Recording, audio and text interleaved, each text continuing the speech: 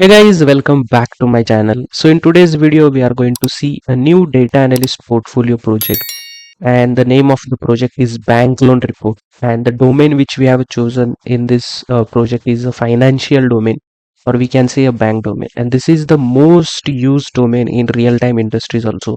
Most of the data analyst developer works on this particular projects only, and these projects are very much important because these are, I can say, very much critical, or I can say they are tricky and they are a bit advanced. So in this project we are going to see each and every step how to build this particular dashboard, and we will see, or you will be able to learn everything from basic to advanced. And after completing this project, you will be in the position that you have learned so many functionalities, and you will be able to answer so many, or we can say variety of interview questions, as well as you will be in the position to work in real time industry also.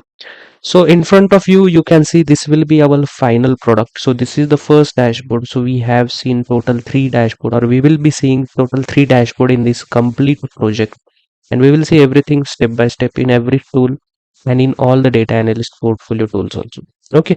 So first you can see this is a bank loan report, which is, we can say, a summary of the report. And or this, we can see this particular dashboard is more towards KPI dashboard, we can say.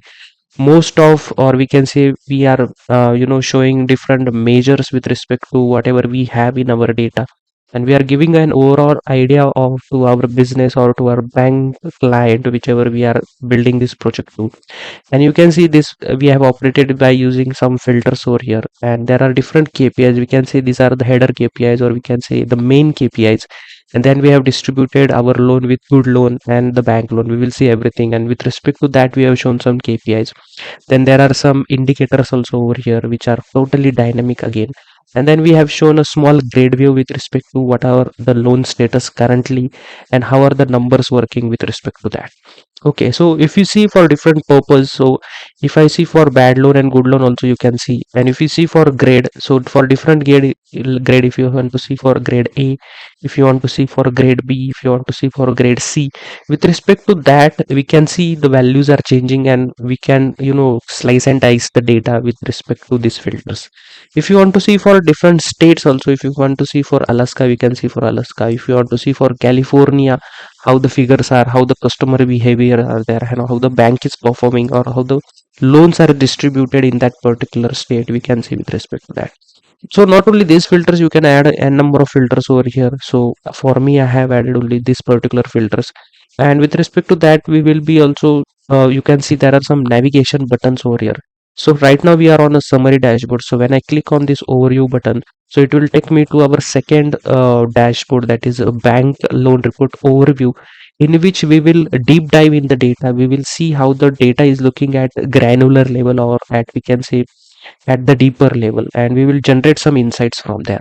So with respect to that, the header KPIs will remain constant, and we have analyzed different charts with respect to our problem statement, which I will be discussing in some time. So we can see we have a line chart or area chart with respect to which we have total loan application, then by state, then by, we have by term, by employee length, by purpose, and by home ownership. So here you can see we have an option to change the measure of this entire report. Okay, so we can see we are firstly seeing by total applications. So let's say we want to see the total by total amount received. Okay, so here you can see we have changed the measure completely here, and we can see the report now by a different measure, that is total amount received. And you can see the titles of this particular chart are also dynamic. So when I want to see for total funded amount, you can see the total funded amount. With respect to that, the figures are changing, the values are changing, and we can see the chart with different angles. Similarly, we have different loans also here, like if you want to see for good loan, if you want to see for bad loan. So from here also we can see different slice and dicing of the data. Then we can see this particular by grade also. If you want to see, you can see by grade. If you want to see by state also, you can see. All right, so not only these filters, we have also applied some interactive filters. So let's say you want to see for the term loan for 36 months. So when I click on 36 month, you can see that all the datas are changing, right? So in this way, if I want to see for the employee length who is working more than 10 years, so when I click here, the values will be changing, and you will be getting the entire result with respect to that. Similarly, for less than 1 year, Similarly, if you want to see by purpose, okay, so the loan is been taken for credit card, so you can see with respect to that we can see the data. Similarly, if you want to see for mortgage, so what is the home ownership of that particular fellow? So if he's on mortgage, if he's on rent, okay, with respect to that the values are changing. Getting, so this will give us a different angles to look over to the data, and the client will be seeing the data for different filters, different fields which we are having, and with respect to that he might be taking some business decisions. So we will see how to create these, how to build the data and to make it more dynamic, because we don't want static dashboard should be dynamic where we can see the data with different angles, right? So now we will jump to the next dashboard, that is details. So when I click on the details dashboard, so it will take me to a grid view, and in this grid view we are showing all the loan data. Okay, so with respect to a different loan id, we can see different angles or different datas for that particular fellow. How much is what is his purpose of taking the loan, what is his home owner, what is his grade, his subgrade, and in that we can find out when the loan was issued, then what is the amount funded to him from the bank, what is his interest rate, how much is the interest rate with the bank is giving the loan to that fellow, then how much installment he's having monthly, and with respect to that how much amount has been collected till date. Okay, so with respect to that we can analyze, and we can obviously add more fields if you want. Here I have just shown 8 to 9 fields over here, and you can see this is what how the the grid view is performing, or we can say a details tab is performing. And here obviously we can find out which are good loans. Okay, and we can take a grid and we can export it into excel. If you want to see bad loans, so bad loans are, these are the total bad loans. Okay, bad loans are nothing but, we will see the terminology, it is nothing but the loan which is given and the people are not repaying the loan, right? In this way we will see the different functionalities. All right, so this is all about this particular end product which we will be designing. And now what we will see, let's see what we will be seeing in this complete entire video step by step. So before moving ahead to our next part in this particular project, I would like you to introduce you to my website. So with request of many subscribers and many candidates, they asked me to connect one-on-one, create your own resources to data analyst. I have created this website where I offer different services to you. So like interview preparation, mock interviews, career guidance in data analyst, okay, how to do your resume, so Naukri profiles, if you want one-on-one mentorship, and some digital materials are also available like Power BI material. Okay, so this is an entire material in which you also get some two projects also. Two entire projects is included in this, which are not uploaded on YouTube. Okay, these are apart, or these are different from YouTube. Okay, and the entire material from where you can learn all the topics of interviews, DAX, data modeling, all the theoretical notes are available over there. So this is a projects are also there. You can see this is a Power BI project. This is a entire we can say Tableau project is available. Then we have data analyst complete material. Okay, so if I show you the data analyst complete material, it is a comprehensive material with all the tools you can see, and what are the offerings what I will provide in this material, it is also mentioned. So each and everything for Tableau to Power BI, everything is mentioned in this particular material. Okay, so you can also see, and if you are interested you can buy this. And then I have also some SQL materials as well, and these are the feedbacks which I received from the people who are purchasing. You can also read everything, and then you can make sure, if you are interested you can go ahead and purchase. So now let's move ahead to our next part of the video. Okay, so this is a complete data analyst portfolio project, and in the first part of this particular video we will see the MS SQL server. Okay, so we are not only going to connect our Power BI to flat files, but we will be connecting it to our MS SQL server, which we do in real time. If you don't have MS SQL server, if you are using any other database like Postgres or MySQL, not to worry, you can import the data into that and then you can connect it to Power BI. If you don't have any server, you can just connect it to flat file. You can directly connect to a Excel file or a CSV file, and you can start performing the dashboard. Okay, you don't have to, if you don't have the servers installed, it is not that it will stop you from designing. Okay, so first step which we will be seeing in MS SQL server is we will import the data first. Okay, then we will create a database. Okay, with respect to that we will write some SQL queries with respect to the problem statement which we are having. We will generate the result, we will store that result, we will create a document, and at last what we have to do is firing some SQL queries with respect to the different business problem. We will compare our results with all the dashboards which we are creating in Power BI or in Tableau or in Excel. And you can see these database queries can be worked in all other SQL tools or SQL databases. Just there are some few functions, there are inbuilt functions. It might be some date functions which you have to change, but all other some ANSI standard functions or standard functions which you are going to use will work in other databases also. Okay, then next we will be saying the second part in this project is the Power BI part. Okay, and where in Power BI we will be connecting our Power BI to MS SQL server. We will see how to connect it, how to bring the data in MS SQL from MS SQL server to Power BI, and then we will build the report. Right. And then obviously I just showed you the dashboard which we are going to build. So this is the first dashboard, that is the summary which we will be building from start to end. This will be our second, that is overview dashboard, and the third one is the grid view we will be building from start to end. Okay, and the most important thing next is the problem statement. So for each and every dashboard, we have a different problem statements. And with respect to these problem statements, we are going to solve our business problem. So we have the first problem statement for our dashboard. That is, first dashboard is a summary dashboard. And in this dashboard, as I showed you, we are going to analyze mostly the key performance indicators, or we can say requirements for key performance indicators, which gives us the overall summary of the business, how it is performing at a higher level. All right. And the first key performance indicator which the client wants us to analyze is the total loan applications. Okay, so he wants us to understand and find the total number of applications that are received during that particular period. And in addition to the total loan applications, he wants us to identify how many are the month to date applications. So in current month or in latest month, how many applications have been received, and to find out the month over month growth, or we call that as MOM. That is nothing but by with respect to last month, how many percentage of increase or decrease is there in the loan applications. Okay, so this is the first KPI indicator. Second is the total funded amount. The funded amount is nothing but how much amount of the loan is given to that particular customer, how much disbursement of that loan has been done to that customer. Okay, and the same we have to find it for month to date as well as for month on month. Third one is total amount received.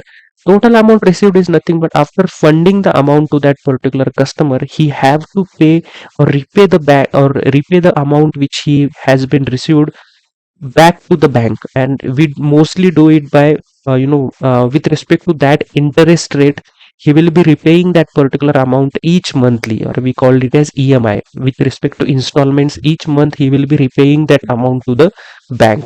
So we will also calculate how much is the total amount received back from that customer, and we want it overall. Okay, not for that customer, but we will find it overall amount which has been received. Same for month to date, and we will find month on month change for that.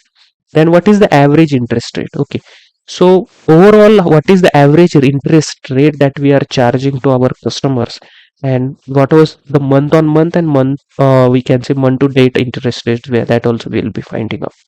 Then we have to find out debt to income ratio, that is DTI. So this is a gauge, or it is a measure from where the bankers identifies that how is the customer's financial health. Okay, so DTI is nothing but we called it as debt to income ratios, and from borrowers or that customer's financial health is identified from here, and the bank decides whether we should give the loan to that particular fellow or not by seeing the DTI of that particular fellow. The same we are being we will be creating a KPI for this particular KPI also, or we can say measure. Second, in this same dashboard, we are going to find out good loan and bad loans. Okay, so good loans are those actually which the people who take the loans and they are repaying it time to time, or they are repaying, they have repaid completely, fully, they have paid fully, or they have, the account is current account, that is the loan is ongoing and they are paying their installments correctly. And bad loan are those bad loan, those customers who have taken the loan but they are not paying their installments, they have not paid the bank yet. Okay, these are called as bad loan. And with respect to that, we will see how the good loan versus bad loans are performing. And with respect to that, we have to find out how many are the total bad loans, or we can say total good loans, their application percentage, how much amount we have funded as a good loan, how much amount we have received as back from as a good loan. That is same we are going to do for bad loan. And at the third, in this particular dashboard only, we are going to find out the loan status grid view. Okay. So in this grid view, what we are finding out is with respect to loan status, we are going to find out a chart of total funded amount, total applications with respect to how what is the loan status. Okay. And with respect to this problem statement, I have created one more document here. You can see in this, I have in detailed mention what is the problem statement that we have received. So I have not added everything in the PPT, but from here you can go ahead and you can learn this document, or you can go through this document, and then you will understand that what is the actual requirement for us. So I will add this document in the description box. You can download. It is completely free. Not to worry about that. Okay. So this is a problem statement of the first dashboard. The second one we are going to go is through overview. Okay, that is the second dashboard is the overview dashboard, in which we are going to deep dive in the data, and we are going to find out for different charts how the, or we can see we have for different data at different granularity, we have to find out some insights for our bank. Okay. And in that we are going to design some different charts, and the first chart which we are going to design is monthly trends by issue date. Okay. So monthly trends by issue date, we have to create a line chart, and from this the customer will identify, or the stakeholders will get an insight of seasonality and long-term trends in lending activities. Lending is nothing but the bank which we are, or the bank which is giving the loan to the customer, we called it as lending the loan to that particular fellow. Okay. So these terms are actually a banking terms, not to worry much about that. I will be adding a domain knowledge document in the description, or I will provide you the domain knowledge document to use, from where you will learn all the domain knowledge of the this particular project. So what are the different terms used, how the bank disburses the loan, what are the key measures they take in account before giving the loan to that particular firm. Okay. So not to worry about that, all the terminologies and all the domain knowledge document, I will provide it to you, and you will learn everything from that. The second which we are going to design in this is the regional analysis by state, and here we are going to design a field map, so with respect to different state how the activity is done. Then the third one is loan term analysis, then here we are going to find out the donut chart. So in this, we are going to allow the client to understand how the distribution of loan is done across various loan lengths. Okay. So at a loan length is nothing but the people are taking loan for 36 months, or they are taking the loan for 60 months. So with respect to that, how is the trend of the loans? Okay. Then employee length analysis. Okay. With respect to employee length is nothing but some people or employee who are working from last 1 year, 2 year, 3 year, 4 year, more than 10 years. So with respect to their employee length in that organization, or in that total career, how much loan how much loan they are taking, and how much loan bank is also giving to them. So with respect to that, they will understand that with respect to that particular fellow, or we can say that particular fellow who is actually working, how much amount of loan can be given to them, right? Then the loan purpose. So why we are taking the loan? Okay, we have to provide a reason to the bank that what is the purpose of taking the loan. Okay, so, and with respect to that purpose also, we are going to design some bar charts and do some metric analysis.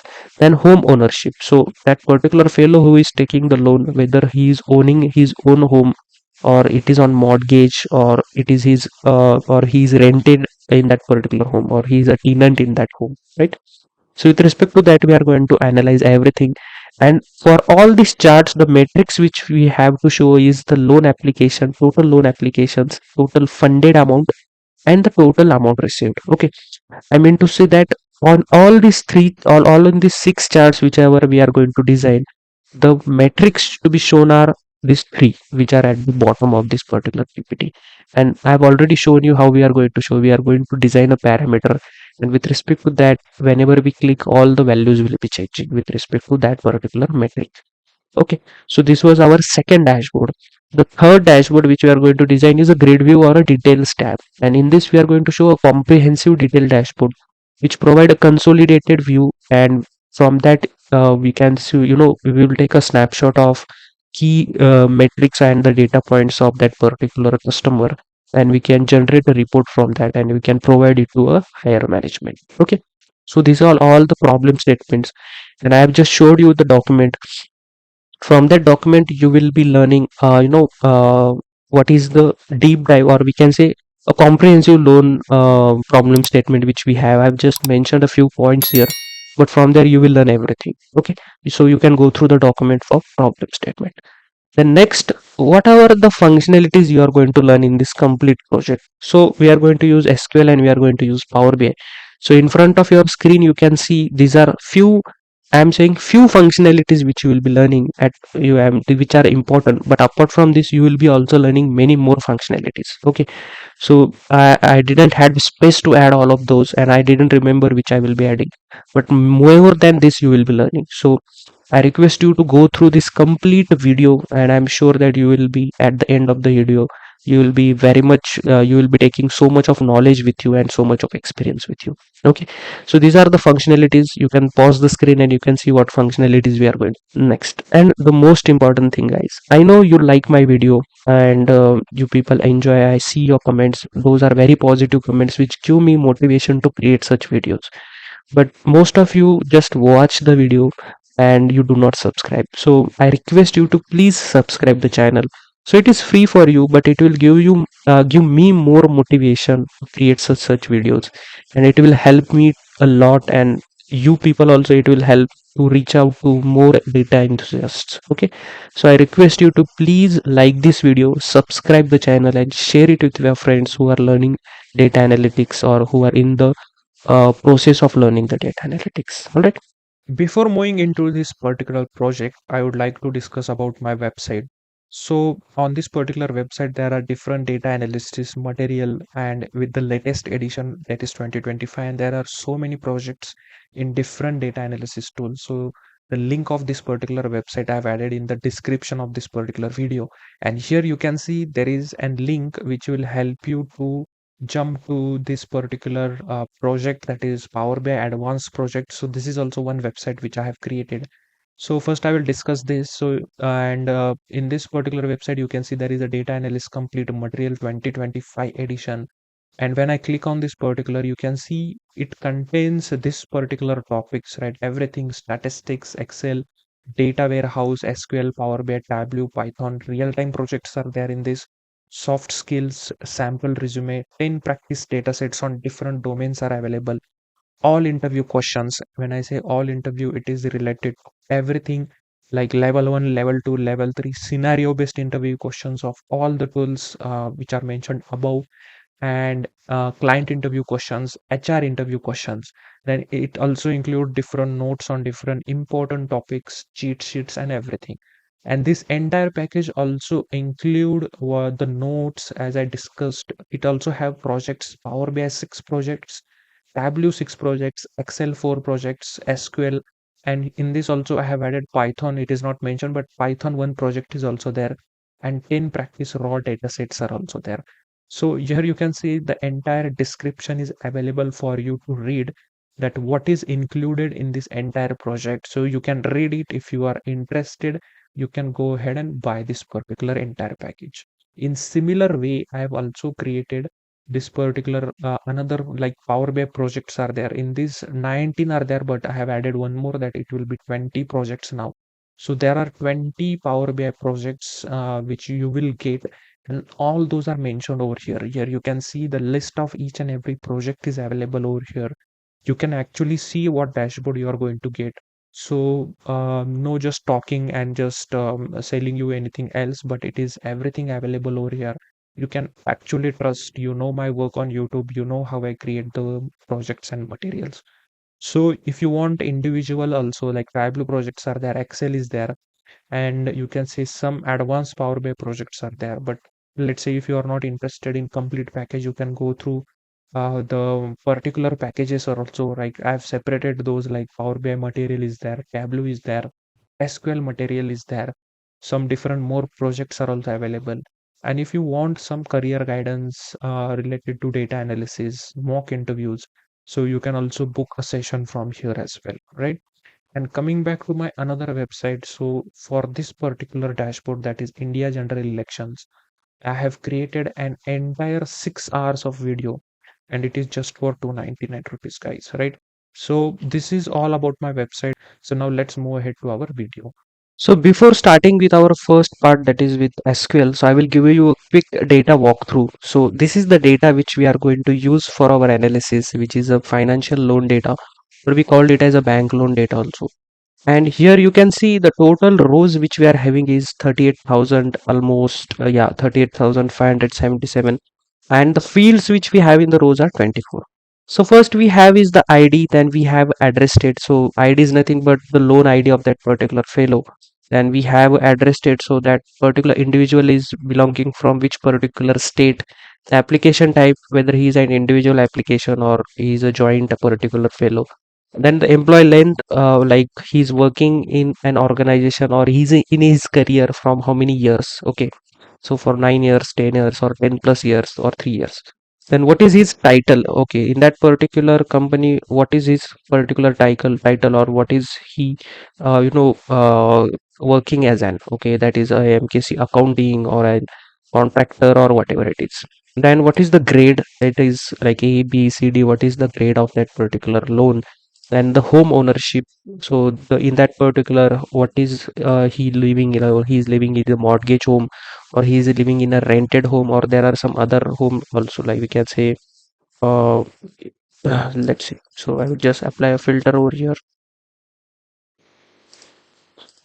So there are some other also, like he is living on other, or it is his own home, or we don't have any information of his own home ownership, right? Then when was the date issued for that particular loan? Okay, that is issue date. And then what was the last credit pull date? Then what was the last payment date which he have done?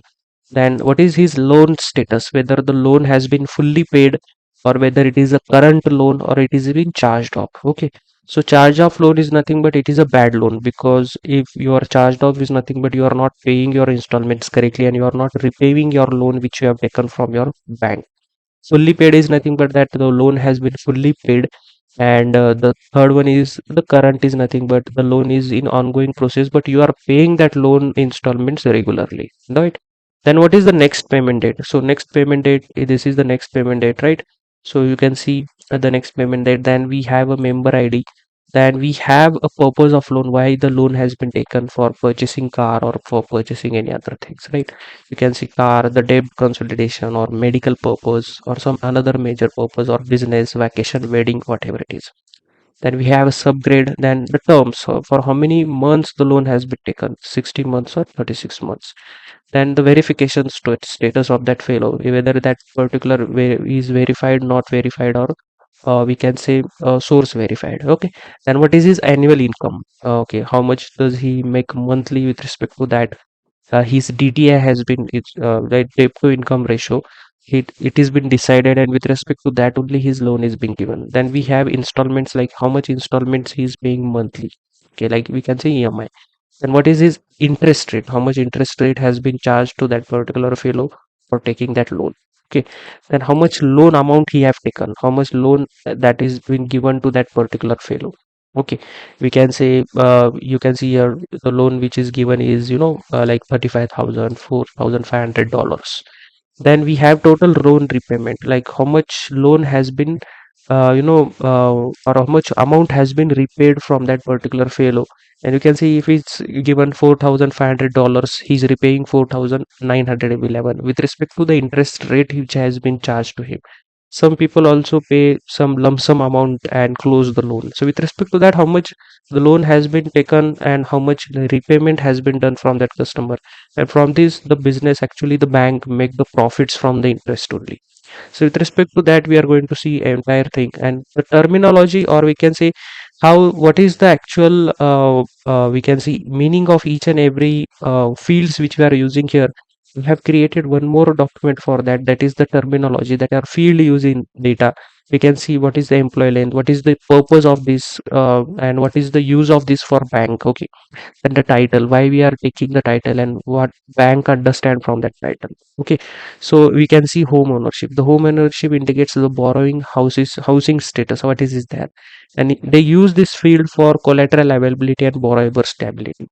And homeowners may have lower default rates, right? The people who are actually owners of that home, so it means that they are owning that house, and the house they might have taken by taking some another loan, and then they are repaying that loan. So they mostly prefer to give home loan to, or we can say loan to, from the bank to homeowners, right? The same with respect to loan status, next payment date, you can learn everything from here. Why that field is being shown in that data, and what is the purpose of that field to be present in that data, and how the bank, utilize those data for their knowledge. Okay, so this is the terminologies which are used. I will provide you this document, not to worry about that also. Okay, so these are some different terminologies, and I have one more document which is called domain knowledge document. Okay, so from here, banking domain is something like, not all people have the knowledge about this particular project, or we can say domain. So I have created a document. You can read the document, how the loans are given, how the bank process the loan, how what measures they take before giving the loan to that particular fellow. Okay, you can see process of granting the loan, how the process is given, or how the process is there for granting the loan, and why the people, or the reason has been for analyzing the bank loan data, why the bank is analyzing this data which is being provided to us. Okay, with respect to that, all are the things are present over here, and with respect to that you can learn everything, and you will acquire some domain knowledge. So while we start actual analysis, you will understand why we are analyzing these, why, what terms we are using, what we can say terminologies we are using. Okay, so I hope you are understanding. So this is the complete about the data and the domain knowledge of this particular data. So now we will start with our MS SQL server. So for that, I will open my MS SQL server. So if you don't have MS SQL server installed, there are many videos available on YouTube where you can search and you can see how to install the MS SQL server and the MS SQL server management studio as well. Okay, so both are required. So first you can just type here server management studio. So you can see you will get an MS SQL server management studio. I have just click on that. So it will take some time to open, and when it opens it will ask you some authentications. You can see it is asking you a server name. Okay, so this server name is automatically been taken. So I have seen many people who are using the same server name which I have applied over here. Don't use the same server name. This is the server name for my system. Okay, you will get your own server name when you install your MS SQL server in your own PC or in your own laptop or your own system. So this is for me when I have installed. You will get your own name when you install it. Okay, so I will just click on connect. So the other options you have to keep as it is. You don't have to apply any password or anything, because this has been installed in local. So whenever it is hosted by your client, they will provide you the username and password. But if it is present in your own local system, you have installed it, you don't have to provide any password. You just have to click on connect. So when you connect, there are different functionalities available here. So you can see this is my server name, and there are different folders available. The first one is the database. Okay, so when I click on this plus icon and when I expand this, you can see there are different database which I have already created and which are available over here. So what we have to do first is we will create a database first. Okay, so now to create a database, I will right click here and I will click on new database. So as soon as I click here, it is asking me what should be the name of the database. So I will name as bank loan DB. Okay, so I will name it as bank loan database. Okay, so you can name anything. You can either name loan database or bank database, whatever you want. Okay, so it is not compulsory that you should mention this name only. Then I will just click on OK. Okay, so you can see the bank loan database has been created over here. When I click on the plus, there are different folders available over here also. But now we have to import the data. Here you can see there are different tables available here. But right now we don't have any tables. There are just system tables which are auto created by creating this database. But we have to import our external file into this particular database. So how to do that? So first I will click on this, then I will right click here and I will create a new file. Okay, so for that I will go in tasks. Okay, right click, go in task, and you have an option called as import flat file. Okay, so I will just click on this import flat file, then I will just click on next, and then here you have an option called browse. Okay, so first I will browse my file from here. So I will be using a CSV file. Okay, this CSV file I will provide you, you can download in the description box, the link will be there. And always remember, it should be a CSV file. You cannot import the Excel file into our SQL server management. Okay, so I will just click on this and then I will click on open. Right, so then this is the new table name. So what should be the name of the table? So I will name it as bank loan data. So I will rename the name of our file, which is a bank, which should be new name, which will be shown into our database. The file will be the financial loan, but the new name which will be importing or we will be adding into our database will be bank loan data. And then I will click on next. So it is saying that the name cannot be different. So when we are trying to import the file into our MS SQL server, we are getting actually this error, and this error is showing that please check if it is running by another application. Means what, the file which we have or which we are trying to import here, it is already opened in Excel. We I will show you. Yeah, so it is already opened here. So I will just close this file. I will first save and then I will close this file, and I will click on OK, and then we will try again. So I will just click on next, and now it has been importing here, and here it is giving us some preview of 50 rows, that in this type the file will be imported into our data. Okay, or into our database. So next I will just click on next, and then we have got list of fields which are there into our we can say CSV file, and the data type which by default the SQL have managed to show us. So here we will do some changes. We will try to change some data types as per our requirement. So first you can see ID. So as in our data, always remember the ID field which is there in our data is a primary key. So each row will be having an unique key for that. So I will just click it as a primary key, and next you can see employee title, it is allowing us null means what, in this employee title there are already some null values are present.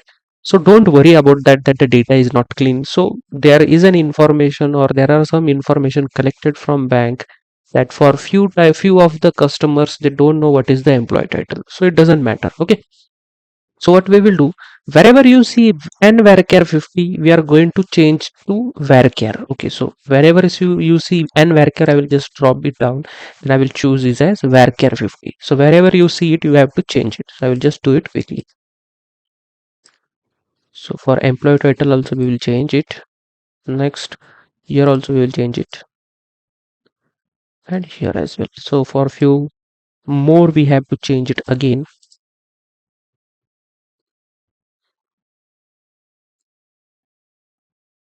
Okay, you can scroll down, and for all of them we have changed to n varchar. So from n varchar 50 you have changed it to varchar 50.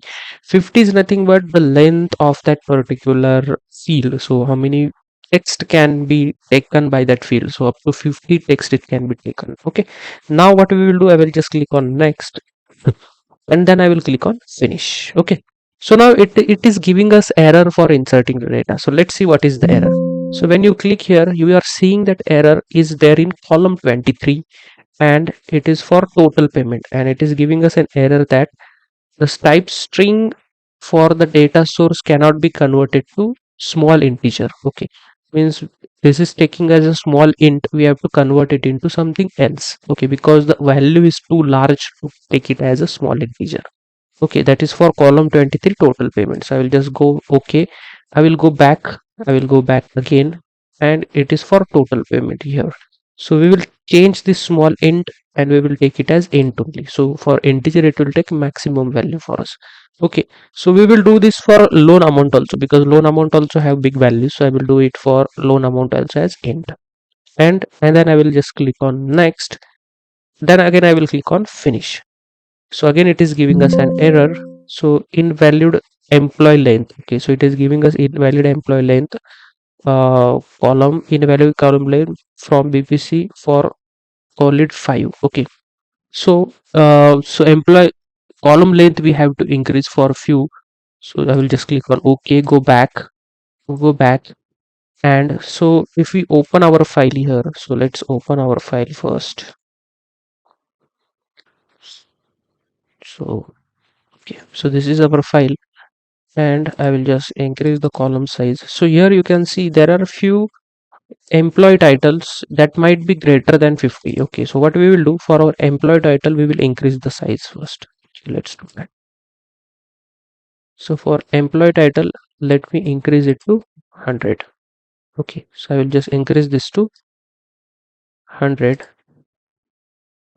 Okay, similarly, let's see if there are for any other also. Okay, it looks good. Then I will just click on next, finish. Still it is giving us an error.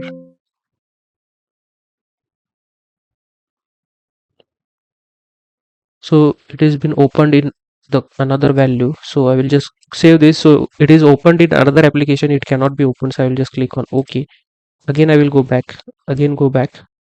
Then I will just click on next, and then I will click on finish. Okay, so it should be not opened in background, and we have to increase some of the length. So now you can see we have got an operation complete. So many people receive this kind of errors and they message me in comments and all those things. Sometimes I am not able to answer the comments, but you have to click on error, and then you have to find, and you have to read carefully each and every line what is the error which you are getting. Okay, so with respect to that, after reading, 50% of your problem is solved. So if sometimes if it is not solved, you can reach out to me, I will help you. Okay, then I will just click on close. Okay, so now here you cannot see any table which has been created. So I will right click over here and I will click on refresh. Okay, so after I click on refresh and I drop down this table, so it is expanding and you can see the data has been added over here. So let's see if the data is visible in our query or not. For that I will right click here and I will select new query. Okay, so once I do that, a new query window will be opened over here, and here we will be writing our SQL query. So I will write query to retrieve all the data, that is select star from the name of the table, that is bank loan data. Okay, this is our bank loan data, and I will just run this query. So as soon as I run this query, you can see we have received 38,576 rows, the same rows which we have, I have shown you in the raw data, and all the fields which are there we are able to see here, correct? So these are the data. So I will just open the data and I will again show you so how many data we actually have and how much is been received. So here you can see 24 fields are there, and if I see the total rows are there 38577. So it is calculating the header also. So ID is also one row which is been, it has been calculating. So if you neglect that row, it is how many? 38576. Okay, so if I calculate from here only, so you can see it is 38576, and the same number of rows are retrieved here, that is 38576. Okay, so you have to cross check and you have to check if each and every field has been calculated, or it has been present, or it has been brought into our calculation or not. Okay, so in this way we have imported our data. The next task for us is to start firing the SQL queries with respect to our we can say problem statement. Okay, so now I will take a new query to write on new line, and I will show you our problem statement first. So let's go to our problem statement. So you can see here this is our first problem statement, and in that first problem statement we have to find out the key performance indicators, and here it is asking us first to find out the total loan applications. Okay, so now to find out the total loan applications, how we can find it out? So come to our SQL, and here we can find out the total loan application. So we know that ID, here ID field is what we can say primary key, and it is different for each and every row. So number of applications is mean drawn, each row is an application. Okay, so here each row is an customer application which gives an information of that customer who has applied for the loan and the bank has disbursed the loan for that set. Okay, so we will find it out from ID, and for that we will write a query as select, and here we have to take count. So I will take select count of, we have to calculate it for ID. So I will just type here ID from which data, that is bank loan data. Okay, and I will just select this entire statement and then I will run the query. So as soon as I run the query, you can see 38,576 are the total number of applications. That is nothing but total number of rows in our data, and that is nothing but the total number of applications. But at the top you can see no name, the column or the output of this particular SQL does not have any column name. So I will give it an alias over here. So alias is nothing but a temporary name which we are giving for an our output. Okay. So I will give an as, and it is nothing but total applications. Okay. So these are what our total loan applications. I will just modify it as total loan applications. And now I will select, and you can see an execute button is there. I will just run this. Now you can see the header has received an we can say uh, column name, and these are the total loan applications. Now guys, what you have to do is you have to save this query. Okay, you have to save this query, and you have to also save this result. So how to save the result? So I will show you the document which I have created. So the query doc, you can see here. So this is a query doc, and what we are doing here is for bank loan reports, that is the first dashboard. For KPIs, I have determined the total loan application. So I will save the query over here, and then I will save the result over here. Okay. So what you have to do here is I will just show you SQL. So you have to take screenshot of this particular, we can say, uh, the value or the results which you are getting. So for that you can use a snipping tool. Okay, you have a snip tool in every system, or if you want, you can use any other tool which you have. So take a new, and you just have to select this. Okay, you just have to select this. Then if you open here, the value has been selected. You have to copy it from here, and you have to paste it in your document. Okay, so in this way you have to save your results, and you can just select this, control C, and you can copy the query also, and you can save it in your document.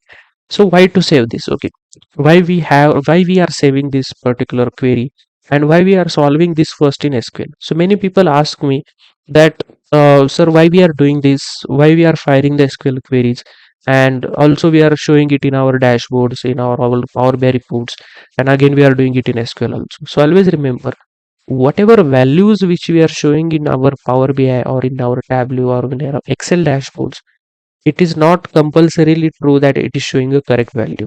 Okay, because Tableau and Power BI is garbage in and garbage out. Means whatever we are bringing into visualization, it will show some value for that. But how we will prove to our client that the values which are shown in those dashboards are correct or not? So for that, what we are doing with respect to the problem statement which we are having, we are firing some SQL queries, and with respect to SQL queries, whatever result we are getting, we are matching those result with our dashboard numbers whichever we are showing to our client. If the numbers are matching correctly, then and then we can say that the dashboard developed is in correct way, or the developed dashboard can be given to a productions, we can say, to our higher management, to our client, and it can be pushed to production servers. Otherwise, if the QA or if the testing is not done, we cannot push it ahead. Okay, so that's the reason we have to check with our original data that which comes from our databases, and to check it we have to fire some SQL queries with respect to our problem statement which is given to us by our client. So we have to save the results. Okay, so first always remember, we have to save the results in this way. In the real time also we have to save the results, because let's say you are a developer today, tomorrow a new developer is working on that project, and he want to see what queries were used to fire, what were the different function used to see whether that values were correct or not. And this also second use is all what, that you have to send this to your client also, because whatever dashboard values you are showing, those are matching here, and this is the proof that those are matching, and that's why they have sent you, or you have sent this dashboard to your client for actual use, and taking the business insights from there, and taking the business decisions also from there. Because with respect to these reports only big decisions are taken, and these big decisions should not be incorrect. So that for that we have to cross check if you are showing the correct values or not. Okay, I hope you are understanding why we are firing the SQL queries here. Okay, and why we are creating this type of document here. All right. So the document format might be different from company to company. So I have shown you a simple format, but always remember, we have to create a document of testing whatever we are doing, the unit testing of our dashboards. All right. And first we are doing this in SQL, and then we are creating it in Power BI. Sometimes first we create the Power BI dashboard, and then we fire the SQL queries to check if it is there or not. So it depends from company to company and from client to client how they want it. All right. So this is for total loan applications from bank loan data. Correct. Now we will see our next problem statement. In that only he is asking us to find out the month to date.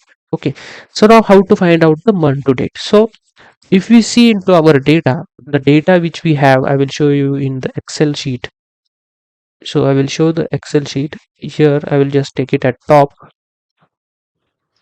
and I will apply some filters over here.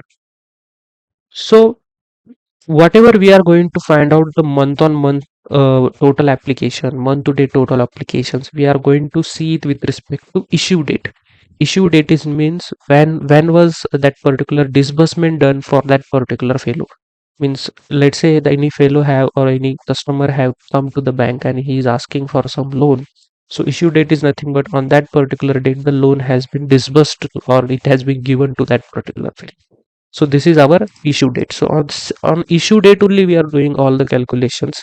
We are keeping it as simple as possible. You can do it for other dates also, but at this project we are keeping it as simple as possible. So if you see in the issue date, we are seeing the data only for 2021 and that all for 12 months. So the latest month which we are having in our data is December, and that is also for year 2021. Okay. So what we will be doing is we will be using the same trick. So we have a December month over here. So December is the last month. So for December month only we have to find out the sales. So what I will do, not sales, the total loan applications. I will just copy this and I will paste this over here.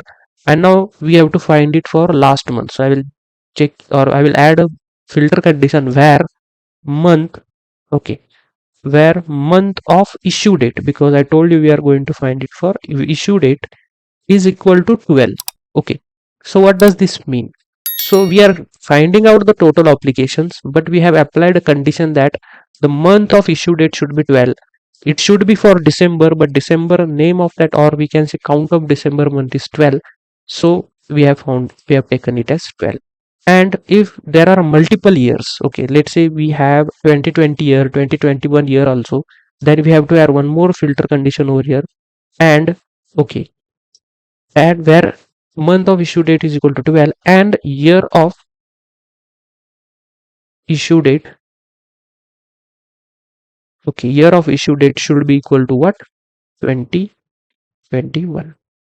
Okay, so this is the way we are solving this. So when I run this, you are getting an the total number of application, that is 4314. That is for that month, or we can say 12 month, that is nothing but December month, but it should be named as month to date. So I will rename this as month to date loan application, and when I run this, we can see it is month to date total loan application is 4314. Why I have taken year of issue date as 2021? Because if in our data there are multiple years are there, and for multiple years there might be multiple December months, but we have to find it for latest year, whichever will be the latest year. So if you are going in next year, that is for 2022, you have to mention here 2022. We can also make it dynamic by taking the maximum value whichever the month is having. So you can do that also in this query. If you want to go advanced, you can, instead of hard coding the values over here, you can go ahead and make it dynamic by taking the maximum month automatically. Okay, in this query this can be modified over here. All right, so next thing what we have to do, we have to find out month on month. Okay, so always remember month on month is nothing but, if you see our problem statement here, we have to find out month on month sales. So month on month is nothing but how your bank loan disbursements are done with respect to last month and current month. So let's say for last month the value is this much, for this month the value is this much. So find out the percentage increase or percentage decrease. Right, so in this way we have to calculate it. But we will only find out the last month, that is previous month to date. So I will just click here and I will click here as previous month to date alone applications. So for previous month is nothing but, now is December, the latest month. So last month will be what? 11, that is nothing but November. So when I run this query, you will get the value as 4035. That is nothing but previous month to date application, that is PMTD. So if you know previous month, if you know current month, we can find out the month on month as what it is. The formula which we have to calculate the month on month applications are, that is nothing but M month to date loan applications minus previous month to date loan applications divided by previous month to date loan applications. Okay, so this is the formula which we have to calculate. So we are not going to find out month on month calculations for each and every. We can find out that that query will be somewhat, we can say, tricky, and I don't want you to get confused by using the large number of queries or complex queries. So keep it as simple as possible. You can do this manually also, like finding, we have month to date value, we have pmtd, and we have pmtd here also. You can just calculate the percentage over here. So we will keep it as simple as possible for now. Okay, so in this way we are going to find out just month to date and previous month to date, right? And we have also find it out, and we have completed our first KPI. All right, so next is what, in this way only we will find it out for total funded amount. Okay, so now this was for total loan applications. Now we will find it out total for funded amounts. I will just close this for now. And if you can see, I have recorded here all the results. So this is for month to date. So you can see I have not changed the column name over here. So this should be what, month to date. Then our output will change over here. So I will do that when I send you the query document. So you have to take the those snapshots only which I am using. Okay, or which we are showing in your, or I am showing in this particular video. All right. So now next what we have to do, go ahead, is find out for the total funded amount. So I will run our this query again to see the data. So total funded amount is nothing but, this is what you can see here, the loan amount. So loan amount is nothing but amount which is given to that particular customer. That is nothing but the amount which is funded by our bank to that customer. So we are going to use this particular column to find it out. So we will make change in this query only, or I will just write here. So we will be finding at sum of loan amount. So we have to take sum of loan amount. Okay, we are not taking count. We have to find out the sum of the total amount which has been disbursed. That is nothing but total funded amount, and we will name it as total funded amount from bank loan data. So as soon as I run this query, so you will get an value over here, that is almost 435 million of loan amount has been disbursed in that particular complete year. Okay, and now, so again we will record this result. Next we have to find it for month to date. Okay, so to find out month to date, again we will add a query over here, that is we will add a filter that is for month. Okay, so month of issue date. Okay, on that particular date, issue date is equal to 12, that is nothing but December, and year should be what, year of issue date should be equal to 2021, that is nothing but the latest year. And when I select and run this query, you can see 53.9 million, that is nothing but 54 million amount was disbursed in this particular current year month, that is nothing but the latest month. And this is nothing but month to date. So I will just name this alias of this uh, output column as month to date, and when I run, you can see month to date total funded amount is 53.4 million. Okay, or we can say 54 million. Next we have to find out for previous month to date. So we will just modify this query only, or I will just select this query, control C, and I will take a new query here, and here we have to write out pmtd, and here we have to just take 11, that is nothing for last month. And when I run this particular query, and when I execute the, you can see it is what, 47, or we can say it is 47.7 million. Okay, so in this way we have found out month to date and previous month to date, and from here you can find out the month on month total funded amount. Okay, so in this way we have calculated for total funded amount. Okay, if you are understanding one, the next are same, the query just we have to modify. Next we have to find out the total amount received. So I will just delete this first, and again I will run this query. So the total received amount, so we are, which column we are going to use? So you can see the total payment column. So this total payment column is nothing but the payment which is received back from the customer in terms of different installments, monthly, yearly, and with respect to that, it is nothing but the total amount received to the bank. Okay, and from this only they do the profits. Okay, so this amount is important. So with respect to different interest rate, the values are, or the amount is taken back from the customer. So let's calculate it. So for that we will use select again, select sum of what, total payment. So total payment That is nothing but amount which is received back to the bank from bank loan data. Okay, and this we will name an alias as total what should it mention, total amount received. Okay, okay, and then we will run this query. And when I run this, you can see 473 million amount has been received back from the customers. Okay, so you can see in this query also I am saving everything. Okay, so you can see the total amount received is 473,093. So save the results. Whatever the query you are firing, you have to save the results so that we can compare later with our dashboard, so that whether we are getting the correct results or not. Okay, and I have told you why we are doing this. Alright, so now we have to find it for the current month, that is for month to date. So where here we'll write as a issue date month of issue date is equal to 12, and year of issue date should be equal to what, 2021, because that is the date which we are having. See, for currently for our scenario this is not required, but this I am telling you because if the data which we have in our database, if it is greater than, or if it is having multiple years of data, then we have to mention from which month we have to retrieve the data. Okay, so which year we have to retrieve, sorry. So I will just select this, and here you are getting the month to date. So I will just mention as month to date as an output alias. And here you can see 58 million amount has been received back in this current month. Okay, if you want to find out for previous month to dates, I will just copy this query and you can run it again here, and just you have to mention your previous month to date, and this should be 11, that is for November month.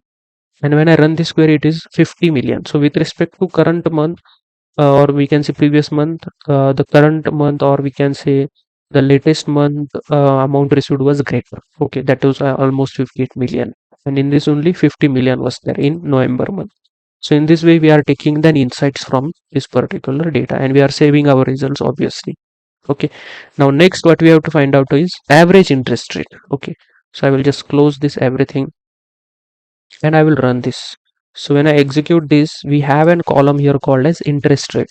So here you can see int underscore rate, it is nothing but the interest rate. So for that we have to find out average interest rate. We don't have to take sum here, so we will write select, and here we are taking average. Okay, so average interest rate. So this is the name of field in our data. Same we have to type here, that is int underscore rate, and we will name it as average interest interest rate. Okay, from bank loan data. Okay, and when I run this, you can see we are getting an average interest rate of 0.12. Okay, so now we have to convert it into percentage. Then here we have to multiply by 100. Okay, so if you are multiplying this by 100, we will be getting a perfect amount. And now when I run this, oops, so now when I run this, you can see we are getting a value as 12.04, the same value which we will be saving again, we will be comparing. So if you want up to 2 decimal points, you can give here a round, we can see you can use a round function over here, or a decimal functions. I will not go into that much. Okay, so you can use a decimal function and you can show the result only up to 2 decimal points. Okay.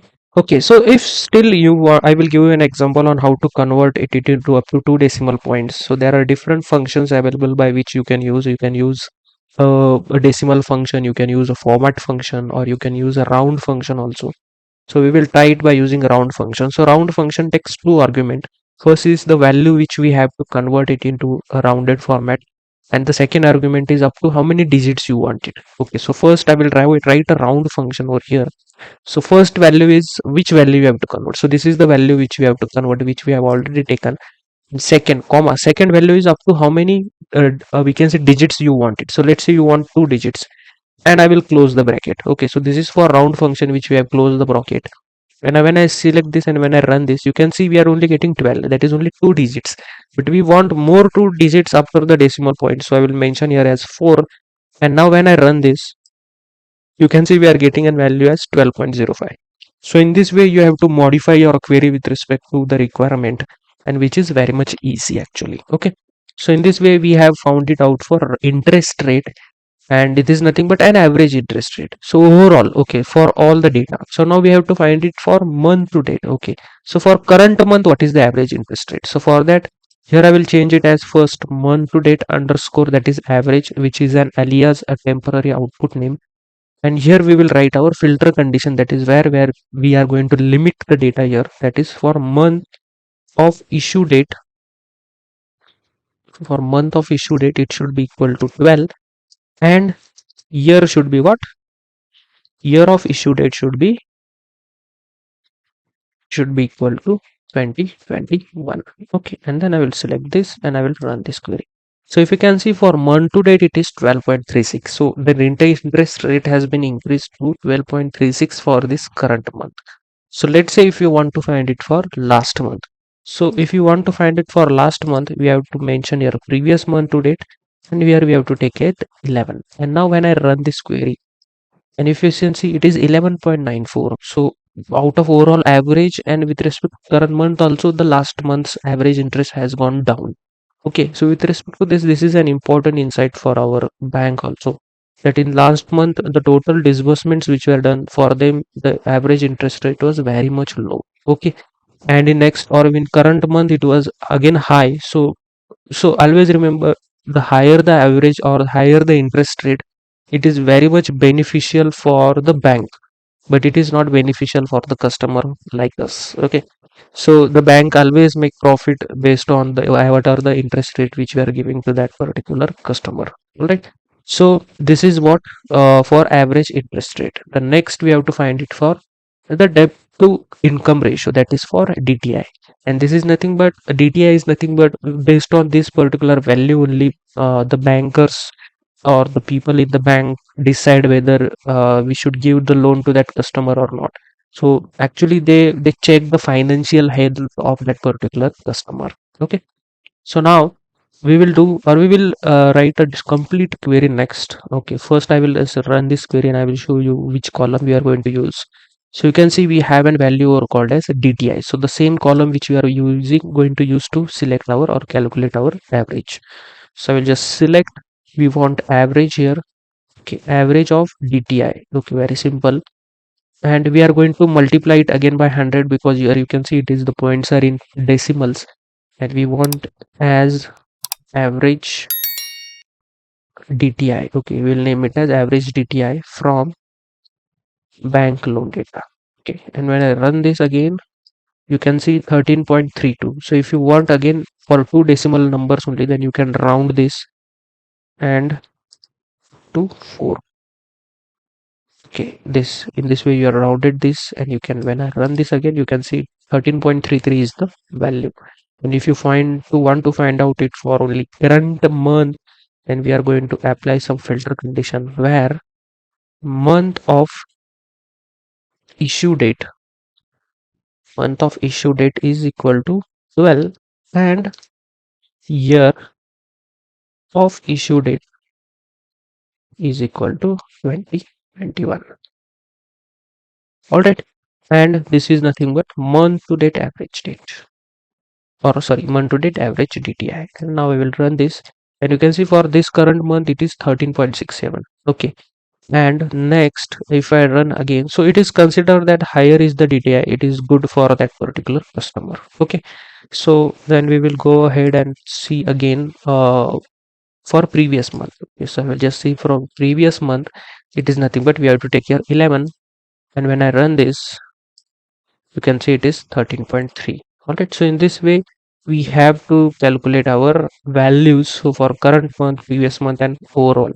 So in this way we have completed our dashboard, that is key performance indicator, that is at the top, which we are going to show. Okay, so one thing important over here, I told you that the DTI should be if it is higher then it is good.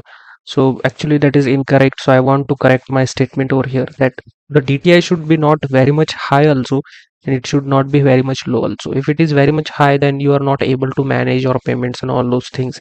And if it is very much low, means that you are not able to, work on your finances and all those things. So it is considered that 30 to 35 or 36%, depending upon each and every bank. 30 to 35 or 20 25. So this range is considered as an better DTI. Okay, so it should be not too high or it should not too low. So with respect to banking domain knowledge which I have gained, I am telling you this particular information. So I hope you are understanding that. Okay, so now next in our same dashboard we have good loan versus bad loan KPIs, and in that for good loan we have to find out the good loan application percentage, and in the bad loan we have to find out the bad loan application percentage. And with respect to that, some other more KPIs we have to find out over here. So to do that, what we have to do actually over here is, so I will just show you uh, what is meant by good loan and what is meant by bad loan. So I will just delete this first. Okay, and I will execute this. So we have an field called over here called as loan status. So just let me find out that field which is there, where it is. Okay, you can see here we have a loan status over here. So just select, I will just open this particular as select loan status. Okay, from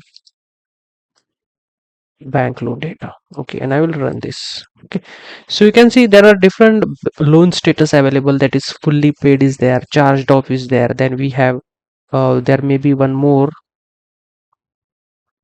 So if you can see, there is current is also there. So totally there are three loan status which we have. If you see in Excel sheet also, I will show you there are different loan status which we have are three, that is charged off, current and fully paid.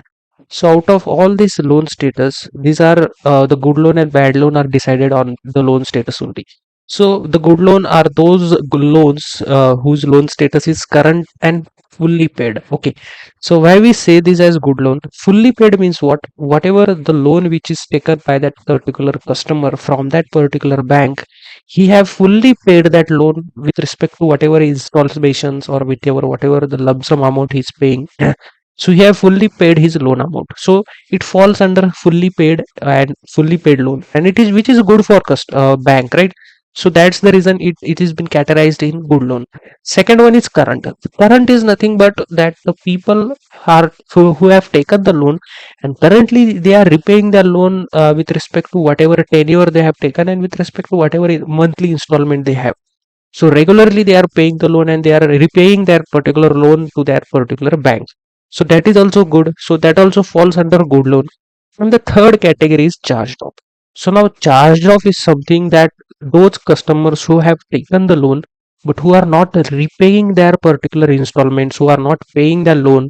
There are defaulters who are which are there on those particular peoples, and they are not giving the money back to the bank again. Okay, so what happens is these are bad loans. Okay, so the bad loans are not good for bank. They are reducing their profits. Okay, their money is been okay in with customers and they are not repaying it back. That's why we have decided it into two, good loan and bad loan. So in good loan there are two categories or two loan status, that is current and fully paid, and for bad loan it is charged. So I hope you have understood, and with respect to that only now we are going to find out the good loan and bad loan percentages. So for good loan, what we will do first, we have to find out the first what we are going to find out is total number of application percentage. How many total number of percentage of applications are being received for bad loan and good loan both. So for good loan, we will write a query for our percentage as I will write it as select. So I will write a query and then I will explain you the query. So I will write select, and then I will take on next line as count. So we have to find out the count of the applications with respect to fully paid and current divided by the total applications which has been received. So count. So we have to take in account. So I will first take a bracket over here one more, and here we will take we have to consider only two loan status which I have just explained you, and for that I will write a case statement. So case when, okay, so when loan status, okay, so when loan status, if it is equal to fully paid, okay, if it is equal to fully paid, and make sure you are writing this currently because this is case sensitive. So if it is fully paid or the loan status is equal to, I will just copy this again, if loan status is equal to current. Okay, so if our loan status fall in this bracket, then what we have to take, then we will take id. Okay, then we will take id, that is nothing but the id from our data, and we will end this. Okay, then I will close this bracket, and then I will close the bracket for count. Okay, and we have to divide this by total count. Okay, that is nothing but count of id. Okay, and this should be named as what, or we will name this particular output as good loan percentage. Okay, and we want to be retrieved from bank loan data. Okay, and now when I run this particular query, you can see we are getting here 0. Okay, so first we will just solve this why we are getting here 0, because we are finding out the percentages over here. So we have to multiply this total statement, total division value, we have to multiply it by 100. Okay, and 100 is multiplied at numerator. So this is our numerator, this is our denominator, so we'll multiply our count by 100 over here. So I will multiply it by 100 over here, and now when I run this query, you can see 86 percentage. So we are getting an value that is 86 percentage of good loan has been dispersed. Okay, so in this way we are finding out the values. Okay, so this is how this works, is count of case is nothing but a case statement when we are grouping any two values.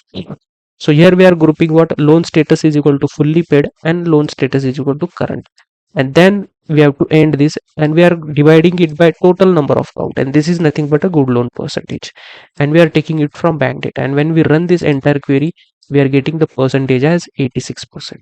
Okay, so in this way you have to find out the query. All right, so I hope you have understood.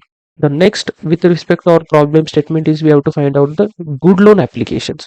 So this is very simple, so I will just delete this. So we have to find out how many are the good loan applications.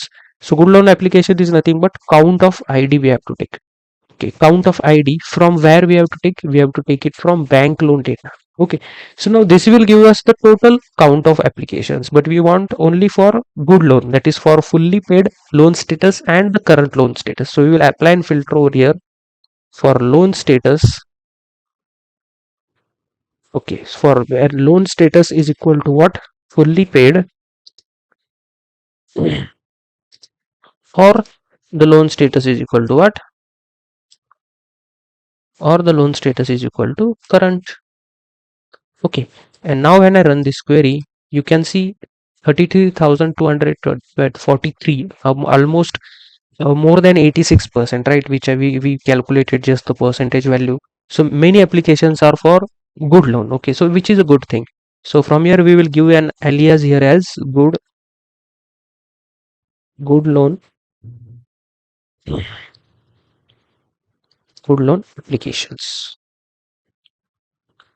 Okay, and when I run this query, you can see the good loan applications are 33,243.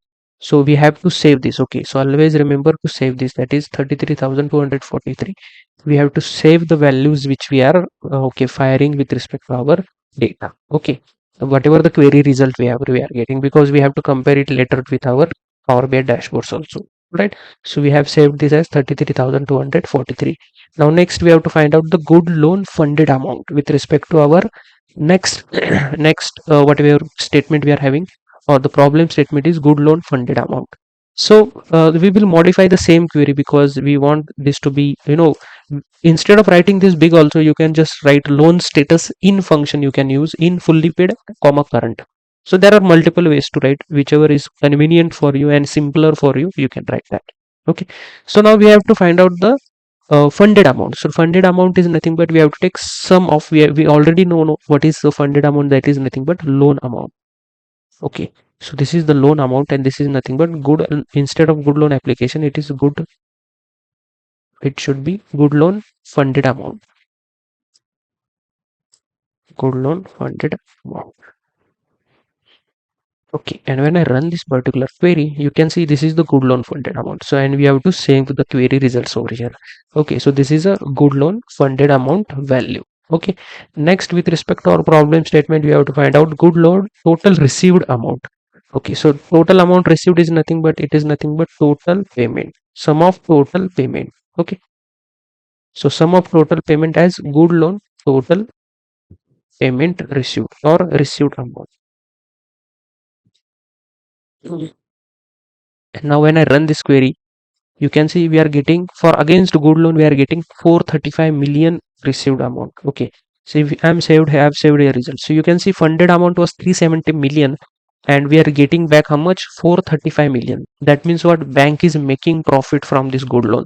So they have invested 370 million in the giving the loans and all those things, and in return they are getting 435 million, which is huge amount. If you take the difference in between and whatever difference value you are getting, that is nothing but profit which the bank loan have made. All right, so the good loans are always good for the bank. Now we have to go ahead and find out for bad loans, and for bad loans the loan status is what? Charged off. Okay, so with respect to first we have to find out the total percentage of bad loan. Okay, and in this case we will be finding it for only if the same case statement we are going to use. So I already have the query over here. I will just run this. I will not write it again. Okay, so now what we are going to take is for bad loan we have to take count when the what we can say loan status is charged off. Okay, and then we have multiplied it by 100 and we have taken the count of id, we are dividing it by count of id from bank loan data. So when I just run this query, you can see we are getting as 13.82 as a value. Okay, if you want to round it you can use a round function over here. Okay, so not to worry on that also. So in this way we are finding out the what we can say total bank bad loan percentage. So bad loan for the loan status is charged off, which is not good for bank's health. Okay, so in this way we have found out, and next again you have to save the query over here. All right, next we have to find out the total amount which has been funded, or which we have to find out first total applications of bad loan. Okay, so for that what I will do, quickly I will write a query over here. Select count of id from bank loan data, and this is nothing but we will name an alias as bank bad loan applications. Okay, and here where loan status should be what? Is equal to charged off, right? And now we will run this query particularly. Okay, so you are getting a message as okay, so here from should be over here. Okay, and now when I run this query you can see 5,000, or we can say almost 5,300 applications are there which are bad loan applications. So in this particular year the bank has given loan to 5,000, more than 5,000 people who are, which is not good for bank. Okay, next what we have to find out is we have to find out the bad loan funded amount, how much loan the bank has given as an bad loan. So we will change this to sum of loan amount. Okay, so we'll take it as sum of loan amount. This is nothing but bad loan funded amount.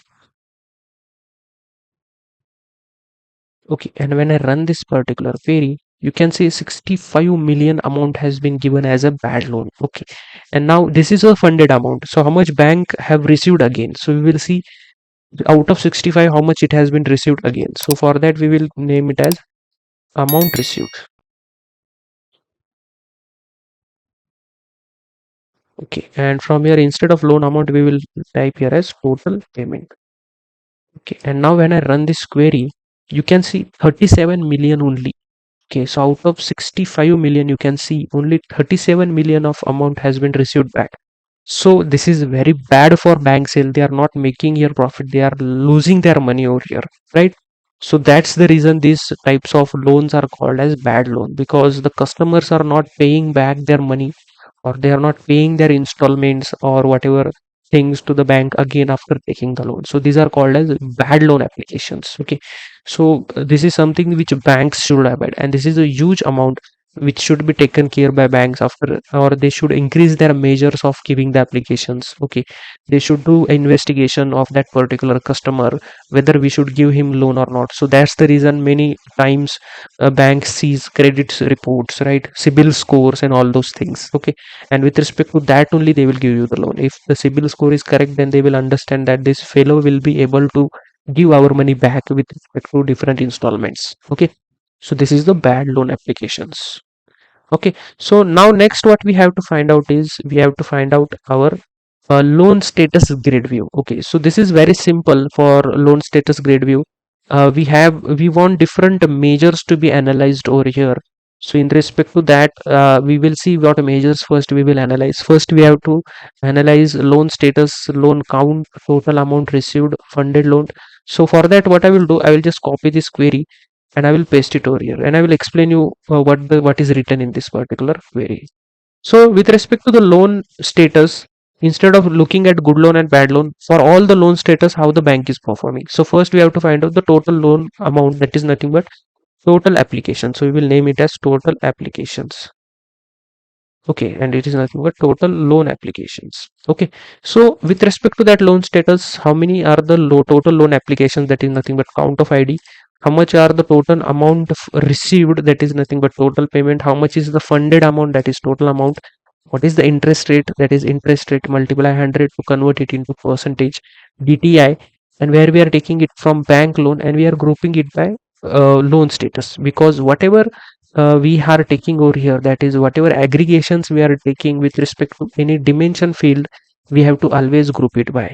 Okay, that is nothing but we are taking a groups of that and then we are aggregating that. So this is the compulsory field which we have to add over here if we are using any dimension field in retrieving the data from our database. So when I run this query, you can see we are getting, with respect to fully paid applications are 32,000. Current means only almost 1100 applications are there who are yet still paying their loan, but they are paying their loan and they are paying their installments correctly. Okay, means they are not doing the things like they have, they are not paying the installments, but charged off is something the bank should worry about. Okay, so these two are very good. You can see the performance is also good and they are gaining profits from here, but they are losing money here, right? So with respect to that, we have to find out the month to date and previous month to dates also. So like month to date, how much amount is received, and on last month to date, how much amount has been received. Okay, not last month to date amount received and month to date amount funded. So for that we have written this query. So if I show you, so this is the query which we are writing over here, and this is nothing but we are taking the loan status and sum of amount, that is nothing but sum of total payment which has been received, and we will name it as total month to date and total month to date funded amount. And just we are writing a where condition over here, that if we want it only for month of 12, that is nothing for month of December, which is the last month in our data. And when we run this query, so it will give us for current month. Okay, so how the loan is received, how much amount is received back for current month and how much it was funded. So with respect to that, it can be seen for fully paid, current and charged off. All right, so I have not written this query because it will take some more time to write and type the query. So I've just copied this and I have explained you like what we are showing here, and it is not very much hard. It's just a normal retrieving of the columns, and with respect to that we are writing some good syntaxes over here. Okay, so the prerequisite we should know for learning the Power BI projects and all the other projects is you should know SQL, and most of the work is done on SQL because almost 30 to 35% of weightage is taken by SQL in data analyst portfolio projects. All right. So this is what we have done for our first dashboard. Okay. So this were the problem statement of our first dashboard, that is nothing but a summary dashboard. We also called it as a KPS dashboard because all the summary we have mentioning there at, or we can say at higher level, how the business is performing. All right, so now next what we have to do is we have to find it for the second dashboard, that is overview dashboard. So we will move ahead to build our queries for the second dashboard, that is overview dashboard, and in this we have to do some charts, or for the charts we are going to build some queries. So these charts are actually to be built in dashboards, but with respect to our query we will just get all the data in the grid view. Okay, so first we have to find out the monthly trends by issue date. Okay, so by issue date what are the monthly trends, and for all these particular charts we have to analyze these metrics. You can see at the bottom these metrics are to be analyzed, that is how many are the total loan applications for monthly trained funded amount and the total amount received. Okay, so now we will take our SQL query, and we will write a query over here. So first I will just delete this, and then I will run this query to see our entire table. Okay, just increase this, and now here you can see this is our table. And now with respect to the select, or we can say issue date, we have to find out the monthly trend. So I will just write a query over here first, and then I'll explain you. So select. Okay, so now we have to take here different columns. So first we have to know the month of that particular date. Okay, so to retrieve the month, the name of that particular we can say date, we have to use a function called date name. Okay, so I will use a date name function, and the first argument which it takes is interval. So interval is nothing but we have to find it for a month. Okay, so I will write here month, comma, and which is the date, for which date, so it will be for issue date. Okay, issue date, I will close this bracket, comma, then what we want count, that is total application, that is nothing but count of id, because count of id is what total application. We will name it as total loan applications. Okay, then we want to find out the second metric is what, total funded amount. Okay, so funded amount is nothing but sum of loan amount,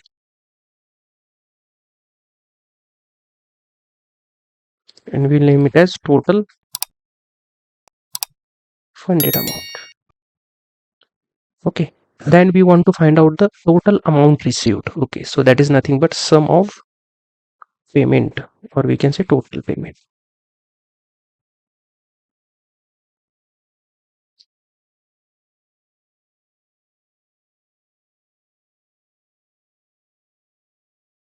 Right, these are the things which we want to bring, and we want to bring it or retrieve it from the bank loan data.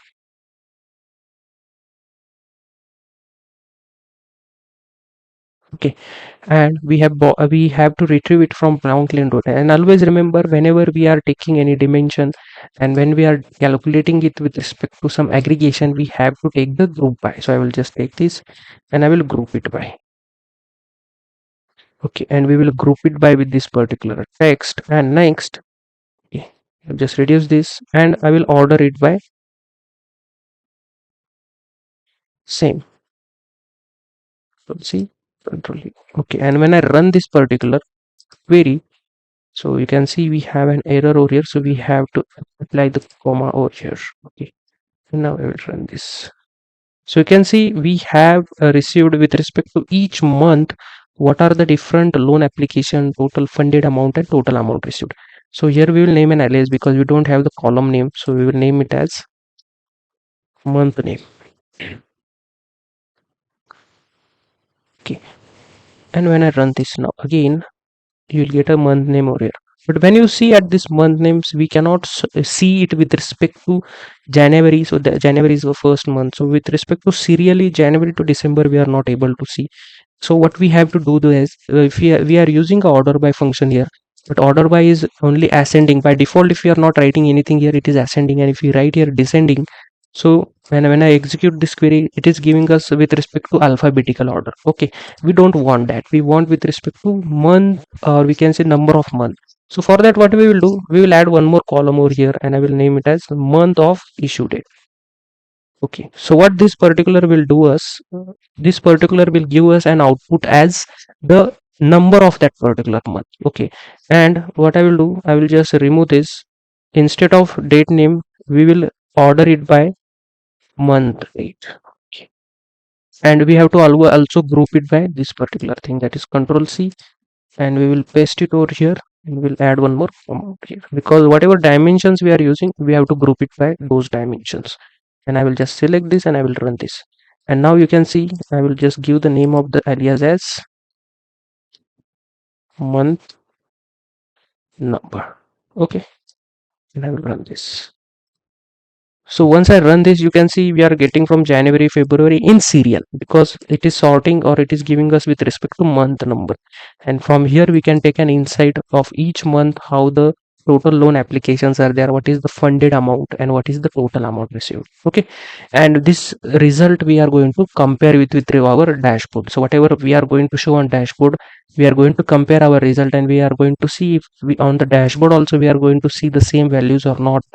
And if they are same, that we can go ahead and show that dashboard to our client. If it is not showing the same values, then we will come to know that yeah, there is something wrong in our dashboard and we have to build it correctly. Okay.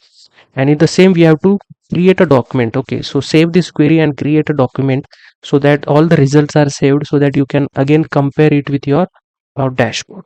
All right. So this is for this statement, that is monthly trend. The second we have to find out is the regional analysis by state.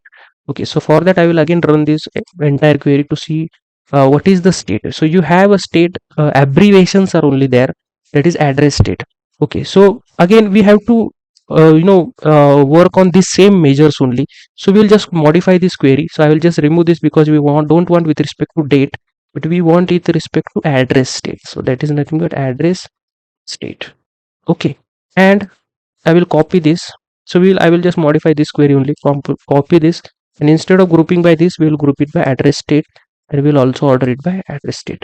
Now when I run this query, you can see with respect to address state, we are going to we are seeing here the applications. Okay, and if you want to, let's say you want to see what is the total funded amount, maximum total funded amount for which particular state we are giving. So you can just copy this sum of loan amount, and you can add it over here, and we will name it as in descending order. And I will run this query, and you can see for the total funded amount, this is maximum, that is 78 million is given to California. Okay, with respect to that, if you want to see the total loan application maximum, so you have to just take this total loan application, that is count of ID, and you have to put it over here. And when I run this query, you can see California is only the state which has the total loan application as maximum. Second is New York, then FL, Texas. Okay, so all these states are there. So with respect to that, if you want to sort your columns, you can sort, and you can take the insights from here. Again, you have to save this query. All right, so this is your second. The third one we have to find out is with respect to term analysis. Okay, so loan term, and we have to analyze it in a donut chart. But here, if I run this query again, you can see the term is nothing but we have an field over here called as term. So that is 36, 60 months and all those things. So we will again make modifications in this query only, because the measures are same, the same matrix we have to measure, just with respect to different dimensions. So term. Okay, so we want to analyze with the term, and we have to group it by term, control V, and order by also I will add it by term itself, and I will remove the descending, and I will run this query. So you can see for 36 month, this is the total loan application. For 60, it is this, the funded amount for 36 month, the funded or the total received again back amount for the 36 month. So in this way, we are analyzing with respect to different months over here, or for different terms. Okay, so this was your third. The second with respect to employee length. Okay, so when I run this again, and you can see the employee length is nothing but this column. Okay, so the name is what? Employee length, that is EMP underscore length.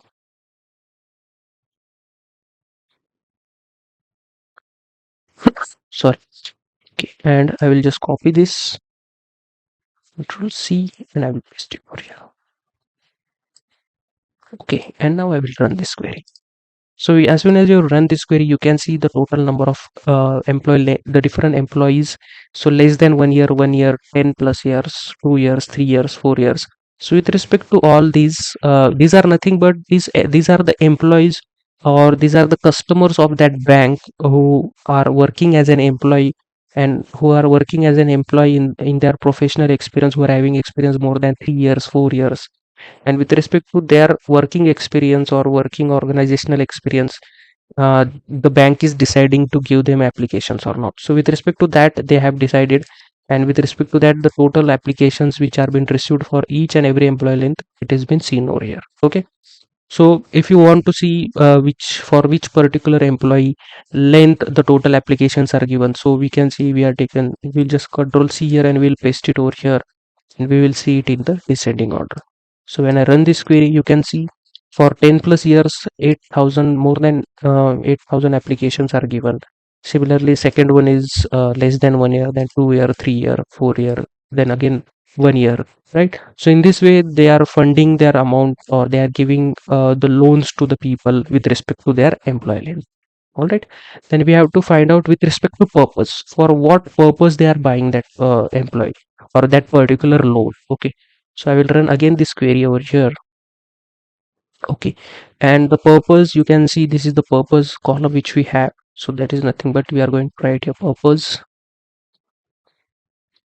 Okay. And I will just copy this and here I will paste it. And when I run this query, you can see with respect to, and we have also sorted it with count of id in descending order. So debt consideration is nothing but this is the purpose why they have bought the loan, and there are 18,000 applications are there for that particular loan. Second is credit card, some of them have taken for improvement of their home, some of them are taking for business, car loan, wedding loan, for medical, for moving, house loans are there, some vacation purpose, educational purpose, renewable energy. So there are different purpose why the people are buying the loans, and with respect to that, which is the maximum or which how many loan applications are maximum given for which kind of purpose. Okay, and with respect to that, what is the total funded amount for that particular purpose, and how much is the amount received back from that particular purpose. Okay, so in this way, bank analyze all these particular things over here. All right. Then next we have to find out with respect to home ownership. So I will run again this, and we have an home ownership over here. So for that I will write a home ownership over here.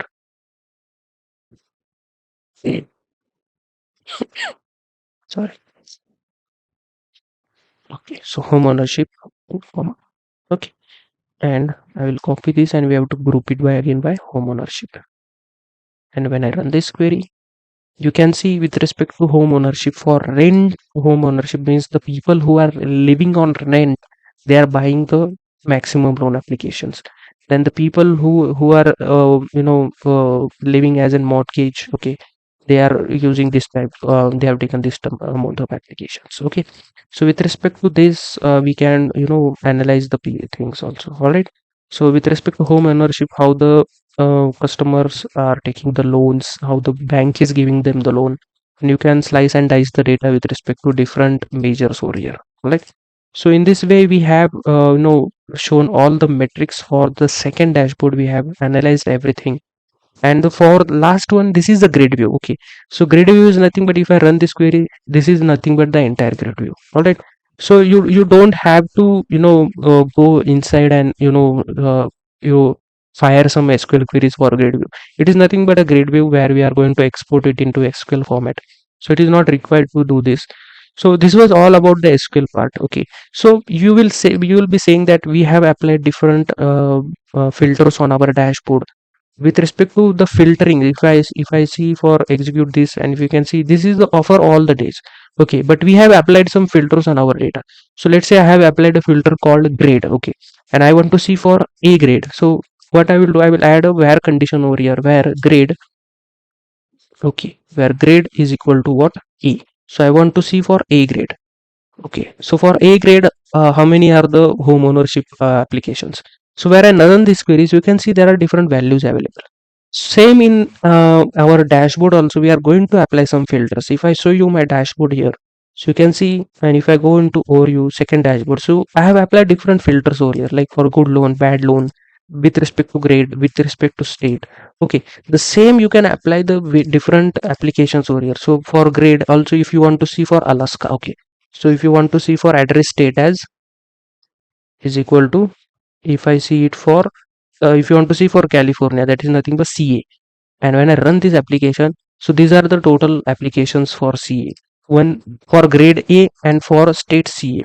Okay, so in this way you can apply different filters and you can find the results. Okay, so this is the way you should fire the SQL queries. We have just taken the overall, but you should apply some different filters, and with respect to that, you should check the data whether it is working or not.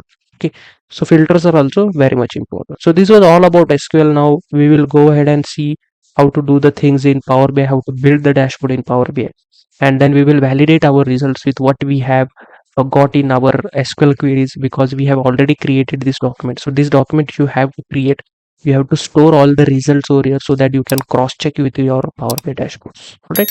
So in this way we have seen our SQL part. Before moving into this particular project, I would like to discuss about my website. So on this particular website, there are different data analysis material, and with the latest edition, that is 2025, and there are so many projects in different data analysis tools. So the link of this particular website I've added in the description of this particular video. And here you can see there is a link which will help you to jump to this particular project, that is Power BI advanced project. So this is also one website which I have created. So first I will discuss this. So and in this particular website you can see there is a data analyst complete material 2025 edition, and when I click on this particular, you can see it contains this particular topics, right? Everything: statistics, Excel, data warehouse, SQL, Power BI, Tableau, Python. Real-time projects are there in this. Soft skills, sample resume, 10 practice data sets on different domains are available. All interview questions. When I say all interview, it is related to everything, like level 1, level 2, level 3 scenario based interview questions of all the tools which are mentioned above, and client interview questions, HR interview questions. Then it also include different notes on different important topics, cheat sheets, and everything. And this entire package also include the notes as I discussed. It also have projects: Power BI 6 projects, Tableau 6 projects, Excel 4 projects, SQL. And in this also I have added Python. It is not mentioned, but Python 1 project is also there, and 10 practice raw data sets are also there. So here you can see the entire description is available for you to read, that what is included in this entire project. So you can read it. If you are interested, you can go ahead and buy this particular entire package. In similar way, I have also created this particular another, like Power BI projects are there. In this 19 are there, but I have added one more, that it will be 20 projects now. So there are 20 Power BI projects which you will get, and all those are mentioned over here. Here you can see the list of each and every project is available over here. You can actually see what dashboard you are going to get. So no just talking and just selling you anything else, but it is everything available over here. You can actually trust, my work on YouTube, how I create the projects and materials. So if you want individual also, like Tableau projects are there, Excel is there, and you can say some advanced Power BI projects are there. But let's say if you are not interested in complete package, you can go through the particular packages are also, like I've separated those, like Power BI material is there, Tableau is there, SQL material is there, some different more projects are also available. And if you want some career guidance related to data analysis, mock interviews, so you can also book a session from here as well, right? And coming back to my another website, so for this particular dashboard, that is India General Elections, I have created an entire 6 hours of video, and it is just for 299 rupees, guys, right? So this is all about my website. So now let's move ahead to our video. Okay, so now next we will move to our part 2 of this particular project, data analyst portfolio project in financial domain. So here we are going to design our dashboard in Power BI. So I have taken a new Power BI file which you can see in front of your screen. Now next what we have to do is, the first step, we have to connect our data to our this particular Power BI file. So now before doing that, many people do not have MS SQL server installed in their system, or they have fired all the SQL queries in MySQL or in PostgreSQL. So for those people, you can connect to that. But if you don't have any actual database, you can directly connect to your CSV file. Okay, so first I will show you how to connect to CSV file. So here you can see a text file is there in get data, and from here I will browse this file, and you can just open and it will be connected. Okay, and then you can perform all the operations which I am doing right now, right? So, or if you have already installed the server, we are going to use MS SQL server, we have already fired all the queries in that. And if you have that, then how to connect your Power BI to MS SQL server? So when you come here, when you land on this particular page, you already have an option here called import the data from SQL server. If you are not finding this option, you can click on get from another source. And here you will have an option called server. I will just type here server, then you will get a different options here, like you have a SQL server database. So I will just click on SQL server database. I will double click over here, and it will ask you the server name. Okay, so now this is very important. I will just go to my here, and here you can see the server name is different for our different users. Okay, so if it is in your system, you have to use your own server name. Don't use the server name which I am using. Okay, so for me, the server name is when I connected to this particular server, that is when I opened this particular MS SQL server, I already told you the server name. They will ask you the server name, okay, or they will mention their server name of your system. So for me, the server name is this. That is, here you can see my server name is appearing. That is Swapnajit slash SQL 2022. Okay, so I will be using the same server name for me. It will be different for you. Always remember. Okay, so I will type here Swapnajit. Okay, Swapnajit slash SQL 2022. So this is my server name. So the database name, so database name is, this is the database name which we have created, that is bank loan DB. So same database name I will apply here. So I will write a bank loan DB over here. Okay, and you just have to click on OK. So make sure that your server name is correct and your database, it is optional but we will be using it, and I will just click on OK. So it will take some time to connect to our server, and after it is connected, you will get in this dialog box that you have connected to this particular server with that particular domain, and this is the bank loan data which is available in our server. That is, in this particular database we have this particular table. So I will just click on this particular table and the data will be loaded over here. So this is some preview of the data which here you can see, and I will just click on load. So as soon as I load the data, all the data will be loaded into my Power BI. Okay, and then we will see how many data has been how much data is been taken from that particular server. So here you can click on table view, and here you can see this is actually the table which we have just imported in our Power BI. And at the top, at the bottom, you can see here it is mentioning that how many rows are there. So you can see 38,576 rows are there, and which are the correct amount of rows which we have imported over here. So now next thing, before doing your analyzing, always check the quality of the data. Okay, so that is nothing but if your data is in correct structured format, if there are any errors, if there are any null values are there, if there are null values, then if it is okay to keep those null values, or if you have to go ahead and check with your data engineer, check with your client that if these null values should be changed, or if these values should be deleted actually, or that complete rows should be deleted. So to check that quality of our data, first what you can do is you can check here only, here itself you can check, you can go in each and every filter. Okay, so here you can see if there are null values or not, but this is a long process actually. So to do it quickly, what we can do is, here I will drop down this and I will just click on the data which we have. I will go to home tab, and here you have an option called transform data.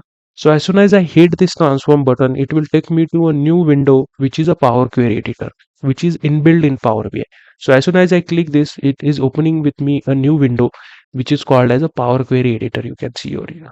Okay, and now here we will check our quality of the data.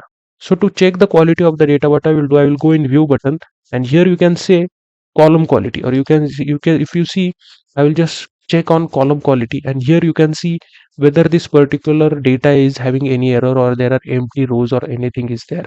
So if you can see an ID column, you can see it is valid 100%, there are a 0% error, and empty 0%. So we can come to know that, or we will know that, yeah, this particular column is very much good for us, we can move ahead. So address is also 100%, application type is 100%, employee length is 100%. Now if you see at employee title, valid are 94%, and there are 6% of empty rows are there. You can see there are null values are there over here. Okay, but as I told you initially also, when I walked you through the data, if there are any null values, that is okay for us, because in employee title, not all the employees are working, right? Because for the people who we are giving the loan, not all the people are working, and in some cases they are not providing their employee title also. So if it is null, that is okay, because we have also asked our client if it is okay. Yes, they have said that, yeah, null is okay, we can analyze the data with null values only. All right, then we will check for grade, then it is also okay. Then home ownership, this is also okay. then you can see everywhere, you can check each and every column if it is 100% or not.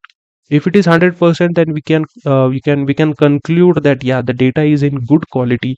There are no empty rows, there are no null values, there are no blank values. Okay, now when I uncheck this and when I click on column distribution, so it will give me a distribution here, that you can see these are, or whatever Power Query, the data which we are showing here, Power Query will only show your first 1,000 rows. Here you can see column profiling based on 1,000 rows only.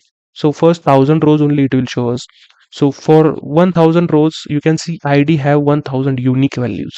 It means that there are, we can say 1,000 unique values are there for first 1,000 rows, and out of that, all are, we can say each row will having an unique value. So we can conclude that this is a primary key for our data, and all other they might have duplicate values. Why? Because each or each particular home ownership, because the values are repeated over here, because those are dimensions. Okay, and they can have the repeated value.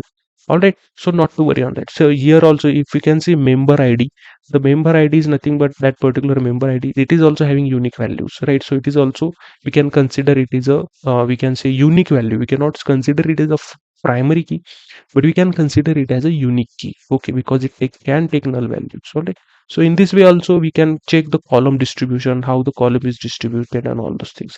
So you can also check column profile. Actually, it is not required to check column profile. The column quality and column distribution is important. You can check both at once also, right?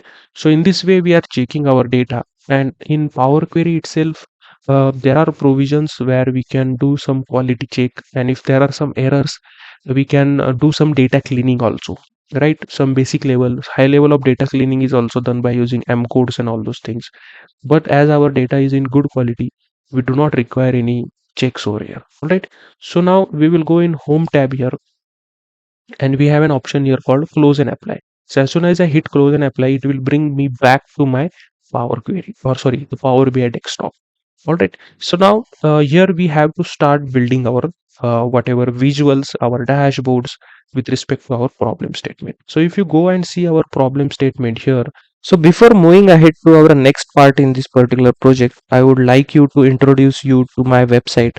So with request of many subscribers and many candidates, they ask me to connect one-on-one, create your own resources to data analyst. I have created this website where I offer different services to you. So like interview preparation, mock interviews, career guidance in data analyst. Okay, how to do your resume, so Naukri profiles, if you want one-on-one mentorship, and some digital materials are also available like Power BI material. Okay, so this is an entire material in which you also get some two projects also. Two entire projects is included in this, which are not uploaded on YouTube. Okay, these are apart, or these are different from YouTube. Okay, and the entire material from where you can learn all the topics of interviews, DAX, data modeling, all the theoretical notes are available over there. So this is a projects are also there. You can see this is a Power BI project. This is a entire, we can say Tableau project is available. Then we have data analyst complete material. Okay, so if I show you the data analyst complete material, it is a comprehensive material with all the tools you can see, and what are the offerings, what I will provide in this material, it is also mentioned. So each and everything for Tableau to Power BI, everything is mentioned in this particular material. Okay, so you can also see, and if you are interested, you can buy this. And then I have also some SQL materials as well, and these are the feedbacks which I received from the people who are purchasing. You can also read everything, and then you can make sure, if you are interested, you can go ahead and purchase. So now let's move ahead to our next part of the video. So again, we will see the problem statement. We have to do some key performance indicators, or we have to build some key performance indicators. And in that, you can see we have to find out some month to date values, or month on month values.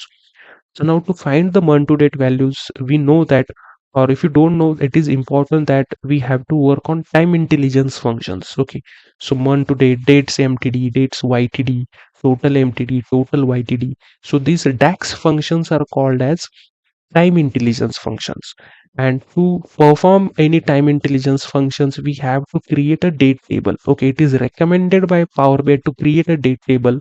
Okay, we have to create a new table in this, and this particular date table, because I have already told you, while firing the SQL queries, we have taken into account to find out the month to date values is issue date. whatever we are going to find out, we are going to find out everything on issue date.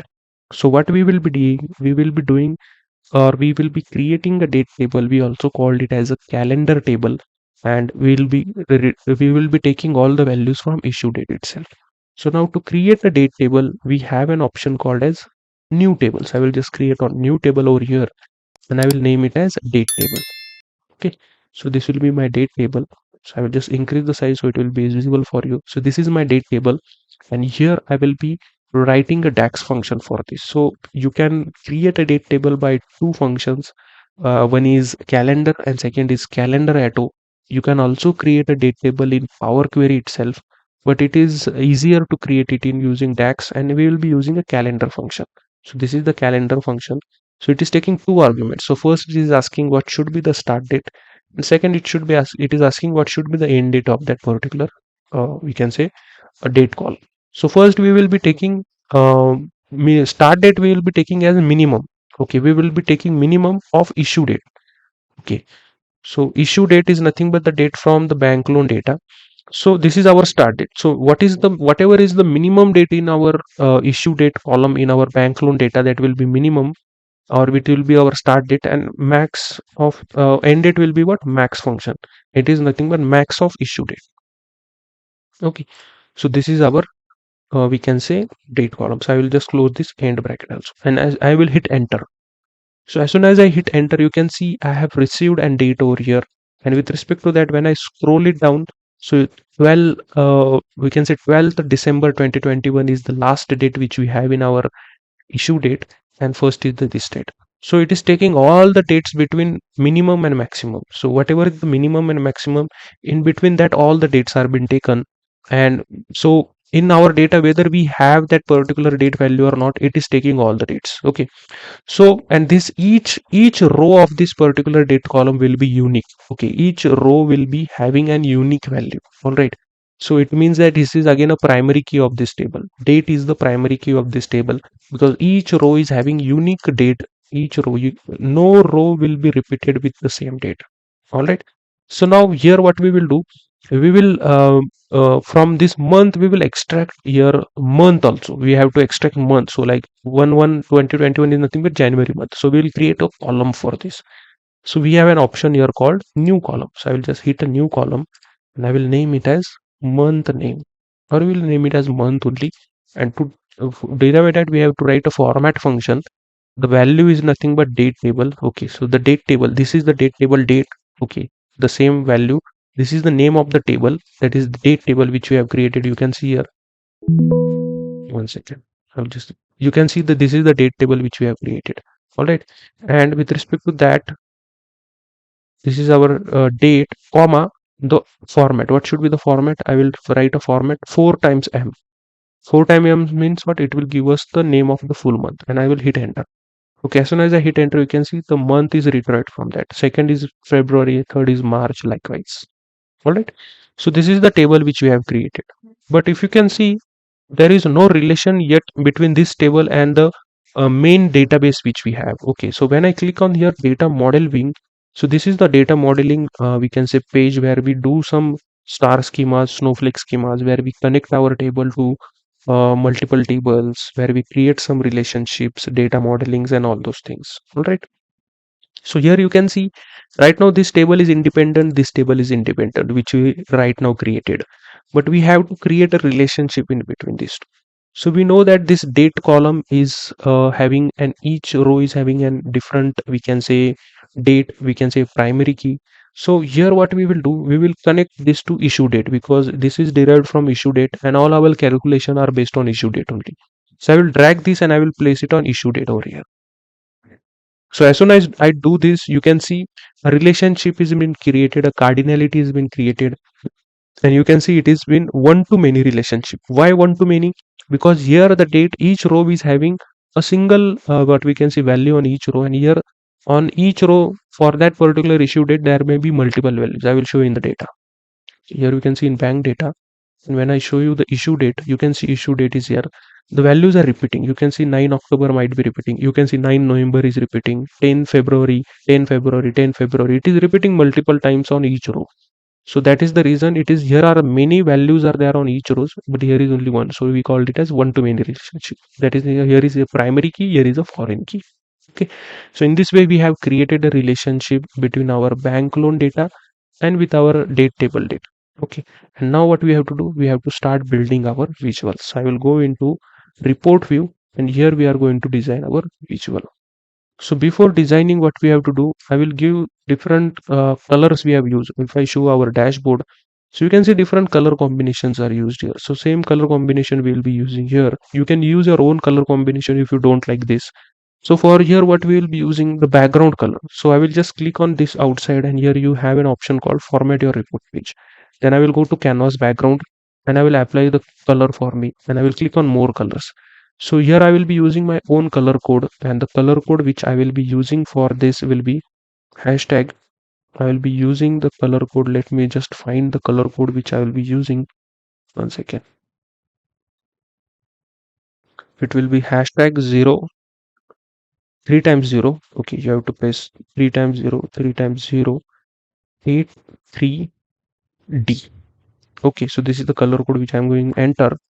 Okay, but you can see the color has been not applied over here because the transparency is 100%. So I will just reduce the transparency to 0%. So you can see the color has been applied over here. So this will be my canvas background. Then I will go to canvas setting, and here you can see the alignment is top. So instead of top, I will click on middle. So as soon as I click on middle, the page will be at the center of this particular entire canvas. Okay, and then I will just click here, and now what we have to do, we will bring different elements. Okay, so you can see on this dashboard I will bring this top element, this side element. We will build our first what we can say, the structure of our report first. So I will go in insert here, and from here you can add a shape from here. So we have this shape. I will just take this shape and we'll add this shape. So I'll just take it from end to end. Okay, and I will take it at this entire end. And what I will do, select this shape, go to general, and in properties, for me the height of this particular will be 55. Okay, so this is our title actually, so I will take it as 55. I will select this, then go to style and turn off the borders. Okay, so we are turning off the borders, and the color for this will be complete black. Okay, so this is entire black color which we are going to use. Then I will just control C and control V. I will take it a bit down. Okay, and I will decrease this size a bit for our left hand side canvas. So this our left hand side canvas. I will just increase the size to the end, and I will increase this. Select this, go to general, go to properties, and for me the width of this should be 192. I will take the width of this will be 192 for me. So this is our structure which we have created. Next, I will add the title of our project. So I will just go to text box. Okay, so I'll just reduce this, and I'll reduce this. Okay, and the text will be bank loan report. Okay, I will add a pipe operator over here, and first we are finding it for summary dashboard. Okay, then select this entire. Okay, select this entire thing, and it should be what I will choose the font as Geo bold. Okay, and the font size for me will be 20, and I will just reduce this. Okay, and now I will just select this. Okay, select this particular entirely from outside. Then I will go to effects, and I will turn off the background. Then I will again select this, and I will choose my color as white. Okay, and I will press to, and I will just select this particular summary only. And for me, the color will be this blue, that is themed color. Right? And I will just drag it and place it in at the center. Okay, so this is nothing but our what we can say, the name of our dashboard. Okay, that is nothing but summary, and first it will be summary. So I will just select this again, and we'll try to change the color to this. Perfect. All right, so now this is our summary, and now next what we will do, we will try to create our first KPI. So if you go to our problem statement, we have to find out the total loan applications. Okay, so now total loan applications is nothing but it is what the total loan application is nothing but count of ID. Okay, So for that, what I will do, I will create a DAX measure.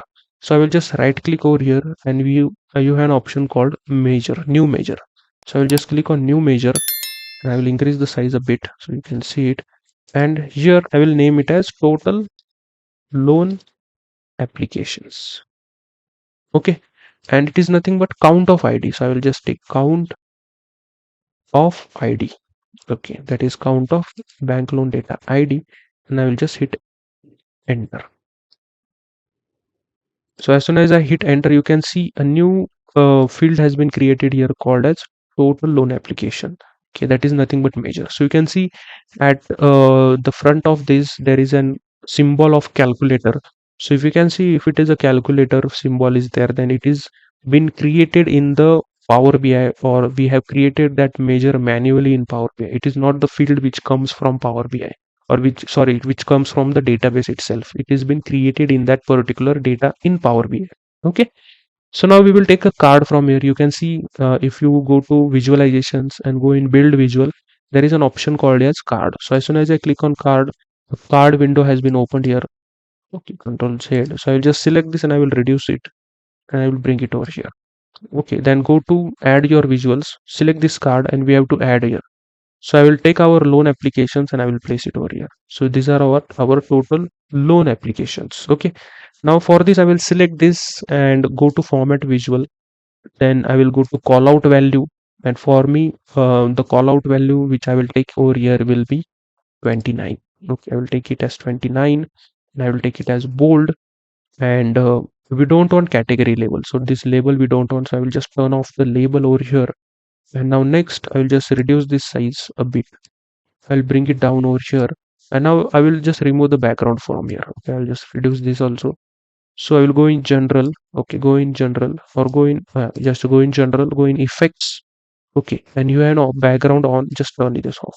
So you can see background has been turned off. Go to visual again, and from here the callout value color we will be choosing as white color.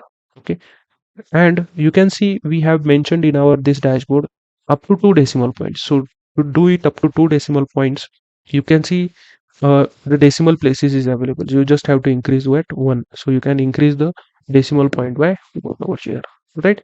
So now what we have to do is we have to create a placeholder for this. Okay, so that is for total applications. We have to create a KPI background for here.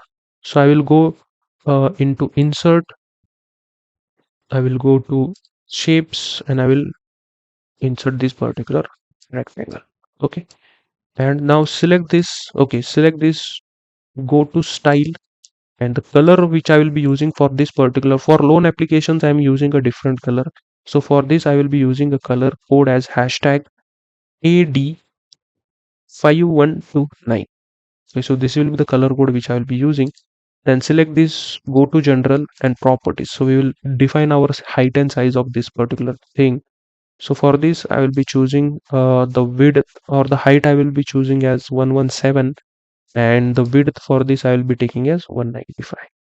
Okay, so this will be my height and width, and I will take it and I will try to place it over here. Okay, then I will go again I will select the shape, then I go to shape, and here in style, the transparency of this color. Okay, for this transparency I will take a 15% of transparency, and I don't want to show any border for this. I will just turn off the border. Okay, so this is the KPI card which we are going to show or use to show our applications. Okay, right now what we will do, I will take this and I will try to place it over here. Okay, and I will just end to end I will show it here, and you can see it has been gone backside of this shape. So I will just select this shape, go to format, and send backward. Okay, click on send backward, and you can see it has been coming forward. The value has came forward. Now next what we will do, we have to mention the title of our this particular KPI. So I will go in text box, select this text box. Okay, reduce the size.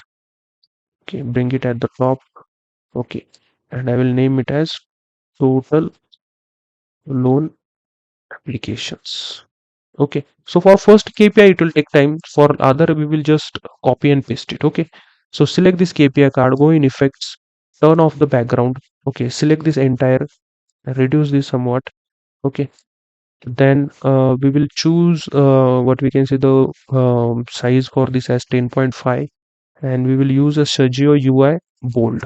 Okay, and the color we will be using is this. Okay, and we just enter it.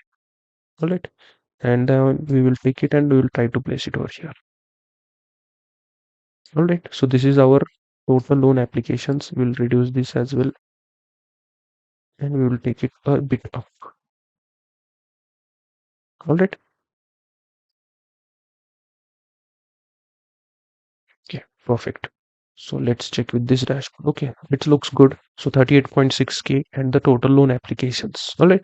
Now next what we have to show is the month to date and month on month. So with respect to our this also we have to find out month to date applications and month on month applications. So now to find out the month to date applications, here it is important that we have to make use of time intelligence function, and for that we have already created a date table over here. So what we will do in our data, I will right click over here and I will create a new measure and I will name it as month to date loan applications.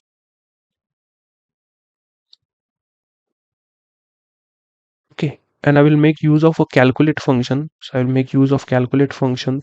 It is asking me what should be the expression. So for expression, I'm going to make use of a date time intelligence function over here called as total MTD.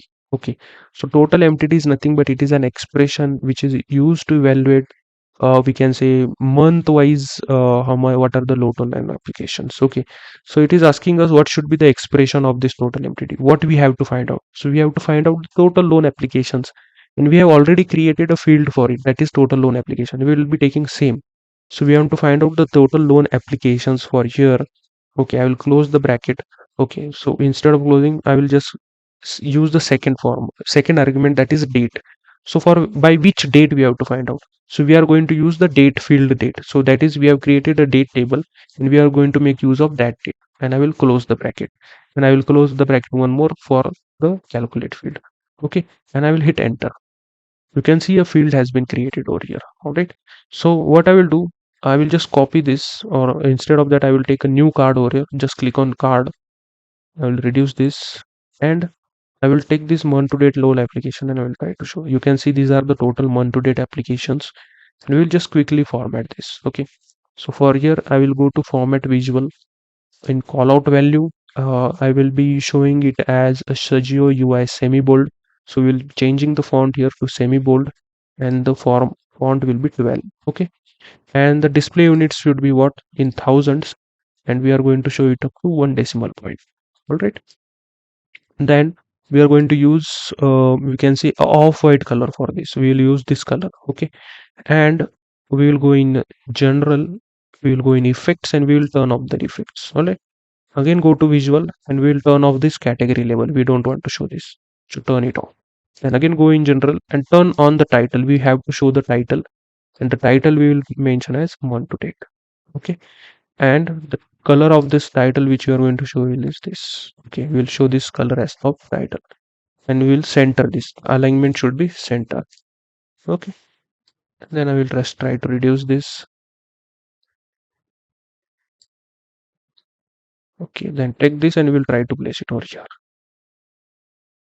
All right, then select this and I will just drag it up it, and go to this and go to general. In title we will change it to Sergio semi bold, and we will change it to 10.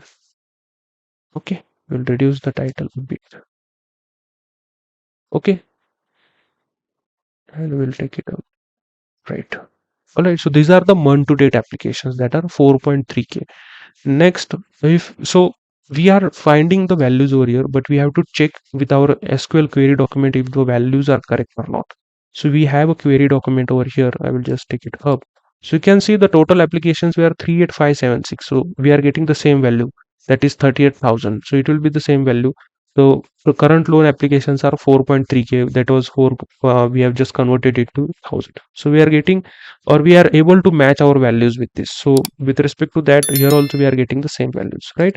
So not to worry on that. So we are showing the values which with respect to our applications, we are showing the correct value over here. All right, now next thing what we will do, we have to show here the month on month, right? We have to show here month on month change also. So now The month on month change formula is nothing but the month on month is calculated by a formula called month to date value minus previous month to date value divided by the previous month to date value.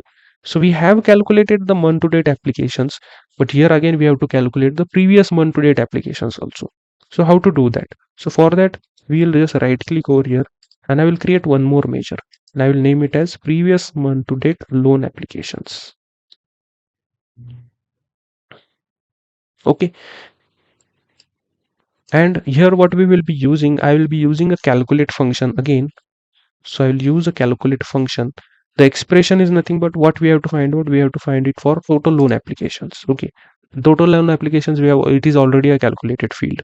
All right, comma, then what will be the filter condition? So we are going to use make use of one more what we can say time intelligence function here called dates mtd. Okay, so we are going to make use of dates mtd. It returns the set of date in month up to current date. Okay, so whatever date we are specifying with respect to that only we are going to get our what we can say with respect to that date only we are going to get our photo loan applications. Okay, so here we will use one more date field called as date add. Okay, so we have to subtract the 1 month from here. Okay, so we have to subtract from which date? So it is asking us which date we have to subtract it from. So it is we have to subtract it from this particular the table which we have created from date table, comma, what should be the number of intervals? So we have to go 1 month back, so we will name it as -1, comma, and you have to take -1, you have to go 1 month back, so you have to select your month. Okay, if you want to go 1 year back, then you have to select year over there. So I will just close the bracket one more time and close the bracket one more time. So 3 times you have to close the bracket and I will hit enter. So you can see these are the previous month to date applications. Okay, now what we have to calculate, we have to find out month on month applications. So for that I will write one more calculation over here. I will create a new measure and I will name it as month on month loan application.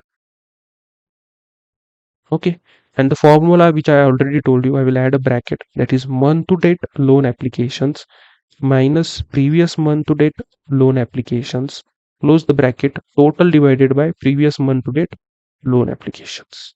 Okay, all right, so this is the formula which we are going to use and I will just hit enter. All right, and now we will bring it into visualization. So what I will do, this only I will just copy, Control C, Control V, and I will copy this only here. Select this, just close this. We don't want to show previous month to date, so we want to show month on month. So take this and place it over here. You can see 0.03k we are seeing, so we will change that. So select this, go to here, go to call out value. Here you can see display unit is 1000. We don't want 1000, we will choose it as atto. Okay, and here you can see it is zero point 0.1 only, but we have to show it in percentage. So for that what I will do, I will select this particular field. Okay, select this particular field which we have just created, go to format, or here you can see we have an options here to change our percentage. So you just have to just click on this percentage symbol. As soon as you click, you can see it has been converted to percentage. All right, and next again select this, go here, format your visual, then I go to general, and in title we have to change this, instead of month to date it is month on month. Okay, and you can change the color of this too. If you want, you can change it. I will just change it to, let's say this. Okay, now we will take this and we'll try to place it over here.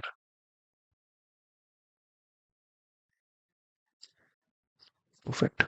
Okay, so these are our what, the loan applications month to date and previous month to date, the same which we have created here. All right, so now next what we have to create is we have to create the same for the total funded amount. All right, so now what we will do, I will just take the same thing. So what we will do here, instead of doing all these things repetitively again and again, so I will select each and every element here. So I will just select the base first. So this is the base. Okay, so instead of that, first I will just select this element, then second element, press Ctrl and then select. Okay, then this, and then select the base. Okay, then right click over here and group it. Okay, so you can see whenever I'm moving this, it will move as a group. Okay, it will not move as an individual. Okay, so we are grouping this. Now what I will do, I will select this, I will just Control C and Control V. So entire group has been duplicated over here, and I will place it over here. Right, so in this way we are saving our time, but the background of this will be different. So I will just select the background. Okay, so at outside only you have to click once, twice, and you can see the background has been selected. Okay, so first if you select, just click once, entire will be selected. If you click twice, then the background will be selected. And make sure you click on outside, don't click inside anywhere, just at outside, so that background will be selected. Go to style, and here we will change the color. Okay, so for here we will use a different color code. For this will be hashtag 023563. So this will be the color code which we'll be using. Okay, and the same 15%. Okay, so if I just double click here, the style and the 15%. All right, so this will be the one thing which we have created.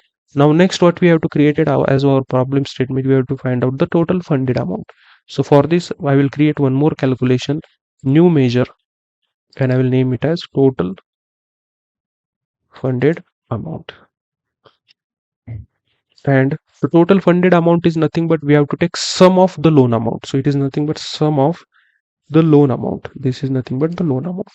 Close this and enter.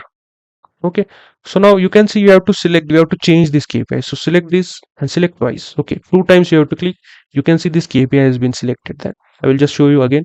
Select once, entire will be selected as a group. Click twice, then that particular element will be selected. And here also you can see this is the loan application. We don't want to show loan application, we have to show the total funded amount. So just take it and put it over here. So you can see this is the total funded amount. All right, but we have to show it in the form of dollars. So select this. Okay, select this entire thing, and here you can see there is an option called here a dollar symbol. Just click on this, you can see a dollar symbol will be coming over here. Now next we have to find out the month to date total applications. To find out month to date, you can see there is an option. We have already created this, that is month to date loan applications. We will copy the same formula and we'll use this. Okay, so I will just copy the formula, Control C. I will right click and I will click on new measure. Okay, and I will paste that formula, and instead of month to date loan application, this is what month to date funded amount. Okay, and we have to find out the same formula will be there, just we have to change the total application. Instead of total application, here it will be total funded amount, because we have to find it for total funded amount. I will just hit OK. Okay, and now we have to change it over here. So just select this and select twice. Okay, so this has been selected. So instead of month to date loan application, I will close this. We have to show here month to date funded amount. So this is the funded amount, but what we have to do, we have to change it to different things. So I will just select this, go to here, go to call out value, and instead of thousand we will select here millions. Okay, so it will be showing it in millions, but we have to show a dollar symbol over here. So select this and select from here dollar symbol. So you can see we have got this in the form of dollar. The same way we have to find out the month on month, but to find out the month on month we have to first find out the previous month to date, what we can say loan applications. We have already calculated the previous month to date loan applications. I will copy the same formula, Control C, right click, create new measure, paste that formula, and instead of loan application, it is what month to date total funded amount. Okay, and instead of total loan application, here we have to write total funded amount. Okay, we have to select total funded. All other formula will remain same. I will just hit enter and just close this. Okay, you can see the field has been created. Then we have to find out month on month applications. So again same formula, not month on month application, month on month funded amount. Just I will just copy this, right click, new measure, paste this over here, and instead of month on month loan application, it is month on month total funded amount, and we have to change it entirely here. So instead of month to date loan application, it will be month to date funded amount. Here also previous month to date funded amount, and here also previous month to date funded amount. Okay, and just hit enter. All right, close this and then select twice, and so the month on month is selected. Close this, and we have to select the month on month funded amount. Just take it over here. So you can see it is 1. So select this, and we have to convert it into percentage. So as soon as you do, you can see the percentage has been converted. The same you can see here also we are doing the same thing. Now we have to validate this with our query result. You can see the month total funded amount is how much? 435 million. You can say it's 435.8. So 0.75 we convert it to 8. And the total funded month to date is 53.9. That is nothing but 54 million. So you can see it is 54 million. So in this way, we have to validate our results also with whatever we are building over here. Understanding? So we will change the name also. This is nothing but total funded amount. Okay.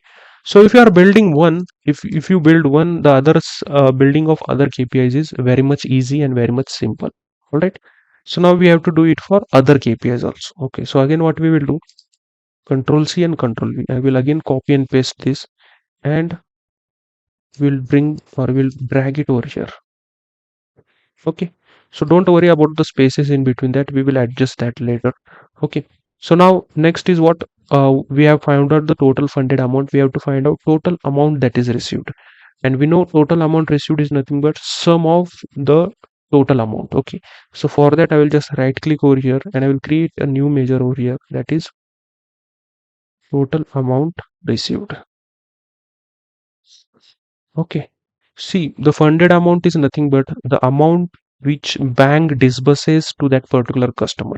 So bank is giving a loan to that particular fellow. So this is the entire in that particular year. This is the total number of funded amount, and the total amount is received, which it is nothing but the amount which that particular customer after taking the loan is repaying to the bank in the form of installments, or in the form of EMIs, monthly EMIs or yearly EMIs, or he's giving some lump sum amounts, and that he have to pay with interest rate. Okay, so always remember the total funded amount, or we can say the total amount which the bank is getting back will be always greater than total funded amount, because with respect to that only the banks are making profits, right?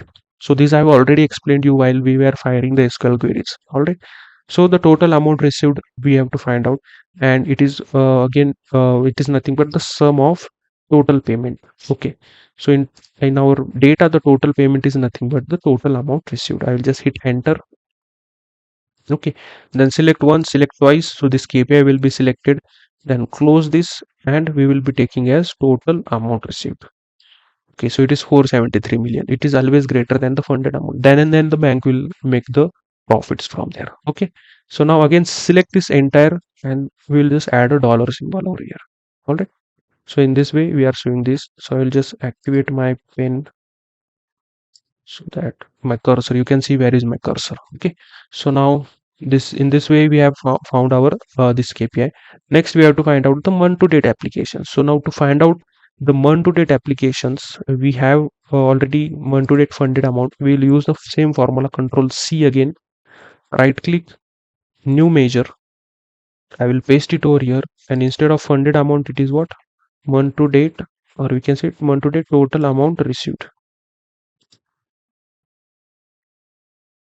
Okay, and instead of a formula will be same, instead of total funded amount we have to take here total amount received. Okay, all other things will be same. I will just hit enter, and we will change our KPI. Just select this and select twice, and instead of amount received we have to show here total say funded. Instead of funded we have to take total amount received. So this is here, just take it over here. So this is what, the total amount received.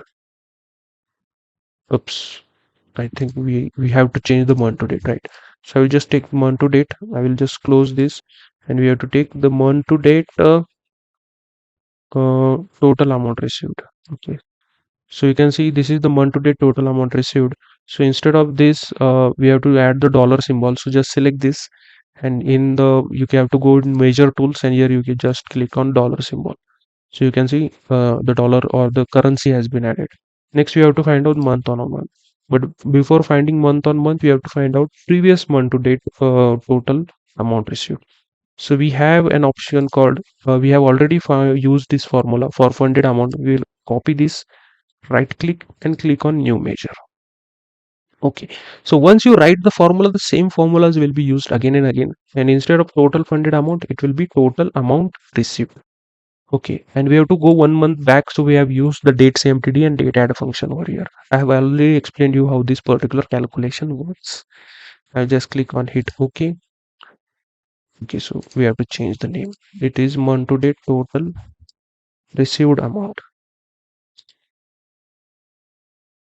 Just hit OK, and you can see the calculation has been created. Then we have to find out the month on month. So I'll just copy this, right click, create a new measure, and it is what I'll just paste it, and this is what total amount received.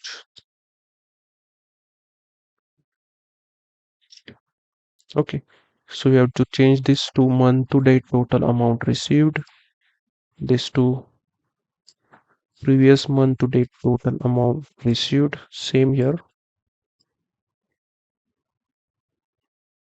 total amount received. Okay, just hit enter, and now we will change this. So just select this twice, we will change this, and we will bring here the month on month total amount received. Okay, so we have to change it to percentage.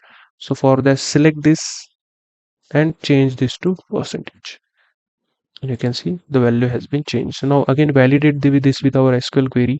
So the total amount received here is 473 million, which is same. Month to date is what, 58.07, which is 58.1. So all the values which we are showing here are perfectly correct and perfectly fine. Okay, now again we have to find out the next with respect to problem statement is average interest rate. So I'll just copy this, Control C, Control V, and I'll paste it over here. Okay, now we have to modify our calculations again.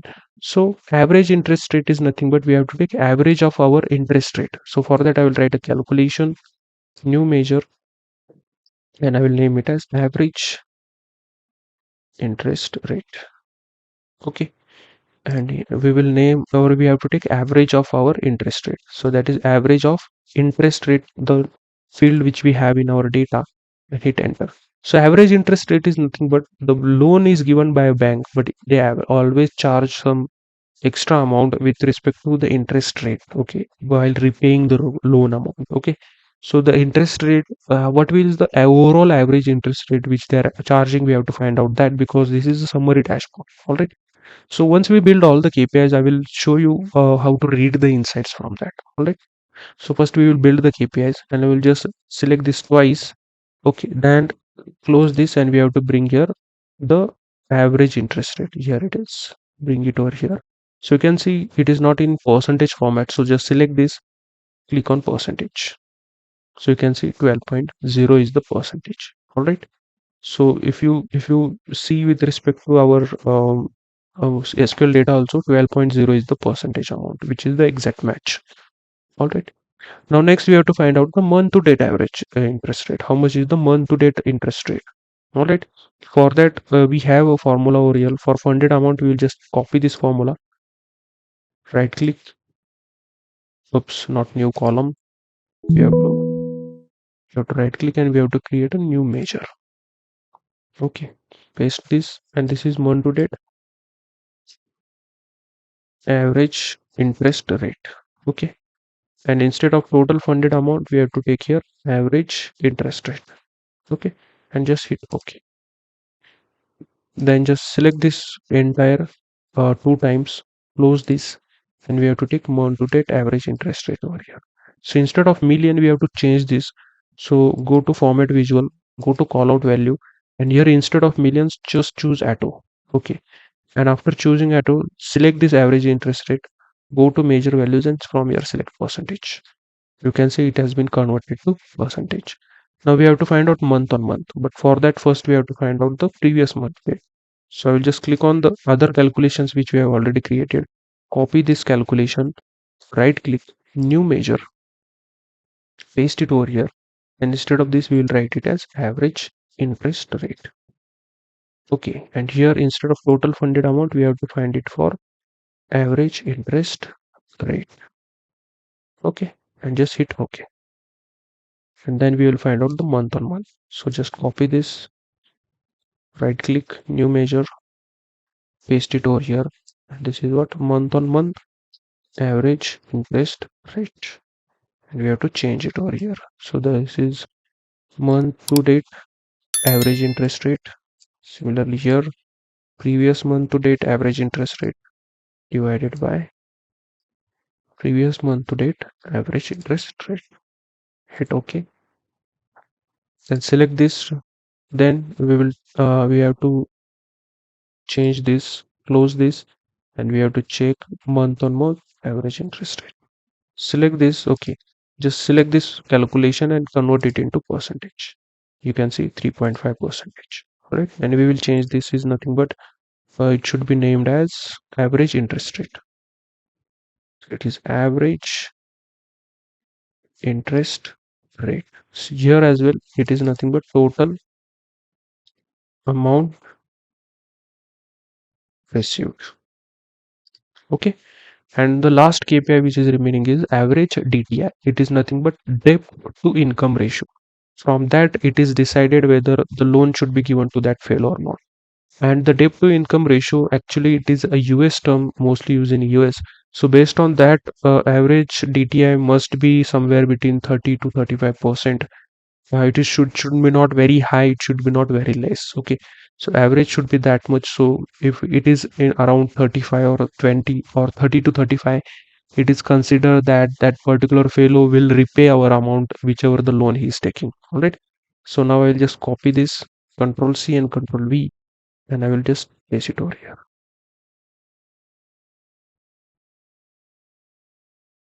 All right, now next what I will do, I will just select this and I will just bring it to right somewhat.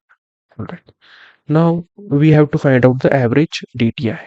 Okay, so first I will just change the name to DTI. Okay, and average DTI, we already have a field over here, so I'll just right click and I will create a new measure and I will name it as average DTI, and it is nothing but average of DTI field which we have. Okay, and close this and hit enter. Then select this twice, close this, and we have to take the average DTI over here. Just place it over here. So it is 0.1. Select this and change it to percentage. So automatically you can see the value has been changing. Now we have to find out the month to date. To find out month to date, select the month to date average rate, copy, right click, new measure, and paste it over here. So month to date average DTI we have to find out. Okay, and instead of average interest rate, we'll just take it as average DTI. Just hit OK.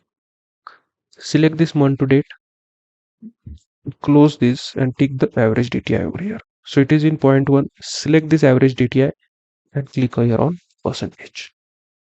Alright, so it has been converted to percentage. Now we have to find out month on month. Same procedure. First we have to find previous month to date. Control C, right click, new measure, Control V, and here it is nothing but average DTI. Okay, here also it is average DTI. Okay, then we have to find out month on month. Okay, so just copy, right click, new measure, paste it over here, and here we will change it. So first it is average DTI. Okay, so we'll change this to month to date average DTI. Next is previous month to date average DTI, and here also previous month to date average DTI. Just hit enter. Okay, then just click on month over here, uncheck this, and we will take the average DTI. Okay, then select this and click on just percentage. You can see these are the month on month increase. If you can see with respect to this, the values are exactly matching. Check with your query document. The average DTI is 13.3, which is correct.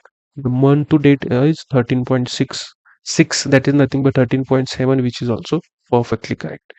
So in this way we have created our major KPIs. Now you can see for you there may be not a perfectly gap in between them, so it may be up and down here and there somewhere. So what we have to do to make a equal spacing in between all of this, I will just select this 1 2 3 4 5 entire things. You have to select, go to format and go to align, and here you have an option called distribute horizontally. Just click on that. Once you click on that, each of them will be taking equal space in between them. Okay, if you want, you can align center, align left or distribute vertically also, but here I would recommend here to distribute horizontally so that all of them are in same line and they will have a same equal gap in between those, right? So this is a good practice so that the dashboard should be appealing, good appealing. It should be good. It should be looking good also. Not only you have to make, just show the charts over there, right? So visualization is also important. Imagination, making it look good is also important. Okay.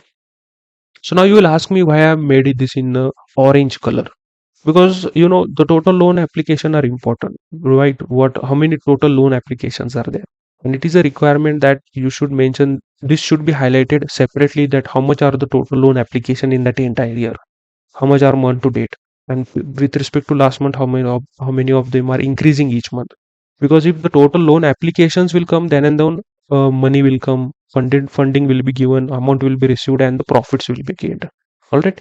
So in this way we have determined the KPI, and I will give you a quick insight of this. You can see here, these are the total loan applications.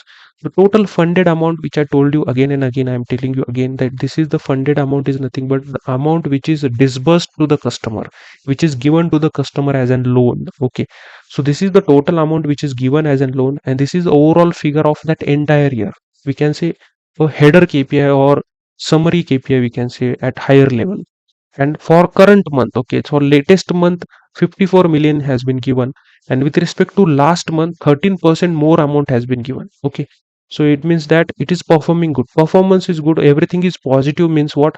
If the percentage is in positive, then we can say the business is performing good. All right. Same amount received is nothing but whichever amount which we are giving to our customer in the form of loans, we take it back from them, right? And we take it back in the form of EMIs and installments, and we charge them some interest. Okay. So with respect to some interest, we take it back. So always this amount should be greater than the funded amount. Okay. So that this is the margin in between, this is nothing but the profits where they are making. Okay. So month to date is 58 million where they are getting back, and this is with respect to last month 15% increase is there, which is good. Then this is the average interest rate. Every bank loan or every loan which we take, there is some interest rate charged. So this is the 12% is the average interest rate charged for all the loans. And this is the month to date, and this is the month on month increase. The average DTI is nothing but which gives us the financial health of that particular customer. So before giving any loan to that customer, we check the financial health from here. All right. So I hope you have understood, and if you have came at this point of video, so you are doing amazing, and I hope you are understanding everything. And so quickly I will take few seconds of you. You can quickly go ahead and like the this particular video, subscribe the channel, which will help me to create such good amount of videos. And now we will move next with respect to next KPI. So we will go ahead and build our next KPIs for our summary dashboard. And when we see to our actually PPT, so when we see, we have to build our good versus bad loan KPIs. And good loan, in this we have to select or use these measures, and for bad loan we have to find out these measures. All right. And so good loan, I have already told you what are the good loans. So good loan is nothing but we are going to analyze it with respect to loan status. Okay. So good loan are those good loans, after giving the loan to those persons or those customers, bank is gaining some profit back. Okay. So let's say a bank is giving some loan to that particular customer. If he is repaying that particular loan with respect to given installments, and he is fully paying his loan back, then that loans are called as good loans. Where bad loans are nothing but bad loans are something where the customers are not paying their money back, they are not paying their installments, and where the banks are getting loss, or they are facing some losses area. All right. So those are called as bad loans. So for or we can say we are going to derive the good loan and bad loans based on the loan status. So we have a field called your loan status. So based on this field, we are going to create a group, and with that group, we are going to create a good loan and bad loan, a new field which we are going to create. So I will just right click over here and we'll click on new group over here. Okay. So we'll create a new group over here, and we can say the fully paid and current loan. Okay, whichever whoever falls in this particular category, or the loan status falls in that category, it is called as a good loan. And charged off are nothing but those loans are not a good loan, those are not repaying, those customers are not repaying back the loan, and those are called bad loans. So first I will just select these two, press Control, select these two and group it, and we'll name this group, double click here, we'll name it as good loan. Okay, so this is a good loan for us, and this is one, just create a group of it, and we will name it as bad loan. So this is a good loan and this is bad loan. So just click on OK, and you can see a new field has been created. I will just right click over here and I will just edit the groups. Okay, and we will name this group as good versus bad loan. Sorry, and good versus bad loan, and I will just click on OK. So you can see a new field has been created over here, that is good versus bad loan, and that we will be using to determine our next KPIs. Okay, so before that I will just create a placeholder for our KPI. So I will just go in insert. So I will just go in insert, and here I will add a shape, and I will be using a rounded rectangle.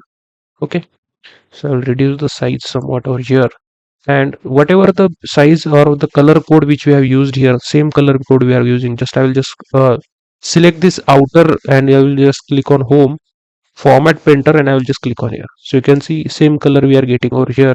I will just take this, go to format, go to style, and here you can say we are having shape. Here we will change this to 5. Okay, all right, so 5 is okay. Then I will just bring it over here. Okay, I will just try to place it nice. I go in general, in properties, and here I will I will take the height as 260, and I will take the width for this as 522. Okay, so this is for my good loan. I will just create one more instance where we will be using it for bad loan. Okay, so this folder is for my bad loan and this is for my good loan. All right, now next we have to create a pie chart. So I will just show you our dashboard. You can see we have to create a donut chart or a pie chart.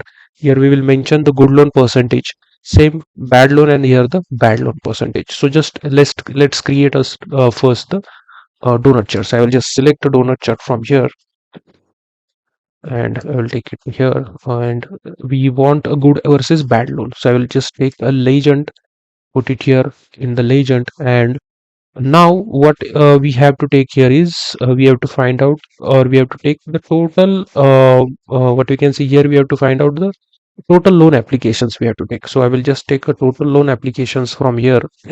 We have already created that field, so just find. Okay, so this is the total loan applications. Sorry, so I will add it here in the total loan applications, and then select this visual over here, turn off the legend, turn off the detail labels as well. Okay, then go to general, turn off the title, go in effects, turn off the background as well. Okay, and we will try to reduce it, and go to general again, and in properties we will take the height of this as 230, and I will name the width for this for me will be 250. Okay, so this will be my good versus bad loan. All right, now I'll just bring it a bit right. So you can see it has been so I will just select this and I will take it to right. Now we will change the colors and all this. We can see the size of the donut. So go to slices, and for good loan I will choose the color from here as yellow color. Okay, or I will just choose this. Okay, and for bad loan I will choose this color. Okay, that is a bit black, I can see, or some shades of the black. And spacings, I will just reduce the spacing here to 80%. Okay, so this will be the spacing which we'll be using. Now what we will do, we will find out at the center, we will find out our loan percentage. Okay, that is nothing but good loan percentage. All right, so for that what I will do, we have a percentage, or we have here already a field created, that is a KPI holder. So I'll just double click over here, we those this KPI holder will be selected, Control C, Control V. Okay, so it has been selected, and I will bring it over here, and in this only we will place our KPI. So first we have to create a calculation with respect to good loan. So I will just right click and create a new measure, and I will name it as good loan percentage.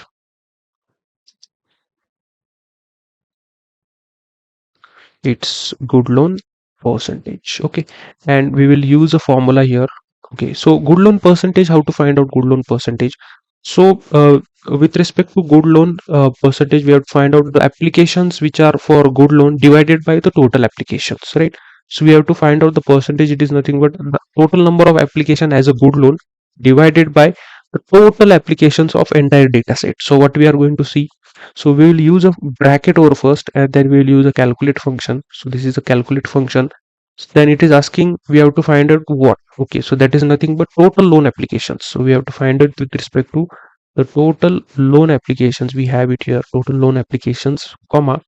So what should be the filter condition? So we have to find it for good loan. So we will take good versus bad loan, and it should be what equal to, it should be equal to what? Good loan. Okay, it is equal to good loan.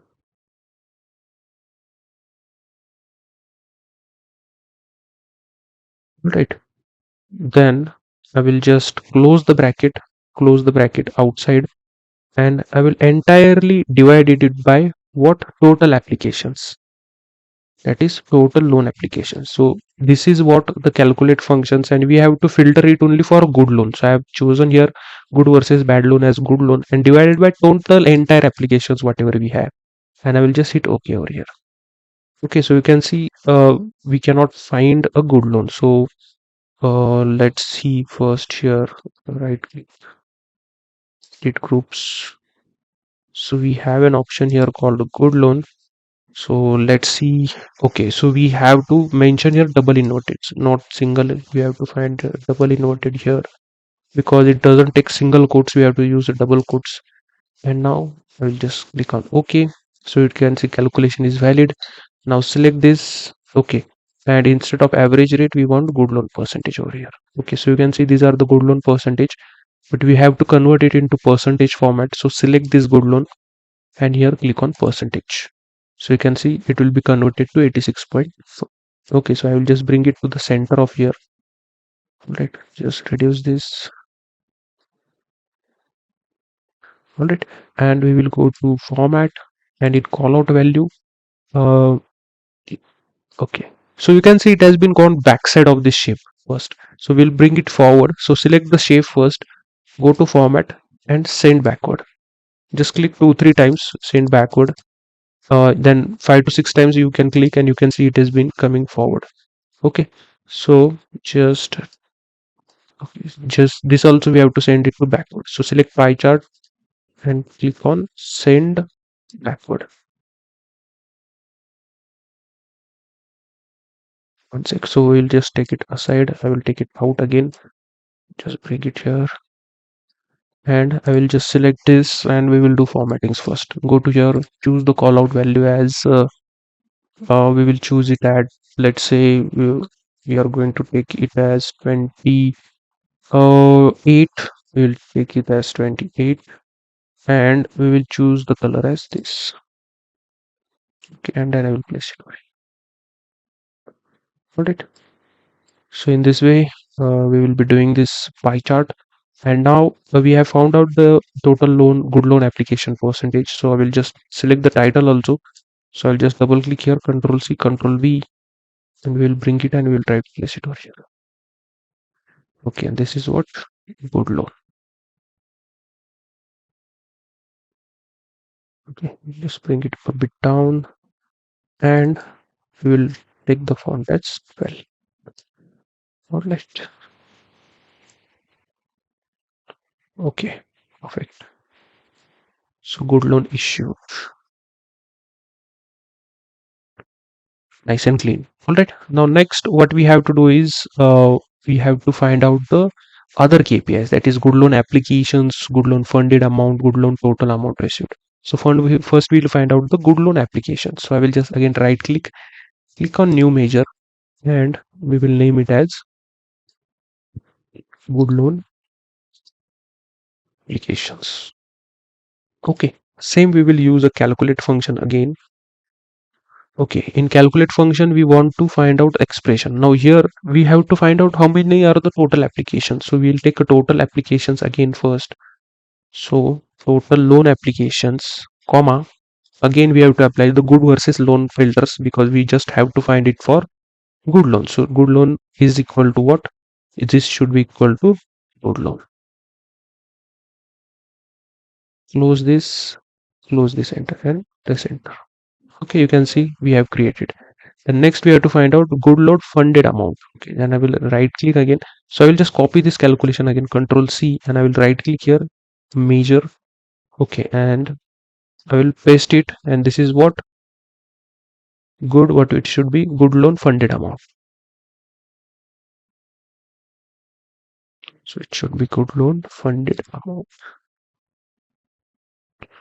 Okay, and instead of total application we have to choose here total funded amount. Okay, this is total funded amount, and it is for good loan. So just click on OK. All right, so we have to create good loan, we can say total received. So just right click on new measure, then this is what good loan funded amount, and here we have to write here as total amount received. Okay, so it should be total amount received. Just click on OK. So we have to rename the measure first, good loan received amount,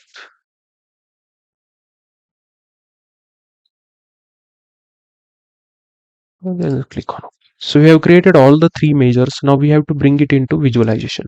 So here we are going to make use of a new card visual, so where we can take multiple KPIs in one single card, and this is a newly created, or this has been updated in Power BI. So those who are not using an updated version of Power BI, I request you to update so it can be visible for you.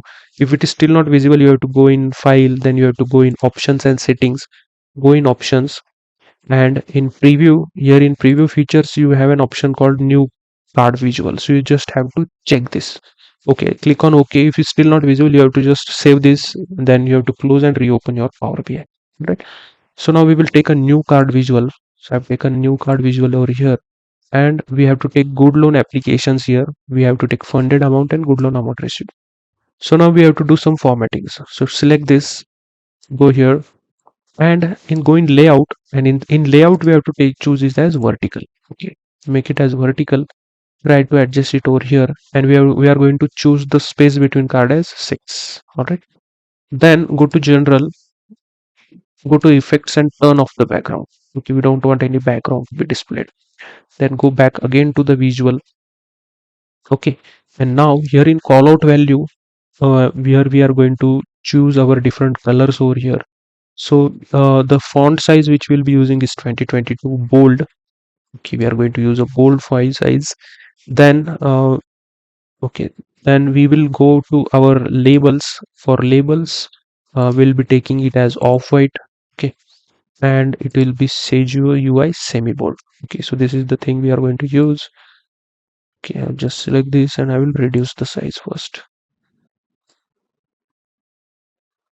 Okay, so in this way we are going to use this. And now next what I will do, just select this again, go to our cards. Okay, in cards, in fields, just turn off. We don't want any field, don't want any border. Okay, go back to callout value. Here we will choose it as white color, not white. We are going to use as yellow color because we are going to match the formattings over here. Then just close the cards, just open the card again, go to accent bar. We are going to turn on the accent bar, and the accent bar we are going to take it is this one, blue, and we are going to take the size as 5. Okay, so these are our good loan applications, good loan funded amount, and good loan received amount. But here you can see we have to give some currency over here, right? So we will see the good loan funded amount. Choose the currency over here, all right, and the value, or we can say decimal point, as 1. Okay, then for good loan received amount also select this, not percentage, sorry. We have to choose it at per dollar symbol, and here as 1. Okay, once again we have to do it as 1. All right, so you can see this is a good loan funded amount, we can say KPI. So just take it right a bit. All right, so let's see if it is looking good. Yep, and this I will take to left.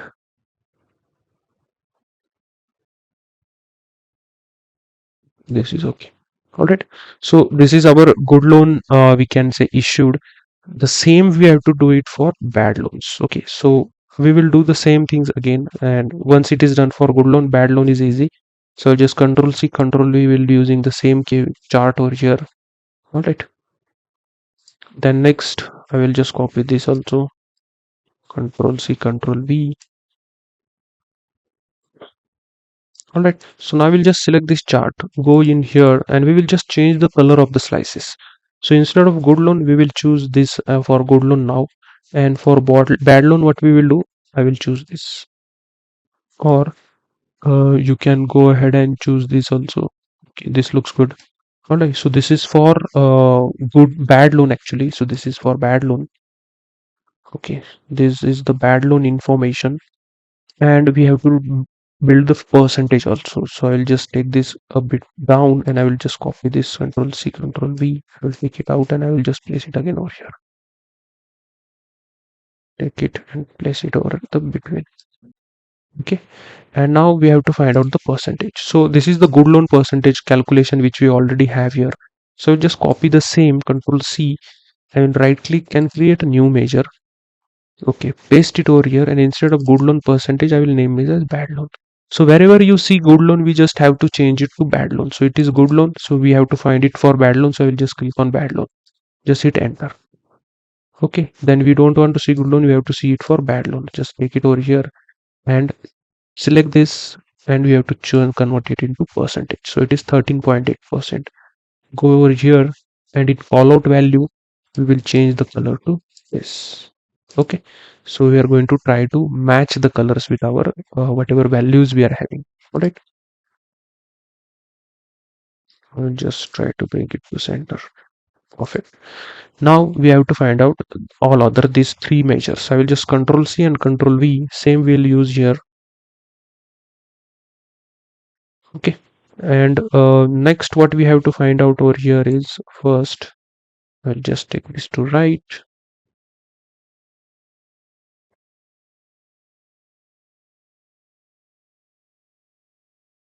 All right. Now, what we will have to do here, we have to find out for bad loan. Okay. So now for bad loan, we have to find out first loan application. So these are the good loan applications. So what I will do, I will just select this. I will copy it. Control C. I will create a new KPI. Sorry, new measure. Paste it over here. And instead of this, these are bad loan applications. Here, instead of good versus bad, we have to change the filter to bad. Okay, because we have to find everything for bad loan now. I will just click on OK. All right, same for funded amount.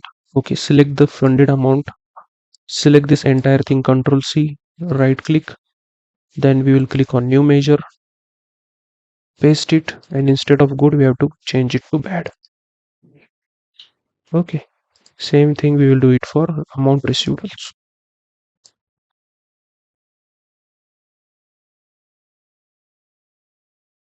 So change it to bad loan. Okay, just check it. All right, so now here what we will do, here are good loan are added. I will just check the bad loans also. I will take bad loans, all the three are taken, and I will remove these good loans. Okay, so now you can see these are the bad loan applications actually. So I will just select this, and we will change the currency over here quickly. So we are going to take this currency, and we are going to see up to 1 decimal point. Similarly for this also, we are going to see for 1 decimal points. All right, so in this way we have chosen this, and next I will choose the bad loan applications, and I will just see up to 1 decimal point. Here also for good loan I will see it up to 1 decimal point. Okay, so we will change some colors also for here. For callout value, I will change the color to this, and the card, that is accent bar, I will change to color to this. Okay, perfect. And I will just select this bar again, go here, go to layout. All right, all other things are good. So in this way we have found out the good loan and bad loan percentage. And by looking at these figures, you can see the good loan issued or the funded amount which has been given is 370 million, and out of which the received amount is 435 million. So you can see, so this is good for bank because they are making some profits here, right? They have, disbursed or given or lended 370 million amount, but they are getting back 435 million, so which is good amount. And out of total, we can say the total application, 86% of application are for good loans, which is a good amount of application, but still 13% are for bad loans. And we can say out of total, we can say more than 5,000 applications are for bad loan, and out of bad loan 65 million amount we are giving, and only in return you are getting only 37 million. So here they are in loss, getting or not? So this should be not the case. All right, so that's the reason what we have to do here is, we have to increase the good loan applications. Okay, in this way, we have, calculated this KPI as well. All right. And one more thing, that we have to compare this result with our SQL query also. So if I show you the document over here, so these are the good loans. You can see 86.17, which is exactly equal to 86.2. And these are the good loan application, that is 33.2. This is the good loan funded amount, that is 370 million, which is the same. Then received amount is 435 million, which is same. Similarly, for bad loan, if you see, it is 13.82. The percentage is 13.8. The same, only just we are showing it for up to one decimal point. These are the bad loan application, 5.3k. These are the bad loan funded amount is 65.5 million, the same amount we are getting here. And the bad loan received amount is 37.2 million, which is equal to here as well. So in this way, we are comparing and we are getting the same results. We don't have to worry if we are getting the same results. We have to worry if we are getting some different results, right? So in this way, we are calculating this. And next, we will move ahead and find out the KPIs for loan issue. Okay, or we can say by loan status. All right. Okay, so we will move ahead to our next build, and according to problem statement, we have to create a loan status grid view. Okay, and with respect to these loan status, we have to show different metrics over here, like total loan application, total funded amount, total amount received, month to date funded amount, and month to date average, or we can say month to date amount received and interest rate, and the debt to income ratio, that is DTI. Okay, so now to show that, what we will do, I will go in visualizations and I will take a table from here. Okay, so I will just increase the size of this table. Okay, so but first, before the table, we will add a background over here. So I will just take this background and I will control C and control V. I will just paste it over here. Okay, and I will reduce the size. Okay, just reduce the size and I will increase it sideways. All right, now I will try and place it over here. Okay, so I make a room for it in this particular box, and we will leave some space at top for our title. Okay, now next what we have to do here is, we have to add a loan status, but you can see this has been gone, this shape is front and the chart has been gone backside of that shape. So select this particular shape, go to format and click on send to backward. Okay, and once you do that, this shape is in front of us, so it will be visible for us, right? So now what we will do, first we have to add a loan status. I will find a loan status for us. Okay, so here we can find our loan status. So we have taken the loan status, we'll add it into columns. Next we have to add the amounts, all the amounts. First we will add first we'll add total loan applications. Okay, or you can just tick the boxes, that is also okay for us. Then the total funded amount, total amount received. Then we want month to date funded amount, month to date total amount received back. Then we have to find out the average interest rate and average TTI. Okay, so these are the values we want to show in this particular grid view. All right, now we will do some quick changes in here. I will just select this again, go here in format visuals, go to general, go to effects and turn off the background. Okay, we don't want to show any background for this. Then go to visuals and go to style, and in style I will take the alternating rows. Okay, so once I choose the alternating rows, you can see the headers and the totals have been given a different colors, and the background colors and the fonts as well. All right, now next we'll just turn off this. Then in grid view, I will add a horizontal grid view, or we can say a line over here, and for this the width I will take it as 3. Okay, I will take 3 as a width over here. Vertical grid lines also we'll add it over here, and we will take a black color for this, a bit black. Okay, then borders we don't want to add. Then we will go in values, and for values we will take it as 12. Okay, we'll take 12, and we will take it as Sagio semibold. Okay, and you can see the background color we will have to change. So I will change the background color to this. Okay, we will try to match it over this color. So first I will take the color code of this, whatever color code we have. Go to style. From here I will choose the color code, Control C. Okay, and now select our chart.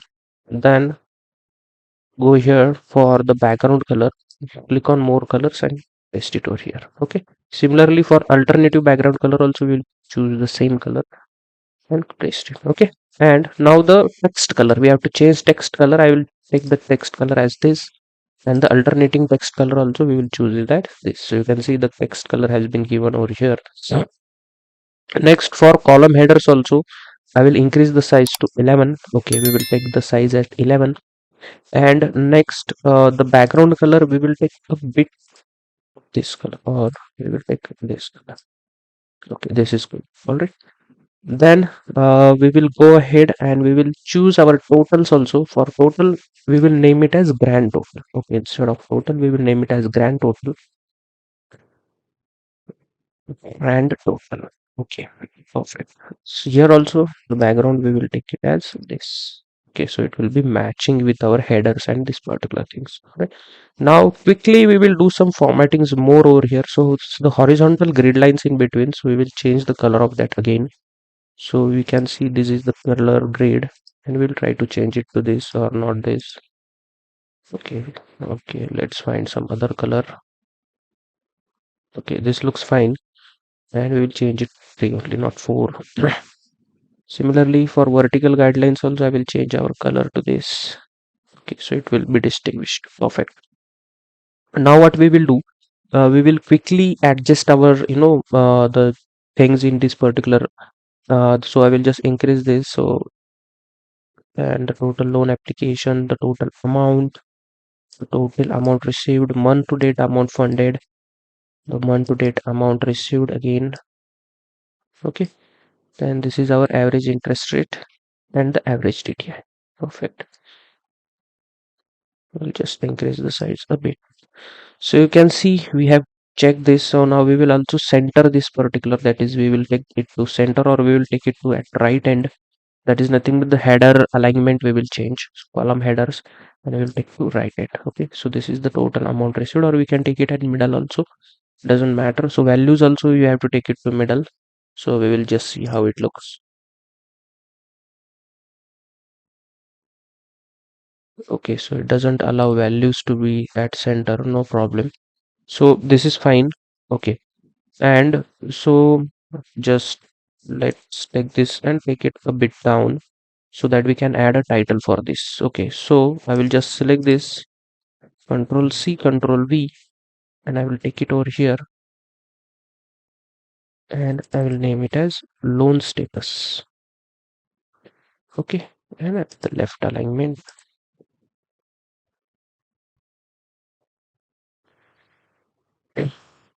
Okay, so with respect to that, perfect.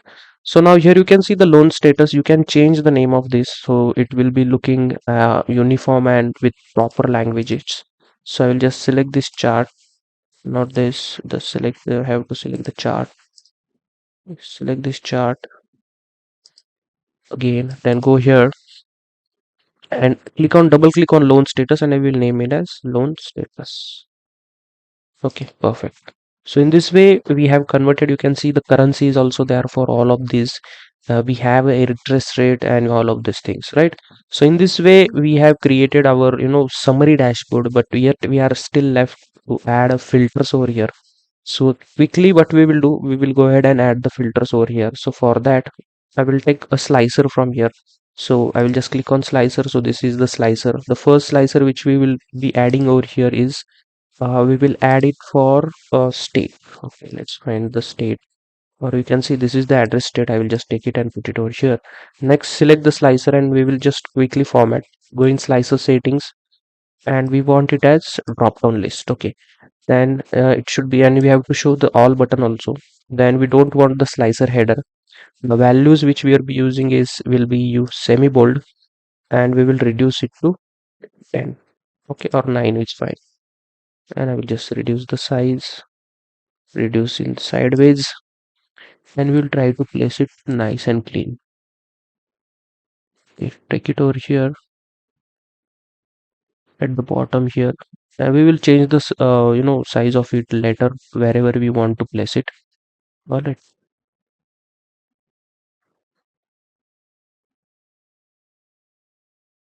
you select this. I will add it to center, and next we have to give, or we have to do some formattings for this. So again, select it, go to slicer settings, go to effects, and in background, if you turn off, we have to give the background actually. So I will just give this color, or we can give this also. Sorry, I guess this is fine. All right. And then again we will go to visual, and in slicer values we will change it to white color. Okay, and similarly the border, or we can say the background of this slicer, you can see when we choose this everything is white, so we will change the background also to this color. So you can see background will be also with that color, and it will be easy for us to select it. Correct. So in this way we have selected our slicer.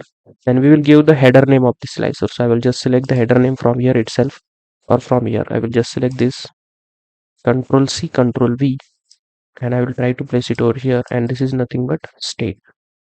Okay, so quickly we will do some formattings. On the left side I will take the state, reduce this, reduce in top. Okay, and select this, and we will take the font as 9. Okay, and we will make it as Sagio UI. Okay, that is fine, bold is fine. We'll change it to color as off-white. Alright, and we will try to increase it to 10. Okay, so this is our state filter. So let's just see quickly. Okay, so we'll just try to increase one more font. We'll take it as 11.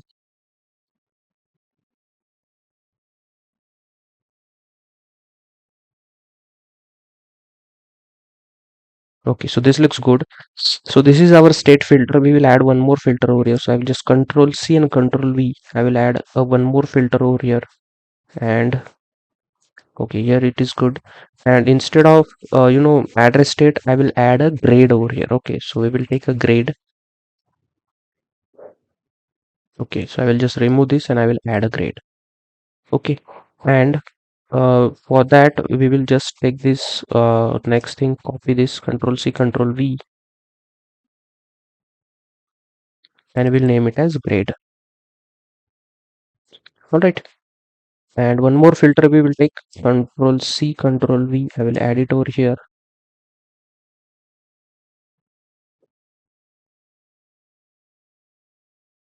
Okay, copy this, and we will bring it over here. Okay, and we will name it as purpose. Okay, and the same thing, sorry, we will take a purpose from here, select this particular slicer, go here, remove this, and we will select the purpose. All right, perfect.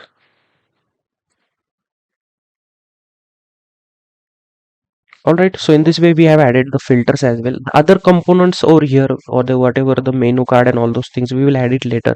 So you can see now we have added all the filters over here. So with respect to that, what we have to do, we have to just adjust the filter, okay, the position, so that they are equivalent to each other, right? The spacing is equivalent between them, so that it will be looking nice and unique for all the dashboards. So the other components on this dashboard, we will add it later when we build the other dashboards. Okay, so you can see this is the summary dashboard. If I show you in the full screen, okay, so this is the summary dashboard. I will name this page as summary. Okay, and which we can say is an overall dashboard, or which gives an overall idea of the business. And from this at higher level the insights can be generated. And with respect to different filters, we can check this. So if you want to see for Alaska state, you can see, you can check it for Alaska, you can check it for different other like California states also. Similarly, if you want to see for any grade, so if you want to see for C grade, if you want to see for F grade, how grade wise the loans are given, how the grade wise other things are given, right? So with respect to that also you can check different values. So purpose, so for car loan, or we can say for different car loans, so let's say for car loan, how is the business performing, right? So with respect to that, if you want to see for house loan, okay, so you can see in house loan 15.6% of loan applications are bad applications, right? And we can see 4.8 million amount is funded, 5.2 which is received. Similarly, if you want to see for, let's say for medical purpose, okay, so for medical purpose you can see 5.5 million is funded. Okay, similarly if you want to see for debt consolidation, so for debt consolidation 232 million is given. So similarly with respect to all of this, you can add more filters if you want, and you can look at the data with different angles, you can slice and dice the data, and with respect to that many business decisions will be taken. Okay, so in this way we have created our first dashboard. Now we have to go ahead and we have to create our second dashboard, that is an overview dashboard. And always remember to cross check where your all these values whichever we have generated with the query document which we have created, because we have already cross checked or we have created the result with respect to queries. And it is always only good, or it is recommended to check the result with whatever we have already created, so that you are not creating any wrong values over here. And with respect to that, it will be a good quality of dashboard, and the quality, or we can say it will be final, that we can give this dashboard to our client, to our stakeholders, and where they can use this and they can take some decisions from that. All right. Okay, now so we will go ahead and create our overview dashboard. We have already the problem statement. Now what I will do, I will just right click over here. So I will just right click over here and I will click on duplicate the page. Okay, so the same page we will be using, just we will be duplicating the page, and I will name it as overview. Okay, so here also we will change our dashboard name to overview. Okay, and next what we will do, we will delete all the elements which are present over here. So all the elements we have to delete, so I will just select this entire thing and we can delete this. Similarly we will select this entire thing and we can delete this. On this I will just delete this and this particular, because we want the shape behind here, which will be our placeholder for the remaining charts. Okay. So I will just click on visualization, click on data, then select this particular, go to general, go to properties, and for me the height of this will be 235. Okay, and the width I will take as 405. Okay, so now in this we will create our first chart. All right, so let's go to our problem statement first. So in problem statement here you can see we have to create a monthly trends by issue date. All right, so now to create a monthly trend by issue date, what we have to do is first we have to take a line chart. Okay, so I will take a line chart first, right? So this is our line chart. I will create it over here. And here you can see we have to show these three metrics at a time. That is loan application, funded amount, and total amount received. So now how to do that? First I will take, we have to take what we have to do. We have to do show it with respect to month. Okay, so now month, we are going to take it from date table, which we have already created initially while data modeling. So I will just scroll it down and here you can see we have a date table, and from here I will take the month. So I will take a month and I will place it on x-axis. Okay. So now next what I will do, I will take a total loan applications from here and I will put it on y-axis. You can see a chart has been created over here. All right. But it is not allowing us to, change this chart or change its axis, like the you can see the y-axis, the total loan applications should be properly again with the filter. It should be changing with respect to, well, like I can say total loan applications, or I can say that it should be changing to total funded amount, whatever it is. All right. So now to do that, what we have to do is we have to create a field parameter. Okay. So now to create a field parameter to make it more dynamic. Okay. So I will go in modeling page, and here you have an option called field parameter or a new parameter. So I will just click on this and I will click on fields. Okay. So then it is asking what should be the name of parameter. So I will name it as select a measure. Okay, so which measure we want to select, so that the values will be changing with respect to that. All right. Now it is asking us which fields you are going to use. So we are going to use from bank data, and I will just scroll down and I will select which field we are going to use. So we are going to use total amount received, total funded amount, and total application, because these are the three measures. You can see if I show you the problem statement, we these are the three measures which for which we have to analyze our data. Correct. So select these three and just click on create. Okay. So once you create this, it will take some time, and you can see a select a measure slicer has been automatically created over here. Okay. So what I will do, I will just select this slicer, then I will go to format your visual, and in slicer settings I will click here as drop down, and in selection we will select it as single select. It should be a single select, because it should not allow us to select multiple measures, right? Then what we will do, I will just click here and I will click on format painter, and I will just click here. So you can see the format painter has been selected, but again the single select has been gone. So I will just turn this on as a single select, and now we will just try to place it properly over here. Okay.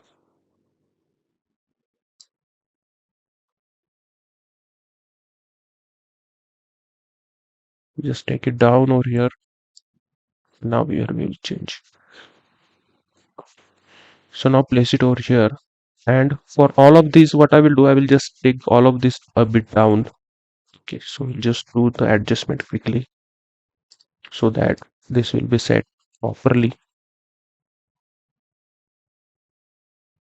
So just take it a bit down. Similarly for this as well.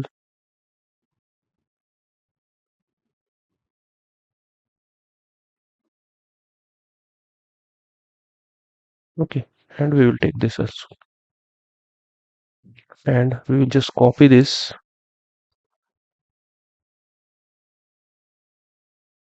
Okay, just copy this, Control C, Control V, and I will bring it over here, and I will name it as select measure. All right. So from here you are going to select measure, but when I change this, you can see nothing is changing yet. Okay. So here also, whenever I'm changing, nothing is changing. So with respect to the measure which we are trying to create here, it is not changing the chart with respect to that measure, right? So now to make it, or to allow us to change with respect to this chart, what we have to do is we have to make use of this particular measure or the field parameter which we have created for building this actual chart. Okay. So for that, what we can do is I will just select this chart, then go to our build visual, and here instead of taking this loan application, I will just delete select this, go down, and you can see one more select parameter or select measure column has been created, or a table has been created. You just have to open this, and you can see there is a value at the bottom called as select measure. So just take this and put it over here. Okay. In the secondary axis, not in secondary axis, you have to put it in on y axis. All right. So as soon as you do this, and now when I am changing this particular things, you can see the values are changing with respect to that. You can see the values are changing with respect to that. Even the title is also changing. You can notice the title. So whenever I'm changing it to total loan applications, you can see total loan applications by month. So this is the beauty of field parameters in Power BI, where you can go and you know analyze different measures in a single chart, and with respect to that, it will save our multiple creation of multiple dashboard, and in one single dashboard only we can analyze different measures, and we can take insights from there. All right. Now we will go ahead and do some formattings on our chart. So I will just select this particular chart, then go to format your visual, and we don't want to show any axis over here. We will just remove completely y axis. We don't want to show, just remove it, then click on drop down and remove the title as well. Similarly, on y-axis, we have to show the months over here, but we will just remove the title from here. All right. Now, next, what we have to do is I will go in general. In effects, I will turn off the background. Okay. Then go to visual again, and we will turn on the labels over here. Okay. So I will just turn on the labels. Okay. We want to show the labels. Then for labels, we have to go in labels, then go in values over here. Okay. And here, so okay, so we have to take actually we had to take a we can say area chart for this, but we have taken a line chart. So just select this particular chart and just change it to line area chart. So automatically it is changing to area chart here. Then go again back over here and go to data labels, and here we have to change the values color. Okay. So color, we will take this as off white color, Okay, and we will change this to semi bold. Okay, and we will change it right. Okay, now next thing you might have noticed here that all these columns or the months are sorting from December, that is from December to January or from maximum to minimum, but we have to sort it from January, February. In this way we have to sort it unto December, right, with respect to whatever months we have.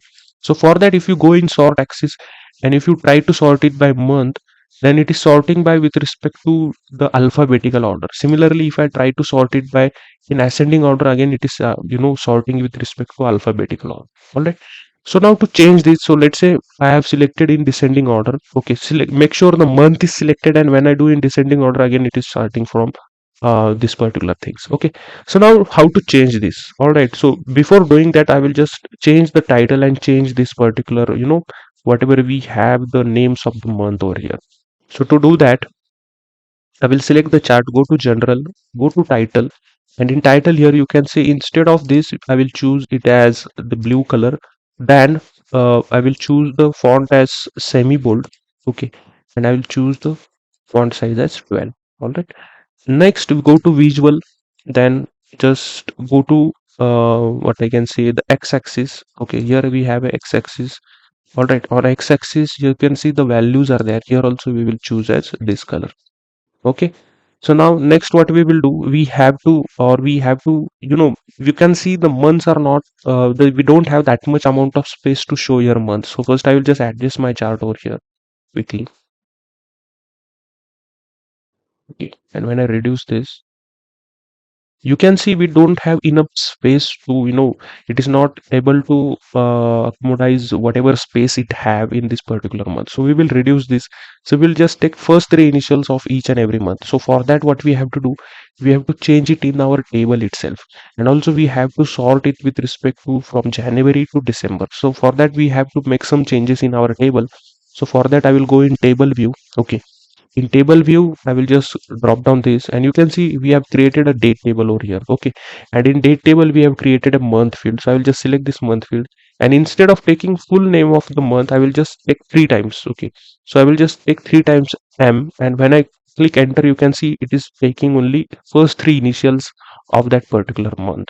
And I have to create one more column over here. I will just create one more column, and I will name it as month number. Okay, so I will name it as month number. So from here we will be extracting the month number. So for that, the DAX is nothing but month, and we have to just from where you have to extract it is nothing from the date table and the date column. So I will just select this date column, and I will just hit enter. So you can see it has been extracting the January as 1 month, February as 2, and March as 3. So in this way, we are going to make use of this particular column in our view. So go back again to our view. And the first thing you might have noticed that the values are now showing correctly, right? We can see on x-axis and they are looking very much proper, which was not looking initially very good because it was the space was not available for us to show the full months. All right. Now we have to sort our axis. So for that, what I will do, I will select this month column, go to column tools, and here you have an option called sort by. So sort by column, I will click here and I will sort it by month. So as soon as I do, you can see it is sorting it from December to January, but we want it in ascending order. So go in more options, go in sort axis, make sure month is selected, and not you don't have to select ascending, we have to go and select the descending. Sorry, we don't have to select descending, we have to select ascending. And now you can see it has been sorting from January to December, and we can see the trend has been going up and up. Okay, so the total loan applications are going up and up in every month, so which is good for the bank, which is good for the business as well, right? So if you change this measure, so if you want to see for total amount received, you can see we can see the total amount received as well, how it is the total amount received from each month. We can also see from total funded amount as well from here. All right, and the same again we have to cross check with our query document. Okay, so when I go and see for the we can see the month, you can see if you want to see for the total funded amount for January, it is 25 million, which is correct. For February also it is again 25 million if you take the round figure. All right, then it is 29 million, then again it is 29 or 30 million, we can see the round figure which we are showing. So that is fine. So last you can see it is 54 million, which is like 53.9 is nothing but 54 million. Similarly, you can change check it for total loan applications as well. So in January you can see it was 2.3, which is correct. In February also it was 2.3 because 2.27 is nothing but 2.3. Then next is what March it was 2.6, which is correct over here. So in this way we have to analyze, and we have also created one parameter over here, or we call it as a feed parameter, which is allowing us to toggle in between the measures. With respect to that, we are getting the dynamic what we can say title as well as, and we are getting the values with respect to that also. All right. So this type of interview question is asked for you in the interview. How will you sort your months, or we can say month from January to December, because that is not available directly in Power BI. We have to make some provisions for us to do that particular things, right? So that is something custom, and with respect to that we have done this. All right. So this was about total loan applications by month, and if insight is generated from here, so business is doing good because the trend is going up and every month. All right. So in this way we have analyzed the total loan applications by month. Okay, so now we will go ahead and build our second chart, and the second chart as per our problem statement is regional analysis by state. So we have to find out state wise how many are the total loan application, total funded amount, and all those things. Okay, so we'll do that quickly. So for that I will just take this same shape, okay, the background shape I can say. So just select the shape, Control C, Control V, and I will add it over here. Okay, so nice and clean, and I will just go in format, go in general, go in properties, and for me I will take the width of this as 360. Okay, and here we will try to adjust our field map I can say. Okay, so now I will take a field map from here. So this is our field map. We'll just reduce the size. So in this field map, first we have to add the location. Okay, and the location is nothing but our address state. So I will take the, and I will add the location over here, that is an address state. Then next we have to add a legend over here. Okay, so for that legend I will just instead of field map we will go into yeah, okay, field map is okay. Then we will just take the measure and I will add it to the legend over here. All right, so you can see it is not been populating yet, so I will just take this and I will convert it to shape map. Okay, all right, so we have to take a shape map over here. Yeah. So make sure you take the shape map to for this. And now next we will do some formattings over here. So quickly what we will do, when I change the loan application, you can see the values are changing. Okay, so values are not changing with respect to that yet, so I will just delete this map again, and we will create the shape map again. So for here, and I will just take address state and I will add it to location, and I will take the major and I will add it to color saturation. Okay, so with respect to color saturation we will do this. And now when I am changing it to total load applications, you can see the values are changing with respect to that. All right, so now we will do some quickly formattings on this. So I will just take this, go to format visuals, go to general, and go to effects, and I will turn off the effects, then go to title, and in title we have to change this. Okay, so quickly what we will do, instead of this we are going to take semi bold 12, and the color will be this blue color. All right, so I will just try to adjust it over here. Okay, and reduce the size in this way. Perfect. Now what we will do, I will just select this, and you can see the address state over here. So instead of address state I just want state over here, so I will just select this, and in here we have added it into this particular location card over here. I will just double click over here and I will name it as state. Okay, and you can see automatically the values will be changing. So one second, name it as state, and press enter. So you can see the value has been changed, or the title has been changed to state. Then select this map and we will change the colors for us. Then go to map settings over here, and in map settings or in go in fill colors, and we will change the minimum should be we will take for minimum it should be this color. Okay, and whenever we have a maximum value it should be this color. So I will just you can see the values have been changing with respect to that. And if you want one more color, you can add one more colors over here. So the minimum value, what should be the color for minimum value and what should be the maximum, this is auto taken, so we will not change that actually. And you can see with respect to different measures, you can see the different values over here, and with respect to that you can do some different measures also. All right, so these are the total loan applications. You can see when you hover over your mouse, you can see the total loan applications for California are 6894, and you can check it in query document which we have created. And here you can see for California it is 6894. Similarly, if you want to check it for AK, that is Alaska, it is 78. Similarly, here also it is 78. All right. So in this way, you can check it for different measures. Make sure with respect to our query document, we are getting the same values over here, and then we can we can ensure that the values are showing correct, so that we are maintaining the quality of our dashboard, right? So now next, with our problem statement, we have to find out the loan term analysis. All right, and we have to create a donut chart for that. So first I will take a background for us. I will just select this, Control C, Control V, and we will try to place our background over first here. That is the placeholder for our chart. And I will reduce the size likewise. Okay, and now we are going to place our donut chart over here. So I will take a donut chart, and we have to take a term analysis. So for that, I will just take term over here. I will add it into legends, and the dynamic measure, that is the select measure, we will add it into values. All right. So this is by term. So if you want to change the name of this, so I will just double click here, and we will name it as term. Okay, in T as capital. Okay, press enter. So you can see value has been changed. Now I will just select this. Okay, I will just select this over here. I will go to format printer, and I will click on this. You can see the values are changing with respect to that. All right, so, and I will just place it over here. All right, and we will try to place in this particular placeholder for us. Okay, now select this, and we will do some formattings for us. Now in legends, I will just select the legend, and we will take the legend at top center. Okay, we'll add a legend at top center, and in text color, we'll change the color to this, and we will change the font to 8. Okay, so this is term. Then we will just go ahead and turn off the title, because it is nothing but it is the term itself.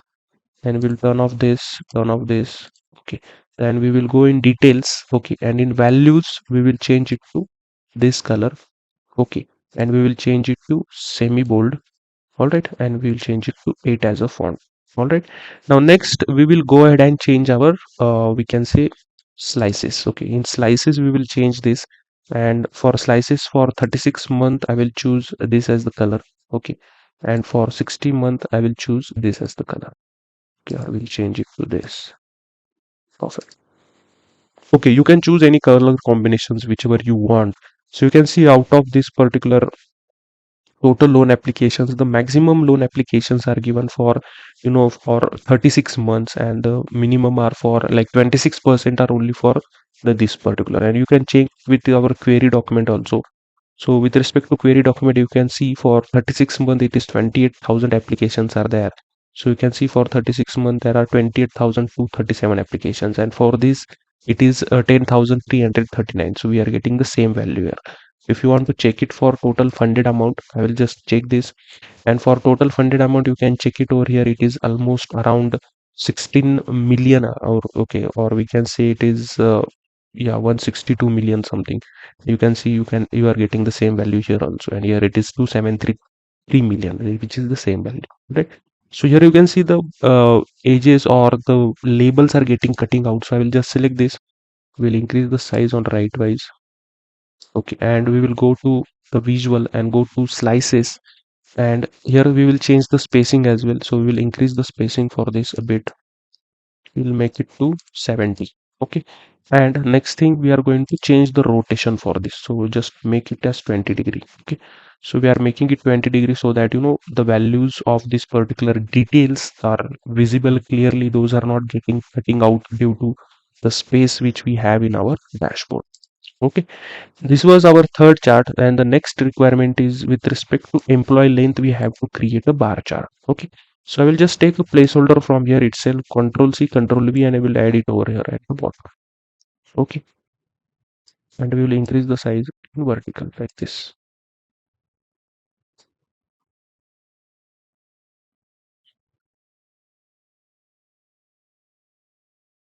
Okay, perfect. So now this is our placeholder for our bar chart. So for that, I will go in visualization. I will take a bar chart from here, and here we have to show the total funded, that is nothing but by employee length. So we have an employee length over here.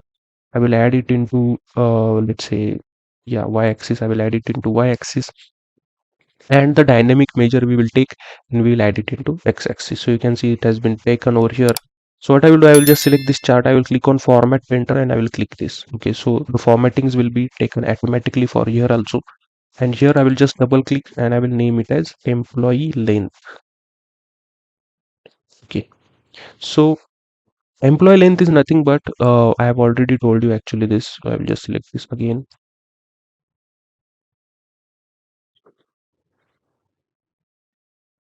Okay, so employee length is nothing but guys, that particular fellow who is working in any of the industry, or in his entire career, or how many years he is working. And with respect to that, the bank is giving the loan with respect to that particular employee length by how many amount he is giving, by how many total applications. So if I see for total loan applications, you can see 10 plus years people are taking most of the loans, less than 1 year, 2 years. So in this way, we can take an out how we can see an insight from here. So I will just try to place it over here and I will just make a dashboard for this. Okay, or make a room for this to show it over here. Alright, so this looks nice. Now we will do some more formattings on this. I will just select this, go here, and I will change the color of the bars. Okay, so for me, I will take the bars color of this. Okay, or we can change this to this particular cell. Okay, so this looks nice. And next what we have to do is whatever we have the legends, or if you want, we can add the background of this particular numbers over here. So I will just go in data labels and we will turn on the background over here and we will choose the background as this. Okay, or we can make it more black. Okay, so this looks fine. Right, so in this way these are the labels over here. Now same thing, we will take again the background from here, control C, control V of same size, and we will try to place it over here. Okay, and I will increase the size likewise. And now next what we have to do as per our problem statement is the loan purpose. Okay, by loan purpose we have to create this chart. Okay, and whenever I'm changing, you I have to show you, whenever I'm changing, you can see the values are changing with respect to that. Okay, so you can see the values are changing with respect to that. So for now we'll keep it as total loan amount or total loan applications. Now next what we have to do is with respect to loan purpose, we have to find this chart. So I will just copy the same thing, or we will just create a new one. So I will just select this one and I will just select the purpose. Okay, so we have to find it by purpose. So I'll just take purpose and I'll add it to y-axis, and next we have to select the dynamic measure which is at the bottom, and I will add it into x-axis. Okay, so this is our loan purpose. Same thing, I will just select this chart, go to format painter. So whatever formattings is applied over here, it will be applied on this chart. Okay, so the same way I will just increase the size, and here instead of purpose I will make type P as capital. Okay, so this is the home loan by our purpose. And now next we will do some formatting again on this. I will change the colors of the bars quickly. So we will be taking the different colors for here. Okay, so I will just take this particular color for us. So this looks nice. All right, now next thing, we have to do some more formattings. We have left to do some formattings on this particular line chart actually. So I've just noticed that. I will just select this and then go to format visual, and here in lines you can see we have an option called solid line, round line, or whatever. Colors also we have, shaded area we have, how much should be the shaded area transparency. Then we will just go in markers. So I will just turn on the markers and I will just use this marker and I will just increase the size of it.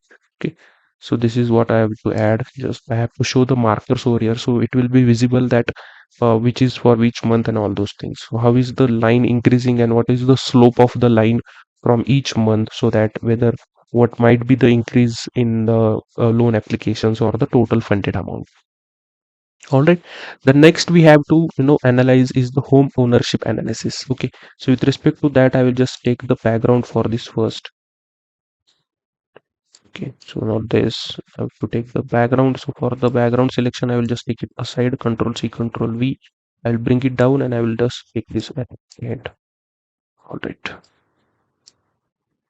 Okay, so now for this we will be taking one more chart over here, that is nothing but a tree map.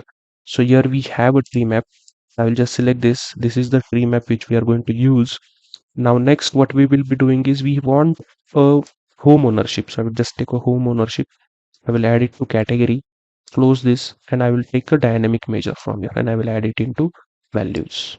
Okay, so here we can see this is the home ownership. So now we will do formattings for this. So I will just select this chart, go to format painter, and I will just select this. You can see automatically the values with respect to that, and all those the titles are also changing. So I'll just try to adjust it this over here.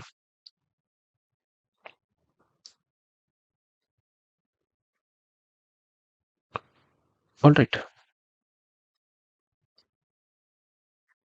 Okay.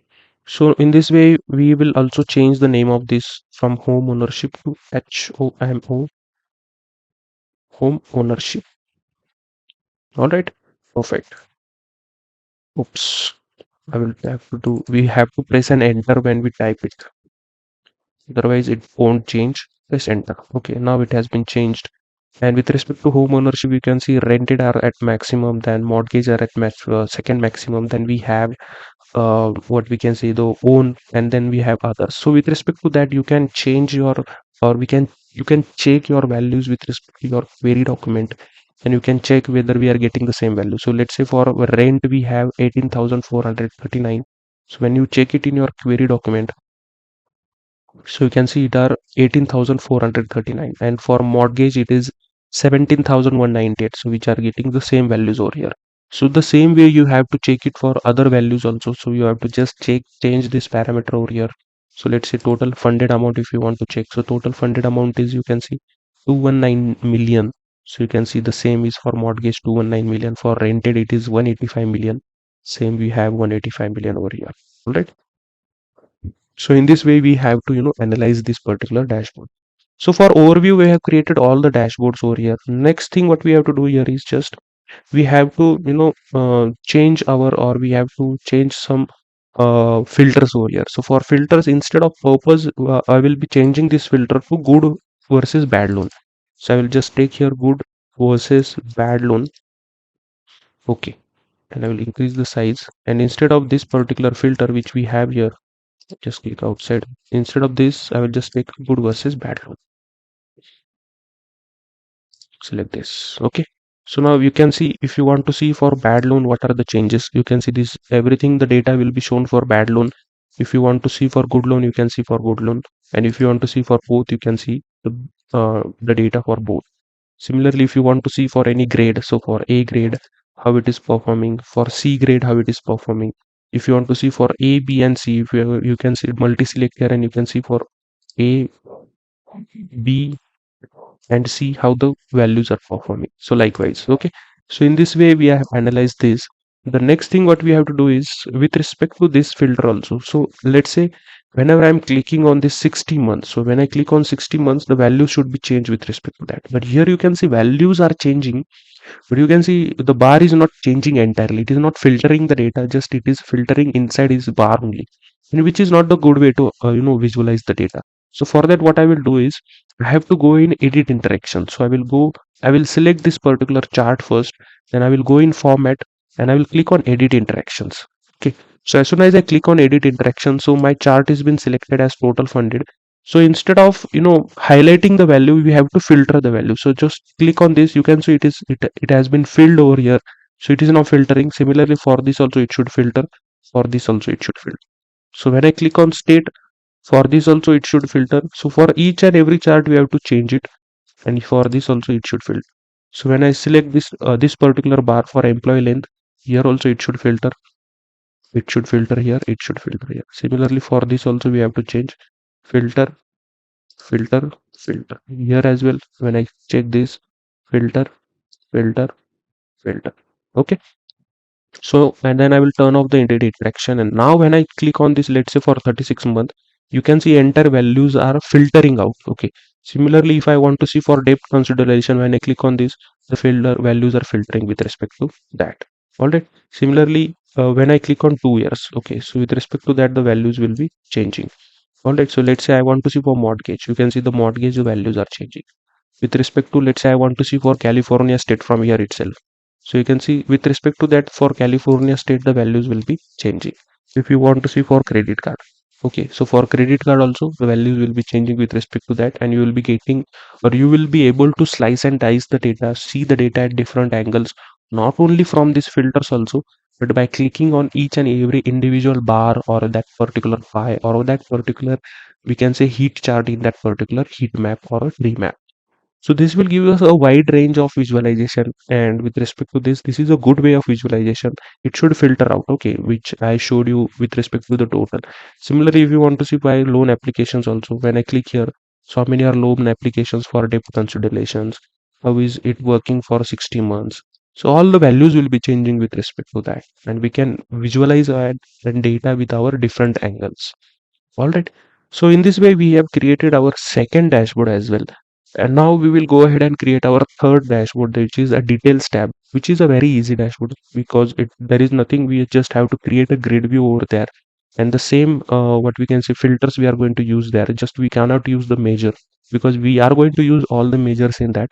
Just we will be using the same filters over there. Okay. And next is remaining with the navigation buttons. I will show you how to add the navigation buttons and how to add the image also over there. Okay. So if you have come at this point of this particular video, then you are doing great, guys. I know you might have learned so many things from this particular video. So if you have, I request you to go ahead and like this particular video, subscribe the channel and share it with your friends. Turn on the notification bell so that you will get a notification of these beautiful dashboards, some complex and advanced dashboards as well, so that you will be, enhancing your data analyst knowledge and you will be good to go in your real time, whatever interviews or real time projects also. All right. So now to create our third dashboard, what I will do, I will just duplicate this dashboard again. So I will right click here and I will click on duplicate this page. Okay. So now it will create one more instance for this, and now we will name it as details. Okay. So this is our details dashboard, and I will name it here also. This is our details dashboard where we are going to mention all the details about the entire loan which we have. So first what I will do, I will just select all of these elements. I will just select this all these elements and I will delete this. Okay, we don't want this. This also I will just select all this. We will delete this. We will delete this particular chart also. We want this background, so I have kept this, and I will just extend this background over here. Extend it likewise and extend it vertically also. Okay. So now in this only what we will do, we will mention our details, all of the details over here. Perfect. So now we will go ahead and create. So what we will do first, the edges of this particular, whatever rounded edges are, that we will reduce it first. So select the shape and rounded corners will make it to 3. Okay. So now this looks good. Now we will take what we have to take a table first. I will take a table. I will adjust the table over here first. We will just increase it rightwise and increase it vertically. So this will be the space for our table. Right.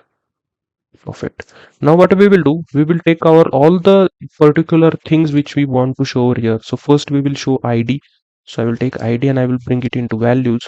So it is, first I will just delete this. So select this chart first. Okay, then I will take ID and I will put it into columns.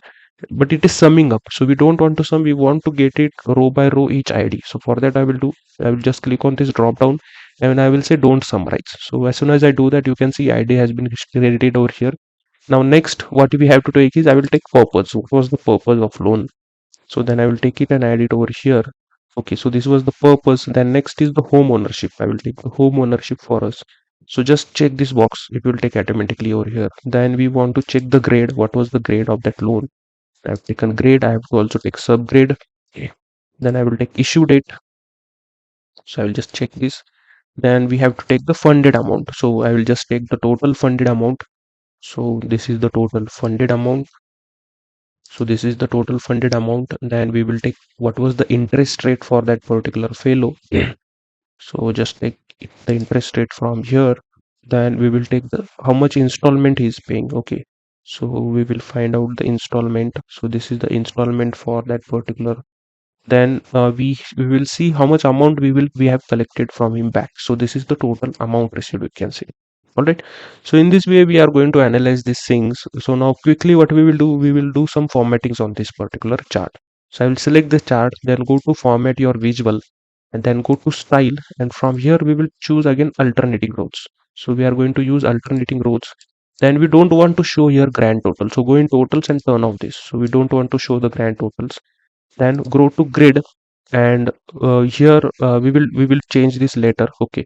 Then go to values we will be showing up to semi bold. Okay, and we will make it as 11. Okay, so or not 11, we will keep it as 10 only because we have some space issues over here. Then the text, or we will change first the background color. The first background color I will take is as this. Okay, so this is my first background color. Then the second background color which I will be taking over here, that is alternative background color, I will take it as black. Okay, or I will take it as this black. Okay, so this is okay. Then next what we will do, the text color for will be white, and here also the alternative text color will be white. Okay, so we will keep it as white as possible. So let's say in this particular dashboard, so we will just change this particular color to something darker. Okay, so this is okay. Now next thing what we will do, now we will go in grid, and in horizontal grid lines you can change this color to this particular thing. Right, so okay, so this looks good.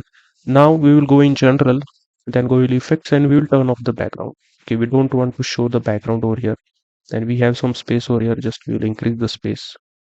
Then select this chart, and I will just take it to right, take it above a bit, and we will adjust it somewhere in middle. Perfect. So now next what we will do, quickly we will change the we can say the title of this particular columns. So I will just select this, and instead of purpose I will type E as capital. So purpose, enter. Home ownership we will capital. Home ownership. Okay, then grade,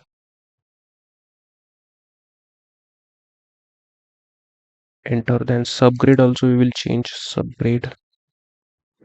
Similarly issue date. Okay, then the funded amount we will just keep funded amount. We will remove the total from here. Okay, so this is our funded amount. Then interest rate.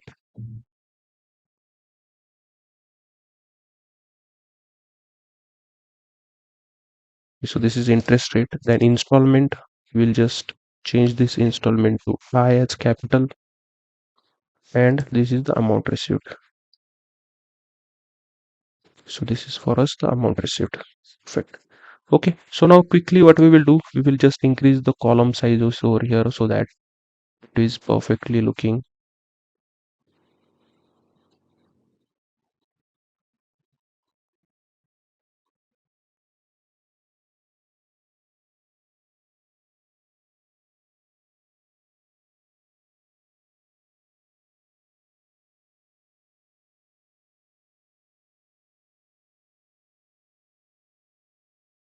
Right.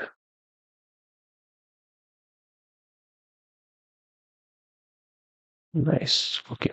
So now in this way we have created this chart also, or this particular we can say uh, this particular dashboard also. So if you want to do some more formattings here, you can do. For values, what we will do, we'll just take this color because it's very much bright to eye, and this color. Okay, so now this looks good. Okay, so now we have just taken some off-white colors, and we can export this grid if we want, so that if you want to take create some Excel sheets and all those things. All right, so this is the details tab. Now when I come to back to my summary tab over here, you can see now we have to add some navigation buttons here, so that we will be able to navigate from one dashboard to another dashboard. So this is the last part remaining. So first what we will do, we will add our image over here first. So for that I will go in insert, and I will add an image. Okay, and in image we have in downloads, I will add this image for you. You can download it from there. I will just add this image over here nicely. Okay, so this will be the image which we will be using.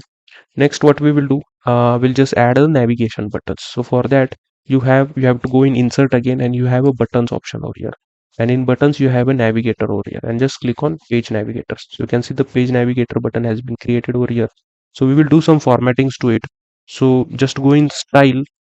Okay, so instead of style, what we will do, grid layout, we have to change it to vertical. So we will change this grid layout to vertical, and I will just adjust this somewhere here.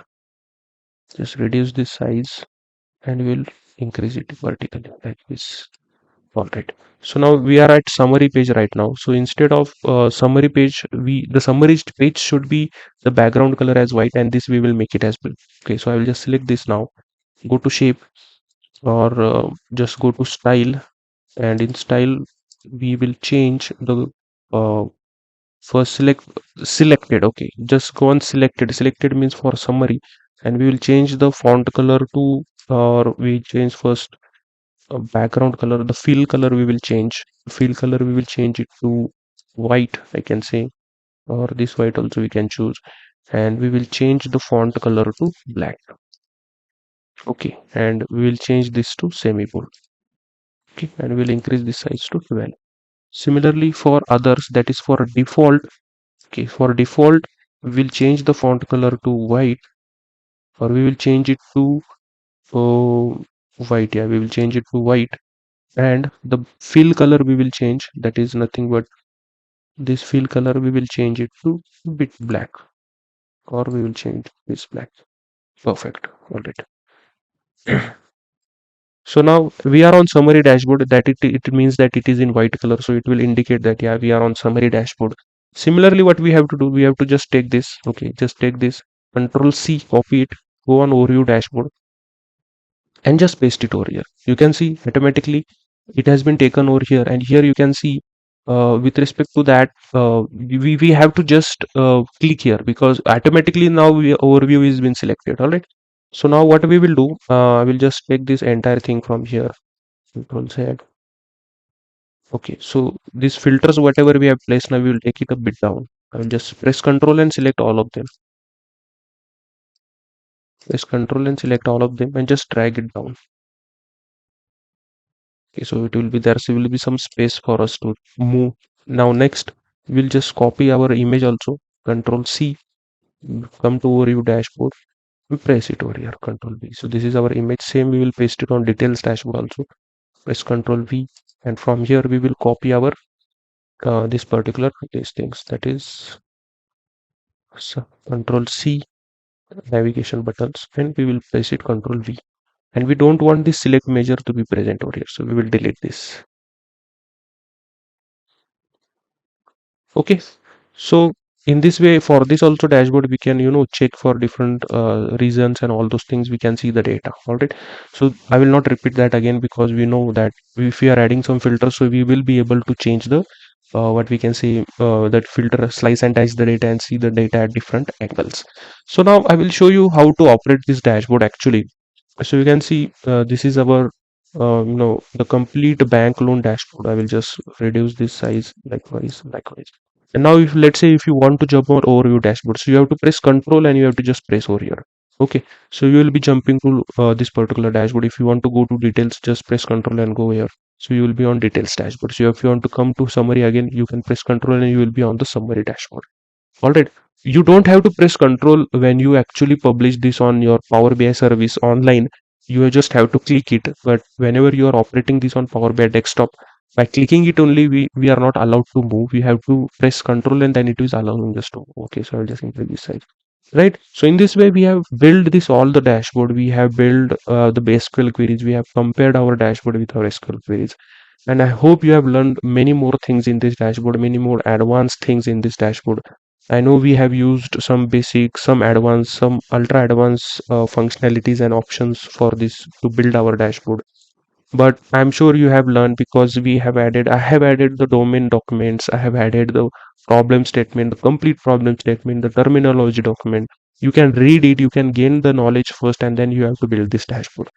So if you have learned something from here, I request you to go ahead again and like the video, subscribe my channel, and then we will see the same dashboard in other tools also, like in Power. We have already designed in Power BI, so we will build the same in Tableau also. We will build the same in Excel also.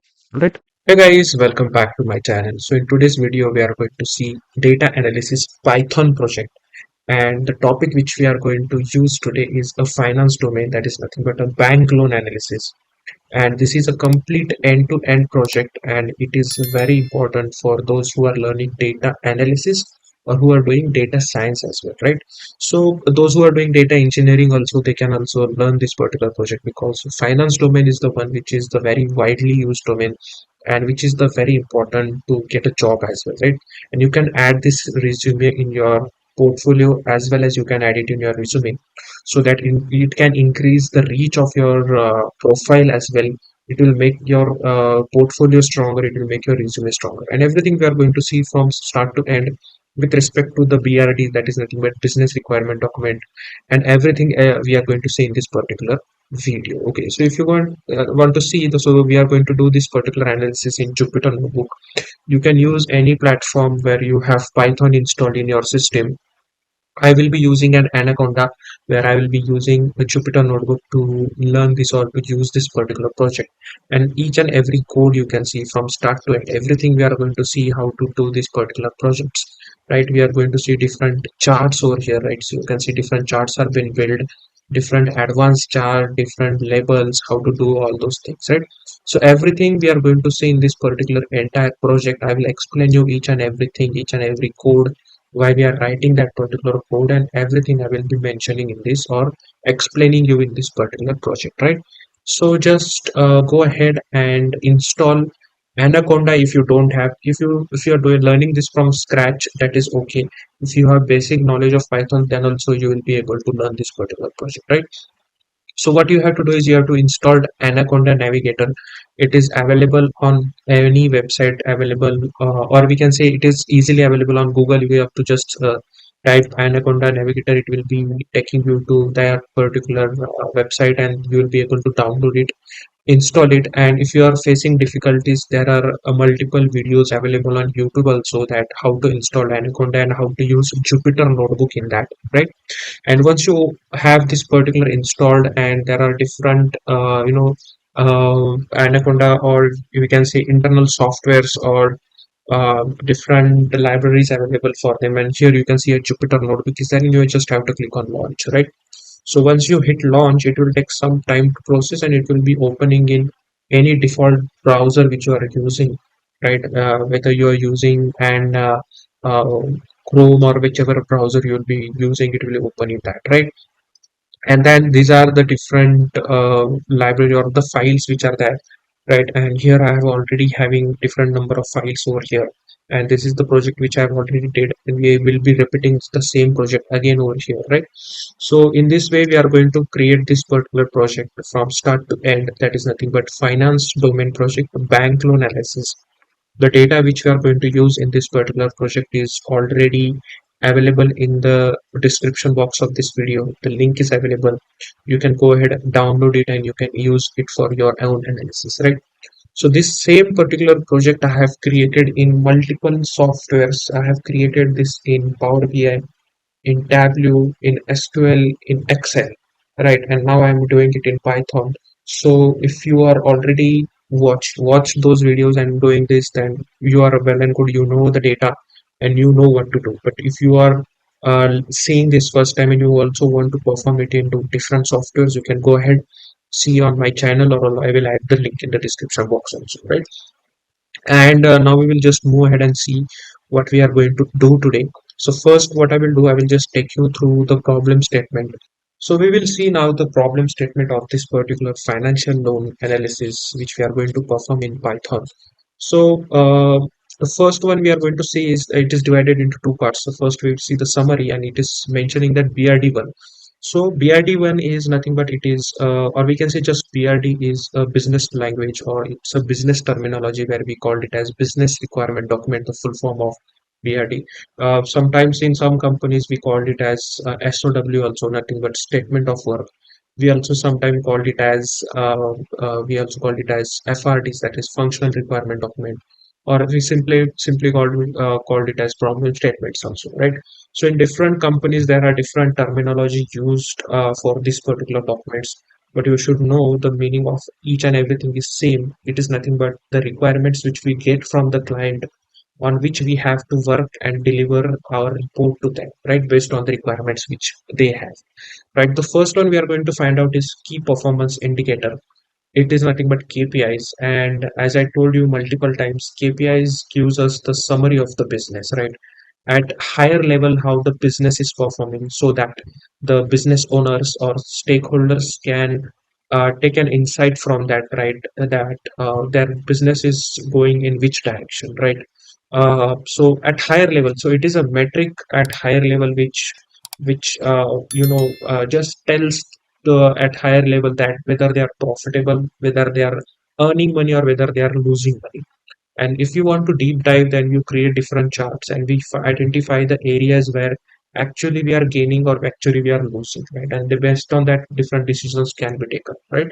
So in similar case, we have the financial data, that is loan applications data, and based on that, the first key performance indicator that we have to find out is total loan applications, right? So when I say total loan applications is nothing but this is a bank from United States where consumers or people take different loans and different kind of loans, and based on that, what are the total applications for that specified period, right? So whatever the data we have for different years, so for that different year and month, we have to find out the data, or we have to find out total loan applications. And additionally, what we have to do is we have to find out the month to date loan applications also, right? What is mean by month to date is nothing but, let's say right now we are in the month of August 2025. So the latest, if you can say, the month to date loan applications would be the August month loan applications, right? And sometimes also we do compare it with the last month's date applications, or last month's month to date applications. We find it's year on year or month on month growth also, right? So we are not going to do that over here, but if you have time and if you are want to explore different areas, then you can do that, right? Then second, we are going to find out is total funded amount is nothing but the amount which is given to that particular consumer who is coming to take those particular loans. So it is nothing but the dispersed amount, and same we have to find out the month to date dispersed amount also, that is nothing but funded amount. Then we have to find out total amount received. The received is nothing but after the loan is been given to that particular person or it is dispersed, after that he have to repay that particular loan amount through different EMI options, right? He either will pay it monthly, yearly, or whatever he has been sanctioned for that particular loan, right? So how much amount which is been given to him, how much is coming back to the bank, or we can say the cash flow is how is that. And based on that, we have to find out month to date total amount received also. And here important point is that interest rate has been added in this, so that uh, more amount has been taken from the consumer, from where the banks actually make the profits, right? Then we have to find out average interest rate also. So average interest rate is nothing but how much at overall of what at what rate of interest the amount or the loan has been given. So this is important because each person will be given different interest rate based on his DTI. DTI is nothing but debt to income ratio. So this is a measure of that particular consumer, or we can say by this particular measure, bank come to know that what is their financial health, right? So all these particular what are the terminologies of this particular, I have added and I have created a document also for that, where you will come to know that what are the terminologies and what are different uh, we can say meaning of those terminologies for this particular project, right? Going ahead, we are also going to find out the good loan versus bad loans. Good loan is nothing but the loans which are given by the bank where they are gaining some money from that, and where customers are repaying those particular loan amounts month time to time with interest rate whatever is been offered to them, right? So those are considered a good loan. Bad loan is nothing but bad loans are something that uh, where people have taken money from the bank, but they are not repaying that particular money time to time, or they are at all not repaying their money to the banks, where their banks are losing money over there, right? And for good loans, again, we have to find out total good loan application percentage, total applications, how many are there, good loan funded amount, and good loan total amount which has been received. Same, we have to find it for bad loan. All right. Then moving ahead, we will deep dive into these problem statements. That is, the second part of PRD is nothing but we are going to find out different charts. So at higher level, when we are finding out different metrics, but if you want to find out that or identify where we are actually getting those heat that the business is not performing, and that's how it is done by different charts, right? So based on that chart, we are going to find out monthly trend by issue date, and we are going to do it by a line chart or area chart. And to identify that, we are going to do the long-term trends for those lending activities. And whatever metrics which are being shown on this will be shown on this will be on total loan applications, total funded amount, and total amount received. So these three metrics will be used to create these charts, right? All six charts. Same second, we'll find out the regional analysis by state. So based on different states, how many amount or how many total loan applications are been done, how much is the amount funded and how much is the amount received back. All right. Then we are going to find out loan term analysis. It is nothing but on different, at what terms different loans are being given, right? Whether they are giving for 36 months, 72 months, or 100 months, 120 months, like likewise 10 years, 11 years, or 3 years. How many we can see months the loan has been given. Based on that, we are also going to find out the donut chart over here. Then employee length analysis is nothing but based on his employment history or his employment right now, which is there. How many people are taking loans based on their we can say employment, right? Then what is the purpose of taking the loan, right? So this is very much important because bank will always ask that what is the purpose of your taking this loan, so that bank will come to know that in which area the people are taking maximum loans, and based on that then they will adjust their interest rate so that more and more people will take the loans, right? And they will also gain some profits from there. And then based on home ownership, so here whether the people are on based on their ownership, whether they have their own homes or they are staying in rental. Based on that, how many people are taking loans, right? So in this way, these are the charts requirements where we will deep dive in the data, and we are going to find out different analysis here, right? And very important, guys, many people just watch the video and they do not subscribe. You can see not subscribe percentage is almost 84%, and a subscribe percentage is only 16. So to keep me motivated and bring such projects, just please go ahead and hit that subscribe button. And if you are liking whatever I'm making, just hit that like button. Give me some suggestions or appreciations in the comments as well, right? So it is free, it is not chargeable. You just have to click that particular red button, and it will be very helpful for me, will keep me motivated to create such content, right? Then next we will see the data overview, or we can see the raw data which is available for us, right? Before moving into this particular project, I would like to discuss about my website. So on this particular website, there are different data analysis material, and with the latest edition, that is 2025, and there are so many projects in different data analysis tools. So the link of this particular website I've added in the description of this particular video. And here you can see there is a link which will help you to jump to this particular project, that is Power BI advanced project. So this is also one website which I have created. So first I will discuss this. So and in this particular website you can see there is a data analyst complete material 2025 edition. And when I click on this particular, you can see it contains this particular topics, right? Everything: statistics, Excel, data warehouse, SQL, Power BI, Tableau, Python. Real-time projects are there in this. Soft skills, sample resume, 10 practice data sets on different domains are available. All interview questions. When I say all interview, it is related to everything, like level 1, level 2, level 3, scenario based interview questions of all the tools which are mentioned above, and client interview questions, HR interview questions. Then it also include different notes on different important topics, cheat sheets, and everything. And this entire package also include the notes as I discussed. It also have projects: Power BI 6 projects, Tableau 6 projects, Excel 4 projects, SQL. And in this also I have added Python. It is not mentioned, but Python 1 project is also there, and 10 practice raw data sets are also there. So here you can see the entire description is available for you to read, that what is included in this entire project. So you can read it. If you are interested, you can go ahead and buy this particular entire package. In similar way, I have also created this particular another, like Power BI projects are there. In this 19 are there, but I have added one more, that it will be 20 projects now. So there are 20 Power BI projects which you will get, and all those are mentioned over here. Here you can see the list of each and every project is available over here.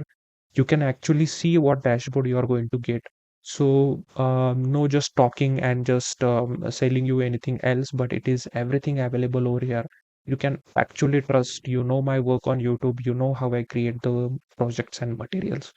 So if you want individual also, like Tableau projects are there, Excel is there, and you can say some advanced Power BI projects are there. But let's say if you are not interested in complete package, you can go through the particular packages are also, like I've separated those, like Power BI material is there, Tableau is there, SQL material is there, some different more projects are also available. And if you want some career guidance related to data analysis, mock interviews, so you can also book a session from here as well, right?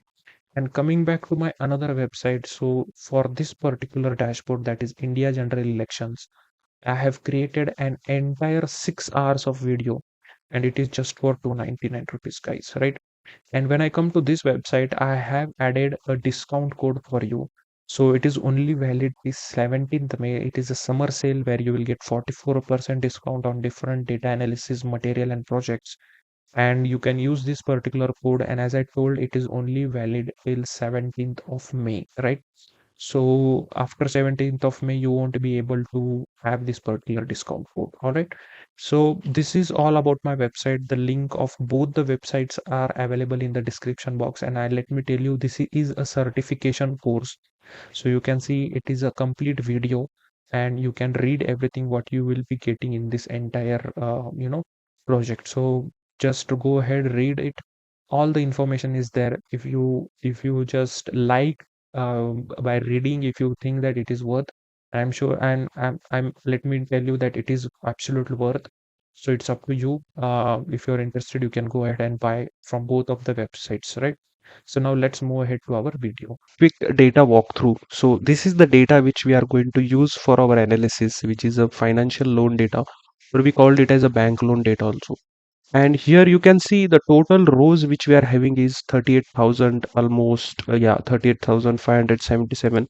And the fields which we have in the rows are 24. So first we have is the ID, then we have address state. So ID is nothing but the loan ID of that particular fellow. Then we have address state, so that particular individual is belonging from which particular state. The application type, whether he is an individual application or he is a joint a particular fellow. Then the employee length, like he's working in an organization or he's in his career from how many years. Okay, so for 9 years, 10 years, or 10 plus years, or 3 years.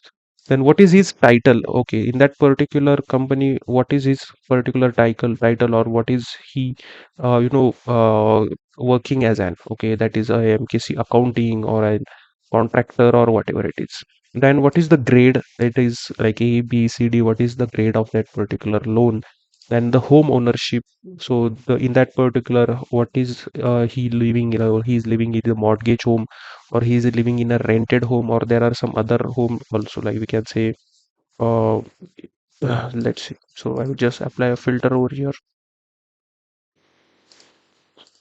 So there are some other also, like he is living on other, or it is his own home, or we don't have any information of his own home ownership, right?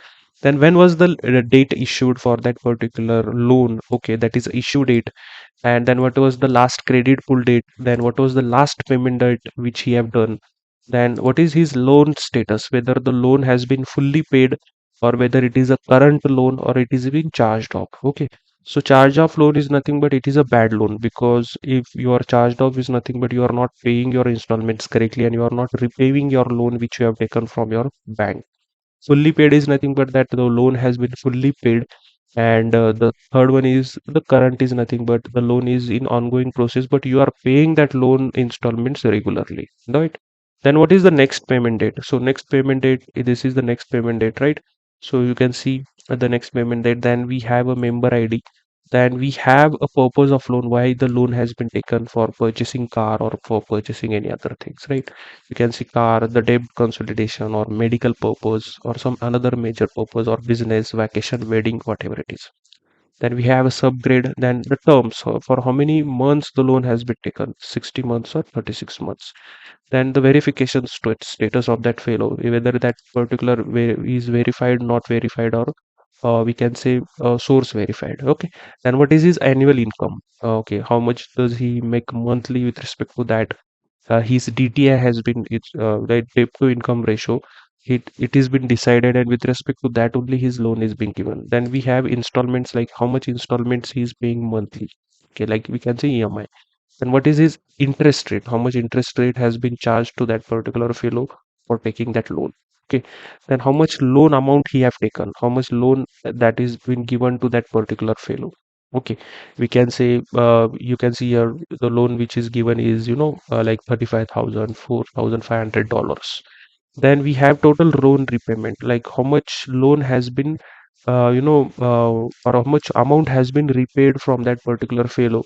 And you can see if it's given $4,500, he's repaying 4,911 with respect to the interest rate which has been charged to him. Some people also pay some lump sum amount and close the loan. So with respect to that, how much the loan has been taken and how much the repayment has been done from that customer. And from this, the business, actually the bank, make the profits from the interest only. So with respect to that, we are going to see entire thing and the terminology, or we can say how, what is the actual we can see meaning of each and every fields which we are using here. We have created one more document for that, that is the terminology that are field used in data. We can see what is the employee length, what is the purpose of this, and what is the use of this for bank. Okay, then the title, why we are taking the title and what bank understand from that title. Okay, so we can see home ownership. The home ownership indicates the borrowing houses housing status, what is there. And they use this field for collateral availability and borrower stability. And homeowners may have lower default rates, right? The people who are actually owners of that home, so it means that they are owning that house, and the house they might have taken by taking some another loan, and then they are repaying that loan. So they mostly prefer to give home loan to, or we can say loan to, from the bank to homeowners, right? The same with respect to loan status, next payment, that you can learn everything from here, why that field is being shown in that data and what is the purpose of that field to be present in that data, and how the bank utilize those data for their knowledge. Okay, so this is the terminologies which are used. I will provide you this document, not to worry about that also. Okay, so these are some different terminologies, and I have one more document which is called domain knowledge document. Okay, so from here, banking domain is something like not all people have the knowledge about this particular project, or we can say domain.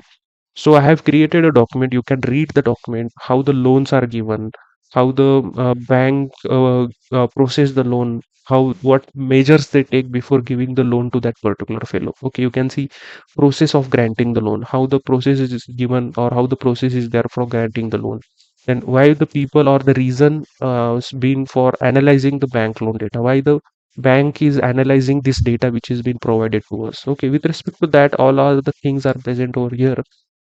And with respect to that, you can learn everything, and you will acquire some domain knowledge. So while we start actual analysis, you will understand why we are analyzing these, why, what terms we are using, what we can say terminologies we are using. Okay, so I hope you are understanding. So this is the complete about the data and the domain knowledge of this particular data, or we can say this particular project.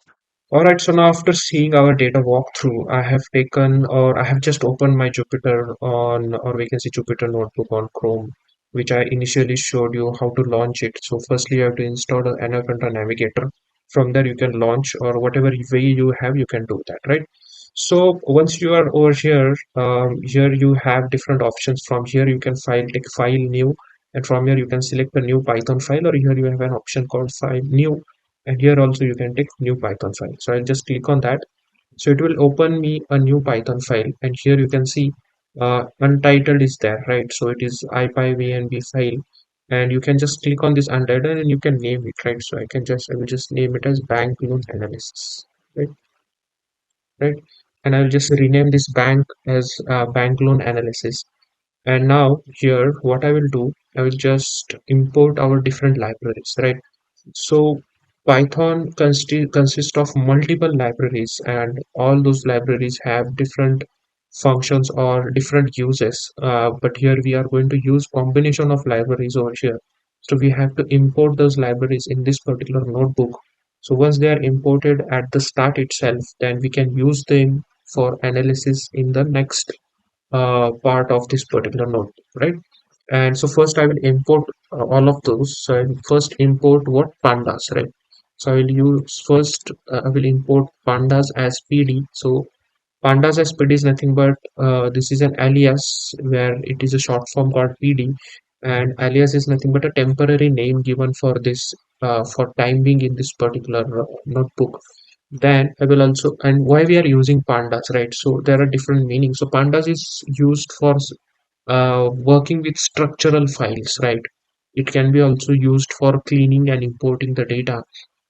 So for processing the data also we can use pandas, so that's required for us.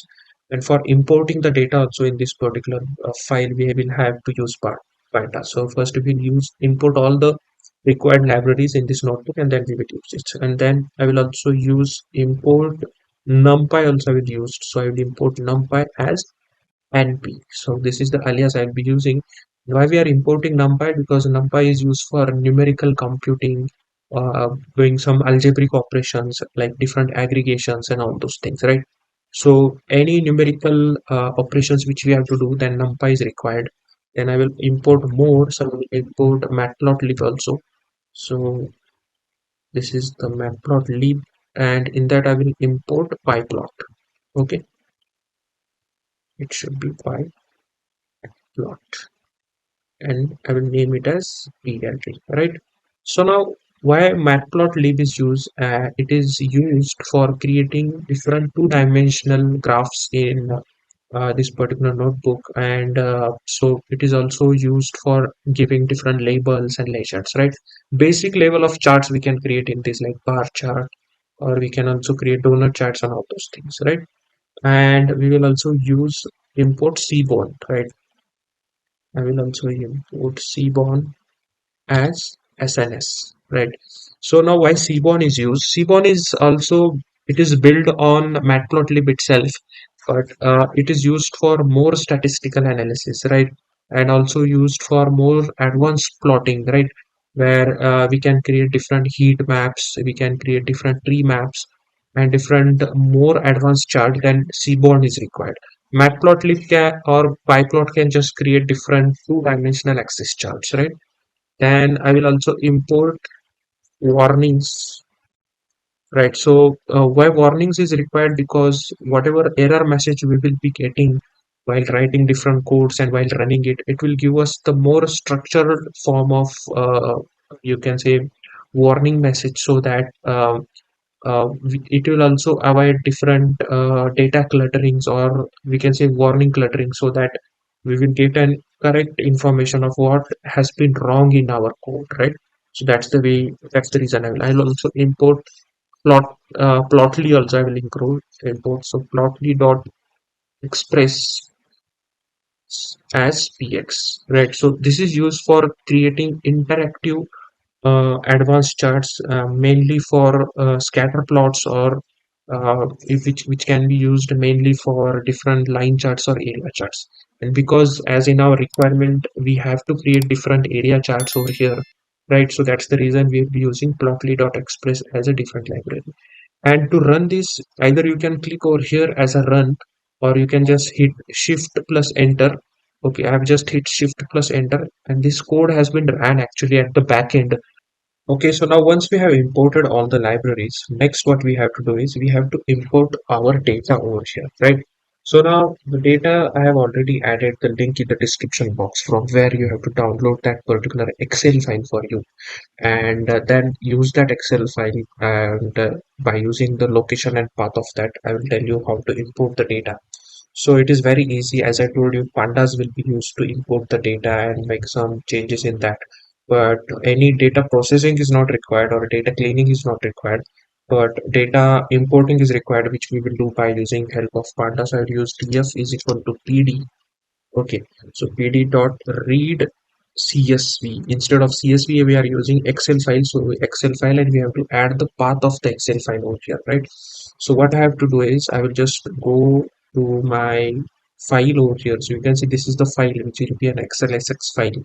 I will add the link in the description box if you have to download it. So I will just right click over here, and I will just copy the path. So I'll just copy the path from here, and I will paste the path. So you have to do the same thing. The path which I am using over here it won't be the path for you, it will be different, and make sure it is in double inverted commas, right?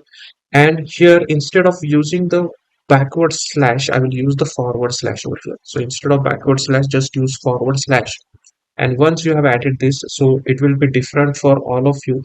So this is the path for me. I have added this in the particular folder, and then I have used that particular path, and I've just hit enter. So now here you can see there is a star over here. So what does it mean? That it is still running at the back end and it is adding all the data. So you have to wait for a few seconds until the star goes and a number comes over here. Once a number will come, then we will come to know that yeah, the data has been imported. And here you can see the 4 has been appeared, that it is nothing but the data has been imported in this particular notebook. Now you can go ahead and do your further operation. So for timing, what I will do, I will just reduce the size of this. Yeah, so I will just make it at this, so it will be easy for us to have it in everything in one window. So I have imported the data over here right now. Now next what we have to do is uh, data is imported, guys. If there is an error, you might have got an error message over here, but you don't get a message confirmation message that the data has been imported, but it has been imported at the backend. If you want to see the data, so I will just hit df.head, and once I do this, once I hit enter, you can see the data has been imported. Here you can see the 5 rows are being shown and 24 columns. If you want to see the data over here, and when I open this particular file, so you can see it will show me the top 4 files, because head is nothing but it will give me the header data of 5. You can see 430 is there. If I show the output, you can see 430, and then 350 is the last one, and in between all the same numbers are been there. You can verify those. So the top 5 rows will be shown for us when you run this particular df.head, data frame.head, and it will give the data for all the 24 fields which are there in the data. And if you want to see for the tail end data, right, so I will just hit df.tail, and when I hit this, you can see it will give us the tail end data. That is nothing but if I scroll down and if I see the last 5 rows over here, right, you can see last one is 952, and here you can see the it is nothing but 952. Similar way, here you can see it is 852, right? So this is the last 5 rows of the data, right? In this way, you go ahead and check the data if it is imported correctly or if it is not, right? Now what I will do, I will have to add the heading over here, right? So here you can see untitled 3 is there. I will change this to bank loan project, right? And I will just click on rename. So you can see the name has been renamed over here, and I will also add the heading for this file. So just click over here in this cell, and once you do, you get an option over here called insert a cell above. As soon as I click over here, you can see a cell has been added over here, but I don't want to run a code. I will just change it from here, and I will just click on markdown. As soon as I do, and I will have to add the heading over here. So the size of the heading is defined by the number of hashtags we add over here, right? So the more the hashtags, it will be the lesser the size of that heading, and the lesser the hashtags will be the highest size of the heading. So let's see, I will add one hashtag, and I will name it as bank loan analysis report. And once I hit control shift enter, it will run, and you can see it is being given with a higher name. So I'll just copy this. So you can copy this also. I'll just copy this, and I will name this as, I will name it as, so what we did first was import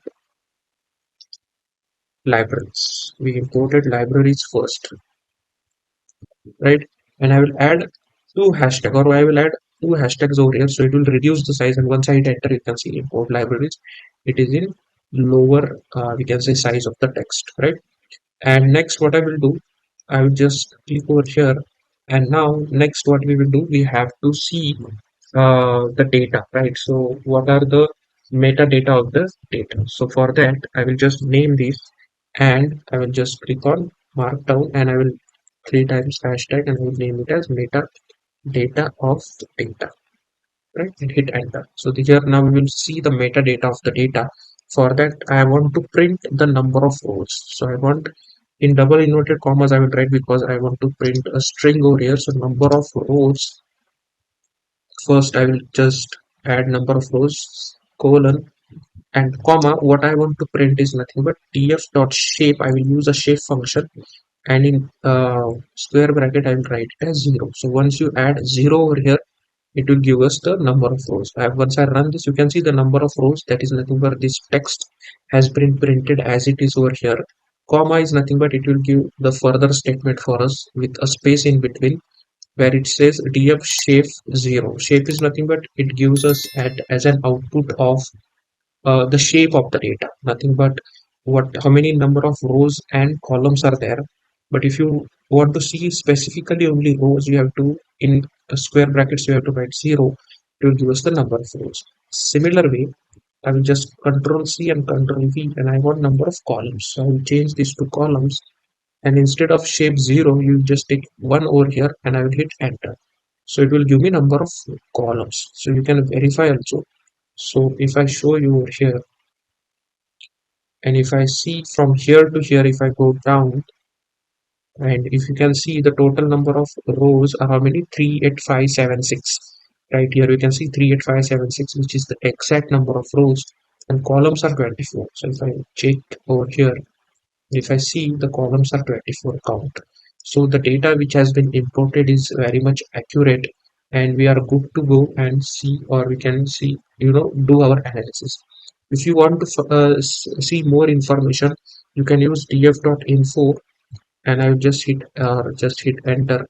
So you can see df.info will give us an information that uh, you know in each particular field which is available in the data, it will give us few, I can say, rows populated over here. So it is not very much helpful, but it is sometimes helpful, like, to see what kind of data is available, right? Now next, what we will do, we will find out the what are the data types. So for that, instead of code, I will just change it to markdown, so I can give the heading of this particular, and I will name it as data types. And I will hit enter. So here we will find out the data types, and for that I will just write as df.dtypes and just hit enter. So as soon as you do, you will get all the data types of all the fields which are available in the data. So for example, ID, it is given as integer 64. Here you can see all IDs are numerical and pure integer values. So it is giving us this. Whereas address, application, those are object. Object is nothing but, you can see, these are text values. So text data type in Python is read as object, right? So that's the data type. Whereas dates are there, right? Different dates which are there, these are considered as a date time, right? Similar way, wherever there is like DTI, installments, interest rates are there, those are considered in numerical values, but fractional values are there, so it is considered as a float. Whereas wherever you see a perfect integer value, those are given as an integer object, or we can say as a data type. So this is how the data types are being checked, or you have to check that issue date. This is the main important thing, because we are going to play with this date to find out month to date applications and latest month applications. So this is important for us, that this particular date has a correct date format, right? That is data type. So it is a date time which is correct for us, right? So let's move ahead. If you want to see more information, if I use df.describe over here, okay, right, right. So once I use df.describe, what does it do is it gives us me, or it gives me the summary of all the information, right? So all the fields which are there, and mostly it gives us the information of date fields and numerical fields which are there. So it gives us the aggregational information, where it gives the counts, how many count is there, what is the mean, it gives us the central value, it gives us the minimum value, it gives us the maximum value, 25 percentile value, and all those things, right? So this is required, where you have to find out the statistics of the data frame, right? So just to find out what are the central value, and after that, whatever findings we do in our data or in our requirements, you can compare it with the mean value or the maximum value or the minimum value, and based on that, different I can say uh, decisions or different predictions can be done, right? Because Python is all about predictions, right? Because we do prediction analysis in Python, and which is very much important, right? So this describe is important because it gives the summary statistics of entire data, right? So now let's move ahead. And now we can see all the data has been imported, everything is been done. And now we will go ahead and do our analysis or start our analysis based on our problem statement. So as per our problem statement, based on our first business requirement document, we have to find out summary. In that, nothing is, we have to find out the key performance indicator. And the first thing that we have to find out is the total loan applications and its month to date loan applications. So now how to find it? So I will take you to the data first.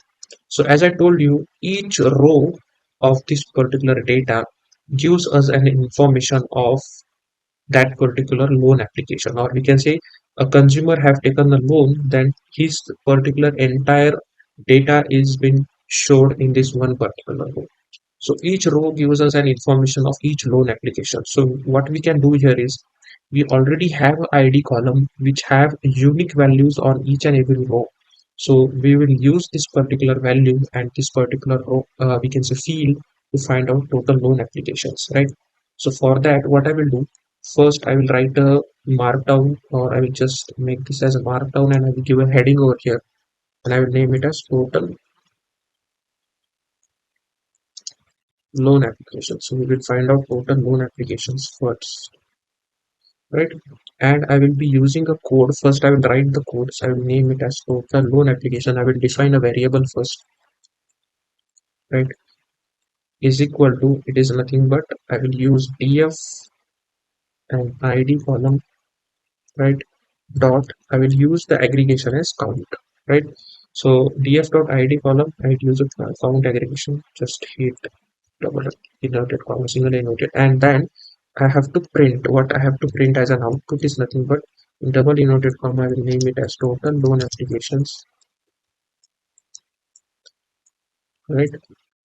Comma, and then I want to print this value, right? So what we are doing over here is very simple.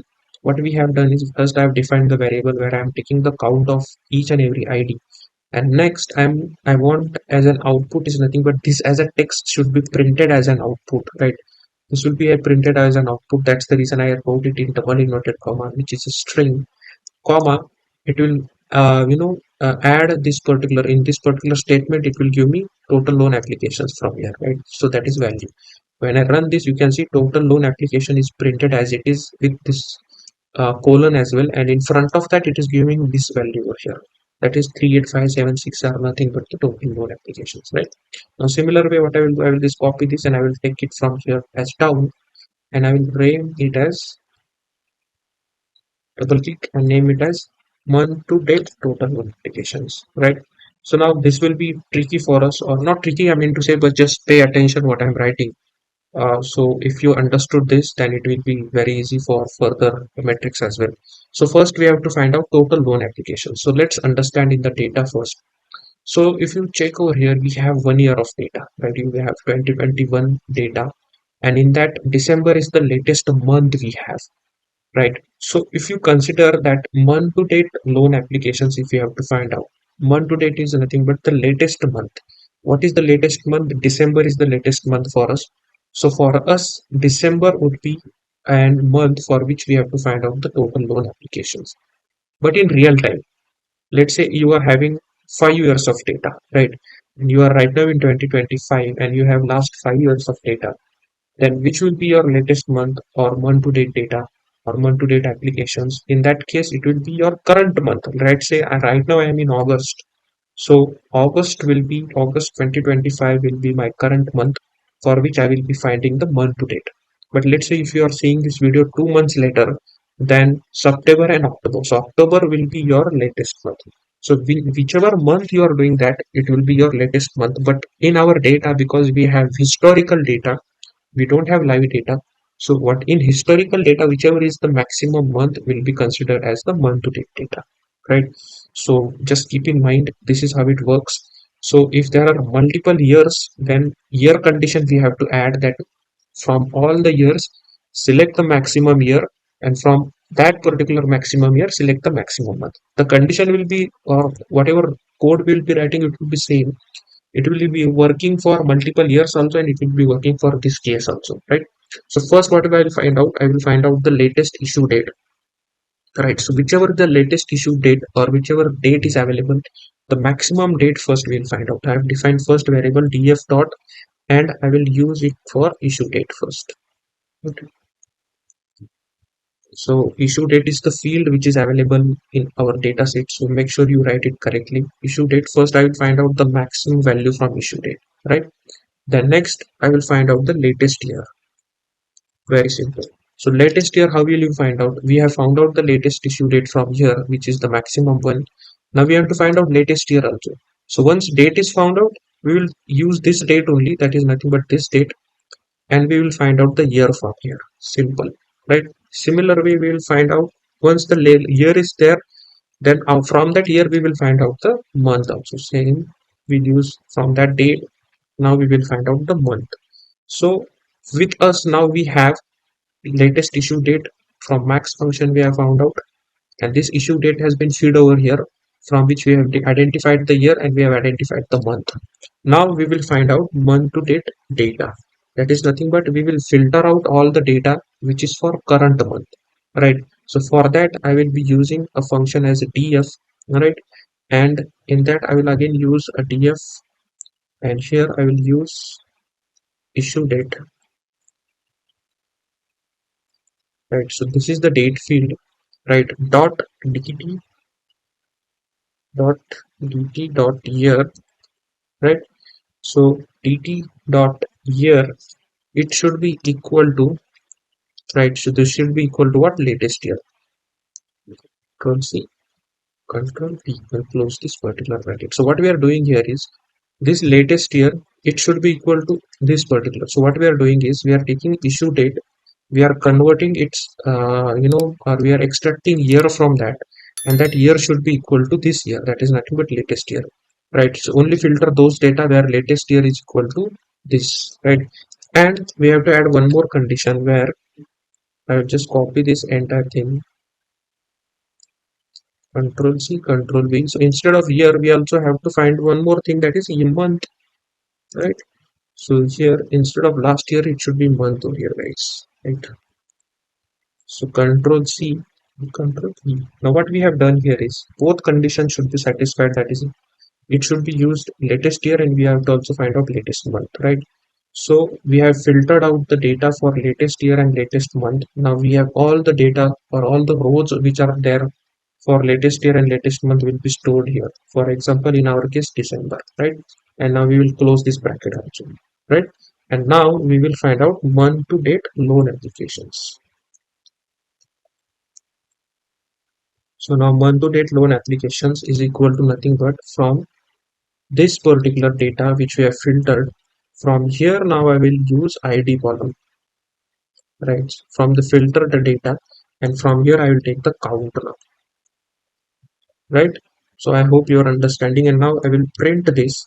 So this is what output I want now, and I will be using f, right? So f is nothing but a f string where you can add text values, and or we can say in and output, right? You can use text as well as you can use one more thing, that is nothing but dynamic values. I will tell you how to do that. So I want to print as empty date loan applications. So I want to print empty date month to date loan applications, right? And also I will add a space for, right? And I will add it in curly bracket, that is nothing but latest issue date, right? Dot str f time. So I will explain you why I'm writing this. First let me write it, and I will be using percent b, convert the commas are to right, percent b, and I will use percent y, right?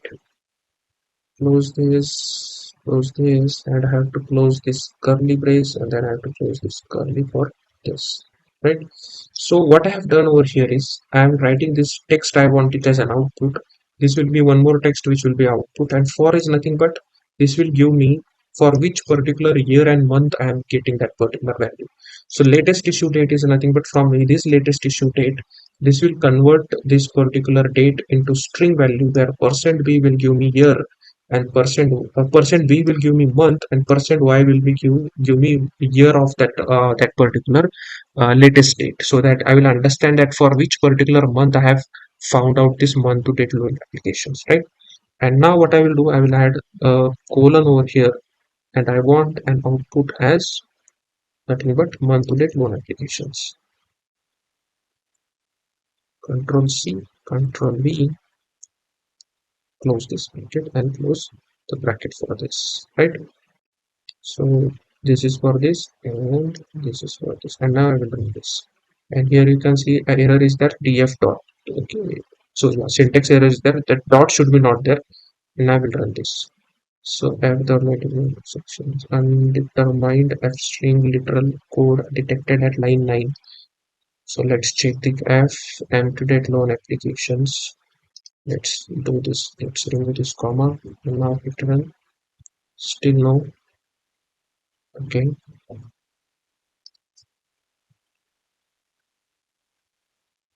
What's wrong? Okay, so we have to add here. You can see the double inverted commas, right? So undetermined f string literal. So we have to close this double inverted commas and then I will set this, right? And now I'm getting the output. So you can see here. So for December, so if you want a space between here, I can add a space, and now I will run this. So you can see now we are getting a space. So this is M to date loan applications for December 2021, which is 4314, right? So this is how you write month-to-date loan application. So I hope you are getting, because in Python you should know how to find out month to date, week to date, year to date, and it is very easy, right? Once you understand the syntax. So if you don't want this thing, right, you can entirely remove this from here, right? So if you just want that month to date loan application and just the number, you can remove entire code from here, right? So just remove this and you can run this and you can see month to date applications, right? But if you want this, then I have purposefully added it so that it will give me the month as well and the year also from which I'm extracting that information, right? So this is the latest or the maximum year and the maximum month available in our data. I hope you're understanding, right? So this is how you find out the total loan applications. And now we will go ahead and find out now the total funded amount, right? Which is our next is nothing but total funded amount, right? If you go in the data, how we can find out is the total funded amount is nothing but as per our terminology, loan amount which we are giving, right? So this is the amount which we are giving to the customer as a fund or as a loan. So this is the amount which we are going to use, that is loan amount. So for that, I'll just select this and I'll just copy this, add below, and instead of this, I will name it as total funded amount, right? So this will be my total funded amount and I will enter, right? And now here I will find out. So total funded underscore amount, it should be equal to what? df dot. So it should be what field we are using, that is loan amount. So make sure you write the field whatever is there in the data correctly. Dot, and now here we have to take sum, right? Because we have to find out all the summation of that, right? Oops. And what I want to print is I will print, and I want it as output as total funded amount, right? Comma this. Control C, Control V, close the bracket and I will run this. Okay. So it says syntax, so it is df dot. So df dot should be not there. I am using that again and again. You can see this is the total funded amount. But if you want to use this, that it is a very big amount, let's convert it into millions and up to 2 decimal points. I want it this into millions. So for that, what I will do, I will add one more variable over here where I will name it as total funded amount, and I want it in millions, right? So for millions, if you want, what we have to do is this particular value, I have to divide it by million, that is 1 million.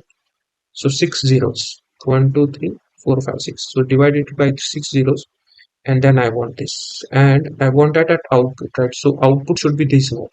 Control C, and instead of this, this would be output, and you can see This has given me the millions value, but what I want at the end, m should be written over here, and I just want at to two decimal points. So for that, what we have to do here is I have to do some changes over here, right? So here after this, I will just add dollar symbol. I want dollar as an output, right? Dollar symbol, and in here I will write this particular format over here. I will just write first dot to f,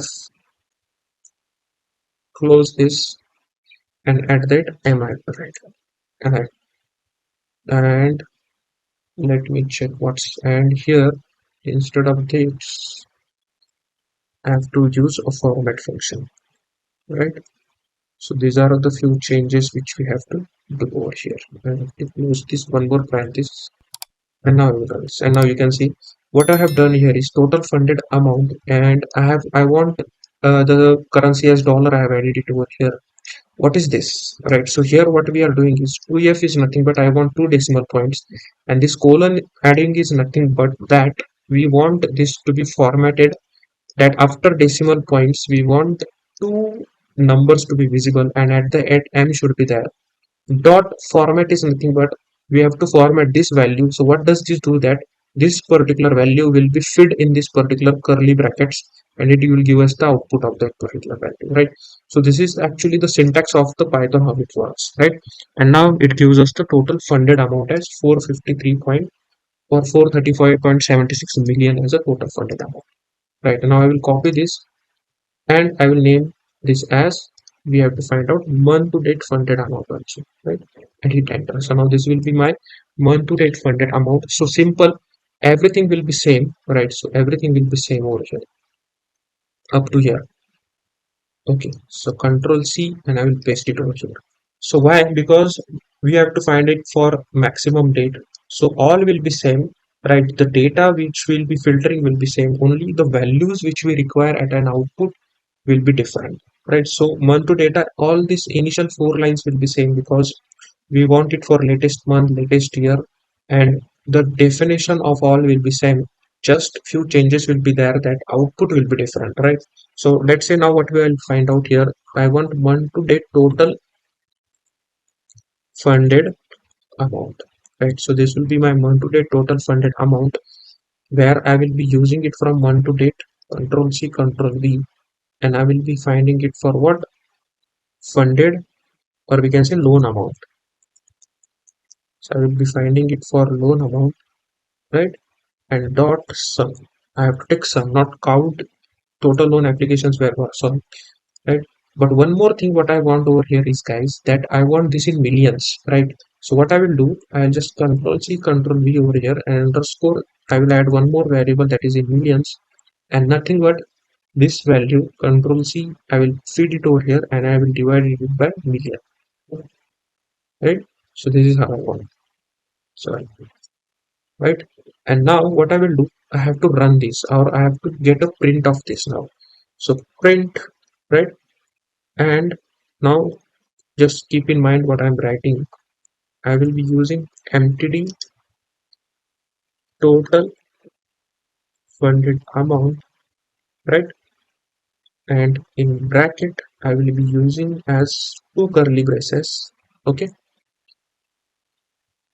colon, and I want as a dollar symbol, and I have to change this to two decimal points. I will be using here 2f, and I'll just close this curly braces, and I want millions at the end.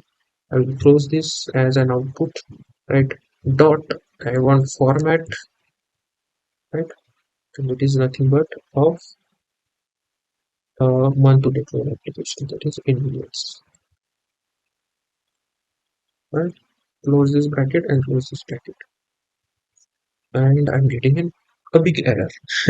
Error is a part of code writing.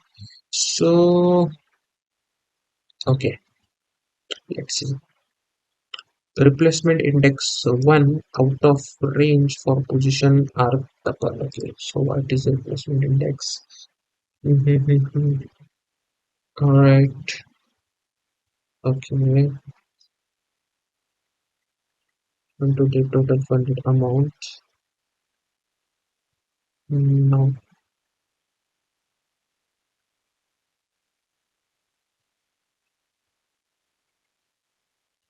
Uh, monthly data, loan amount, sum divided by 1000.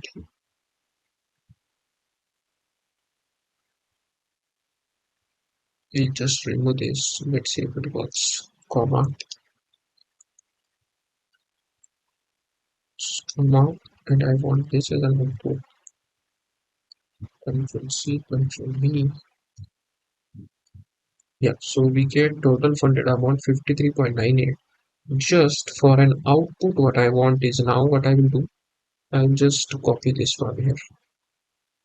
Control C, and I'll add it over here, right? So I want it to two decimal points and millions at the end, and dot format.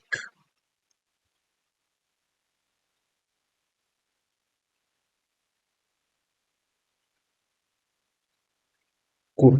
So this is how it works. So you should know how to decode all the values. So now this is nothing but month to date total funded amount is nothing but 53.98 million. And if you want to show the date and month of that particular total funded amount, you can do it. But I will keep up to you how you want to do it. All right. Now next is as per our problem statement, what we have to do is we have to find out total amount received as well, right? So for that, I will just copy this, and I will take it bottom and I will take it down again. Yes. So this is what this should be total amount received. Enter. And same function, I will just copy this entire thing over here, paste it over here, and I will first show you in the data. So total amount received is nothing but total payment, right? Total payment is nothing but after taking the loan, how much repayment that particular customer is giving us. So we'll be using the total payment field over here for that. So instead of loan amount, it will be what? Total payment, right? And here we should be using total amount received. All right. So I'll just copy this and paste it over here. So total amount received in millions, and output should be also total amount received. All right. And Control C, and instead of this, it should be over here, right? So everything will be same.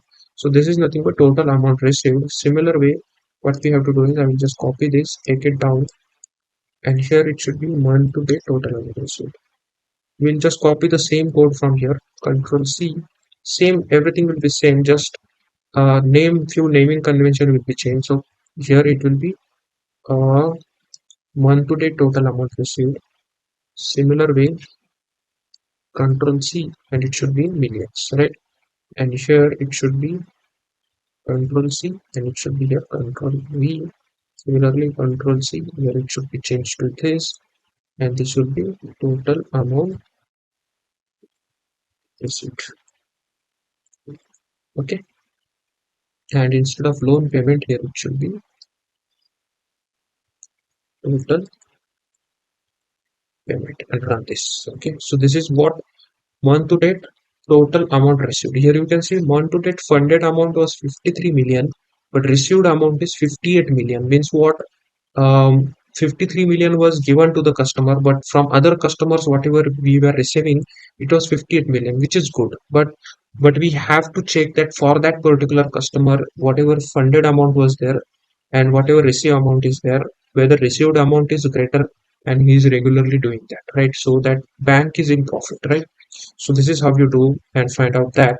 Similar way, as per our problem statement, we just have to find out average interest rate now, right? So this is important. So find out average interest rate. So I'll just copy this and I'll take it down, and I will name it as average interest rate. Okay. And now here we will find out average interest rate. So I will define a variable first over here. So average interest rate, okay, is equal to df dot, and the field which will be used over here, not dot, Okay, so field, we know that interest rate, this is the field we are going to use, that is interest rate. So I'll just copy that. So interest rate dot, we will be using a mean function over here. To find out average in Python, we use mean. Okay, and now I just want to print this. So print, and I want output as average interest rate. Okay, comma. I want this is not control C, control V, close this. So you can see it is a long value we are getting, but I want it into percentage. That is nothing but 12.04 will be the percentage value. So for that, what I will do, first I will multiply this by 100, so it will be converted into percentage. So I will multiply this by 100. Once I run this, you can see 12.04 is the value, but at end I want to add percentage, and it should be only up to 2 decimal points. So again, we have to use some changes over here. So for that, I will be using a curly braces that we used previously, colon dot 2f. Okay, colon dot 2f, and I will close that curly braces, and at the end we want just percentage. I'm just write this, right? So okay, we are getting that as a value over here, but we have to change this. But for that, what I have to do here is I have to fit that value. So for that, I will be using a format function. Right, so format this, and I will close this bracket and hit enter. Now you can see this value will be fed into this, and then I will get 12.05 percentage. Alright, same as per problem statement, we have to find out debt to income ratio, that is nothing but DTI. So I'll just copy this, take it down, and we have to find out. I'll just copy it from here, paste it. Okay, and just run. So we want to find out debt to income ratio. I'll just copy this entire thing because same thing, and in the data we have DTI only. So just DTI will be used. So instead of interest rate, it will be DTI. Here also average DTI. It will be average DTI, right? Just copy this and make sure here also average DTI. And at the output also it should be average DTI. Just like this. So you can see average DTI is 13.33 percentage, right? So this is how you find out the primary KPIs. I know most of the people just go ahead and just copy and paste. That is fine, but whichever are simple codes, we should write it. Going forward, whenever we are doing charts, long codes are there. There are, I will just copy and paste code because it will take much time for me to write and then explain. So when I will once I will just copy it and then I will explain you how it works, and I will add the all the codes also. I will create an Excel sheet or an Word document. I will paste all the codes over there, and I will add it in the description box from where you can download and you can run those, so that wherever you are getting an error, you can go through that. But as I told you, uh, first you should just type those codes. It should go with your hands, and you should know how to write all those things, right? So this is how we are going to do. So this is, we have find out the primary KPIs. Now we will move ahead our secondary KPIs, how to find out. All right, so guys, let's move ahead. And as per our problem statement, we have to move ahead and find out the secondary KPIs, where we have to find out good loan versus bad loans. So first we have to understand what is exactly a good loan and what is a bad loan. So we have a data over here. So based on the loan status, we will identify which are the good loans, right? So if you see the loan status, there are three kinds of loan status: charged off, current, and fully paid, right? So whatever good loans are there, okay. So good loans are considered that uh, current and fully paid, right? So this particular loan status will be considered as a good loan. Why? Because fully paid is nothing but, let's say I am taking a loan from a bank, and let's say I have taken it for X value, but I am repaying that particular X value with interest on that X value, right? So whenever I'm paying all the taken, or we can say a borrowed amount with interest on that, then it is considered as a fully paid, and it is a good loan for the bank. Why? Because we are repaying everything and we are giving an interest also on that. So bank is in profit. Similar way, current is nothing but that people who have taken the loan, whose loan are still active, and they are repaying their amount properly and clear. So those is also considered as a good loans. but charged off, right? Charged off is nothing but in this particular data, charged off is nothing but people who are not paying their loan regularly, or they are at all not paying their loans, right?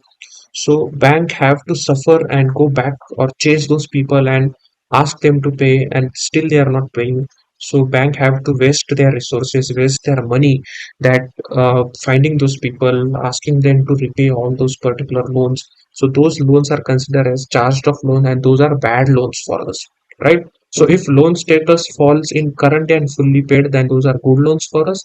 And if loan status is charged off, that is nothing but those are bad customers, those are considered as a bad loan for us, right? So that we have to find out. So this is an important point to note over here, and based on that only I have written a code. So first I will just copy this and I will take here, and I will name it as good loan, good loan matrix. I will name it as good loan matrix and we'll run this, right? And we'll find here all good loan matrix. So I have already written a code over here, so I'll just copy this and I will explain you. So you can see this is a good loan. You can just pause your screen, write the entire code, and so this you can write in 1 million also. So you can underscore, you can use an underscore for a separator of 1,000, or you can just write in million also. So what we are doing over here is I will just run this first. uh, what we are doing is good loans, right? So as I told you, good loans is nothing but whose loan status is in is nothing but if we have multiple values to add, then we can use is in, where it is equal to fully paid. As I told you, if it is equal to fully paid and current, make sure this is exactly what is there in the data, right? So here you can say loan status, it is a case sensitive, so whatever field values are there in data, it should be exactly written over here. So good loan are those who falls under a loan status as fully paid and current. So we are filtering out all these particular values over here. Next, we are finding out total loan applications. This ignore this for now, but I will tell you. So this from here, what you are identifying? You are identifying here good loans, right? Okay. So how do I comment here? Likewise, not like this. Okay, leave it. Okay. So what these are, this gives me the good loans, and from here total loan applications. I've just found out the total loan applications. Just ignore that. How to find why I found out those total loan applications, right? So I think so we are using hashtag for this. So from here I'm getting good loans. Okay. So this will give me good loans. This will give me total loan applications, and here from here what I will give is I'm finding good loan applications, right? So good loan application is nothing but from this particular filtered data, I'm taking count of ID. Then I want funded amount also. So same from this filtered data, I'm using loan data and I'm taking sum of that. Similarly, loan received, I'm using total payment and I'm taking sum of that from good loans, because good loans we have just applied this condition. But this total loan application is taking from all the data, it is taking count. This is required because we later we have to find out the percentage of total loan applications, right? Now same thing what we are just doing here is we are converting this into millions. Divided this by 1 million and divide this by million, so they convert it into million. And then we have to find out the good loan percentage. Similarly, how to find out good loan percentage? It is nothing but good loan applications, whatever good loan applications are there, divided it by total loan applications, right? So total loan applications we have found out for entire data, but all good loans are found out only for this condition, you can see, and multiply it by 100, so that decimal points will be showing it is in the percentage, right? And now we have to print good loan applications is nothing but from here we are calling this value to here, then good loan funded amount in millions, so this is nothing but an output which you get in here, right? So good loan, it's just a text. Then we are using this condition we used as previous to get two decimal points, and at the end add m, and dot format is nothing but format this value over here. Similar we have done for all of this, right? Only for percentage we add at the end as dollar, and we don't add symbol, that is nothing but currency over here. Same thing, right? It's very easy, guys, right? So this is how you find good loan applications, right? So you can see 86% of applications are good loan. So we can take an insight from here that people are actually repaying, but still 86%. So it should be more than 95%, right? If to have a good performance of loans, right?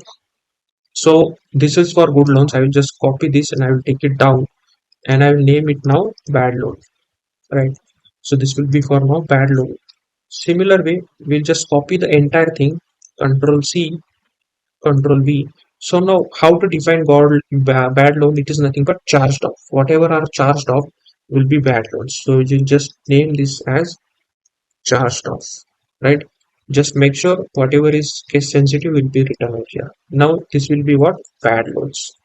So this data will be filtered now for bad loans. So wherever you see good, just make it as bad. So this is a bad loan. This is a bad loan. This is a bad loan. So just change the names. And this here will be bad loan. Here will be the bad loans. Wherever you see good, change it to bad.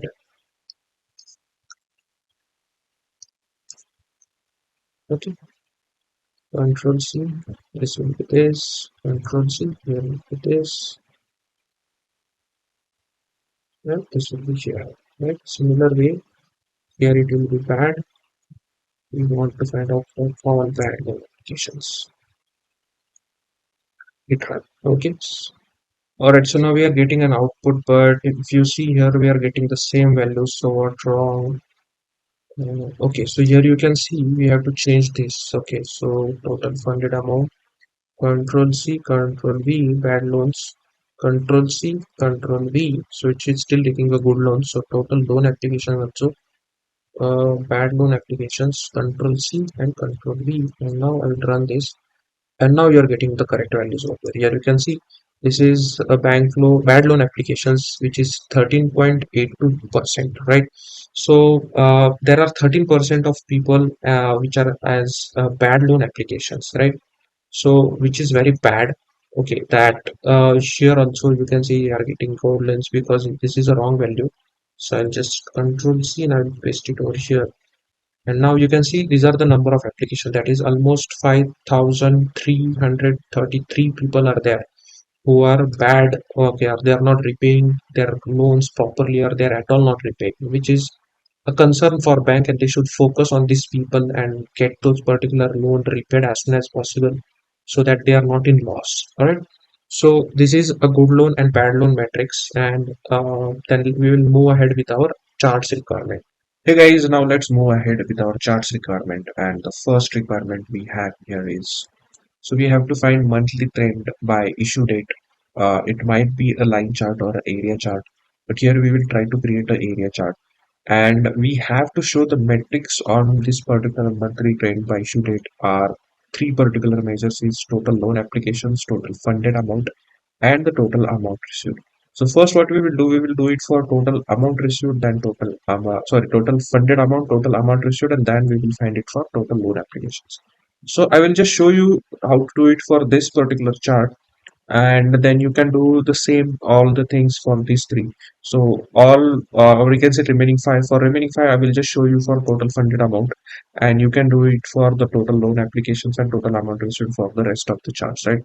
So because it will be time consuming, and once I tell you the process for the first one, it will be easy for you to do it for the other ones, right?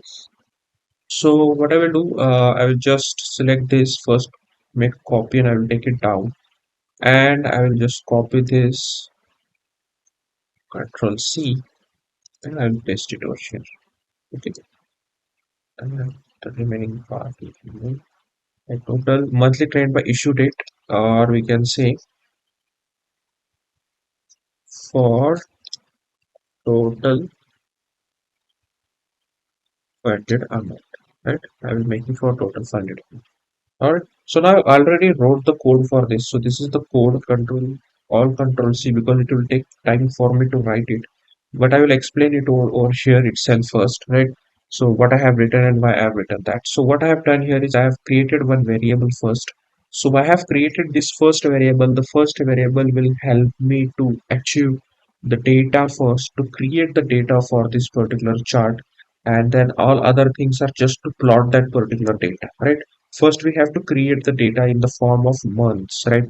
So if you see our data, the data which we have over here is date wise data is there, right? So, or we can say day wise data is there. But what we want is we have to aggregate it for a month because we want to show monthly trend. So same what we will do first, we will find the monthly funded amount, and we have to do it on or we have to group all everything at month level. So for that, what I have done is I have sorted all the values on issue date. So what does this do is that it will create a chronological order for all the months, that it will start from January and it will end in the December, so that we have a proper sequence of all that particular months. And next, what we are doing is we are creating a new column over here, that is nothing but at month name, right? So we are creating a new column at month name, and based on that issue date, what we are doing is we are creating all the values at strf time. Uh, that is nothing but it is converting that particular date values in this particular format, that is percent b percent y. That is nothing but a small percent b is nothing but it will give you the month names in Jan, Feb, likewise, right? JAN, FEB, likewise, right? So it is creating a new column for all the dates which we are having. And then we are grouping by all those values, right? So wherever you see Jan 2021, so for all the dates in the January, we will group by name at month name. Okay. Sort is false means what? Initially, we already sorted this as issue date. So we will keep that sort value false so that it will not create a new sorting again by creating month name. So we will keep the original sorting. So we will create or we will sort that particular values. So we will false it and it will not create a new sort based on month name. And what values we brought in front of that month is nothing but loan amount, right? Because we are finding it for total funded amount. And then whenever you are grouping by anything, you have to use an aggregation by what values you have to, or what by what aggregation you have to group that. So we are grouping it by sum, that is nothing but aggregation, and we are dividing it by 1,000. So you can just divide it by 1,000, not it is 1 million, so that we can show the value in millions, right? And then reset index is nothing but then we are giving the index, or we can say the access name, or we can say the name of that entire column to change it to loan amount in millions, right? So this is the new name will be given to that particular column. So once we create entire data for us, once the data has been created, then the next part is to plot that particular data. And as I told you, we are going to use PLT. This PLT was nothing but a alias which was given for matplotlib.pyplot. So this is I can say, if you take at the top here, you can see this was the matplotlib.pyplot, which will be used as a 2D we can say 2D visualization. Whenever we have to create, then matplotlib will be used. And that's the thing which we are using here. That figure we have first set the figure size, that is nothing but 10 inches wide and 5 inches in height, right? And then fill between is nothing but what color should be given to that particular line chart or area chart which we are creating. So what we are doing is it should be filled. Fill between means what we are creating area charts, right? So how area chart will be created? That we should have to fill that particular line chart, and below that line chart everything should be filled. So we are filling it on month name. So month name we have defined over here the month name and the total funded amount, right? That is loan amount in millions. That is nothing but loan amount which we created. That new column name that which we have created, that is loan amount in millions. And then we are giving the color for that particular area chart is sky blue, and its transparency alpha is nothing but what should be the color transparency of that color, right? And then we are plotting that particular line. So then next we are plotting the line that is based on the month name which we created and the total funded amount, and what should be the color of that line and what should be the width of that line, right? That we are mentioning over here. And this entire thing which we are mentioning over here, this is nothing but to add the labels to that particular line chart, right? So this is nothing but we are creating an iteration, so that we are adding a variable over here, so that it will help. So we are creating iteration over there, so that it will help for you to add those particular load amount or data labels to all those charts in the form of with whatever we want, right? Or we can say in iteration it will add, so that once first one is added, then second point will be added, right? So what we have to add is loan amount in millions. This is the value we have to add. Plus 0.1 means nothing but from that particular point, that line point whichever is created, above that 0.1 distance should be kept in between them, so that it should not overlap on the line. And then what should be the format that should be used? That is nothing but to add, that is nothing but point 2 if we are using the format that is 2 point separators or 2 points after decimal points, where we should add it at center. And from bottom, it should be at center at bottom. What should be the font size? Rotation, we don't want any rotation for that. And color of the labels, right?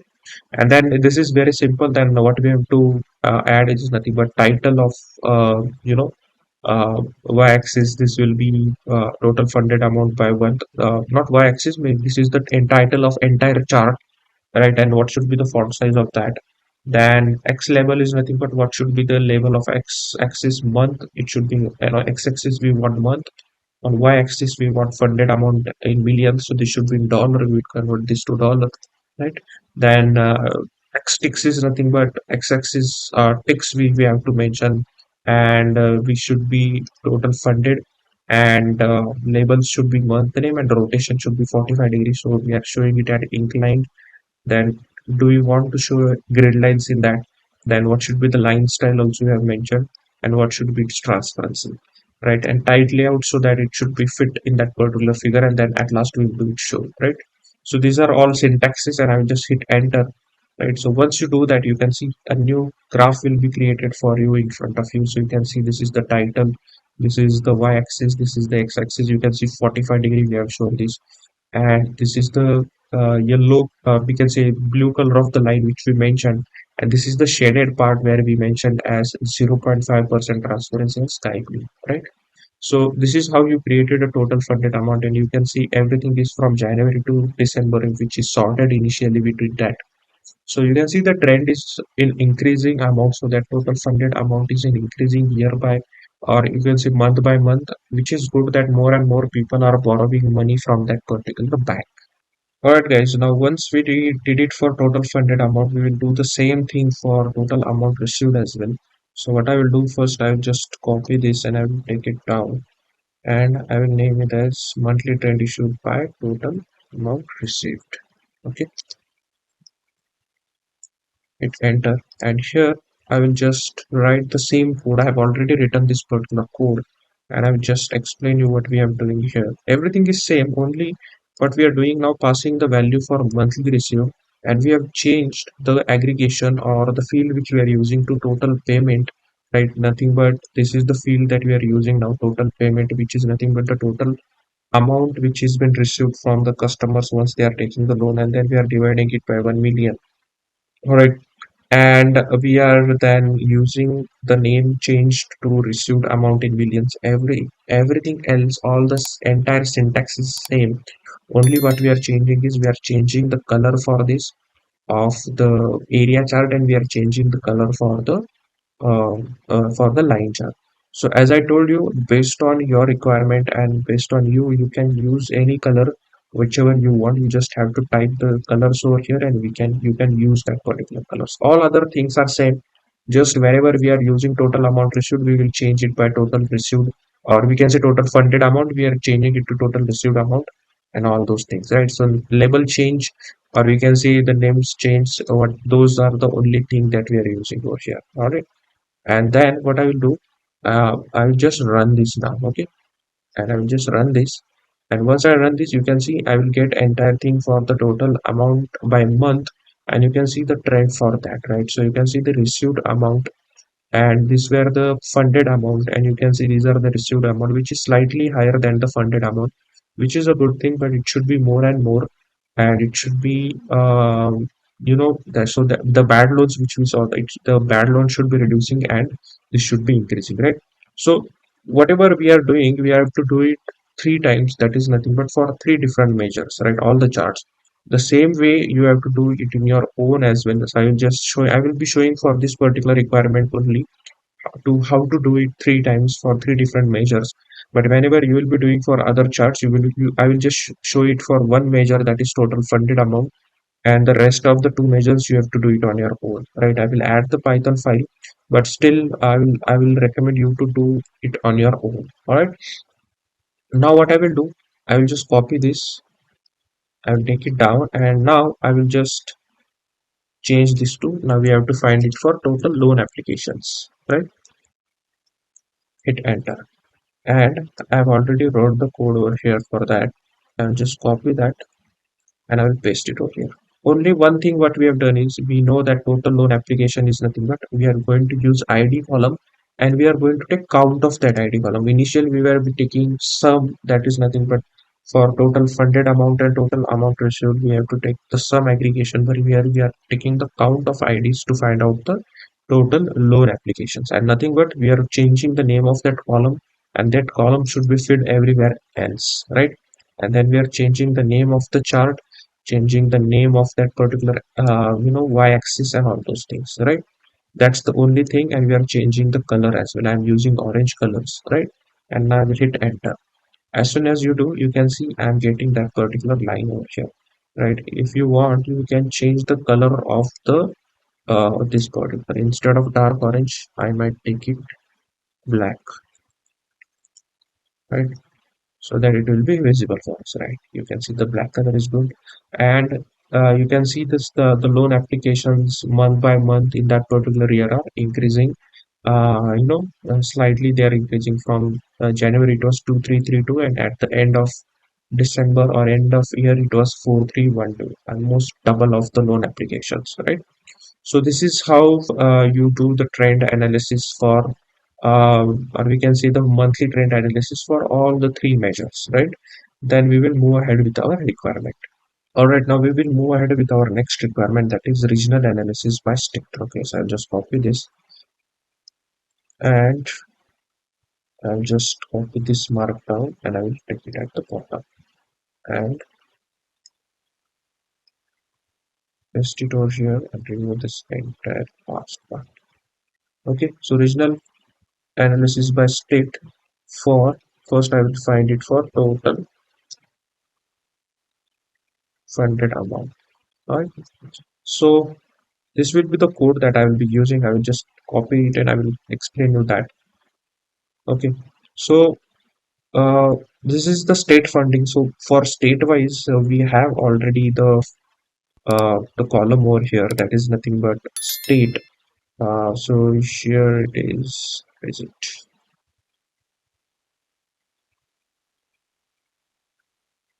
Oops.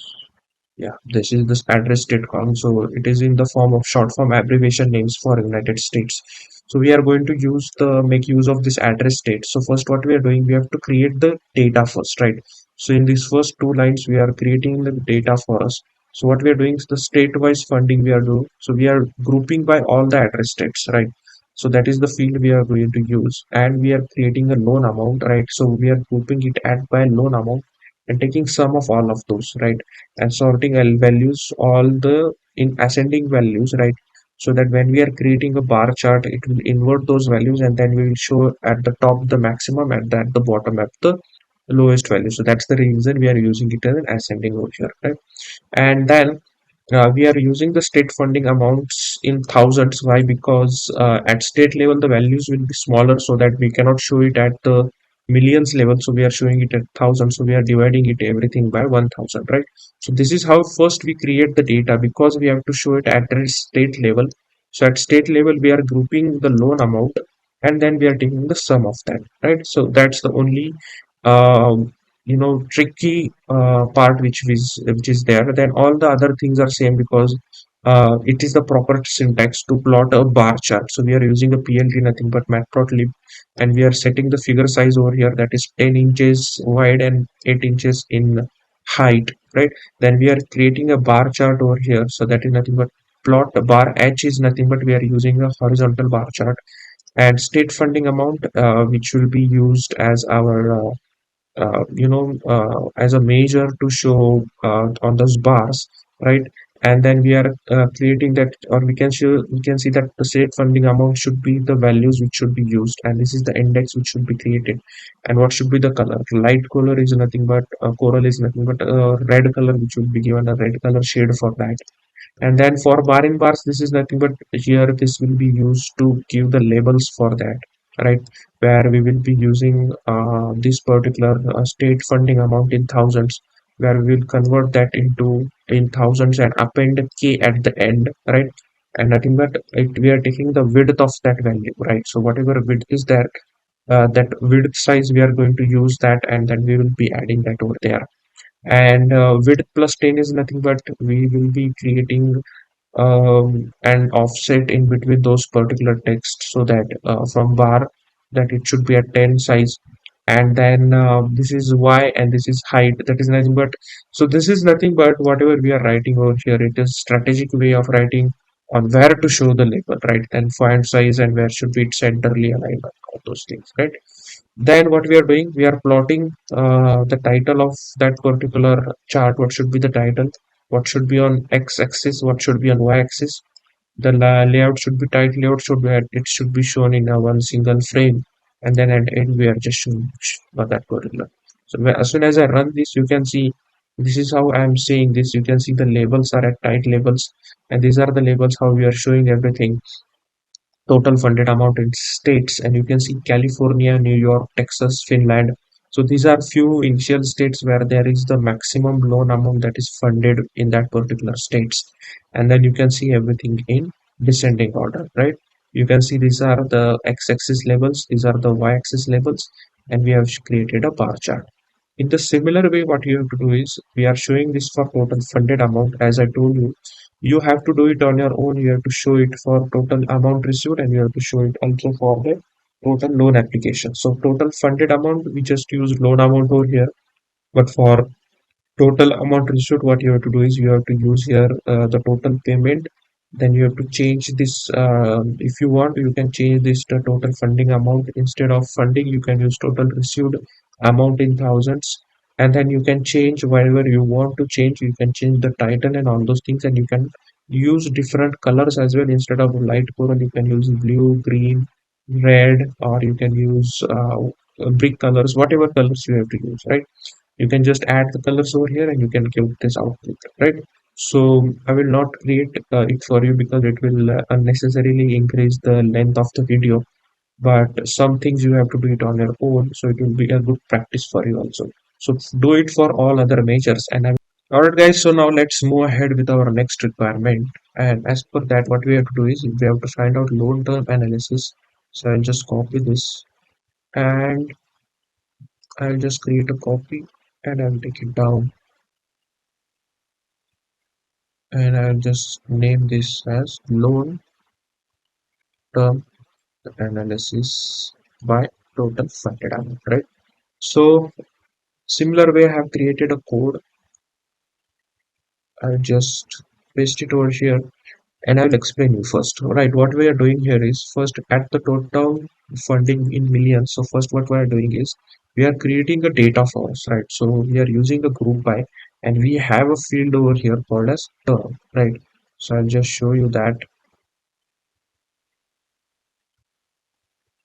So you can see the terms are that for how many months the loan has been given to that particular person, right? So that he's repaying those in either 60 months or either in 36 months, right? So we are grouped by everything term based on loan amount, right? So because here we are finding total funded amount, so we are using loan amount and we are grouping it by sum. Whenever you will be finding it for total loan application, here it will come as count, and for received amount again it will come as sum. And here I am dividing it by 1 million so that it will be converted into millions. Then we are setting now, then we are plotting everything. Then the plotting comes, data is created. Now plotting comes. Here what we are doing is we are creating a figure, and with figure size as 5 by 5, right? So 5 inches width and 5 inches height. Then we are plotting the pie chart. First we are plotting a pie chart, and we are setting the term funding as millions, the field which should be used, and we are giving the labels. And then we are using the atopicity, lambda, and all this. These are just nothing but to give the labels over there. Then the start angle should be at 90 degree from where you should be starting that. And then we are using plot GCA. This particular thing is just to add a center circle in that particular pie chart so that it will be getting converted into a donut chart, right? And we are using a white color for that, right? and then we are using the title of that particular chart, and these things are nothing but to just give the detailed labels on that particular charts, right? So converting that percentage value into millions, so that's the reason we are multiplying that particular value with the funding amount and dividing it by 100, so that it will be converted into millions for us to show on the chart. And now when I run this particular chart, you can see we are getting the proper pie chart.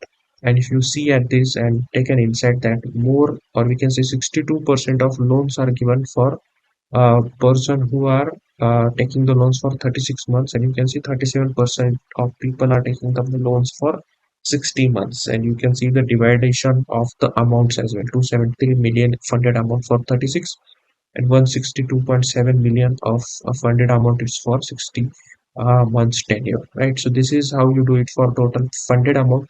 You have to do it for total amount received also, and total applications also. You can do it on your own. A small twist and twisting in the code is been required just. All right. And now let's move ahead to our next requirement. All right, guys. So now next requirement what we have in our problem statement is we have to find it for employee length, right? So I'll just use this first, copy this, and I'll take it down. So and I'll change this to employee length. Okay, so employee length by total funded amount, right? So if you see in the data over here, we have that particular field, and it's called as, let me show you, employee length. So this is the employee length. Nothing but that particular person is doing his service from last 1 year, 2 year, 10 years, 3 years, or 10 plus years. Likewise, it will give us an value, so that we can find all those things over here, right? So now what we can do here is we will just go ahead and write it over here, or we can use this particular thing, and I'll just take this control C and control C, and I'll use this. So it's very simple. Again, we have to just plot a bar chart over here. So we are using employee funding. First, we are grouping everything on employee lane for loan amount, taking some values, and we are sorting all the values and dividing this entire thing by 1000 so that we can show it in the K. You can also use millions if you want, right? And then setting up the bar size, or we can say the figure size. Then we are plotting the bars, right? Then for barring bar, this is nothing but used to apply and data labels over here. If you don't want, you can just remove entire this thing for this for loop. You can remove it, so that you can remove if you don't want to give the plotting or the data labels over there, but data labels are important. And then we are just setting up X label title, what should be the grade, title layout, and everything, right?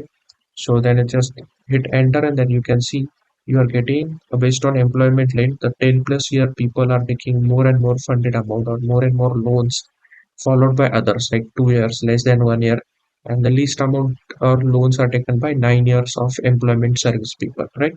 So this is how you do for the employment length. I would recommend you to do the same thing for total amount received as well. Now I will just copy this, and I will go with the another problem statement that we have, that is by loan purpose, right? And I will just change this to loan purpose. Okay, hit enter, and for that also I have created already the code. I will just paste it over, and I will explain you for you. So the same thing, and everything is same as we did for employment length, just the field which we are going to use in this is changed, right? So we are using purpose over here, right? Because we have that in the data. It will be over here, so you can see purpose. What's the reason that we are taking that particular loan, right? And based on that reason, how much is the amount funded for that? Everything else is same, and we are creating a bar chart only. Just color is bit different, right? We are using sky blue over here as a color, right? So you can say debt consolidation is the one of the reason why many people are taking loans, and for credit card also, for home improvement, and the least energy or least amount of loan is been taken for renewable energy, anything required for renewable energy in their home or anywhere in their offices, right? So this is how we find it for purpose, and as I told you, you have to do it for total amount received also, and the loan applications. All right, guys, now we will move ahead with our last requirement, and that is nothing but by home ownership, and we have to create a tree map over here. So what I will do first, I will copy this text and I will name this by home ownership,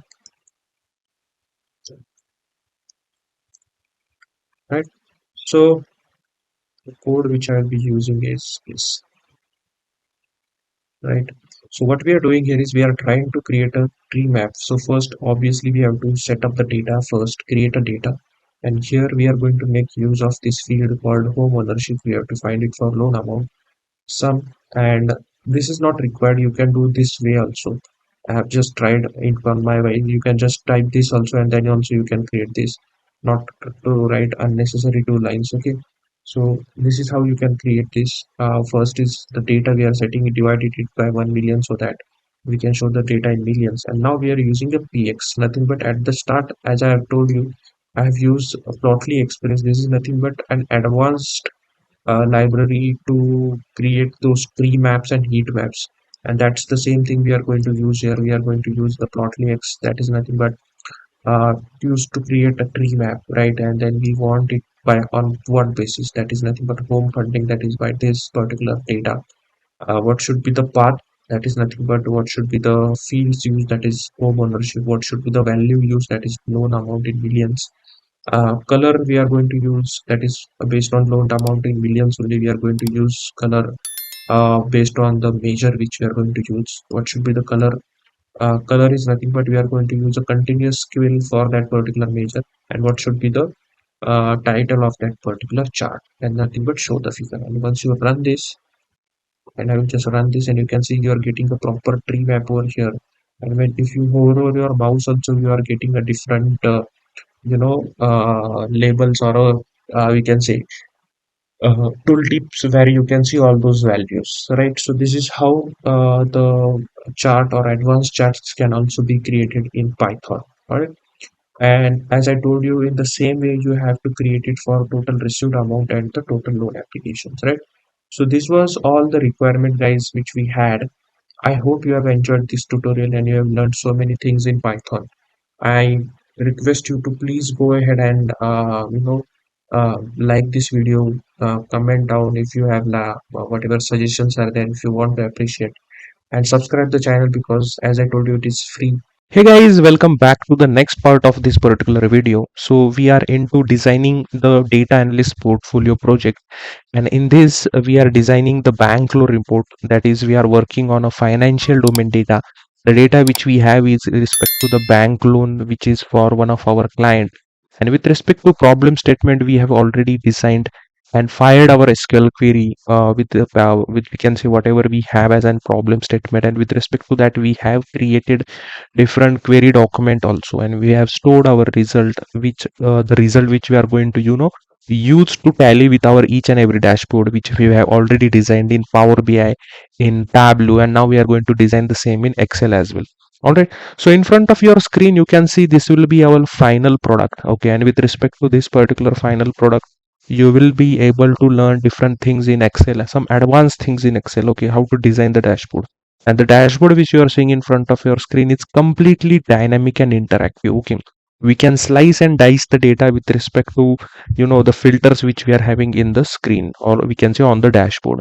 And we are going to see the design and development of each and every element which is present on this particular dashboard, each and every KPI, whatever font we are going to use, whatever font style, color codes, different custom charts, how to do formattings of that particular chart, different custom calculation, pivot charts, and many things. All right, so in this way we are going to make use of this particular video.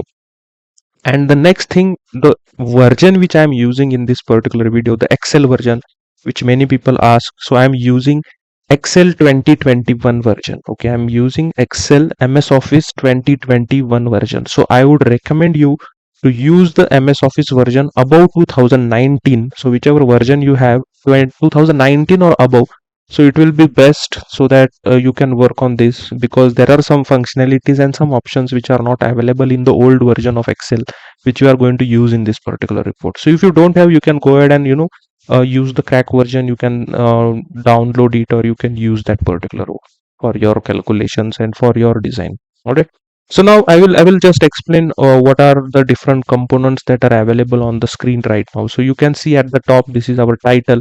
Then at this particular area, you can see at the top, these are the header KPIs, which gives the overall summary of the report. Okay, these are header which explains how the business is going on. Then we have some small KPIs also, which tells us how the business is performing for that particular month, and with respect to that for that last month. Alright. Then we have some, we can say, the primary, or we can say secondary KPIs, which is based on the good loan and bad loan issued. So we are going to show a pie chart in this, some percentage of good loans, then good loan application, funded amount, and total received for both good and bad loan. And then we are going to see with respect to some loan status how the different measures are performing. And this dashboard can be operated by the different filters which are available over here, which help us to slice and dice the data with however we want. So let's say we have a grade filter. So when I click on grade filter, you can see the values are changing with respect to that, and we are getting that particular records in front of us. And we are going to, or we will be able to take some insights from here, or our client will be able to take some insights from here, and take some business decision with respect to whatever he is seeing in front of his screen. Similarly, with purpose also, if you want to see for what purpose the loan was taken, if you want to see for debt consolidation, so how for all the debt consolidation, how the total summary report is performing, right? Or if you want to say, let's say you want to see for home improvement, how many people are taking loans, okay? How many of taking are taking that they are taking for medical purpose, right? How many they are taking for car purpose? Like in this way, we are going to see how all this particular Excel report will be working for us. So obviously, whatever other filters you want to add, you can add and go ahead and whatever you have to do. So, summary report, this is the summary report of this particular dashboard that is for the bank loan. The next we have is the overview. Okay, so when you have a three buttons over here. So when I click on overview button, it will take us to overview page. Okay, so this will be our second page, or so the second dashboard which we are going to design in this video. So in this we are going to design some charts. So some charts means nothing but, so in this particular dashboard, we are going to deep dive in our data. Okay, so we will go into more granularity of the data and see how the business is performing. And at higher level, instead of higher level, we will go at the deeper level and go ahead and find out some insights for our client. Okay, so how it is performing at the very granular level, and some decisions can be made over there also. All right. So you can see the header KPIs we have kept constant, which will be same on all our reports, because it is required to see how the header KPIs are performing and all those things. Then we have shown the total loan applications by month, the total loan applications by, this is by state. I will just change this particular thing. So this is by state. Okay. So this is total loan application by state. Then we have total loan applications by term. Okay. Then by we have with respect to, okay, this is also we have to change. That is, I will just change it quickly. This is by employee length. Okay.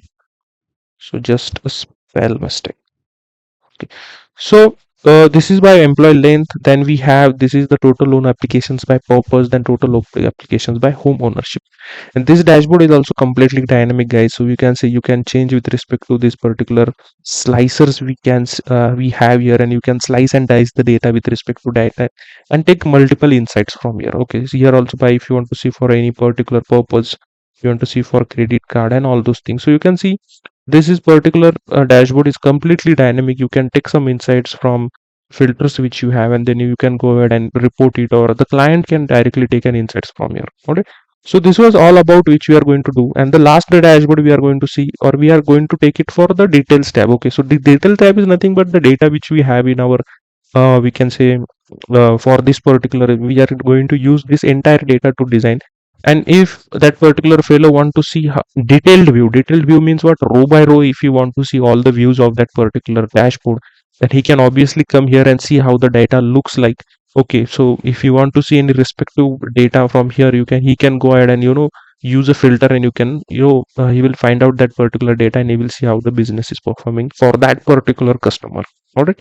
So in this way, we are going to make use of everything, and we are going to design each and every component of this particular dashboard. And I request you to, okay, before moving ahead, I request you to go ahead and like this particular video, subscribe the channel, so it will give me the motivation to prepare more and more such beautiful and different domain dashboards for you. which will be helpful for you. You can add this in your resume. You can use this as your college projects and all those things. All right. And it will be also used for your learnings also. So that is the main important aim here, that you should use it for your learning and enhance your skills. All right.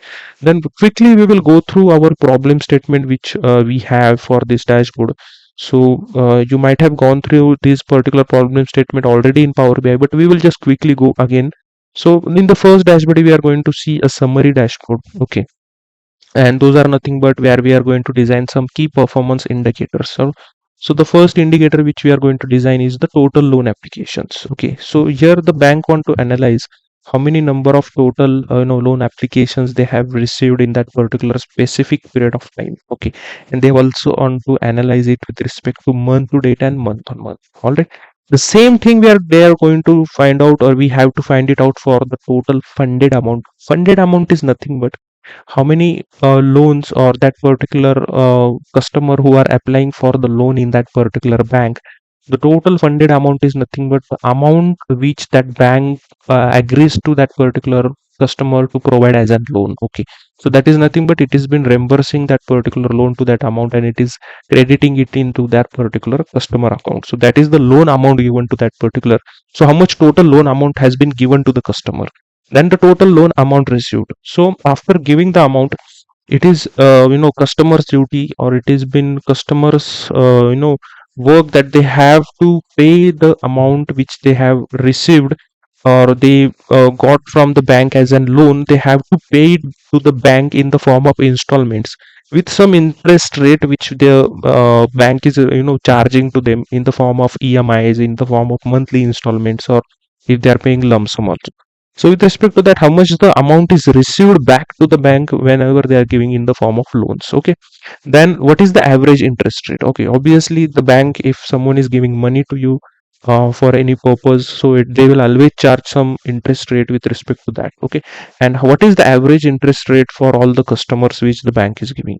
When what is the average debt to income ratio? So debt to income ratio is nothing but this is the particular measure, or it is a gauge where the customer's financial health is calculated. Okay.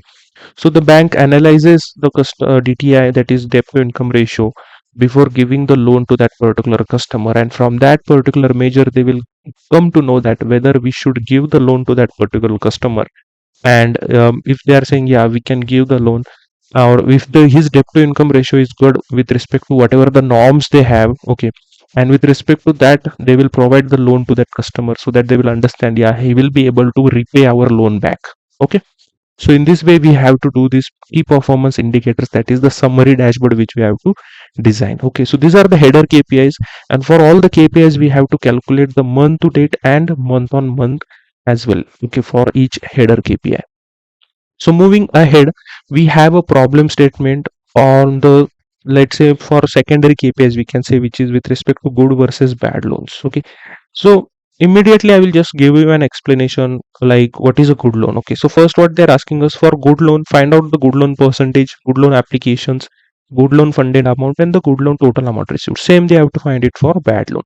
So good loan is something where whenever the bank is giving the loan to that particular customer, that customer is repaying that particular loan bank or back to that particular bank with whatever the interest rate is charged, and they are doing it regularly with respect to whatever the installments they are been given with. Okay. The same bad loan is something whenever you are giving, or the bank is giving the loan to that particular customer, that particular fellow is not repaying their loan back. Okay. So those loans are called as bad loan, where bank will be in loss. In good loan, bank will be in profit. The same thing we have to find out the loan status grid view. Okay, the bar charts which we have shown. So grid view is possible in Excel chart, but we are not going to do some grid view. We are going to show in the form of bar charts. Alright. So this was all about our first dashboard. The second one we are going to do is the overview dashboard. And in that, in this we are going to deep dive in our data, and we are going to find out some charts, design the charts with at going down in the granularity of that particular data. So the first which we are going to find out here is the monthly trends by issue date. Okay. And we are going to design a line chart for this. So it is used to identify the seasonality for long trends. Okay. So like what is the trend of the loans which we are giving? What is the loan applications which we are giving? Okay. Then the second one is the regional analysis by state. Okay. And we are going to use a field map over here. All right, same we are going to find out the loan term analysis, employee length analysis, loan purpose background, and home ownership. So whatever the other things you can read it from here, and it is asking us to design the total loan application, total funded amount in this all the charts. But for now in Excel, we are going to just design the total loan application. I will show you how to do that. And then the total funded amount and total amount received, you can do it on your own. Okay, so you can create some other dashboards for that. Okay, so you can do more dashboard which will be based on funded amount and amount received. All right. So because Excel does not allow the we can say dynamic measure, it does allow, okay, by using some macros and all those things, but we are not going to make use of macros in this particular entire dashboard. Okay, so we'll keep it as simple as possible, and we are going to use all the advanced and basic functionalities of pivot tables, VLOOKUPs, and all those things. All right. So this will be our second dashboard which we are going to design, and the third dashboard is obviously the grid view which I showed you, where the row by row data will be shown to that particular customer, and they will get a comprehensive detail of all the loans. Okay, at higher level and at the basic level also, everything they can see over there by filtering the data row by row. All right. And in this particular, I have already told you which softwares we are going to use. The software we are going to use is the Excel software, and in Excel we are going to use MS Office 2021 version. All right. So this is all about the problem statement, and we will move ahead. So before moving ahead to our next part in this particular project, I would like you to introduce you to my website. So with request of many subscribers and many candidates, they ask me to connect one-on-one, create your own resources to data analyst. I have created this website where I offer different services to you. So like interview preparation, mock interviews, career guidance in data analyst. Okay, how to do your resume, so Naukri profiles, if you want one-on-one mentorship, and some digital materials are also available like Power BI material. Okay, so this is an entire material in which you also get some two projects also. Two entire projects is included in this, which are not uploaded on YouTube. Okay, these are apart, or these are different from YouTube. Okay, and the entire material from where you can learn all the topics of interviews, DAX, data modeling, all the theoretical notes are available over there. So this is a projects are also there. You can see this is a Power BI project. This is a entire we can say Tableau project is available. Then we have data analyst complete material. Okay, so if I show you the data analyst complete material, it is a comprehensive material with all the tools you can see, and what are the offerings what I will provide in this material, it is also mentioned. So each and everything for Tableau to Power BI, everything is mentioned in this particular material. Okay, so you can also see, and if you are interested, you can buy this. And then I have also some SQL materials as well, and these are the feedbacks which I received from the people who are purchasing. You can also read everything, and then you can make sure if you are interested, you can go ahead and purchase. So now let's move ahead to our next part of the video. Okay, so now next what we will do, we will start designing our actual Excel dashboard. So now this is the data which I showed you in the data walkthrough. So what we have to do here is that this data is actually is in a CSV file. Okay, so the data, the raw data which we are going to use, and we are going to show it in a proper Excel file, that is XLSX file, and in that we are going to design our dashboard. So to do that, we are having two options. First one is that we will connect our Excel sheet with our we can say the SQL server. I will show that also. And if you are not having an SQL server, what we can do, we can copy this all the data in the new file of an Excel file, and using that particular Excel file only you can directly design your dashboard. Okay, so not to worry if you don't have an MS SQL server in your system. Okay, so don't worry about that. So what I will do, I will just take a new file from here. I will just click on new, and I will click on blank work. Okay, so this is the blank workbook where we are going to work on. And here what I will do, I will just select any cell. Okay, select any cell. So this is for those who don't have the MS SQL server. Okay, and in here what I will do, I will just select any cell and I will click on all button, control all. So press control all, everything will be copied, all the data will be copied. Okay, just click control C. Okay, so control C means we have copied all the data. Then come to your new file which you have, click on the first cell, that is A1 cell, and just press control V. Okay, so you can see all the data has been copied over here, okay, from that particular thing. So if you see and check, if you can see the count is 38,577. Okay, if it is 38,576, if you exclude the headers. Okay, now what I will do, I will just select this. Okay, here you can see when I click here, everything is selected, and here whenever you go at the edge of this particular column, so here you can see a plus sign is occurring over here. You have to just double click over here. As soon as you double click, what will happen, all the column width will be adjusted over here, or we can say width of all the columns will be adjusted, and we will name this as data. Okay, so this is what our data. Next, what I will do, those who are having MS SQL server, and they can try using MS SQL server also. So what I will do, I will just take a new sheet and I will show how to take or import the data which you have already uploaded in your database, which I showed you when we were firing some SQL queries over there. Okay, so now to do that, what we have to do, we have to go in data. Okay, so in data, what you have here, I will just do one thing and I will click on always show ribbon. Okay, so in this particular data ribbon, you have to go in data ribbon, and here you have an option called get data. Okay, so just click on this get data, and here you have a different options, right? So we are going to take it from database. Okay, click on database, and here you have an option called from SQL server database. Okay, so just click here on SQL server database. A SQL server database window will be opened over here. So it is asking us what is your server name. So I will again tell you the server name, what is it is. So here you can see this is the server name, that is Swapnajit slash SQL donor 2022. Okay, so SQL backward slash SQL 2022. Okay, so this is server name for me. Again, I am telling you again and again, I have told you many times. So this is actually the server name for me. The server name for you would be different. Okay, so don't use the same server name which is available over here. So it is for me, for you it will be different. Okay, so keep in mind, so that the you will be knowing how to do these things. So like, so I will type my server name. Okay, so Najit and slash forward slash SQL 2022. Okay, then the database name, so this is our database. So whatever database name you have mentioned in your particular server, you can add that, and if you have mentioned same, then you can type same, that is bank loan database. Okay, so we are going to type it bank loan db. Okay, so we are going to use make of this particular database. I will just click on okay.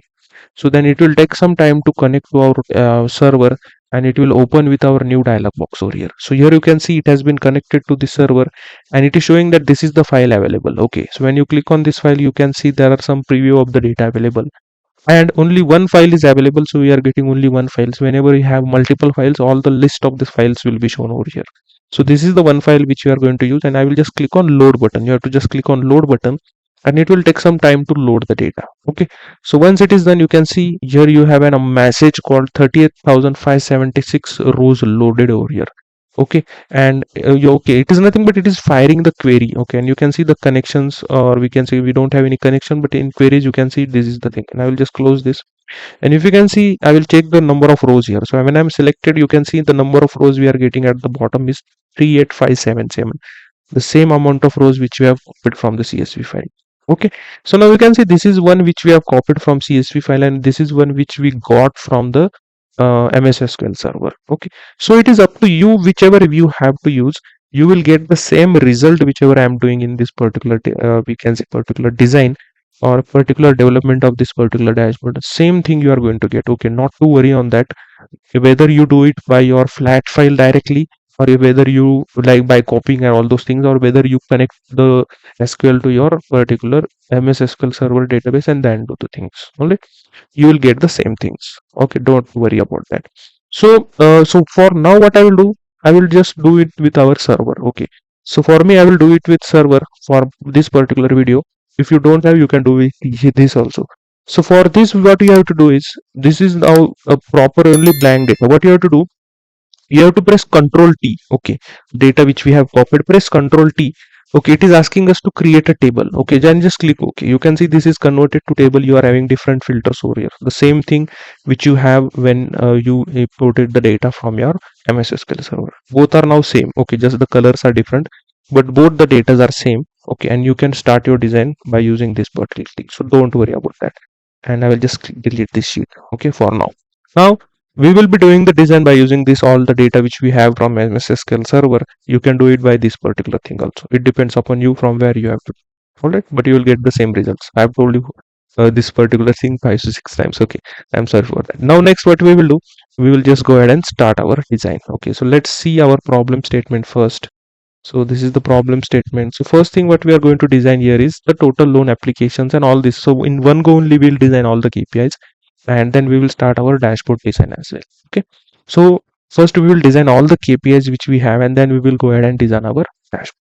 Okay. So now to do this, what we are going to do, we are going to make use of a pivot table over here. So now click anywhere in the data. Okay. So make sure that you have clicked inside the data. Click on any particular cell, whichever you want. Then go in insert. Okay. And here you have an option called pivot table. And in this particular entire data, we are going to design everything in one single sheet only. Okay. Only the dashboard sheet will be different, but all the charts we are going to design in one in single sheet only. All the pivot tables will be there only. We are not going to make use of multiple sheet and create chaos on that particular entire worksheet. Okay. So you go to insert and just click on pivot table. Okay. Once you do, it is asking us that whether you want this particular pivot table to be on new worksheet or on same worksheet, but we will not do in same. We will just take a new worksheet and everything will be designed there. Okay, so you have to just click on OK. So automatically a new sheet will be opened. Okay, and you have an option over here called pivot table, and here are these are the some pivot table field lists. Okay, and you have an option here whether you have to add it in columns or rows or values. All right, and with respect to that only we are going to design everything. So first is total loan applications. Okay. So I have already told you while walkthrough of the data, the total loan applications are calculated by taking count of ID. So count of ID is why we are taking count of ID, because if you see in the data, so each row which you see over here, each row, okay. So this particular row, let's say this is giving an information of that particular customer who is taking the loan, and each customer is different on each row. So here you can see this is the ID, or we can say loan ID, and this entire row gives the information of each loan which is given to that customer. So each ID is different on each and every row. You can cross check from your side if you can see any duplicates. So each row have the different ID. So we are going to check. So whatever rows we have, that are nothing but the total loan applications, the count of rows. So what we will do, I will just take rows. Okay, so drag this particular field. Okay, drag this particular field which we have, that is ID, and put it into values. You can see we are getting sum over here, but we don't want sum. We have to take count. So for that, what you can see here, Dropbox is available. Uh, you just click on it and you have to click on field value settings. Okay, so instead of sum, you have to take average. So just click on OK. So you can say, sorry, not average. You have to take count. So I will just take count from here and I will just click on OK. So this is the count of the total row, or we can say total loan applications. Okay, so these are total loan applications. Next, we have to find out the total funded amount. So I've already told you total funded amount is nothing but the amount which is given to that particular customer by bank as an loan. Okay. So I will just click here. So make sure if you can see when you click outside, this particular field list will be vanished from here. So you have to click on the which we have created from pivot table. So you have to just click on this particular cell, it will be visible.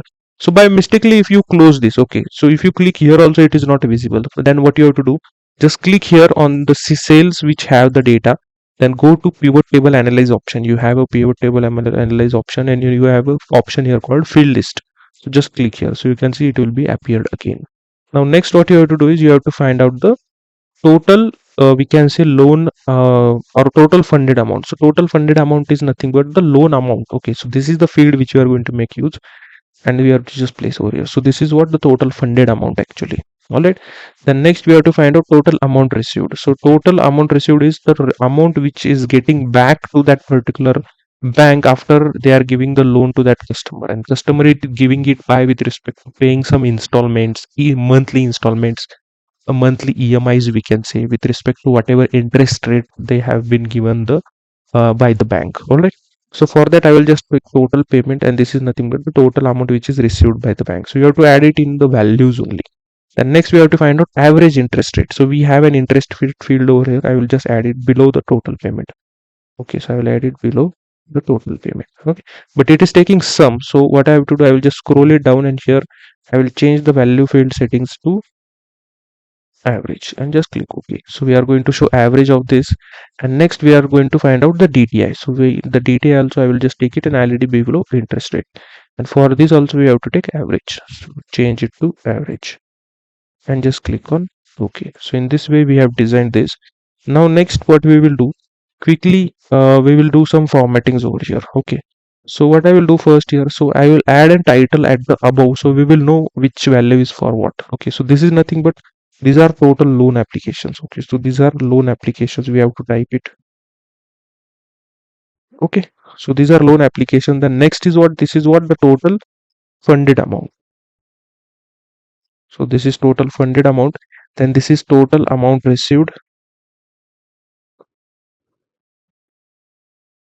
Okay, then this is average interest rate,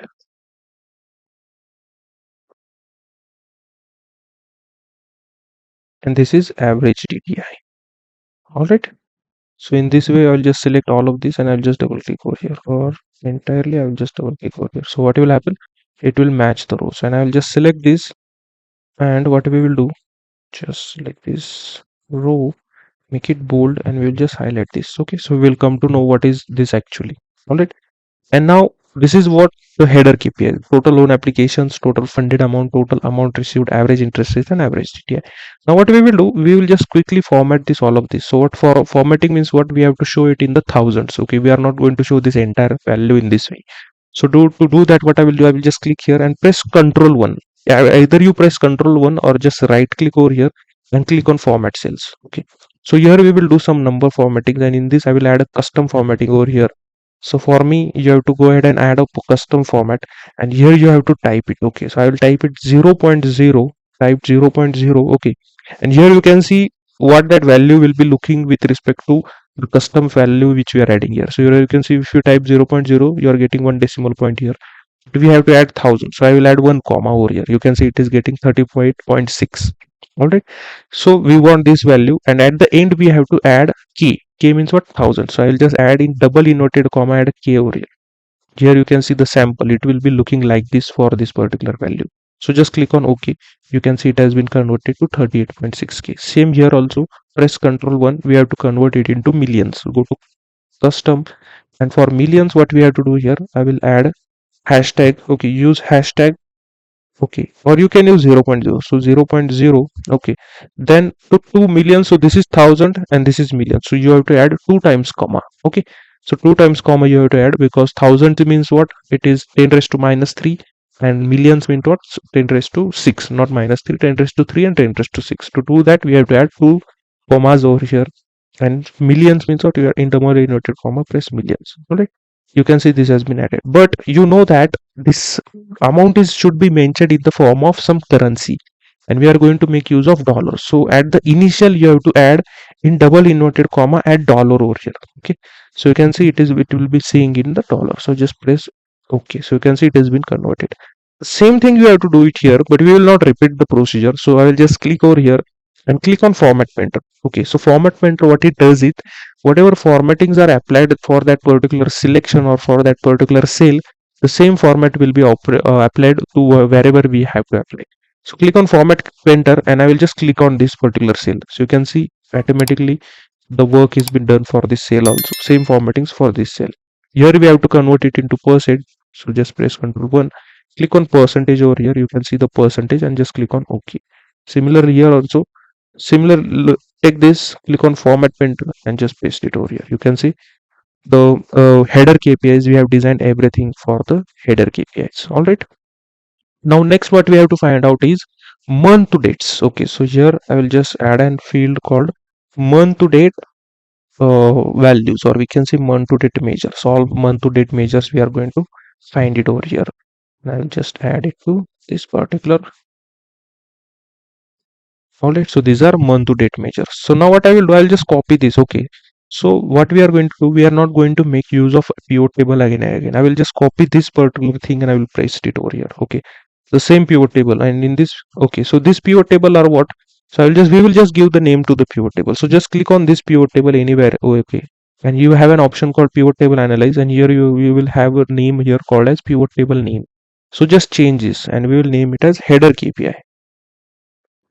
Okay, we'll name it as header KPIs and just click OK. So these are required whenever we are going to insert a slicer. Okay, so for making the report connections. Now what we will do for here, instead of this, we are going to make use of the we can say for we have to show it month to date.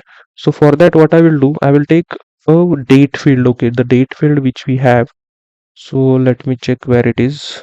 Issue date. Okay, so we are going to make issue date and we will add it into rows over here. Okay, so as soon as you add, you are getting it with respect to different months, and you can see the latest month which we are having in our data is the December month, and it is for single year only. The data we have is for a single year. All right, so now what we will do, I will just take this particular filter. We will see the filter.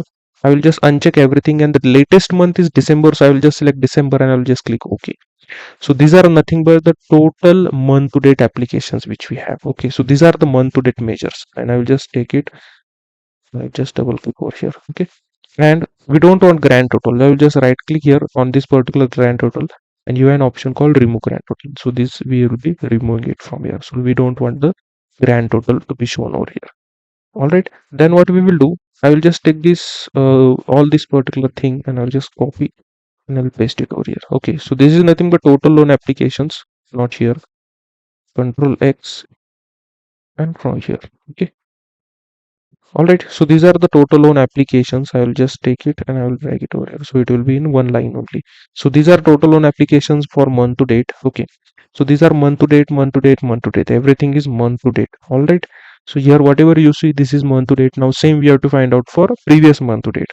So what we will do, I will just copy everything, Control C, and I will paste it over here, Control V. So and I will name this as previous month date. Okay, so now previous month to date is nothing but, so before December what is there, November. So I will just change it. So instead of December, okay, we will change it to November and I will just click on OK. Okay, so these are the all the applications which you have are for November month. All right, and these are the previous month to date measures. Okay, so these are previous month to date, this is month to date, and this is overall, that is the header KPIs, and these are the sub KPIs of that particular header. If I show you in the dashboard, I will just show you the dashboard. So these are what, I will just take the summary dashboard. Here you can see these are the header KPIs, these are nothing but these, and these are your month to date and previous. These are the month on month applications. We have to calculate it, but to calculate that, what we need is we have to find out first previous month to date, and what is the formula for month on month. So I will write here the formula for month on month over here. So the formula for month on month is nothing but, okay, that is month to date minus previous month to date. Okay, total divided by previous month to date value. Okay, so this is the formula how we are going to find out our month on month applications. So I will add one more measure over here and I will name it as month on month. Okay, values. I will name it month on month or measures. Okay, and you have to find it for everything. So I just like this, take the format painter and I will add it over here. All right, and we have to find out for all of this. Control C. I will paste it, Control V. So we have to find out month on month for loan, total fund date, total amount, average interest rate, and average date. For all of this, we have to find out. So the formula is in front of you. Okay, so I will add a formula over here is equal to month to date. So these are the month to date. So first value I will take. First I will add the bracket. So month to date is this value minus, we have to add a minus previous month to date. So previous month to date is this value for loan application. So take same value. Okay, then we have to close our bracket. Okay, so close our bracket, total divided by previous month to date. So again we have to take this particular value and click on enter. You can see this value is nothing but the value that is nothing but the month on month application. So now to do it for other this particular measures, you don't have to type formula again and again. You just take this and you just drag it like this. Okay, or you can see it is not changing. So with respect to that, what I will just do Control Z, and you can do the repetition again. Why it is not changing? Because here you can see the value here is fixed. Okay, so you can see it has been fixed, that is A9. We are taking A9 value, A16 value. So these values are fixed. You have to remove the fixation of this particular values. Okay, so for that, what we will do, instead of doing that, we will just do here again, add bracket over here. So this minus this value. Okay, total divided by total, close the bracket, and then total divided by again this value. So you can see we are getting here. Similarly, you'll do it here also. Add the bracket, this minus this, close the bracket, total divided by again this, and press enter. You can see you are getting the value over here is equal to this minus this, close the bracket, divided by again the same value. Right. Similarly here as well, this minus this, close the bracket, divided by this entire value. Alright, so you have to see, you can see we have converted this. Now what we have to do, we have to convert this into percentage. So select all of them, press Ctrl 1, then go to percentage. Even if you just take it for one decimal point and just click OK. So you can see all of these are converted to percentage format. And in this way, you can see we have designed all of this, this value, this value, and this value. Okay. So now just what we have to do, we have to take it in the what we can say the dashboard. So what I will do, I will just select this entire thing and we will add a bracket to this. Okay, that is thick border. Okay, so this is what this entire thing is for this particular we can say this particular header. And always remember, you have to do it in this way only in Excel. Okay, because what happens, you have to give information also, all the information, what this works, how this is calculated, what is the formula used here. Okay, you have to make keep this formula here somewhere. Okay, because you are working on this particular dashboard. When a new developer will come, a new particular fellow will come, who have to make some changes in this dashboard in a real time, I'm telling you, have to make he have to make these changes on this particular dashboard. What will happen, whenever he will start working, he will not understand anything. Okay, like how it is built, from where the values are taken, what are the calculations used, what are the chart. Okay, so for this particular calculations, from where the values are actually taken. Okay, so to do all of this, you have to, okay, whatever you are building now, you have to show it in very proper. Okay, so we can say the backend code, what you are doing, it should be proper so that anybody can understand. So this is nothing but the backend work, and this is the final product which we are going to design. So in front of you, it looks very nice, but at the back end, we have to do multiple things, and that will should be also understood to that particular other developer who is going to see, or the client who is going to see. If the client want to see, then for him also it should be very much easy to understand. So make sure you do this. Okay, keep it clean and nice so that everybody can understand. All right. So this is the data, and we can see we will name it as design doc. Okay, or we will name it as design sheet. So this will be design sheet, whatever we are going to make design of all of this. Now what we will do, we will start building our dashboard also. Okay. Okay, so to do our dashboard designs and all those things, what I will do, I will just take a new sheet over here. So this is the new sheet, and I will name it as summary dashboard. The first will be the bank loan report, or we will just name it as a summary dashboard. Okay, so this is our summary dashboard, and I will just right click over here and I will give the color to this tab. Okay, so you can give whatever you want. So I will just give an yellow color. Okay, so this is our summary dashboard over here. So now in this particular dashboard, what I will do, to create and take the different shapes for our background, you can see this is the dashboard. So to give the different shapes, to add the different shapes, the color combinations, what I will do first, I will go in a view tab over here, go to view, and just uncheck this grid line. So we are removing all the grid lines. We want everything blank over here. Then click on any cell and just click on select all, then go to home tab, and here you can select the background of here. Okay, so just select this. So this is the background of all the cells. We can say it is a fill color. All right, then go to insert next. Okay, take the shapes from here, and then take a rectangle from here, and I will just build a rectangle. And here what I will do, from here we will just go to shape format. Okay, select the rectangle, go to shape format, and here you can give the specific height and specific width for this. So first I will just take a height for me will be 17.8 centimeter. Okay, so this will be the height for me, and the width which I will be taking is the 35 centimeter. Okay, so this is the height and width for me. So I will just bring a center for this. Okay, so this will be at center for us. So when I just click on full screen mode, then I will be visible. So I just add adjust here, so it will be at center now. And I will just click here, and I will just click on always show ribbon. Okay, so the ribbon will be always shown. Now I will just right click over here, click on format shape, go to fill, go to line. First on line, say no line, we don't want border line for this. And in fill color, we'll choose a black color. Okay, so this is the background which we are going to use. So this is the back of this particular dashboard. Now we will select and do our internal things. So again, go to insert, go to shapes, and here select the shape again. all right, and just take your shape from here. Okay, so this will be that. And now what I will do for this, the height for me will be, I will choose the height of this entire thing as 1.44, or we will choose it as 1.44. So the height for this, and I will just adjust it at the top over here. Nice and clean. All right. And the width for this, we will just increase the width a bit. All right. That is 13.44.3. We will be using the width for this, right? Now what I will do, I will just select this, then right click and go to format shape again. Just click on no line here, so we don't want the border line. And the color which we are going to make use here, just select this and go in more colors. Okay, and in more colors we are going to type here code, that is the hex code we are going to use is hashtag, use hashtag 1D. Okay, 1D3259. Okay, so this is the color which you are going to make use of. Then just click on OK and just close this. And now what I will do, the transparency. Okay, for this particular color we are going to use 7% of transparency. So I'll just click on 7%.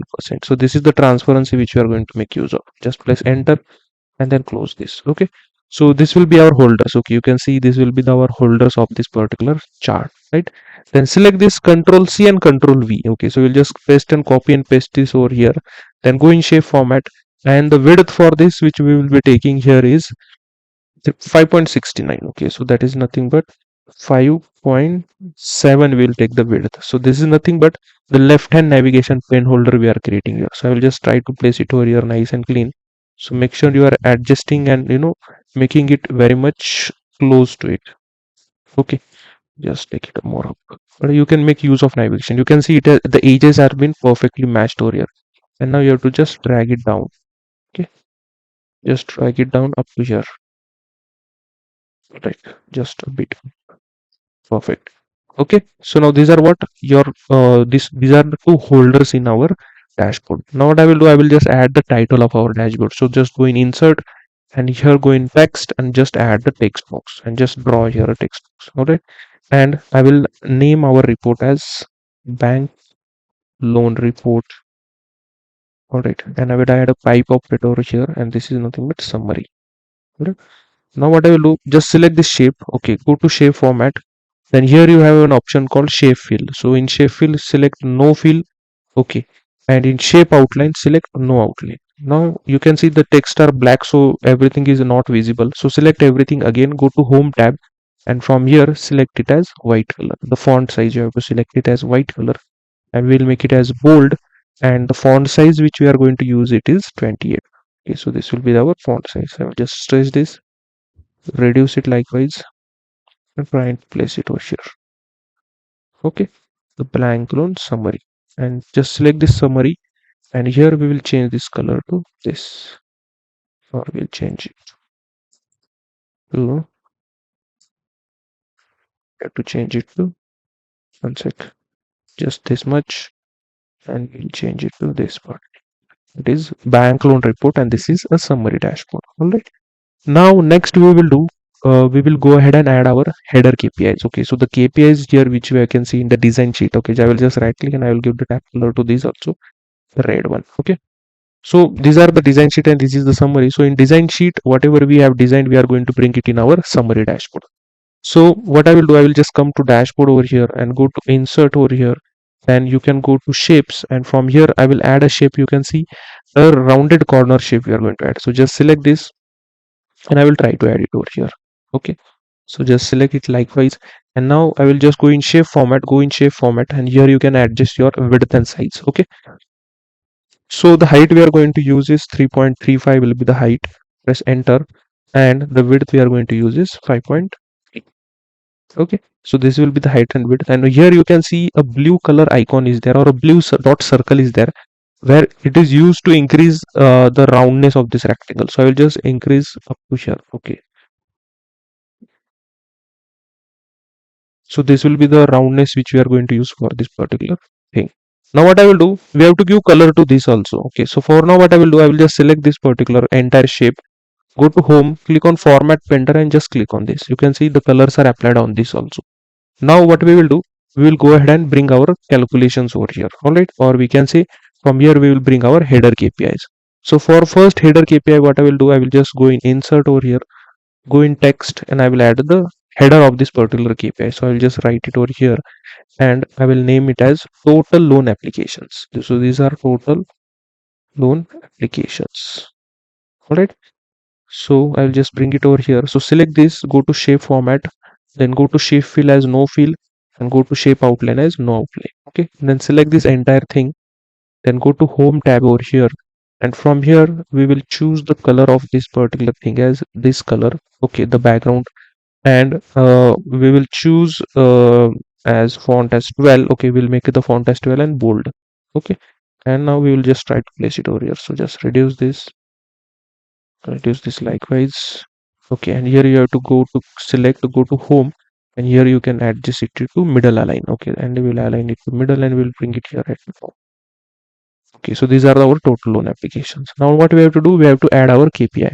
So for that, again go to insert, go to text, and add a text over here.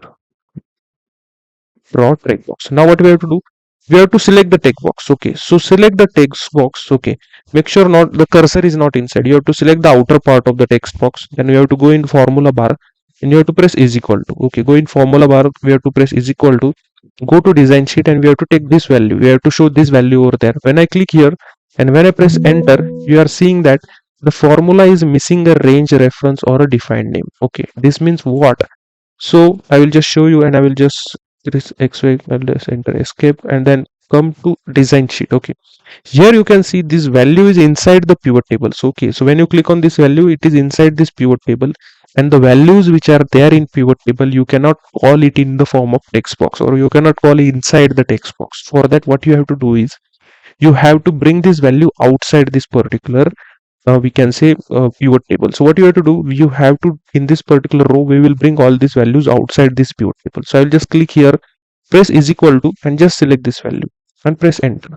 What we are doing, we are taking this value outside of this particular text box, or we can say pivot table. When you try to drag it over here, it is not happening. So what I will do, for here also I will press is equal to, and we will bring this value. Okay, and here. Okay, so we will just try this. If this value, just instead of this, I will just press back and then select this.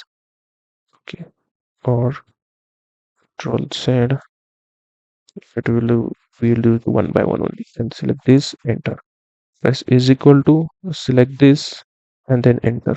Okay, is equal to this and enter.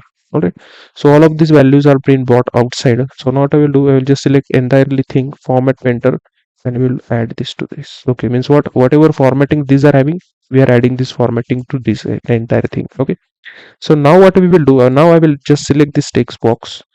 Okay, select this text box, just press here is equal to, now go to the design sheet, and instead of this value, we will take this particular value and just press enter. You can see the value is coming over here. Okay, so now the same thing we have to do for all of this. Okay, so from here we have to take the value outside over here. So for here, what I will do, I will just take select is equal to, and we'll bring it outside. Press is equal to, select this, bring it outside. Is equal to this, bring it outside. That is on outside cells, outside of that particular pivot table. Okay, here also this, bring it outside here. Select this, take it out. Is equal to, select this, take it out here as well. Okay, now what we will do, we'll give quickly formatting. So select all of these values, go select format painter and select to this. Okay, so formatting is applicable here, and instead of bold, we'll just make it as normal value. So we'll just unselect the bold. Similarly here as well, select everything, format painter, and we'll just select this, and we'll just uncheck this bold. Okay, so you can see we have bought all the values outside of this, and here you can see, you will see you have to duplicate here also outside, because we cannot bring this. We know we don't have, or we don't require to bring these particular values, because these are values are already being calculated from this only. Okay, and these values whatever you see here now, it will be total dynamic, because these values are taken from this and we are bringing it outside over here.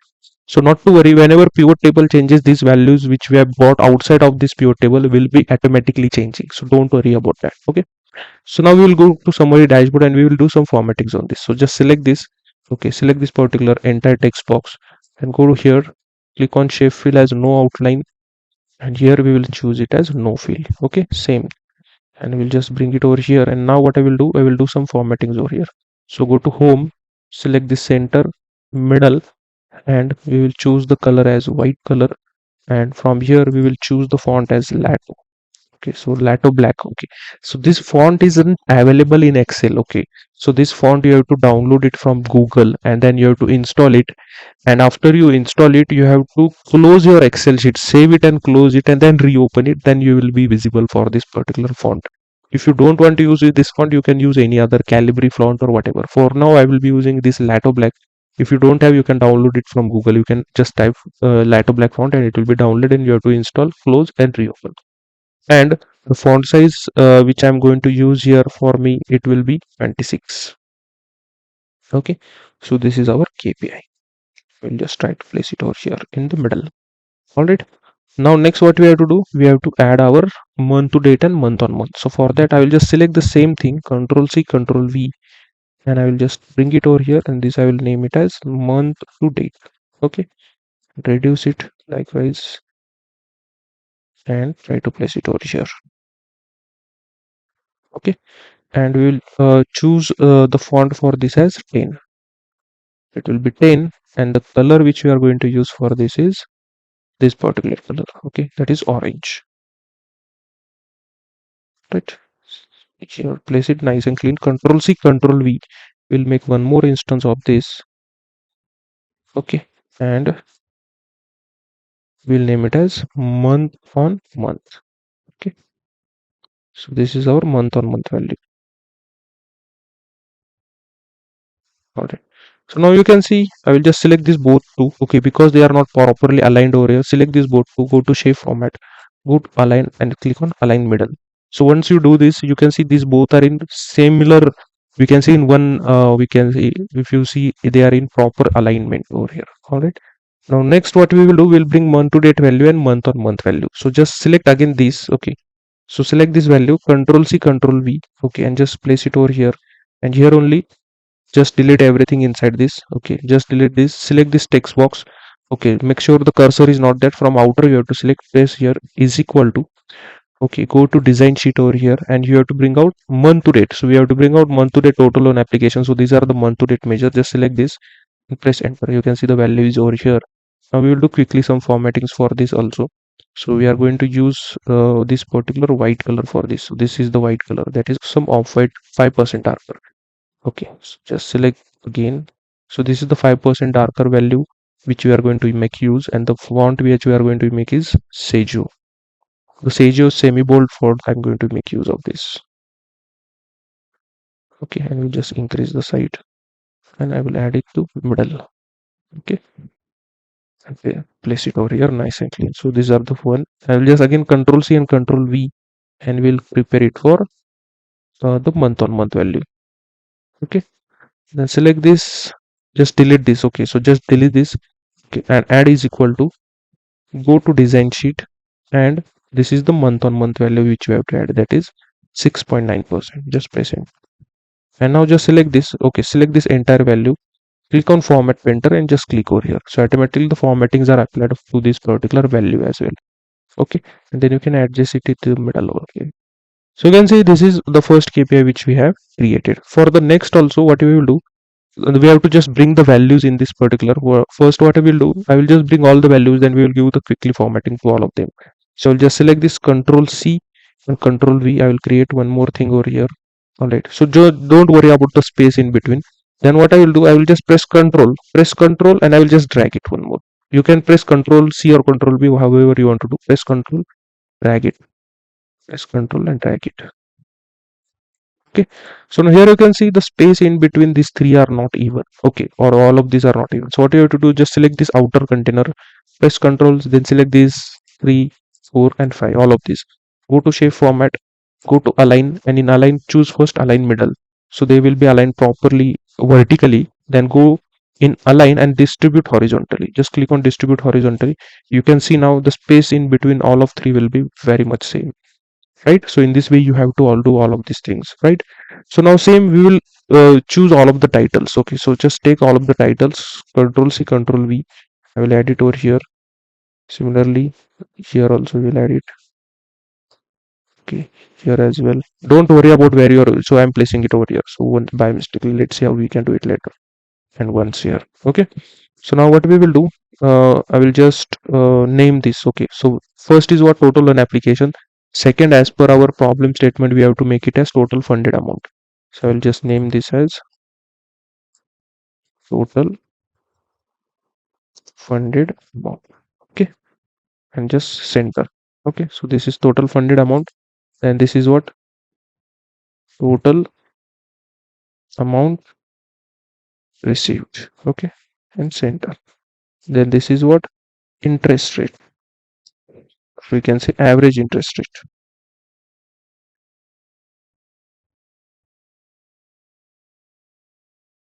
This is average interest rate center, and this is what average ETI and center. Perfect. Now just select this. Okay, so select this particular, then press Control second, third, fourth, and fifth. Then go to shape format again. Go to align and click on align middle. Okay, so these are aligned middle over here. Now all are selected. Just by using your arrow buttons, you can place it over here. Okay, move up and down by using arrow buttons. You can see it will be placed wherever you want. You can just place it over here. So this will be your center. Okay, just select again all of this. We will take it a bit up. Perfect. All right. So this will be your headers. Now next thing what we will do quickly, we will do this also. Okay. So now we'll add all the header KPIs. So I'll just Control C and Control V. I will add it over here. Okay. Now for this to take a new KPI, or just select this. Okay. Delete everything and press again is equal to, and we have to bring here the total funded amount. So go in design sheet, and this is your total funded amount. Okay. Don't select this, the value which we have taken out. Just press enter. Okay, so we'll do formatting later. So then Control C, Control V, again we will bring it over here. Okay, and delete this everything is equal to, then we have to bring out total amount received. So this is your total amount received. Enter. Control C, Control V. Oops. Okay, so take this value over here, and next we'll bring out is equal to interest rate. So this is the average interest rate. Control C, Control V for the DTI. Delete everything is equal to, and from here we will bring out the average DTI. Okay, so all of this we have brought. Now what you have to do, I will just click here and click on format painter. So for here format painter you have to click 2 times. So the double click over here, and then just select this 1, 2, 3, 4, finish. You can see all are formatted once. Now select all of these 1, 2, 3, 4, 5. Okay, then go to shape format, go to align, and just click on align middle. So you can see they are perfectly aligned in middle. All right, so in this way you have to save your time. Okay, all right, so then just select this. If you want to bring it a bit down, okay, so you can see a bit down, you can bring it likewise. All right, so one you have to do, you can just click on formatting options and you can do it all of others. All right, so now next what we will do, we will do it for month on month. Okay, so first we will click here, Control C and Control V. Will just bring it over here. Okay, Control C, Control V, will bring it over here again. These just try to place it wherever you want, and we'll name it as month on month. Okay, likewise. Okay, now same we have to do, just select this both, Control C and Control V. Okay, so these are two. Oops. Just select both of them and drag it over here and place it over here. Okay, again Control C, Control V, just try to place it over here. Control C, Control V, and try to place it over here. Alright, then select all of these again. Okay, and go to shape format, click on align and click on align middle. Okay, so both will be, all of them will be aligned properly in a same manner. Okay, and just click outside. You can see all of them are in same manner. And now just we will bring all the KPIs. So just select this, Control C and Control V, you will place it over here. Okay, so just select these again and we'll take it a bit up. This is fine. All right, and this is the KPI. All right, now we will just select and press is equal to, and we have to bring out month to date total funded amount. So just come here and we are going to bring month to date total funded. Okay, so this is the month to date value. So we are going to bring month to date total funded amount. Just okay. Okay, and we will just increase its size so it will be visible, that is millions will be visible over here. Alright, now control C, control V, we'll paste it, control Z, just take this value and bring it over here. Okay, and now we'll just delete everything and we have to bring out month on month value. So this is month on month value for total funded amount. Then just select enter, control C, control V. Here also this is month to date, so we just delete everything and we have to bring out the total amount received. So this is the total amount received month to date. Again control C, control V, just select this value. Okay, control Z, select it, and is equal to, come here and we will select this amount. Okay, same control C, control V, and for here we'll take the average interest rate. For that is, this is the average interest rate month to date. Okay, then control C, control V value, and we'll have to bring out month on month value for average interest rate. So this is the month on month value, that is 3.5%. Again control C, control V, delete everything, is equal to month to date value. Now month to date for the DTI, so this is month to date for DTI, and now month on month is equal to design dashboard, and this is the month on month value, that is 2.7%. Okay, now what I will do, just select this value. Okay, and just click on format painter. So double click on format painter and just click on these 2, 3, 4, 5, 6, 7, 8. Perfect. Okay, in one go you have to done, and just press escape. After you have done a formatting, just press escape, so that format painter has been, we can say it has been vanished from there. Now select all of this, select all of this, whatever you see here, select this also, and then just go to shape format, go in aligned and click on align middle only. Okay, so all of them will be aligned in middle properly. All right, you can see all of them are aligned, all of these are looking good. Okay, so you just want to take this value a bit back over here, this one to right, this one a bit left, all of this you have to just adjust this now by using arrow keys. Use arrow keys, don't use mouse. Perfect. Okay, so you can see we have designed our header KPIs. Okay, now next thing what we have to do, for this particular KPI I have given a different color. So for that, what I will do, right click and click on format shape, and in solid color I'll be using this color for this. Okay, so I will tell you why I'm using this color, because these are the total loan applications, and total loan applications are important for us. How many total loan applications are there? And from here quickly our eye will go on this particular, if you see in all this dark, our first impression will go on this particular KPI because it is highlighted in different color, and from here you can quickly learn that these are the total number of applications. So what are the total applications which are been there, or been the, that is the total loan applications, how many applications, or how many total loan is given to that particular customer, how many applications are there, what are month to date and what are month to month. Okay, so that's the reason, any of which out of this all the KPI, this is an important KPI for us, so that's why we have highlighted this. All right, now what we will do guys, here select everything. So first select the outer part, then select this, then select this, then select this, all the values in this particular thing. Okay, so select all of this. So why we are doing this, I will tell you. Then right click over here, go on group and create a group of this. Why, what we will do, why we are doing this, by mistakenly if you are moving this, okay, let's say you are moving this, okay, so it will be moved with entire the values which are there in here. So I just press Ctrl Z. So for that, if you are, say, let's say you are trying to move, and by mistakenly what you have done, you are clicking here and you are moving this. Okay, so like this you are moving this, so it is only moving alone.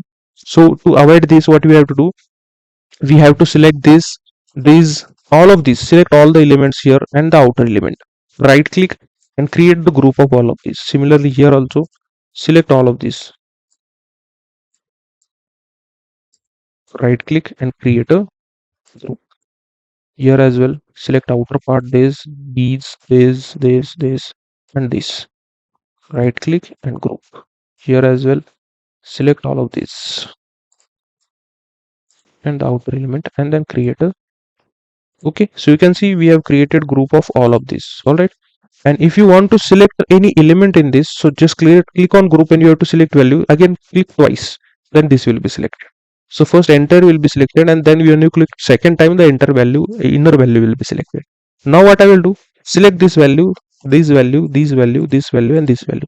Now right click and I will create a one final group of all of this and create a group. Now you can see, if you try to move this, it will move as a part, as a whole. Okay, so I will just press Ctrl Z. Likewise, okay, so now whenever you are trying to move these here and there, you can see the inner values will be not moved, and in this way you are, once you are doing a work, make a group of all of this, so you will be saving your, other works of alignment and all those things.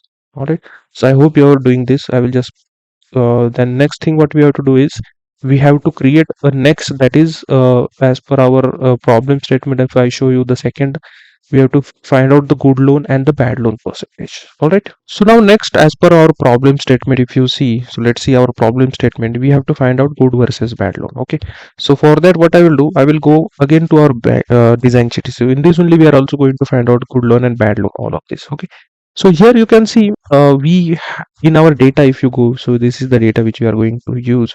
So in our data, if you look over here, we don't have any good loan or bad loan field first. Okay, so if you can check everywhere, we don't have that particular good loan or bad loan field.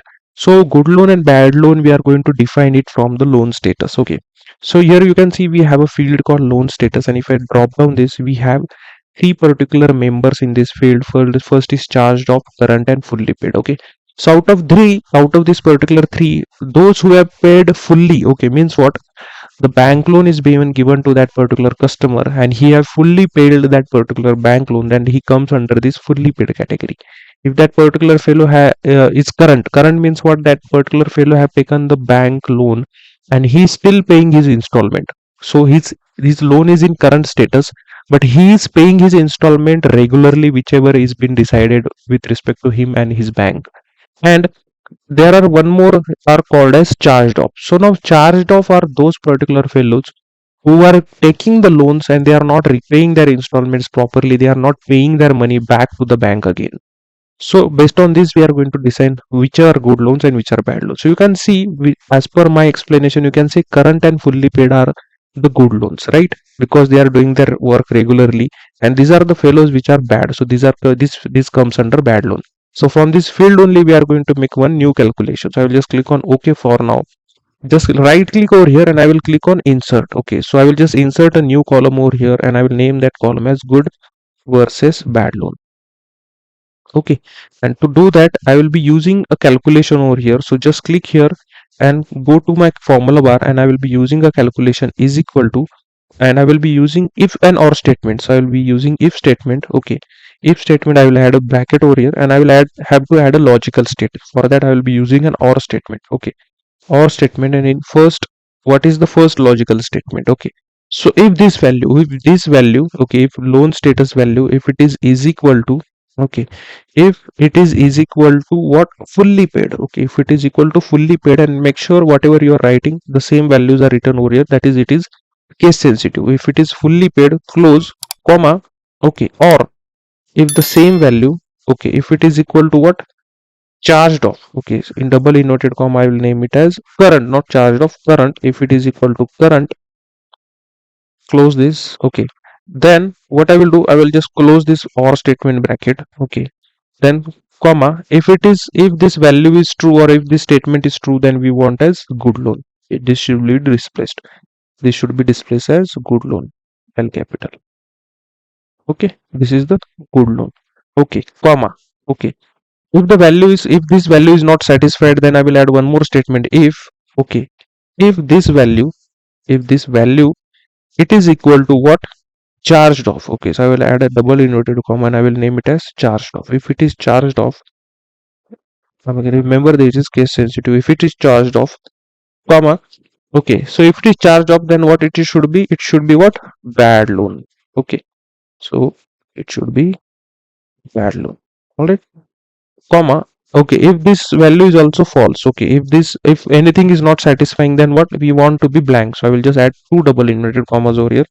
I will close this bracket and I will close the other if bracket, and I will just press enter. Okay, As soon as I hit enter, you can see we are getting the values, or the formula has been applied for all of this. Okay, because it has been converted to table range, so it is converted to, or it is given to all of this. And here if we can see, we are having two values, that is good loan and bad loan. Now you can quickly cross check. If it is fully paid, it is a good loan. If it is charged off, it is a bad loan. Okay. Similarly, if you want to see for current, you can find current also somewhere. So because current are very less, you can just scroll and you can find whichever the current value we have. Just let's see, or we'll just filter it out. Let's say here. So I will just filter out current. You can see current is also falls under good loan over here. All right. So I'll just select all and I will just press OK. So you have to cross check in this way. All right. Now what I will do, I will go to our again our design sheet, and now here we will use our good and bad loan percentage. So for that, what I will do, I will copy and paste the same sheet. Okay. So I will just press this Control C, and I will same use over here, and I will just paste it over here. Okay. And here we are find out. First we will find out good loan issued.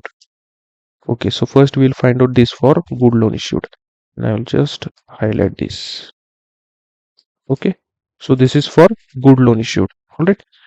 For now, this I will just delete the second row. Okay, and this is our pivot table. All right. Now in this pivot table, I will go in pivot table analyze option, and here I will click on field list. Okay, so this field list will be opened over here, and here we have to take our loan status, or we can say good versus bad loan.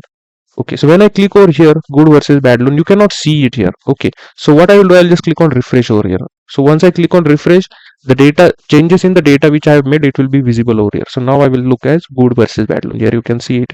And I elevated roads. Okay, so these are the values for good loan, and these are values for bad loan. Whichever you want, then we can analyze it. So I will just right click over here, and I will just remove the grand total. Okay, again I will select this, and instead of taking all of these values in columns, what I will do, I will just add this and I will take it here.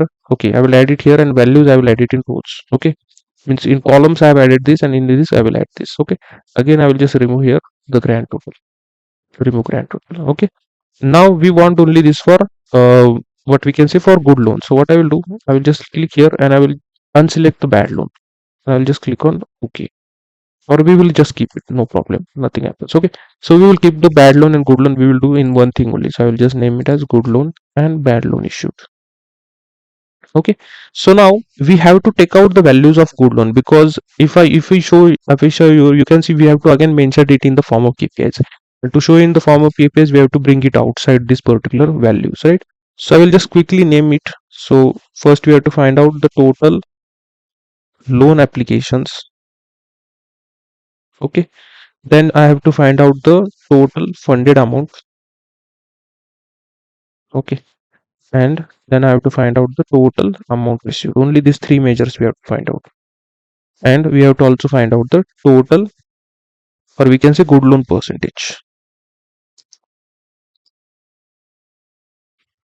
Okay, so these are the values we have to find out, because as per our problem statement, we have to find out good loan percentage, applications, funded amount, and total amount received. Okay, so to find out the percentage, I will show you how to find out the percentage. First, we will bring out the total loan application. So is equal to, so from here, these are the total loan applications for good loan. So this is the good loan. Okay, so you can see this is good loan. So just press here, is equal to, then this is the total loan amount, funded amount, is equal to, this is the total payment received. Just press enter over here. Okay, and now to find out the good loan percentage, what I will do, here you can just what you will do, I'll just right click over here. Okay, on values I will just right click on this particular value.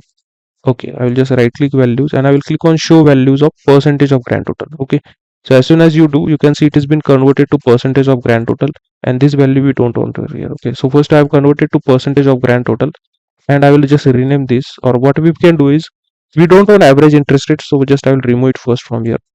Okay, and from here you can just take your ID and again place it over here below count of ID here, that is second, that is sum of ID, it has been created. I will just right click field value setting and convert it into count again. Okay, so again we are getting the values. All right, so here you can see, you can see the values are same. Okay, count of ID and count of ID. To change the name of this count of ID, what you can do, you can just right click here, field value settings, and you can change this to percentage of total. So you will understand what is the percentage of total we have taken here. Just click here, you can see this is percentage of total. So to find out good loan percentage, this is the good loan, enter. Find total loan applications are this, and enter. Alright, So this is for good loan actually. Same we have to find out for bad loan. So I'll just press Control C and I will paste it over here. Alright. So instead of good loan, this will be for bad loan. Similarly, we have to change this. So bad loan, we have to take it from here. And for this total loan, this will be 1 second. So this is the total loan. Yeah, total loan applications is equal to this. Then the total funded amount will be this, and the total payment received will be this. All right. And we have to do formattings also on this. So what I will do, I will just click here. I will just click on format painter twice. This is in percentage, and this should be also in percentage. Press escape. Then you have to convert this into Ks. Okay, that is in thousands. So to convert that in thousand, you can see we have already converted here in thousands. So I will just double click on format painter. So this is should be in thousand and this should be in thousand. Press escape. Now we have to convert this to millions. So just click here. We have already this in millions. So double click on format. This should be in millions, millions. This should be, and this should be in millions. Perfect. Okay. And now we'll just select this entire thing and we'll add a border to this. This also we'll add a border to this. Perfect. All right. Now next here you can see we have to create these pie charts also. That is good loan and pile down issues. That is donut charts. So for that I will just add here good loan. Okay, so I will add a good loan percentage. Create a new field, and this is my bad loan percentage. All right. So this is good loan percentage. I will just press is equal to. So this is my good loan percentage. Press is equal to. This is my bad loan percentage. Now select this entire thing. Okay. So always remember whatever values we are dragging it from here. Now we are taking it out. So these are total dynamic. Okay. These values are total dynamic. As soon as the values will changing here, so the values will be automatically changed out here. So I will just give you an example. Just click here. Click on this pivot table. I will just close this for now. Then go to pivot table analyze option, then click on insert slicer, and we will add a grade slicer and just click on OK. So I'll just take it over here. So as soon as I click here, okay, you can see the values which are changing here, they are changing here also. See here, like this. See here, like this. Okay. So make sure you have to do this. Okay. And when you click on report connections, okay, here you can apply it for all this, whatever we are designing over here. Okay. So now just click here, go to pivot table analyze option, and we'll name this as good versus bad loan. Okay, so this is good versus bad loan. Just press enter over here. All right, and now what we have to do, we have to create a pie chart or a donut chart over here, not a pie chart. Okay, so now what we will do next, we will just create a pie chart from this. So just select this entire thing, then go to insert. Okay, and here you can see you have an option called donut chart. Okay, so just click on donut chart, not pie chart, sorry for that. Then delete this all the things which are there here. We don't want anything, and just click on this particular chart style. Go drag down. Okay, and just take it down, and here you will just select this particular, or will just select this particular chart style. Okay, that is style 5, and then just delete this again, and we'll just make it smaller. Okay, so for now I will just delete this also, and we'll make it smaller, and I will make it, or just place it over here. All right, so this is for the good and bad loan thing. So I will just select this entire thing. Okay, and we will just add the thickness border out here. Okay, so this is for good and bad loan issued, whatever we have created here. So this is for good and bad loan issued, and now we will go ahead in our dashboard, and we will bring these particular values over here. Okay, so first what we will do, I will just create a placeholder. So I'll just click this and double click here, Control C and Control V. I'll just create this shape and bring it over here. Okay, and go to shape format. So for me, I will choose the height for this as 6.92. Okay, so I'll take this as, just take this as 6.92 as a height for me, and the width I will take it as 13.85 centimeters. Okay, all right, so this is for good loan I will be using, and I will just reduce this to this. All right, Control C, Control V, and I will place it one more over here. Okay, so this will be using for placement of the bad loan. All right, now what we will do, uh, next I will just bring our pie chart over here. So before that I will just take this Control C and Control V. I'll bring it over here, and I will name it as good loan issued. So these are good loan issued. All right, go to home, and I will just select this, and I will increase this to 14. All right, These are good loan issued. Now I'll just go to our design sheet and I'll bring this pie chart. So just select this and copy this. Come here and paste it over here. Alright. Now place it over here and now I'll just go to format, and the width and height of this particular pie chart I will select it as, the height for it I will take it as 5.7, and the width I will take here as 6.8. Okay, so this will be the width and height for us. Okay, I'll just place it over here. Nice. Right click here, then go to format chart area, click on no fill and click on no line. All right, then select this. Okay, you select this particular edge of this pie, or we can say slice of this pie, and go to this series option, and here you have an donut explosion over here. Okay, so just increase it to 85%. Okay, and then close this. All right, then just click on this particular donut, just double click on this. Okay, you can see this donut will be selected. Go to home, and here we have to change this color to this. Okay, I will just select this color, and for this just select, double click again on this outer, the red color, the blue color, and from here I will just choose this particular color, that is orange. Okay, you can see orange color, this particular thing.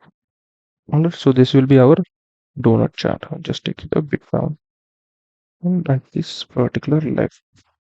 Right, now what we will do, we have to just bring out this particular values and all these values also. All right, so for that what I will do, I will go to, first I will just take this, just click here twice. I will control C and control V, and I will bring it at the center over here. All right, and here I will choose the font for this as 24. Okay, first let's bring our value. So just select this entire from outside. Okay, just select this outside, then press is equal to, go to design, and here we have to show good loan percentage. So this is the good loan percentage we are going to show. Just press enter. The value is here now, and now just make it to orange color. So same orange color we are going to choose here. Lato black will be the font. Okay, I will choose the Lato black. Okay, and just click on bold, again the orange color, and the font color we are going to use at, or size we are going to use as 24. Okay, so this is we are going to use over here. All right, now next what we will do, we'll add our other KPIs over here. For that what I will do, I will just click on, or I'll take this shape again, double click on this shape, control C and control V. I'll just bring it over here, select this shape. Okay, and I will go to fill colors, and I will just take the color of this shape as this particular, or yeah, I will just take this particular color for this, and go to shape format, and here, and I will just take the height for this as 1.83 will be the height for me, and the width I will take for us is 6.37. Okay, so this will be the height and width, and I will just try and place it over here nicely. Perfect. Okay, now I'll just take the title of this, control C and control V, just take it over here and try to place it over here. Okay,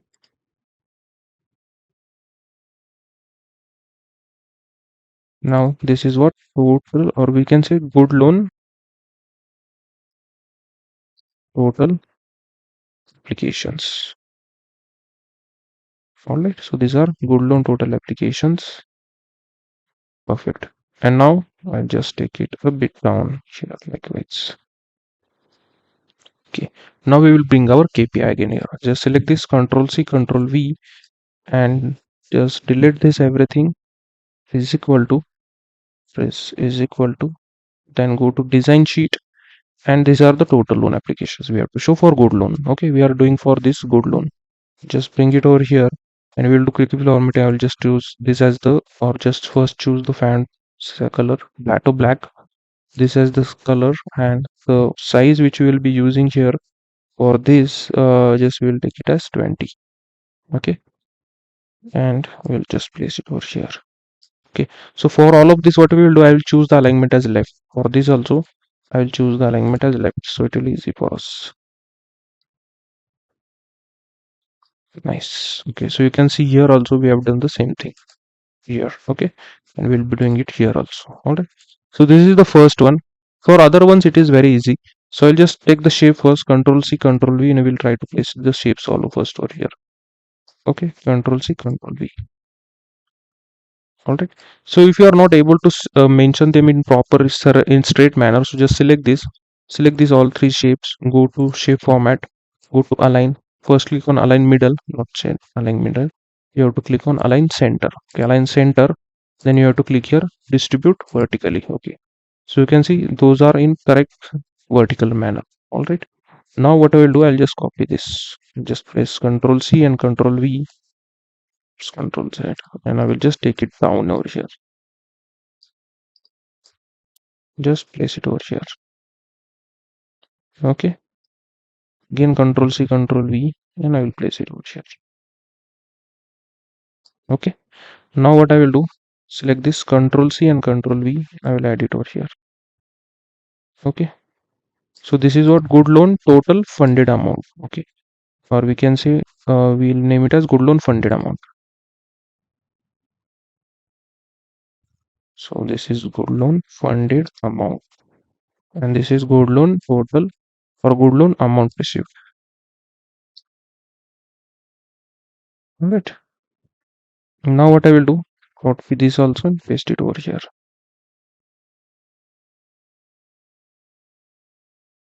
Perfect. All right. Now just select this and we have to bring the values over here. Just delete this, press is equal to, go to design sheet, and from here we will name it as funded amount, and select this also, go here, press is equal to, come to design sheet, and here we will take the amount received. Okay. Now just click on this, click 2 times format painter on this, just select this and just select this and press escape. You can see the values are automatically taken for this. Now the same thing we have to do for the bad loan issued. Okay, so just I will bring this to center. Okay, bring this to center properly. Perfect. Now just press Ctrl C and Ctrl V and we will bring it here now. Okay, so this is our bad loan issued now. Okay, so this will we will be designing for bad loan issued. Now we will take the same thing. Okay, so take same Ctrl C and Ctrl V. Okay, just Ctrl Z. Okay, just copy this, press, click here outside and then press Ctrl V. Okay, then you can see it will be created, and I will just bring it here or again. Okay, now what I will do, just click on this black. Okay, then go to format home here, and from here we will choose as this color. Okay, all right, and for outer, okay, for outer part, okay, just select the outer part over here, go to home, and here we will choose the color as this again now. All right. So because this will be our good loan and we just want to highlight the bad loan. This is, we have highlighted good loan over here and this is the bad loan. All right. Now I'll just print Control C and Control V, bring this over here. All right. And from here we will bring the value for press is equal to, go to design sheet, and we have to bring the value for bad loan percentage. Okay. Just select this format painter and then select this. Now we have to change the color of this. So for this we'll choose as this color. All right, so these are the good loan and these are the bad loan. Just make sure they are at center. Okay, here as well. All right, now next what I will do, we have to take this and paste it over here. Same thing, just select all of these, press Control and select these three values, Control C and Control V, and just bring it over here.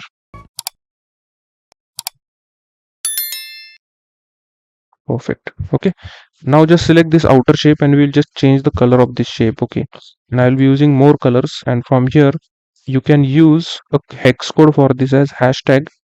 Okay, and we will name it as AC 4 times 0 and just press enter.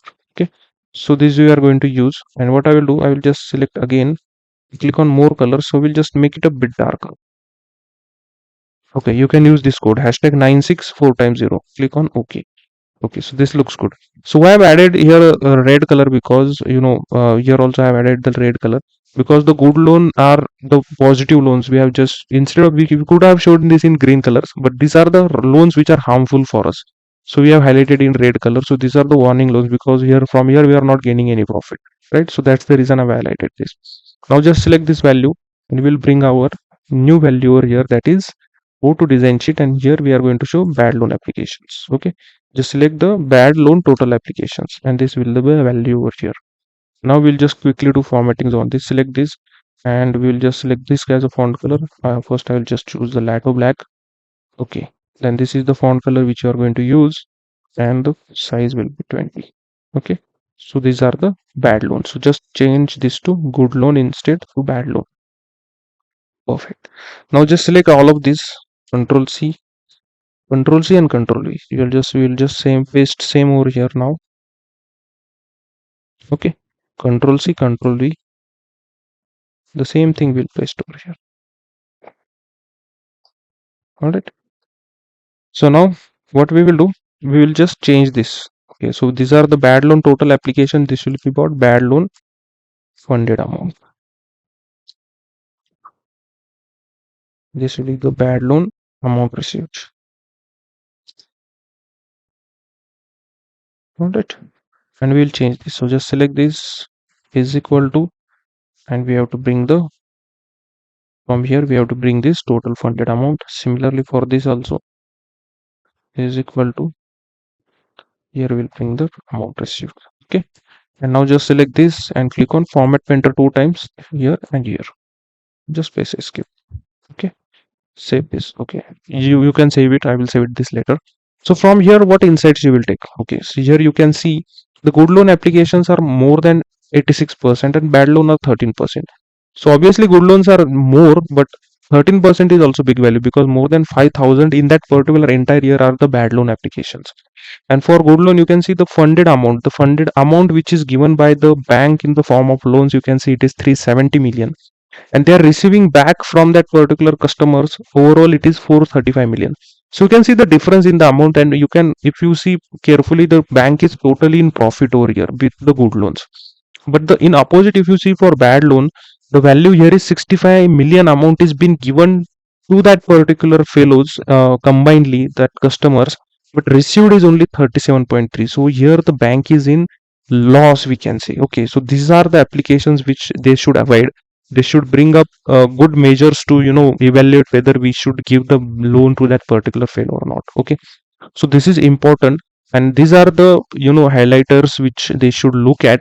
This, from here they are gaining the profit but they are burning over here, right? So this is an important insight, so we have to note to our client. All right, now what we will do, same whatever we have created groups over here, this also we have to take, just select all of this. Okay, select all of this. Okay, you can just select all of these once, all of this, right click and create a group. Okay, so we have created an entire group. Similarly here also, so that it cannot be moved from here, just select entire everything, right click and just create a group. Okay, so this will be group, so it can be moved as a group. Okay, just I'll just control Z so that it will be not moving here and there. All right, so this is a good loan and bad loan issue. So next is what we have to show, the loan, by loan status, how the all the other things are performing, or how the good loan, total loan and total amount they are performing. So this is good loan, but by loan status also we will see by charged off, by current and by fully paid. All right. Okay, so now next for loan status, what I will do for the next chart, we'll just select this, Control C, Control V. Okay, and we will try to place it down over here. Okay, I will just reduce this and increasing horizontal way. All right. So now for this, I will just go to our design sheet over here. Yeah. And whatever we have here. Okay, so just take this only. I will just copy this entire pivot table and I will paste it over here. Okay, and this will be for loan status. I will just add other values as for loan status. So with respect to loan status, we have to build our charts over here. So I will just select this, go to pivot table analyze and go to field list. Okay, so we will remove all of this. We will just keep count of ID. Okay, we have to just keep count of ID and I will remove all of this. Okay, so you can see count of ID is there. We will remove good versus bad also. We have to find out with respect to loan status. So just select loan status, and this is first we have to calculate it with respect to count of ID, but we have to find out with all of the respective things, but first we will find it with respect to count of ID. One by one we will take our all of the sheets over there. So just select this entire thing now, go to pivot table, pivot chart, select this pivot chart and go to bar, and we will create a bar chart over here. Okay, and just right click on these options and hide all the field buttons. We don't want any field buttons. Delete this as well, delete the grid lines, title, and this also. Okay, and we'll just reduce this and I'll bring it over here. Next thing what you can see is, first I will take fully paid. Okay, so I have to take fully paid at the top and then charged off and then current. So to do that I will just select this entire thing, and when you take at the edge of this particular cell, four different arrows are there. So I'll just drag this at the top. Okay, you can see I will just drag this at the top, or you can just drag. First, what we will do, I will just drag it at the bottom. So just take it at this at the bottom, then charged off at the middle. Okay, then select this charged off and we'll drag it into middle. So it is from maximum to minimum likewise. So for all of the charts, we will keep it in the same way. Okay, yeah, that's it. Now next, what we will do. So this is for a loan status for the count of ID. Then I will just again copy this and paste it over here. Okay, so this was for count of ID. Instead of ID now, we will take for loan payment. Okay, so this is for loan amount, that is nothing but total funded amount. All right, for this also we will just select this. First, what we'll do, we'll convert this into our format. So just select this and make a format painter over here and just select all of this, so it will convert it to million. Then we'll select this, go to pivot table and pivot chart, and again we will convert here to bar chart. Okay, and just right click, hide all the field buttons, delete this, this as well, this as well, and reduce this likewise, delete this as well. Okay, so this is the second one. Just place it below one another.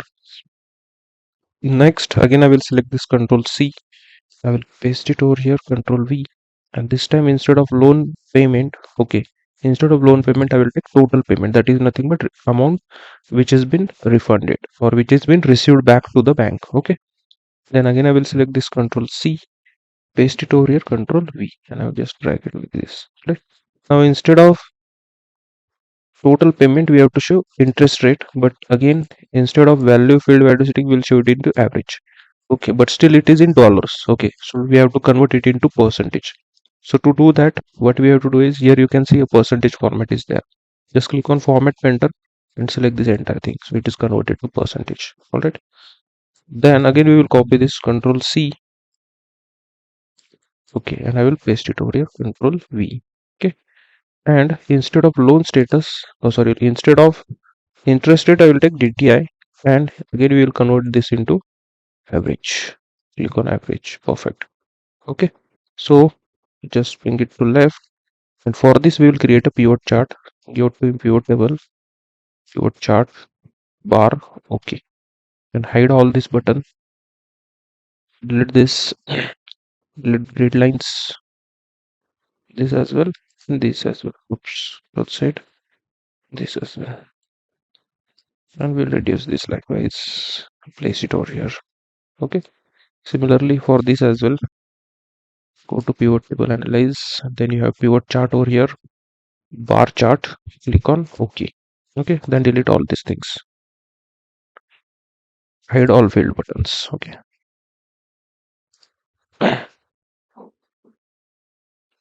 okay, then we'll place it over and make sure that fully charged, fully paid is only at this particular first position. Okay, fully paid, charged off, it should be in that particular manner only. Here you can see these are the maximum value, but it is for current, so it doesn't matter.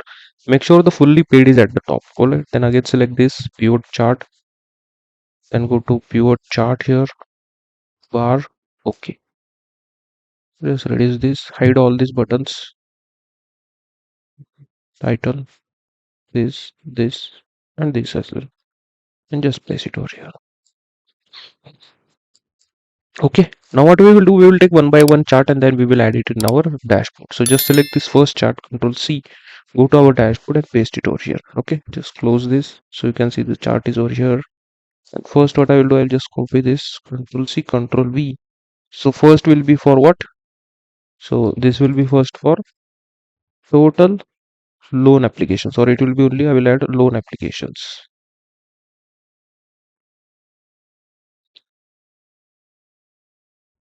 Okay, so this is for loan applications. I will just increase this and I will reduce it to 12. Okay,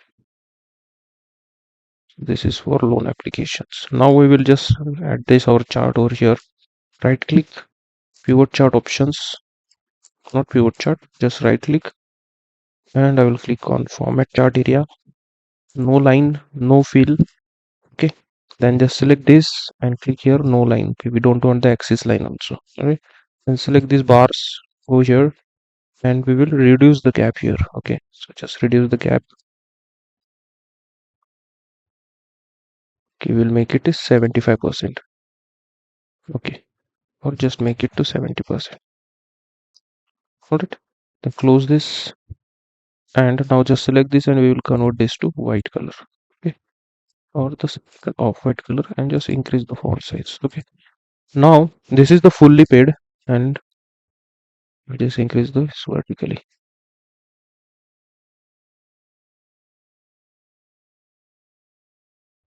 That you can go in design, and height I will take as 4. Okay, and width I will take, okay, width is whatever we can choose. Now in the same way, what you have to do, you have to take others. Okay, so just go ahead and just select this. Okay, just select this, Control C, and we'll bring it over here, Control V. Okay, and make sure you have to place it over here. Just go in format and take the height as 4 over here. Okay, the height as 4, and just place it over here. Next, this, paste. Yes, just select outside, select this, Control C, and paste it over here. Okay, this one is second your.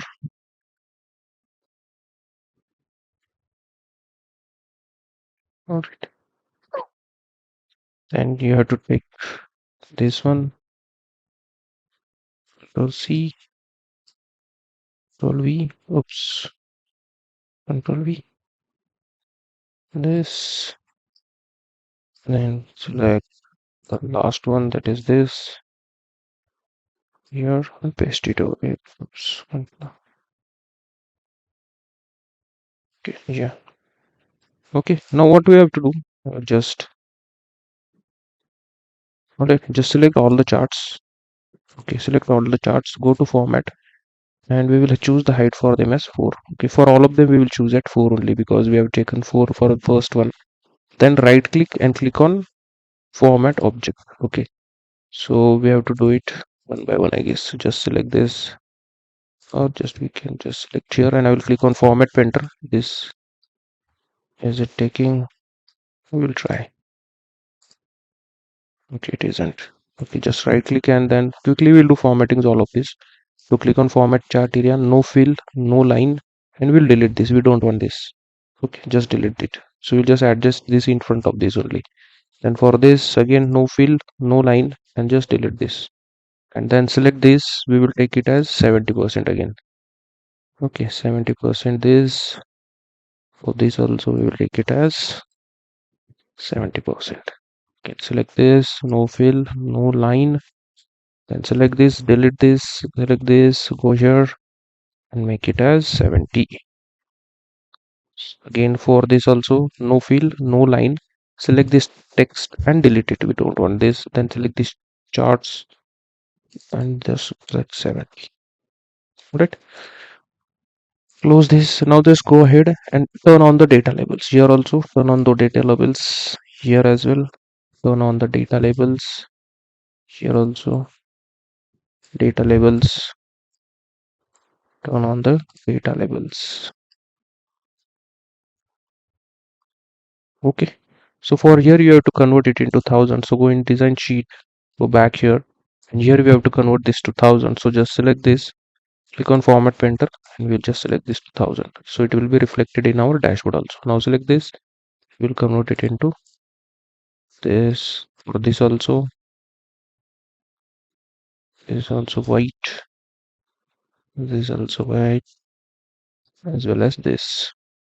Okay, now we'll just adjust this now properly. Just take it to the left, make sure, so that this is what this total particular row, you can see it is for fully paid, this is for charged up, so that's the reason we have deleted that. Okay, now just take it like this.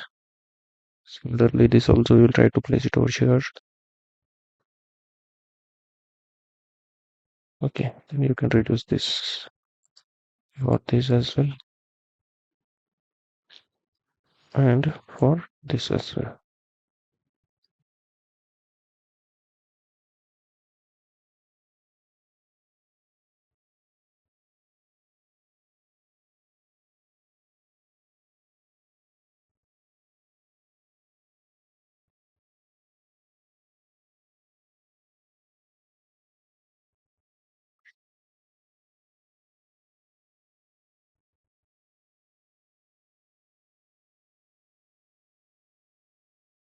So in Excel, you have to work so much for the dashboard because we don't have containers over here like we have in Tableau and Power BI. Okay, okay, perfect. So now what I will do, I will just select all of these. Okay, just select all of these. Press Control, select all of these. Right click or go to Format Shapes. In here, just click on Align Middle. Okay, so once you have aligned it middle, you can see these are in perfect line. All right. So now this has been done. Now what we will do, we will give colors to this all of each and every chart. So just select this, and from here I will choose the color for this as this. For this you can use multi any color you want. Okay. For this I will choose as a green color.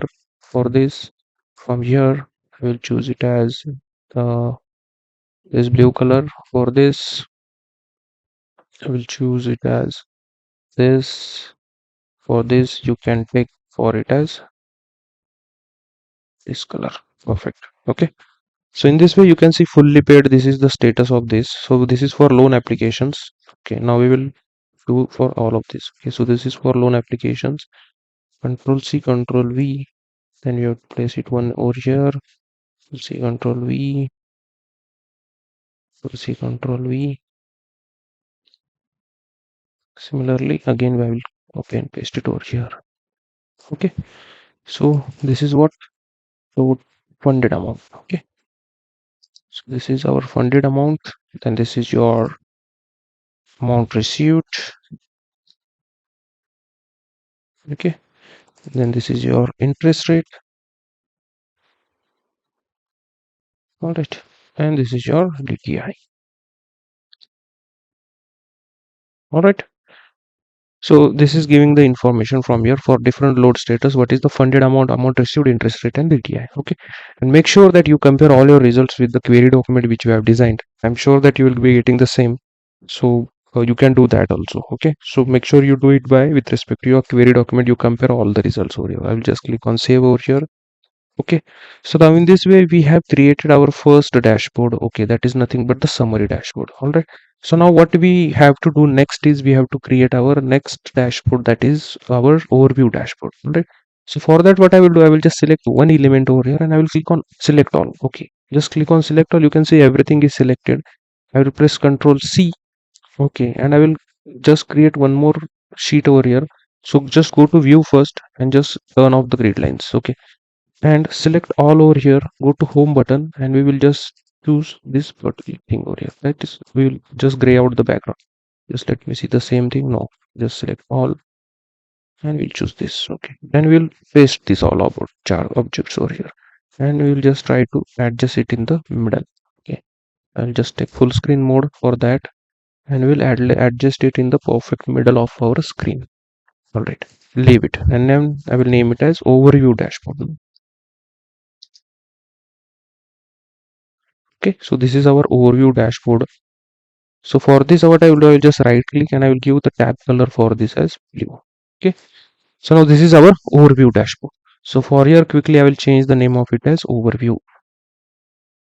So this is our overview dashboard, and now on this overview dashboard you can see this is summary dashboard. Okay, so this is our summary, this is our overview. So for overview I will just delete all these elements. We don't want all of this. Okay, just Control Z, delete this everything, delete this this we don't want, delete this as well, all of this, because we will be creating new here. Let this, see, I'll just control all and then I will delete this. Perfect.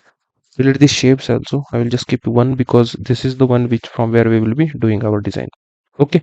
So now as per our problem statement, if you can see, the next one we have to see, we have to build up our charts.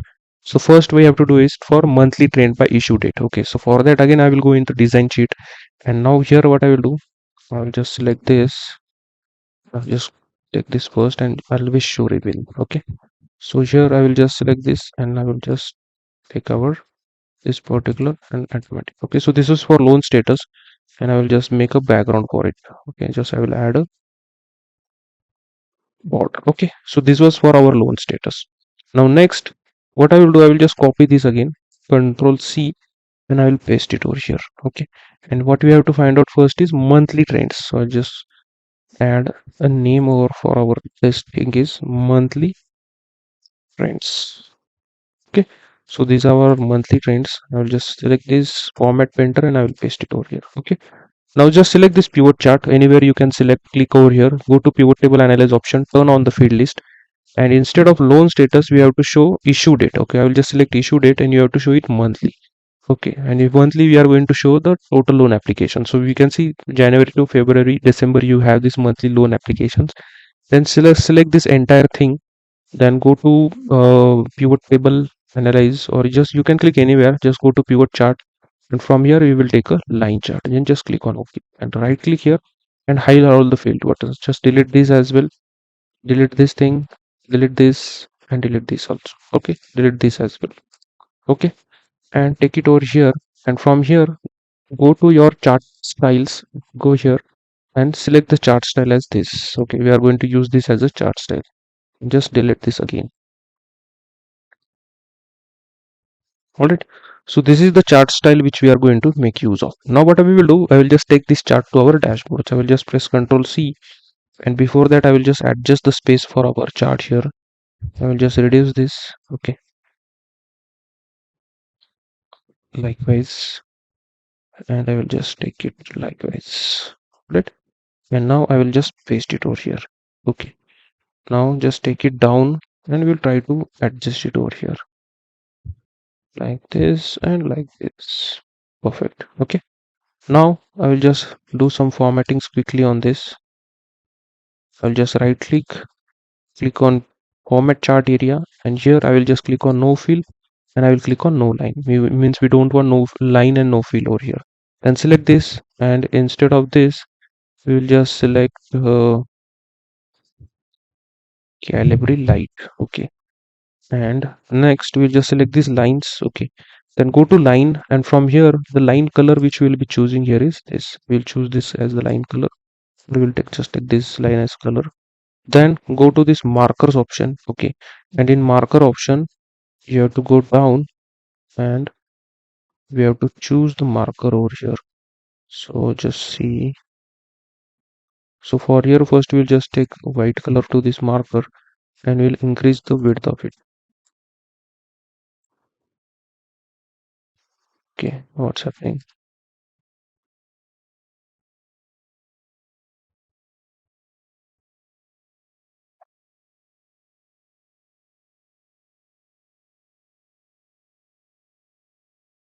Okay, just let's see to make another chart style. Okay, we will use this chart style. All right, so I'm taking the chart style as chart style number 4. So we'll use this. Just right click or just delete this first. We have taken the wrong chart style, so it was not happening. Just right click over here, then go to pivot chart options. Sorry, just right click over here and then go to format chart area, no field, no line. Okay, then select this also and click on this, that select this chart area and click again on no field. Okay, now select this line. Okay, then go to line over here, and from here just we will increase the width of our line. Okay, we will make it as 3. All right, now go to markers, and from here we will choose our marker, or just go to line again first. Okay, and from here we'll make it as 1 second, we'll click on smooth line, we'll make the line as smooth. Next go to markers, and here we'll increase the width. Okay,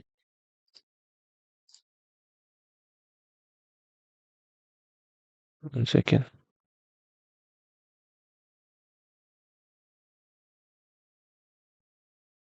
Okay, we have to take first solid fill over here, and now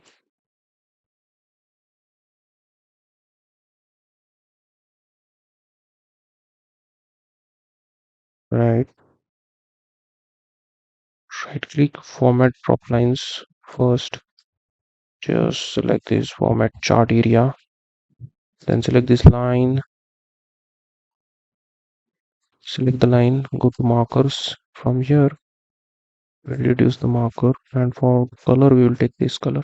Okay, just reduce 3.3.25. Okay, perfect. Now just select this and we'll make the color as this. Okay, and we'll turn on the data labels also for this. Just turn on the data labels. Select the data labels and select this color. Correct. Okay, just close this now. So it will take some time for formatting. So just like this we have formatted. Okay, just go here and if you can see the same way we have formatted our this chart. All right. Now just select this and we'll increase it vertically. So it is at the end which is taking the space everything. Now select this Control C and Control V. Will just take the chart title to be added over here, and it is will increase it likewise. Total loan applications by month. Right. So these are total loan applications by month, and just press Control Save. All right.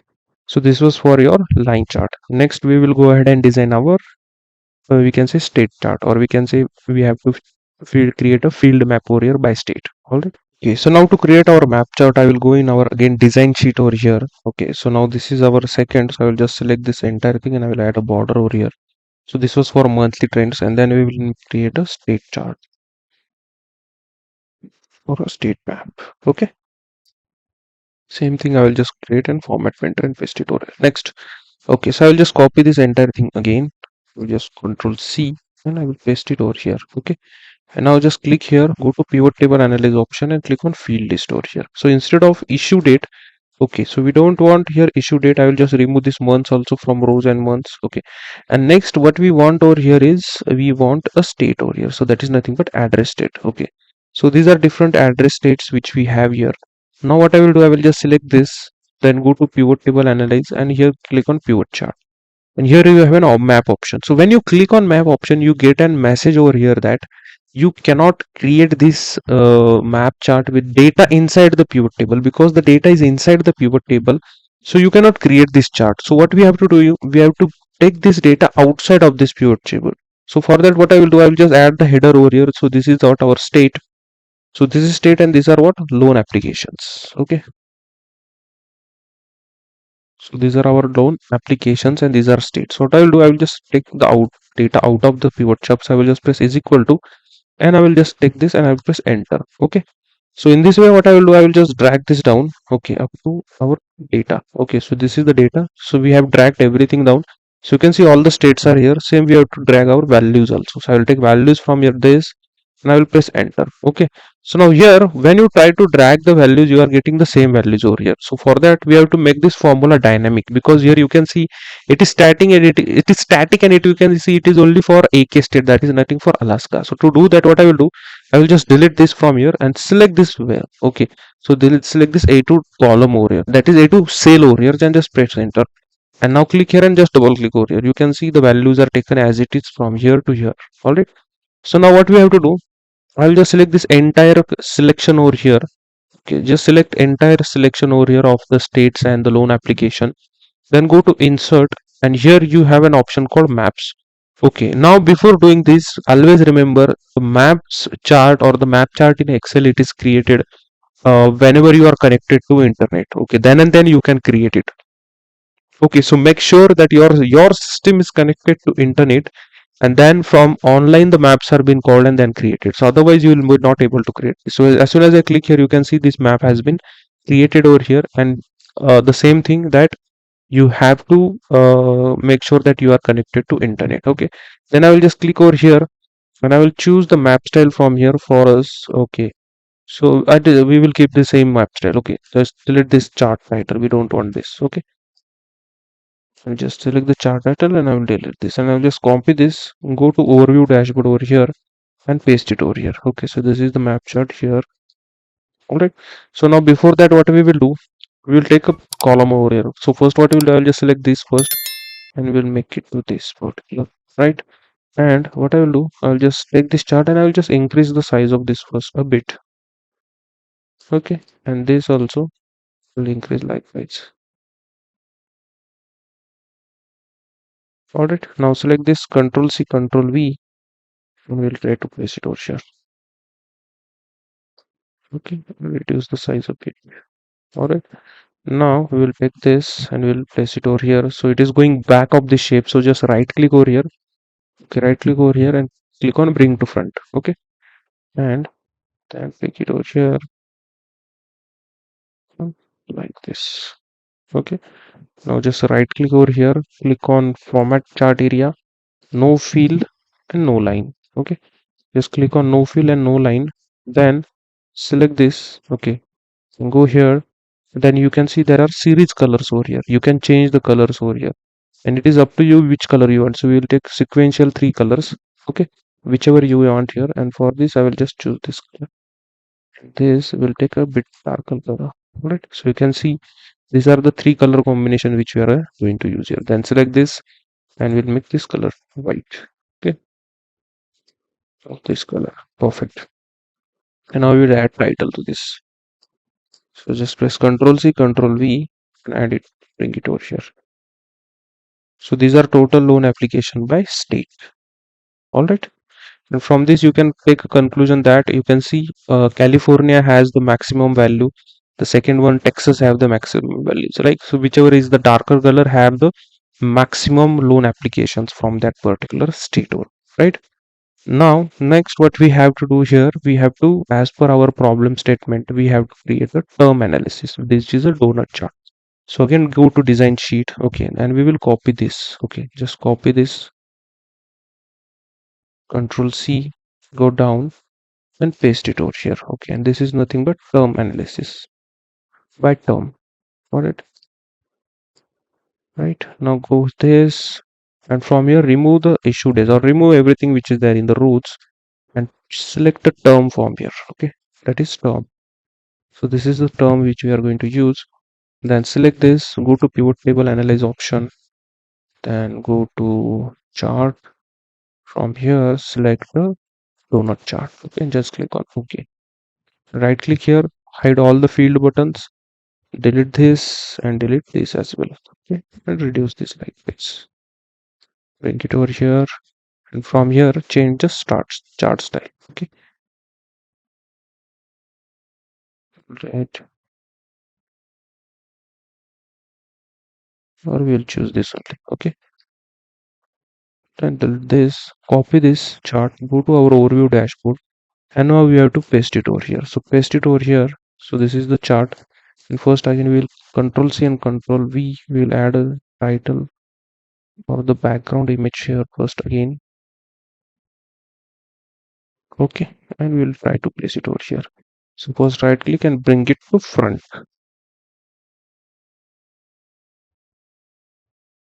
Okay, and right click over here, click on format chart area, click on format chart area, no fill, no line. Okay, then click on this and click on no line here as well for the borders. All right, and you can change the color if you want. First you will just increase the donut explosion to 80%. Okay, or we will keep it to 78. Then close this, and here I will add the data labels also, and I will add the legend also, but I will add legend at the top. Okay, then select this and we'll just increase the size likewise, increase the size of the donut.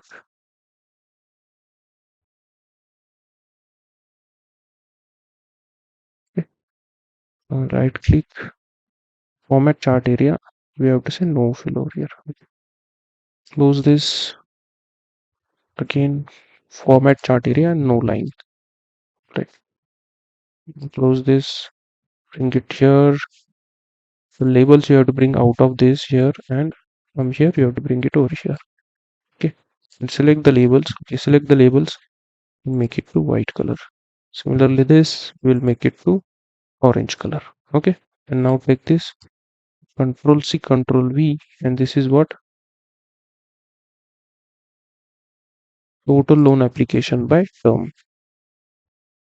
Okay, so this is by term.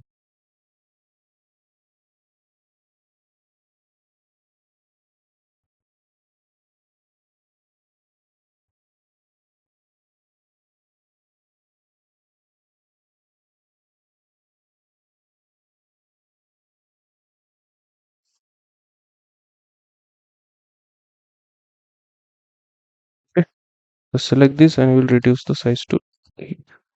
All right, so these are the total loan applications by month, state, and term. All right, Now you can see for 60 months they are taking few of the only 10.3k of loan applications for 60k. Most of they are taking for 36 months only. Okay, so this is again changing its color. So just select this again. Right.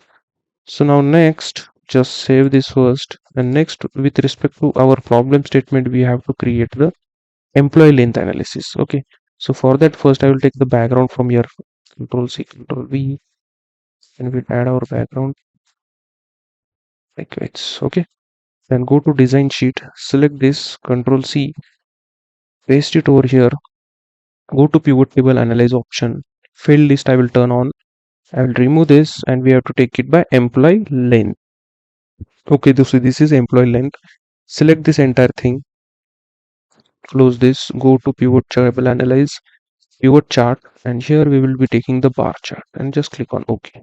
Okay, and bring it over here, right click and hide all the field buttons. Then delete this, then delete this. Okay, now I will just right click over here. Okay, right click over here and sort from largest from smallest to largest. So as you start from this smallest to largest, this will be in opposite. Okay, and we want this in this order only. So just delete the grid lines as well. So I'll just turn off the grid lines from here. Alright. Now select this entire chart and bring it to here. Okay. Just bring it over here and right click here. Then we will go to format chart area. Here I will say no field. I will say no line here. Select this. Okay, select this and I will then select again no line over here. Alright. And then I will just select this. Go here and from here select this as 60%. Okay, select 60%. Oops, 60%. Close this. Okay, now we'll just reduce this.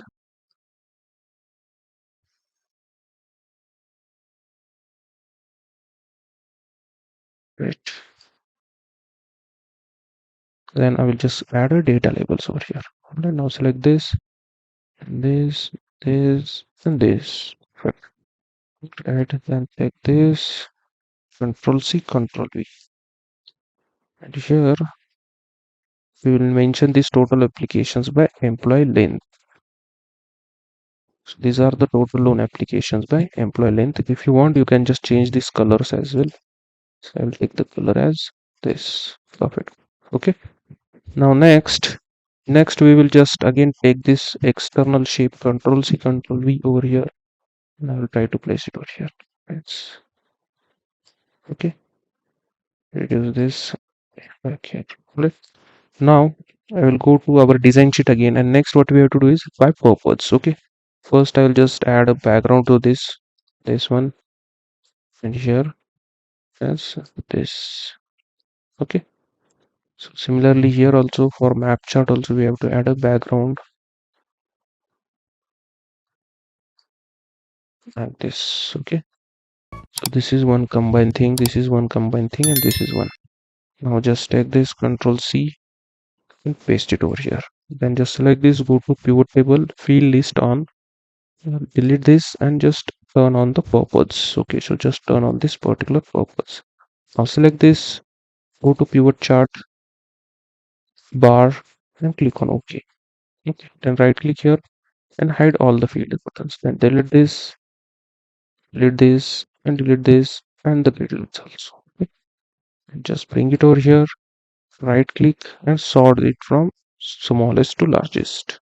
Alright, then just Control C, paste it over here. Okay, here it is. Just bring it up here. Then just right click over here, right click, format chart area, no field, no line. Okay, then select this also, click here also no line. Then select this, go here, make it to 60%. Okay, and close this.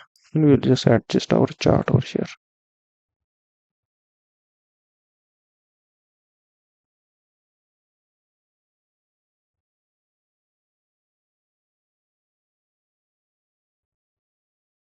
We'll just turn on the labels.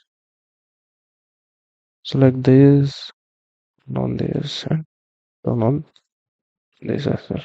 Okay.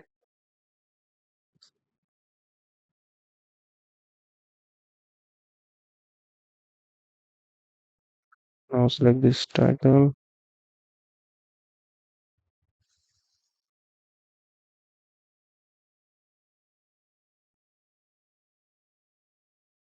Set it with it. And now we'll change this to purpose.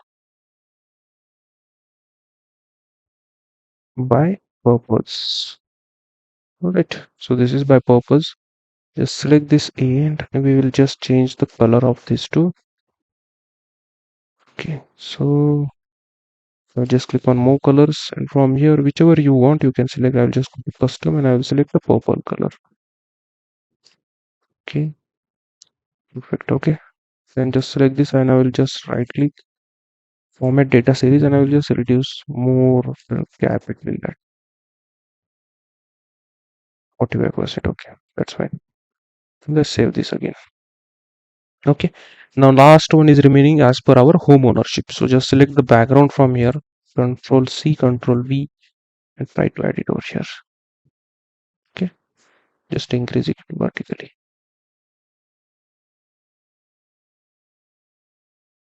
Right. Now go to design sheet. Okay, again copy this and paste it over here. Then select this, go to pivot table analyze option, field list, and from here instead of purpose we want home ownership. Okay, so here is the home ownership. Now select this entire thing, go to pivot table analyze option, and we have to create a tree map for here. Okay, then this select, and here again you can see the tree map also. You can see you are getting an option or that you can create this chart with the data inside the pivot table. So here again we have to bring it out. So this is what home ownership. Okay, this is home ownership, and these are what total applications. So we will take it out here. So I'll just press is equal to, and I will take this particular thing and press enter. Then you can drag it down here, and for applications I will take it from here, and instead of this making it static I will just select this and press enter. Alright, and just drag it down here. Perfect. Now select this entire thing, go to insert, then you have an option here called tree map. Just click here and select the tree map. Alright, so you can see the tree map is created. We will delete this particular and we will delete this also. Okay, and I will just select, copy this, come to our overview dashboard and paste it over here. Here it is. Okay, just reduce it likewise and in horizontal way. Okay, now just right click over here, click on format chart area, click here no line, no fill, no line. Okay, then select this and here also click on no line. This is the gap between that.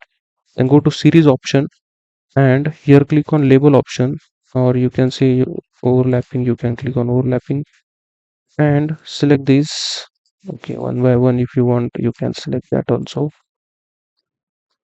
So from here we will click data labels. Okay, then go here and in data labels we want to show series name also, that is total applications, rent. Okay, not series name, we will show value. Okay, so this is for rent, this is for mortgage and all those things. Okay, just select this and we'll make it a bit bold. Okay, perfect. Now I'll just increase it in vertical manner, this manner, and in this manner. All right, now just select control C, control V, and this is total loan applications by home ownership. Okay, and add an enter over here and home ownership. Right, so just increase it likewise.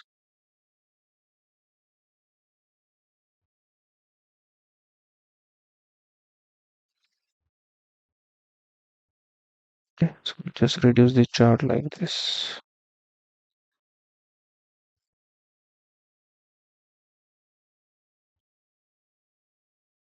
All right, so this is the chart. Perfect. So now you can see we have created all the charts. We have created all the charts here as well. So now what we will do, we will add our we can say the we can see slicers. Okay, so just go in design sheet over here and take it up, take it at total up, then select any pivot chart. Okay, select any pivot chart, go to pivot table option, and click here insert slicer, and here you can see our grade. First we will add it for grade. So this is the grade. So I'll just copy this slicer, come to summary dashboard over here. Okay, and paste it over here. Okay, so this is the first grade which we have selected. Okay, and here we have to place it properly over here. So select this. Okay, we'll adjust this in this particular size over here. Okay, now what we will do, go to slicer settings. Okay, here you have an option called columns. So we will take it into 3 columns. Okay, just increase to 3 columns and reduce it likewise. Okay, now just take it below over here. Right, now what we will do,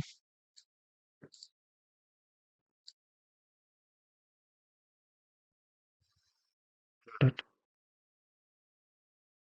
now select this slicer and click on this slicer, and we will do modify our slicer. Okay, so just click over here and we will just create a new slicer style. Okay, click on horse slicer, click on format over here. Okay, and in format, we'll go first in borders. Okay, so first we have to order a border, so click on all outline border. Okay, and click on fill. In fill we'll choose this particular color. Okay, and I will just click on OK. Then go to header, click on format, go to font, and in header select bold. Okay, 10 as a font. All right, and color we will choose it as white color. Click on OK. Then click on highlight selected item, click on format. Whenever an item is selected, so for that I will go in fill color. When it is selected, I will choose the color as this. Okay, just click on OK. Then selected item with no data. Okay, just click on format, and here also for that also I will just choose the same color. Click on OK. Then unselected item with data, then click on format. For unselected we'll just click this dark color and just click on OK and click on OK. Okay, now just select this slicer and just select this. Okay, and now you can see when I click here, this is the data which is changing. You can see only one data is changing, but we have to make all the data to be changed. So for that I will right click and I will just click on report connections, and whatever you see over here, whatever these pivot tables you see, you just have to check all of them. Okay, check all of them, just check all the pivot tables over here and then just click on OK. And now when I change this, okay, so it will take some time to connect. So now when I click here, you can see all the data is changing with respect to that. You can see likewise. Okay, so it is taking some time to load the data because just we have created the connection. Similarly here also, when I click here, the data will be changing with respect to that likewise. Okay, so when I select all, the data will be changing with respect to that. Similarly, we will add one more design or one more slicer over here. So go in design sheet. Okay, just select this pivot table, go in pivot table analyze option, click on insert slicer, and from here we will select the purpose and just click on OK. So this is the purpose slicer. So just press Ctrl C and I will just place here slicer.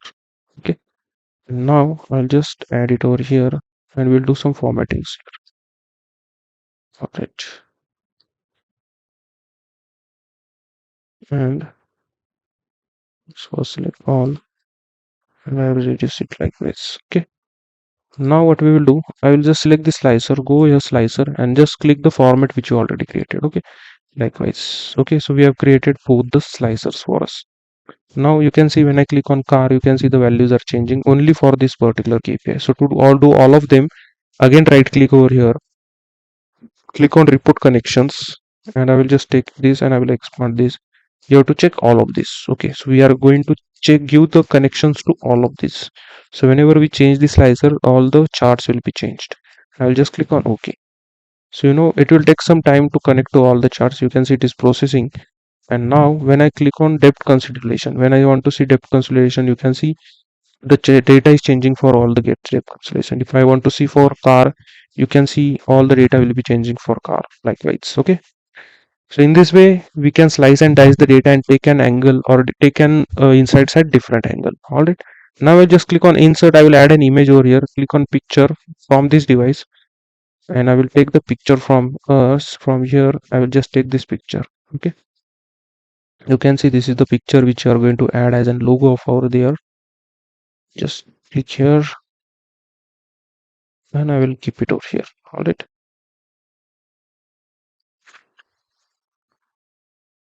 Next, what we will do, we have to add a navigation buttons over here. So to do that, what I will do, I will click on insert and I will click on shape here and I will take this shape. Okay, so first I will just create a shape over here, right? And I will just add here this. And I will just click here and I will name the first dashboard as summary dashboard. Right?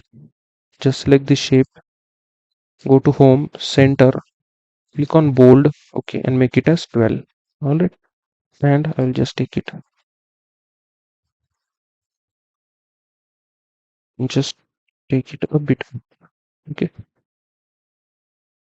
and I will just copy and paste this again.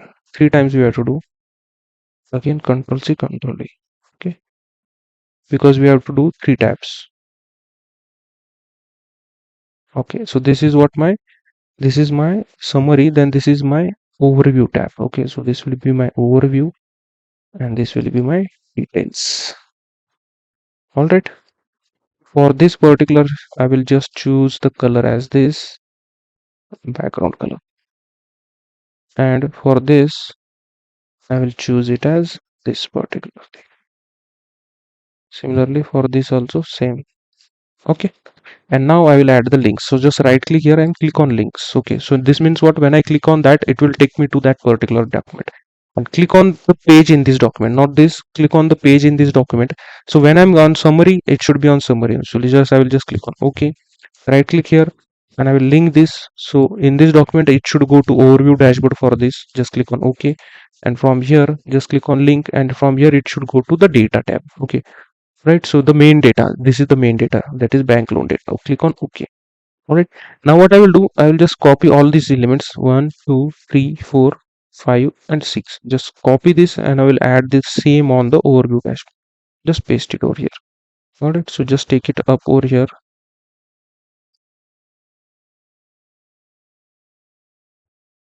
just try to bring it here in this manner. Okay, right, so now when I click on so just now what I will do, I will just click on full screen mode over here. So when I click on summary dashboard, okay, so this is my summary. When I click on overview, this is my overview. And when I click on details tab, it take me to this particular dashboard, and this is nothing but a data. So details is nothing but we have to create a grid view, and in Excel we already have a grid view where we see the row by row data. You have different, applications or different filters over here and automatically applied. Whichever you want, you can slice and dice and see the data. Okay, so this is our first dashboard, summary, overview and the details. Okay, in this way we have created our dashboard, and I hope you have learned many things from this particular dashboard, which is a financial domain dashboard. You have generated some insights from this, and if you have, you can go ahead and subscribe the channel, like this video, share it with your friends. Okay, and turn on the notification bell so that you will get the notification of this beautiful dashboards which we will be creating in future. Hey guys, so the next we will be also building our bank loan report in Tableau software as well. We have already done it in MS SQL Server, and we have already created our dashboard in Power BI with respect to the problem statement which we have. Now this, in this way we will be doing the same way in Tableau software as well. So in front of you, you can see this will be our final product in Tableau. So I will show you exact step by step how to do it, how to design each and every chart, how to design each and every KPI, the calculations which are used in this. I will explain you everything. So in front of your screen again, at the top you can see these are the KPIs. Then you have month to date and month on month increase of those particular loan application or the funded amount.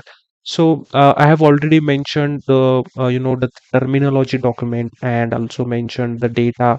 I've also mentioned the domain knowledge documents also, and the different field documents which you have to go and read, so that you can gain the knowledge of different fields which we are going to use in this particular bank loan project. Because financial domain is something, it takes some time to understand what exactly, the terms which we are using here. So some theoretical explanation is already provided over there. All right, so in front of your screen, if you see, this is all again a completely dynamic dashboard. If you see, if you want to see with respect to any grade, so let's say I want to see for A grade. All right, so you can see the dashboard for A grade. If you want to see for B grade, with respect to that, you can, this dashboard is again completely dynamic. Let's say you want to see for different what I can say, purposes, like why the loan has been taken. Okay, so with respect to other different purposes, we can slice and dice the data with different angles. We can see different views of the data, and different business decisions can be taken from here. All right, so this is actually the first dashboard. We are going to design the total three dashboard in this particular video, or and in Tableau software as well. So this is the first dashboard, and here you can see we have a jump navigation buttons over here, which will take us to the next dashboard. So this is a summary dashboard. When I click on overview, it will take me to the overview dashboard, and this will be in this particular, we will be dealing with different charts where we will be deeping dive in the data, and we will see how the different at more granular level the data is performing, or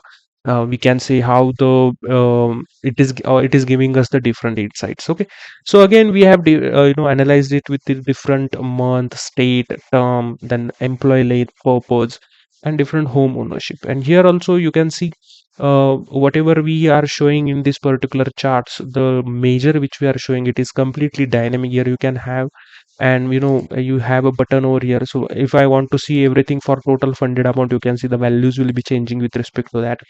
If I want to see for amount received, the values will be changing with respect to that. Okay, and here also we have one more filter. Let's say you want to see for different verification status, whether it is source is verified or not, whether it is all the values or all the customer data is been verified or not. With respect to that also, different angles the data can be visualized. Similarly here also for different gates, you can see the data, and with respect to that, you can take the different visualizations from here. So similarly we have a purpose over here. So not only this, so quick filters which we have some interactive or action filters also mentioned over here. So let's say you want to see it any by state. So let's say you want to see for California. So when I click on California, you can see the values are changing with respect to that, and you can visualize the data with respect to that. Let's say you want to see for Texas. So when I click on Texas, the data which we will be having is will be for Texas region. Similarly, if you want to see by term, when I click on term, so with respect to that, the values are changing. So let's say for 36 months term, so loan has been taken for 36 months. So with respect to that, you can see how many people are taking 36-month loan, how much amount is funded, how many are the total loan applications, the total amount received, interest rate, and all those things. Similarly, if you want to see for length also, so when I click on each and every bar of this particular chart, it will slice the data in other different charts which are there. We called it as filtering the data, or we can say highlighting the data is also one way we call it. So let's say you want to see for credit card. So when you click on credit card, the data will be seen for all the credit cards. What are the total, or what is the bank loan disbursed, or it is amount, or whatever they are getting back from again the customers. If you want to see for mortgage, with respect to the home ownership of that particular fellow customer, you can see with respect to that the values are changing, and we can grab the visualizations from here. Similarly, this is the second dashboard. Here also we will be seeing everything from start to end, not to worry on that. So if you click on the details tab also here, so it will take us to the details tab, and here you can see we have shown a grid view of all the data which we have in our report, or in our raw data. And with respect to that, you can see we have different, I have shown different here important fields in here, and which can be exported in the Excel sheet, so that it can be sent to different peoples, from where they will generate some reports, and they will see how each and every loan or each and every customer is performing, how they are repaying the loan, what is the interest rate given for him, what is his installment per month, we called it as EMIs, and how much is the amount received from them with respect to that particular interest rate. And we can see which are the good loans, which are the bad loans. Okay, which I have already shown you in the summary dashboard. So when I go back to summary dashboard here, you can see we have visualized the good and bad loan. We will see what is exactly the meaning of good loan and what is exactly the meaning of bad loan. You just have to remember that good loan are something which are helpful for the banks, and which from where they are getting or they are gaining some profits, where bad loan are those loans where bank are burning themselves, or they are not making much profits, and the customers who are taking those loans, or they are not repaying their installments, or they are not repaying their loan which they have taken. All right, then moving ahead, so what we will be doing actually here is I will show you in the form of PPT. So just 1 second. So here you can see, I will just open this, and this is actually the second part of the video. Well, we will be doing it in Tableau. We have already done it in Power BI and in MS SQL Server, where we have fired some SQL queries. The same way we have already created and generated a query document, then we will be doing, or we will be, connecting and or we can say we will be doing, or we will be matching those values in Tableau also, and we will see whether we are getting the correct values or not. So in Tableau, what we are going to do is we are going to connect our MS SQL Server database directly with the Tableau. I will show you what will be the process of doing that. And it is important because the same way you will be doing it your in industry also, in real time also, because you don't have flat files over there to work. Okay, we have to connect to some cloud servers or some databases which are hosted by client or which will be hosted by your own company. Right, then this is the first dashboard which we are going to design. This will be your second dashboard which we will be going to design. Everything we will be seeing from start to end, and this is the third dashboard which we are going to design in this entire video. So not to worry on that, we will be seeing each and every step in this particular, or each and every step in this particular video on how to build this. Okay, so I have taken a new Tableau workbook over here, and in this particular workbook we will see step by step how to design each and everything. So first what we have to do is we have to bring our raw data, and here we have an option called as connect to data. So as soon as I click on this, you have different connectors available over here. There are different, databases where we can connect. There are different, other ODBC connectors are there. Then we can connect to different, called as cloud servers also, where we can connect to different flat files are also there, right? But our database, or our the database which we have for this particular project is MS SQL Server database. Okay, so here we have an called option called to a server, and here we have an option called Microsoft SQL Server. So I will just click on this. You will have to also click on the same thing. And so for me, the server name is this. So I will show you in the Microsoft SQL Server. So here I have my server name as Swapnajit slash SQL 2022. So again, I'm telling you, this is the server name for me. Okay, the server name for you would be different. For your system, it will be different. So whenever you are installing MS SQL Server, there might be a server name which might be showing to you, and that will be your server name. Okay, and if you don't have MS SQL Server, you can again directly connect to a flat file. Okay, so let's say you don't have a MS SQL Server, so this won't stop you from creating this particular dashboard. You can directly click on text file over here, because we are having a CSV file, and here the CSV file will be there. I will mention you, or it will be available for you to download. You can go and find the link in the description box. Not to worry on that. So if you are not able to connect to MS SQL Server, don't worry. You can go and connect to a flat file, and you can follow the same steps, and you will be able to create the same dashboard. So for now, I will connect to the data, and we are going to connect to our Microsoft SQL Server. So I will just click on this. So again, I'm telling you, this is my server name. Then we have a database name is Bank Loan DB. So this is the database name. So if you have mentioned any other, the database name other than me, you can mention that name for you. Okay. Then this is the, and you don't have to do anything. Okay. So specific username and password when we have to click is when the server, the database server, whichever we are going to use or we are using right now, if it is hosted by client and it is at client location, then client will provide you a username and password for that to connect your Tableau and build the reports. But right now for us, it is mentioned, or it has been installed in our local system, right? It is in right now in a local system. So for us, we don't have to go and connect with respect to any username and password. We will directly connect with our Windows authentication, and we will just click on sign in. Okay. So after you click on sign in, it will take some time, and you can see the database or the data pane window has been opened, and we can see the database right now is a bank loan, and all other database are also visible here, like Pizza DB, Road Accident. You can see all the database which we have in MS SQL Server. So for me, these are the SQL database which are present. So for you, whichever database you see in your SQL server, it will be visible for you. Okay. And this is the only file which we have. Okay. So this is the only file. If you go in tables, so we can see it is the only file we have in our database. So it has been directly taken over here. So if you can see, if I remove from here, it will be something like for you. If it is like this for you, you see everything blank over here in your data pane. What you have to do is you have to take and drag it over here. Okay. So as soon you drag it over here, you will be seeing your file over here.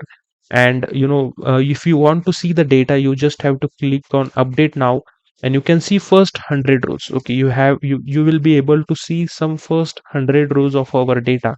And from here you can scroll it to the right, and you can check the quality of the data, if each and every column has been imported or not, if there are any missing columns, if there are any missing rows. All right. So with respect to that, you can see, and here you can see at the left side here, you can see these are actually the metadata. Okay.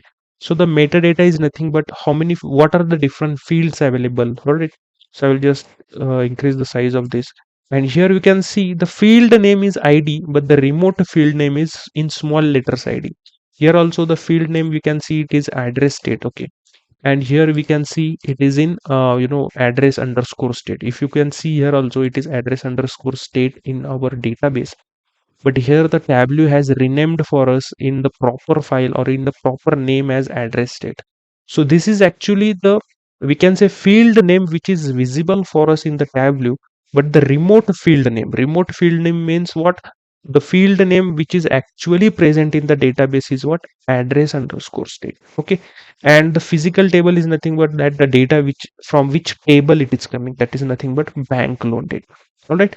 And here you can see these are the different data types available for each and every field. You can go ahead and check also that for date it should be you can the data type, it should be there. For if there is any string field, then ABC will be there. If you can see, there are some incomes are there, installments are there. These are actually the numeric fields. And here you can see a hashtag symbol. It is nothing but a numeric symbol or numeric data type is available. All right. So you have to check it for each and every column. And this is important because when you work on actual or in real time cases also for any server or any database, the same way you will be seeing the data, because you will say that I was seeing address state in our SQL server, but why we are seeing this here? So it is nothing but this is the metadata of the data which you are showing. And the Tableau is smart enough to convert this particular thing into a proper field or proper name of that particular field, so that whenever we bring into visualization, we don't have to change it from address state to this address state. Okay. So it will be just for your information that how the field is present in the Tableau, and how the remote field name is actually there. All right. So in this way, we'll be, connecting to our worksheet. Then we will go to our first worksheet. Okay. And when you click on sheet at the left hand navigation pane here, or you called it as a data pane, you will be, seeing the fields, and they are divided into two sections. Here you can see a line is there. So some fields you will be seeing it in blue color, and some of them are in a green color. So whatever you see in the blue color, these are called as categorical field, or we call them as a dimensions. Where whatever you see in this particular what we can say green color, these are called as quantitative fields. Okay. And we also call them as measures. So these are actually measurable quantities, and these quantities and these particular fields are called dimensions, which have different categories. And with respect to that, we will be visualizing our data with respect to the problem statement which we have. So I will just show you the problem statement. So this is the first dashboard which we have to create, is a summary dashboard. And in this we have to build this particular KPIs, and these are nothing but the header KPIs, which are the important KPIs, which will give the summary of that particular business, how it is performing at higher level. And it will give you the performance of overall business at the higher level of granularity. Okay. So now first we have to find out the total loan applications. Okay. So now simple, we know the total loan application, it is nothing but whatever data we have right now, it is row wise data. So each row is an application of that, from that particular customer, and with respect to that, there are different fields which we have. So each row is nothing but one application, two applications. So each row is an application, and for that we have a column called as ID.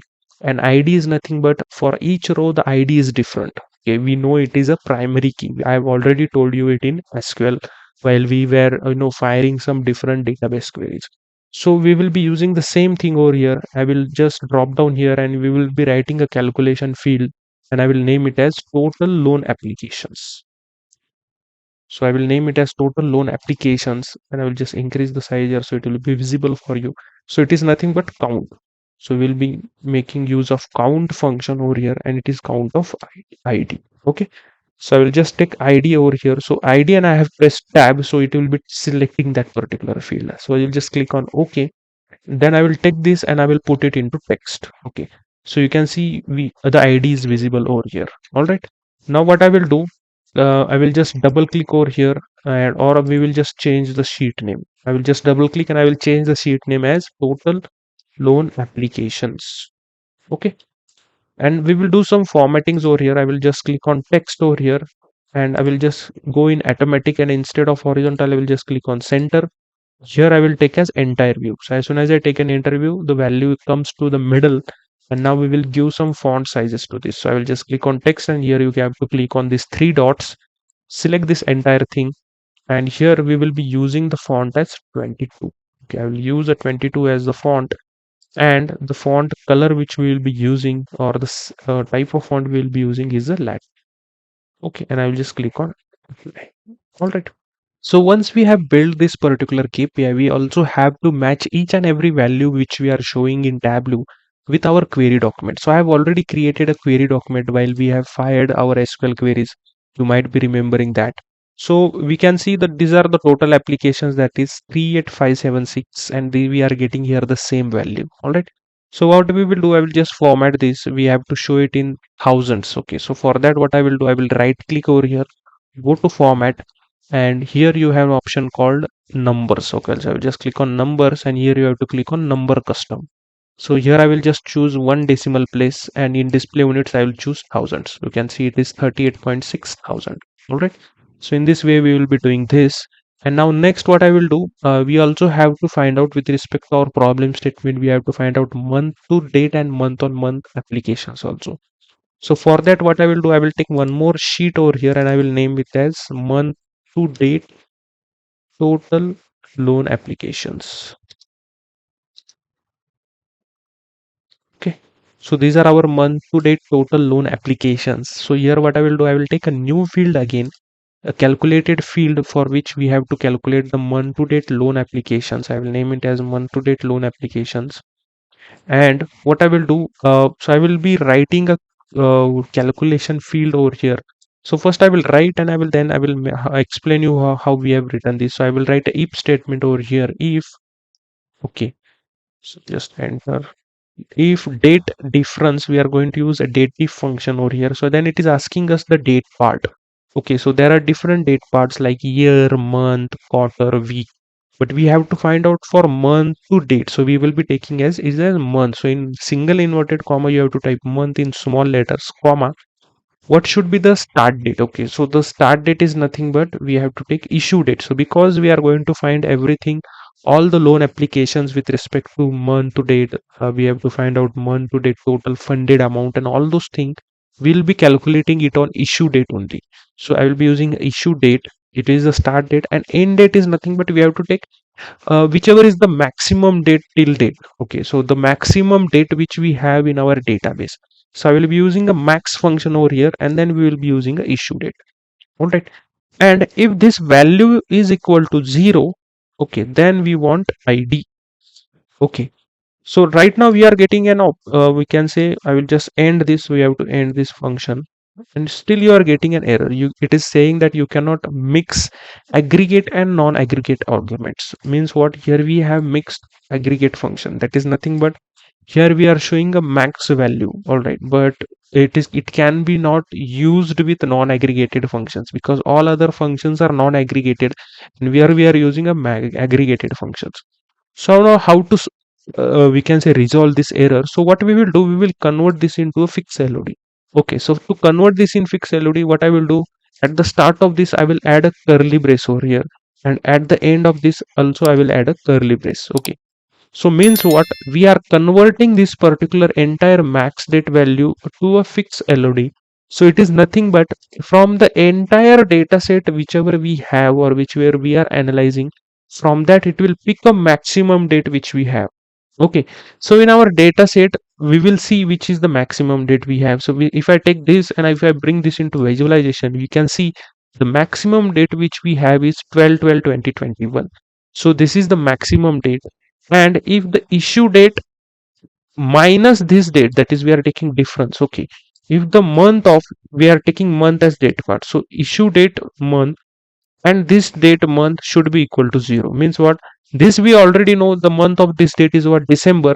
So from here also it is matched to December and it will take equal to 0. Why? Because we have hard coded to 0, so that is why it should be equal to 0. So if I explain you in this better way, so I will just take issue date over here and I will click on month. Okay, and I will then click on exact date. Okay, so I will just click on discrete. So these are the different months which we have in our data set. And when I just take this part only and I will bring it into text. Okay, so you can see 0 is where when this is equal to satisfying. Okay, if this condition is satisfying, then we are getting here 0, and we want it for month to date because this is the latest date we have, and for this date only or for this particular month only we want to find out the month to date total applications. Okay, and if I want to see this also, and if I show it over here, you can see this condition is true for only December. Getting or not? For all of them it is false. So if this condition is satisfying, then we want ID, but we want count of ID. So for here what I will do, I will write a count function before if. Okay, and then I will close it after end. All right, so whatever inside if is there, we have to take count of this, right? So I hope you have understood why we have written this. And because this is a maximum function, we have converted to a fixed LOD, and fixed LOD is nothing but it is taking the maximum value from the entire data set, and that is what we want actually. Okay, so I will just click on OK, and you can see this has been created over here. And when I break it into text, you can see, first I will just remove this sum of div, and you can see we are only seeing the value for this particular December, and for all other months we are getting 0, but we want it only for December only. So it is what we require over here. So what I will do now, I will just remove this and remove this. We just want the value to be shown over here, and I will just click on entire view. So here is the value, and what I will do, I will just click on center. All right, and I will just modify this value to somewhat. Okay, so I will just take this entire value, and we will be using a font as 11 over here, and the value of this should be Tableau semibold or the font, and we will be using as this as a off-white color. And I will just click on apply. Okay, you can see the value is there. It's a bit, fainted because we have used a white font, but we have to convert it into thousands. So I will just right click over here, I will click on format, go to numbers, then go to number custom. Here we want to up to 1 decimal points, and here we want it into 1000. And we will check with our query document also, because it was 4314, we have got the same value, and so we are getting the correct value over here. All right, now what we have to find out, we have to find out the month on month total applications. But month on month is nothing but it is the month on month growth, and the formula to calculate the month on month growth is nothing but month to date total applications minus previous month to date total applications total divided by previous month to date total applications. So we already have calculated the month to date total application. In the same way, what we have to do, we have to find out the previous month total applications, right? So I will take a new sheet over here. I will just copy this name, come here and paste it over here. Instead of month to date, what it will month on month. Okay, so these are the month on month total loan application percentage. Actually, it is month on month. So I will just remove loan applications. Okay, so these are the month on month loan application. Now what I will do, I will write a formula. We will have to create a previous month to date. But for that, what I will do, I will use the same formula. So whatever formula we have for month to date total application, we are going to use the same formula. Just a small modification we are going to make into this. So I will just right click and I will click on duplicate. So you can see a new instance of this particular formula has been created. You can see here a copy has been created. I will just right click and I will click on edit, and I will remove this copy. Okay, and instead of previous M2D, I will name it as previous month to date. Okay, and here only one small change we are going to make is instead of 0 we are going to take it 1. So when we take it 1 means what, we are going 1 month backside. Okay, so just I will show you over here. I will just bring this and I will just show you as month. I will convert it into discrete. Okay, 1 month back means what, we have to go in November month. So if this, let's see if this condition is satisfied for home. So when I bring this into visualization, you can see when I take 1, so it is showing this condition is satisfied for only November month.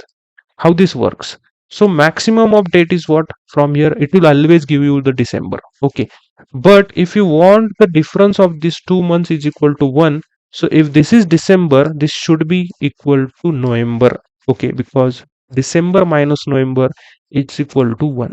Okay, and that is what we are getting a true condition over here, and we have to find out the ID for this. I will just click on OK. I will remove this, I'll remove this, and now I will write one more calculation over here, which we want to find out for month on month loan applications. Okay, and the formula here will be, again I will be telling month to date total loan applications which we have. Okay, 1 second. So I'll just edit this first, and I will just rename the name to previous month to date loan applications, and I will just click on OK.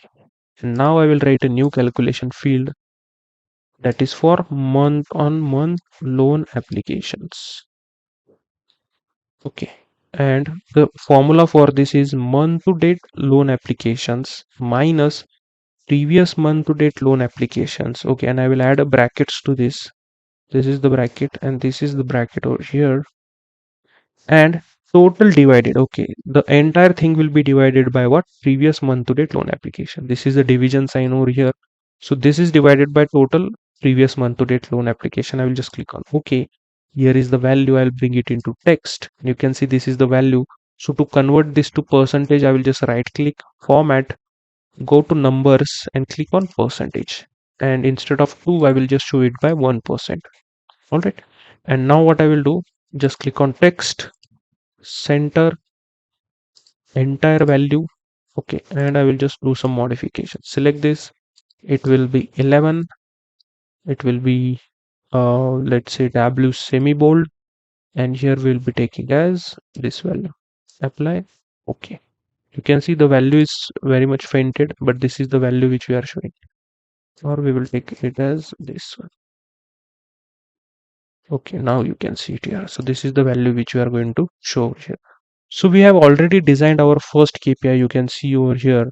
Now we will do the same things for other KPIs. So we will design all the KPIs once, we will build all the KPIs once, and next what we will do, we will build our dashboard. Okay, means what, we will build our dashboard to show all the KPIs. All right. So as per our problem statement, next what we have to find out is the total funded amount.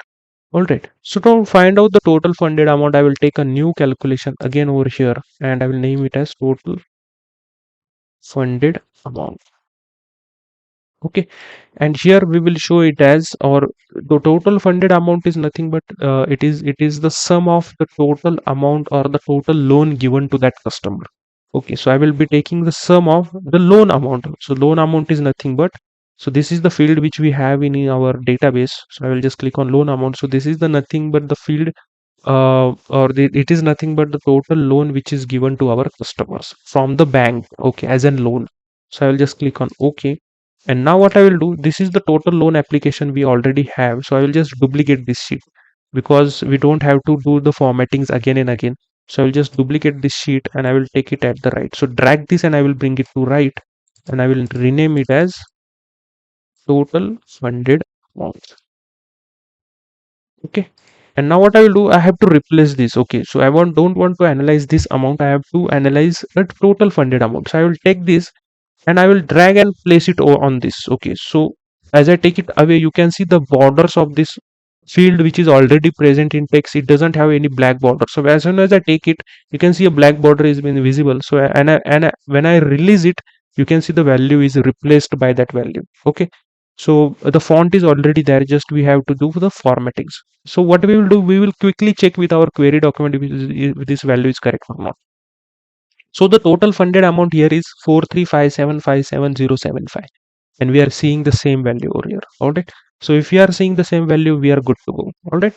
Now what I will do, I will just format this, right click, format, and here you have to go in numbers, go in currency custom, and here you can see the currency is there. I will change the currency. You have to press shift 4, so it will be converted to dollars. I have to show the two decimal points, and instead of none, I will show the display unit as millions. So we have to show it in million. Perfect.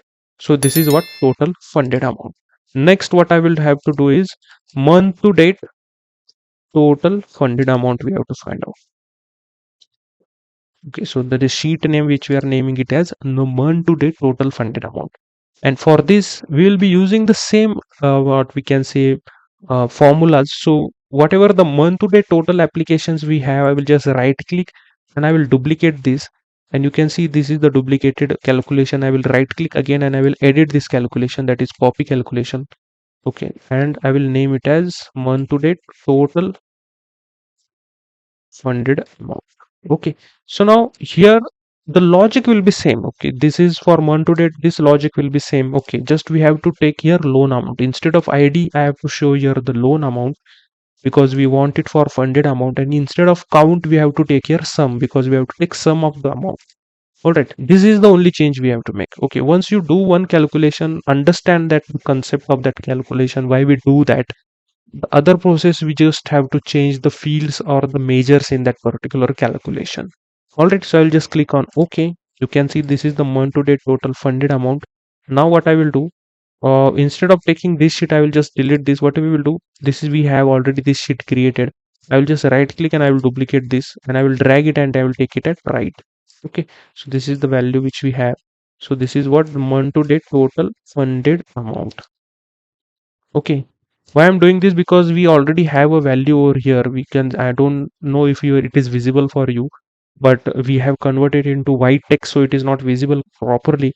So this is what we will do. Again, we have to just replace this. I will just take this and I will place it on this. Okay, so you can see the value is there. It has been replaced and you can see 539,81425. So same value we are getting, 539,81425. So we are good to go. Just I will do the formatting, the right click, numbers. Then we have to go to currency custom. I will choose at dollars, million, and up to two decimal points. All right. So now next we have to show month on month loan application. So I will just duplicate this here sheet and I will bring it to right. And instead of loan applications, we have to find out total funded amount. Okay. So now to find out month on month funded amount, we have to first find out previous month to date funded amount. Okay. So now this is the month to date total funded amount applications. We will just duplicate this. So I will just right click and I will click on duplicate. You can see this is the duplicate calculation. I will edit this and instead of copy, this is the value, and instead of month to date, we'll name it as previous month to date. And what change we have to make here? Instead of 0, I have to just make it 1. This is the only change. I will just click on OK. And now we have to find out the month on month value. So I will just write a new calculation. So this is month on month total funded, and I will write the calculation as month to date total funded amount. Okay, so I'll add a bracket first. Okay, minus previous month to date total funded amount, bracket closed, divided by previous month to date total funded amount. Okay, so this will be our calculation. I will just click on OK. So this is the new calculation created. Take it and just replace it on this. So you can see the value has been changed over here. Okay, and then I will just click on right click format, and I will just click on percentage and up to 1% because we want to show it in percentage, and you can see 13% is the value we are getting. Okay, so this is the 13%. So in this way we have analyzed our second KPI. Then next we have to find it for total amount received. Okay, so for that, again what we will do, this is the total funded amount we have. I will just right click, duplicate this page, and I will bring it to the right, and I will rename it. It is nothing but total amount received. Rename it to total amount received.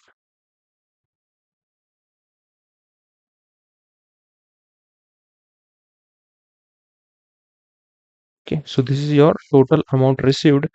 So we have to replace this value, and the total amount received we have to write to calculation. This is not the total amount received. Okay, so now here we have to write a calculation. The total amount received is nothing but the amount which we are disbursing, or the bank is disbursing, or it is giving to that particular customer. How many of that amount the customer has repaid back to that particular bank? So that is nothing but the total amount which is received back from the customer to the bank. And it is nothing but we have a field called total payment. Okay, so this is the total payment field. It is nothing but the total payment which customer is giving back to the customer after taking the loan. So I will just click on OK, and now we'll just take and replace it over here, and we can see the 473 million is the value. Same, if you evaluate and match it with your query document, you can see 473070933. The same is the value over here.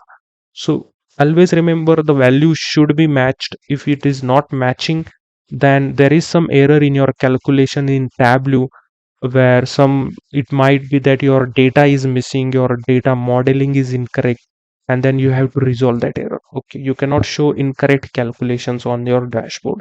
If you are showing an incorrect calculation, it will generate incorrect insights. Wrong decisions might be taken for that particular business. Okay, so make sure double check your values with your SQL queries, whatever you show in your dashboard. So that will increase the quality and the, what we can say, uh, uh, credibility of that dashboard. All right. So what I will do, I will just right click over here and we will format this value in numbers. I will click on currency custom. We have to change it to dollars, one decimal place, and I will change it to millions because we have to show it in millions. All right. Now next, what we have to do, we have to find out month to date total applications, not month to date total amount received. Sorry. So this is the value which we already have over here. So I will just right click and I will just duplicate this, bring it to right, and I will name it as month to date total amount received. All right, and here we have to write a calculation. So we already have a month to date total funded amount. Same calculations we are going to use. I will just duplicate. You can see this is the duplicated calculation. Edit the calculation, remove this copy. Okay, and I will name it as month to date amount received. Okay, so this is the calculation. We are only going to make one change. We want the sum of, not loan amount, we want the sum of total payment. Okay, so this is the value from the database, and we have to find it for total payment, that is nothing but the amount received. All other logic will be remaining same. I will just click on OK. So this is the month to date total amount received. I will just replace it with this value. You can see the value is there, 580,74,380. You can match it with your query document. You can see we are getting the same value. And I will just quickly format this. Go to currency custom, dollars, in millions, up to one decimal point. All right.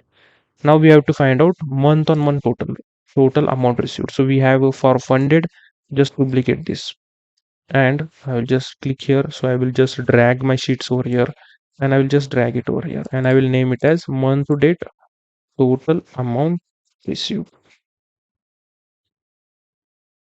Okay, and for this, what we have to do is, first we have to find out previous month to date amount received.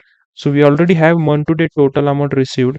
I will just right click and I will just duplicate it, and I will just edit the duplicated calculation, remove the copy from here.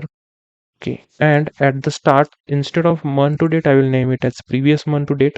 And here, we have to just change from 0 to 1, and make sure it is a total payment over here. Just click on OK. Then we have to write one more calculation, that is nothing but for previous month to date. Sorry, the month on month amount received. Okay, and for this, the calculation is nothing but month to date total amount received.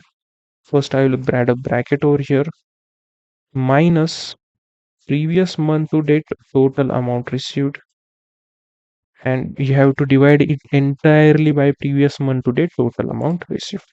Just click on OK. This is the calculation created. Drag it and replace this calculation. You can see 15% is the value, but we have to change it, the formatting. right click, format numbers, then go to percentage, and we have to show it to one decimal point. So 15.8 is the percentage value.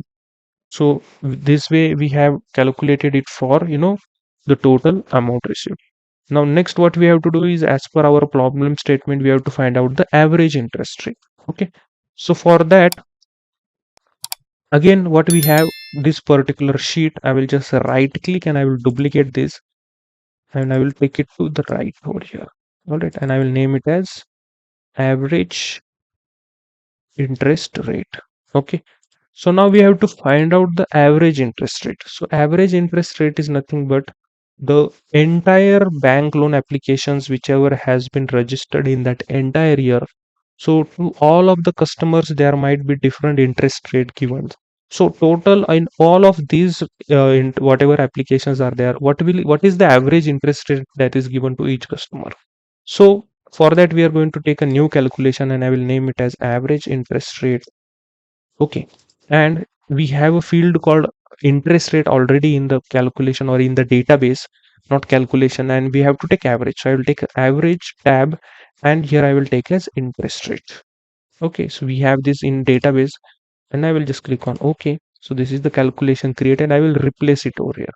You can see 0.1205, but we will convert it into one decimal point. So I will just click on format. First, we have to convert it into percentage. So click on percentage and click on 1. Okay, so you can see 12.0 is the average interest rate. Check it with your query document. You can see 12.0 is the average interest rate. All right. Now next we have to find out the month to date applications. That is a month to date average interest rate. Sorry. So I will just right click over here. We have the month to date total amount received. Then I will just duplicate this, and I will just click here, and I will drag it over here. And this is nothing but month to date average interest rate. All right. So we already have month to date different formulas available over here. Take it any one and just duplicate it. And I will just right click again, and I will edit that calculation, remove this copy, and this is nothing but month to date average interest rate. Okay. Logic will be same, but instead of count, we want average. So I will just type here average, and instead of ID, we don't want ID, we want interest rate. So this is your interest rate. Only this calculation change we have to make. I will just click on OK, and you can see this is the month to date average interest rate. I will bring it over here and I will replace it. And I will just click on format. I will change it to percentage to one decimal point. You can see 12.4 is the month to date average. It is nothing but, you can see 12.35 is nothing but 12.4. We are getting an exact value. Next, we have to find out month on month average interest rate. So for that, I will take month on month total received, and I will just duplicate that page, and then I will write, and I will take it and replace it over here. So this is nothing but month to date average, month on month average interest rate. So before that, first what we have to find out is the previous month to date average interest rate. So we have month on, or we have month to date average interest rate. I right click and duplicate that. The copy calculation, you can again edit this, and instead of copy, I will just remove this, and instead of previous month to date, it is previous month to date. And just one change we have to make is 1. Make sure here average is there and here interest rate is there. Okay. And here instead of 0, you have to make 1. I will just click on OK. Then this is the previous month to date average interest rate. Then we will write a new calculation for month on month average interest rate. Okay. So this is nothing but month to date average interest rate. First I will add a open parenthesis minus previous month to date average interest rate, close the bracket, entirely divided by previous month to date average interest rate. Okay. So just click on OK. Take this entire calculation and replace it over here. You can see 3.4 percentage, actually it is showing 0.034. So I will just right click and I will click on format, click on numbers, percentage instead of to 1. So it is 3.5 percentage. All right. So now next we have to find out average debt to income ratio, that is DTI. Okay. So now what is DTI? DTI is the debt to income ratio, and it is we can say a measure from which bank decide whether we have to give the loan to that particular fellow or not. Okay. So the DTI in US, it is actually considered as 30 to 36% is the get, or we can say a good DTI for that particular fellow. If he is falling in that particular percentage, the bank will provide a loan easily. It should be not too much low and it should be not too much high. So from that, the people are understanding in the bank that that particular fellow will be able to repay our loan or not. Okay, so that we are going to analyze over here. So we have already the average interest rate. I will just right click and I will duplicate this sheet, and I will take the right extreme over here, drag and place it over here, and I will name it as average DTI. Average DTI. And now we have to write a calculation for this. That is nothing but average DTI. And average DTI, we already have a field in our database, that is DTI. So just we have to take average and it is DTI. All right. And I will just click on OK. And I will take this and I will replace it over here. You can see 0.1333. So to convert it into percentage, so format, go to numbers and here click on percentage, and instead of 2 we have to take 1 decimal point. All right. So in this way we have converted this to 13.3, and you can check with your, here you can see 13.3 is the value over here. All right. 32 is 7 is nothing but 13.33. Now next what we have to do is we have to find out month to date average interest, not month to date average DTI. So we already have an interest date value over here. I will just duplicate this particular sheet and I will just bring it to right, and I will name it as month to date average DTI. All right. Now what we will do, I will just have, we already have a, we can say a calculation called month to date average interest rate. Right click and I will duplicate it, and again I will edit this particular duplicated calculation. Okay, and I will name it as month to date average DTI. So here what we have to take, we have to take average, make sure average is there, and instead of interest rate we have to take here DTI. Okay, this is the only change we have to make. I will just click on OK, and you can see this is the value which we have created, and I will just replace it over here. That is 0.1367. So I'll just right click and format it into percentage. Okay, that is nothing but 13.7%. Right. Now we have to find out month on month. So I will just take this sheet for here and I will just duplicate it, drag it over here, and I will name it as month on month average TTI. Alright. Now we already have calculated month to date average DTI. Right click and duplicate it to calculate previous month to date.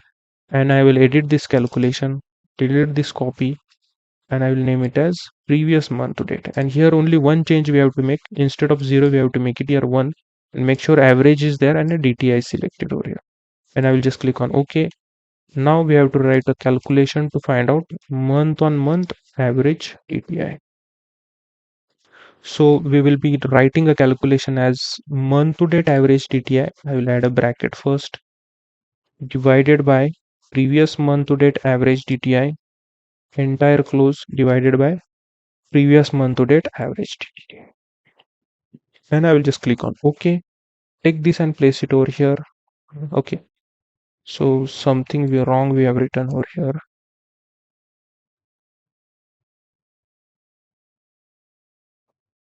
Okay. So we are getting actually a wrong percentage. So let me just check immediately. Edit. Okay. So here it should be minus. Perfect. And I'll just click on OK. Then I will right click and here format. Here I will convert it into percentage. Alright. So now in this way, what we have done is we have designed all our KPIs. Okay. So if I show you into this dashboard, here we have designed all these KPIs. Now we have to bring and display it in the dashboard. Alright. So to design our dashboard, what I will do, I will take a new dashboard. So near a new sheet, you have an option called here new dashboard, where you can see a box with four, we can see a plus sign in that. So I'll just click on this. You can see a new dashboard has been opened, and I will name that dashboard. First, we have to build that overview dashboard. So I will name this dashboard as overview. Next, what we have to do is I will just click on this size over here, and instead of fixed size, what I will do, I will just choose a size which we have a PowerPoint size. Okay, so I will use a PowerPoint size for us, And next what I have created is I have created a background for this. Okay, so let me show you the background which I have created. I will just open the slide for us. Okay, so in this particular PPT, what I have done, I have created here different backgrounds. I will share this PPT also, and how to create different backgrounds for this or for different dashboards. I have already created one video on how to create backgrounds for Power BI dashboard or for Tableau dashboard. You can go ahead and watch that particular video on my website or on my channel.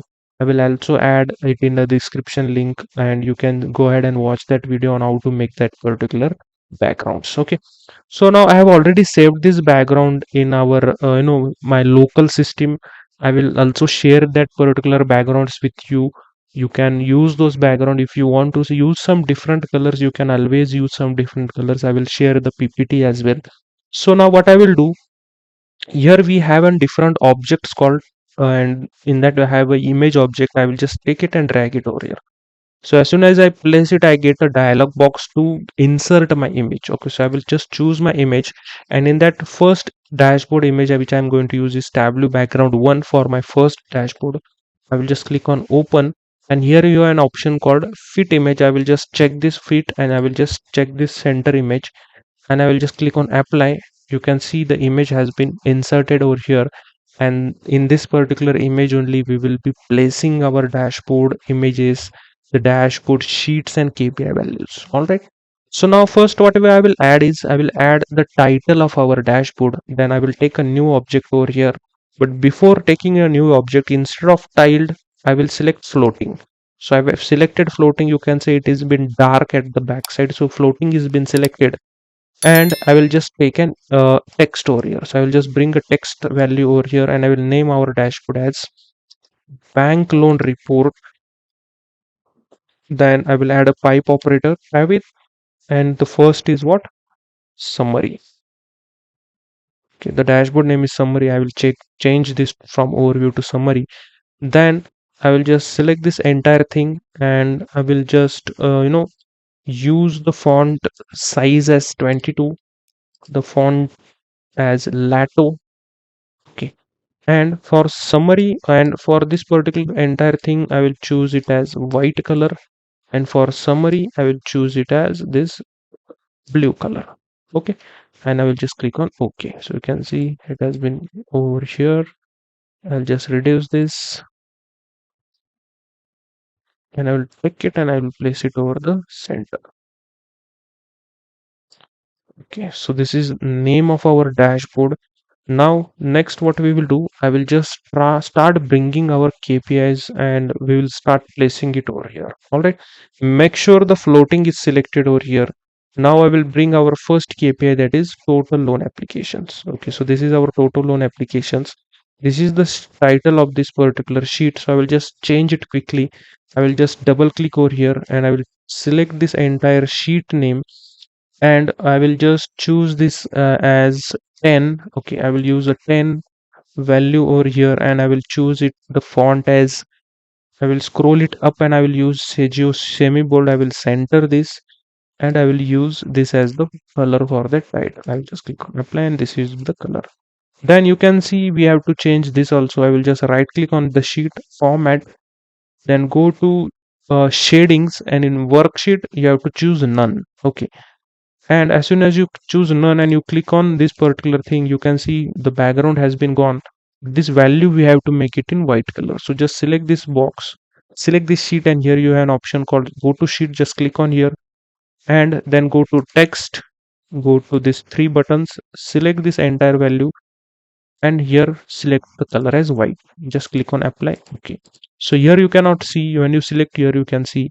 Then I will just go to our dashboard, and here you can see it is completely in white color. So we have to place it over here now. So I will just reduce it this way, and I will try to place it exactly in between here. Perfect. Okay, so these are our total loan applications. Okay, now next, same way we have to bring our month to date total applications. So this is the month to date total applications. Here we will hide this title. I don't want to show this title. I will just hide this title, and I will right click over here, go to format. In here I will just choose at none. Okay, So you can see the value has been gone from here, and I will just reduce this.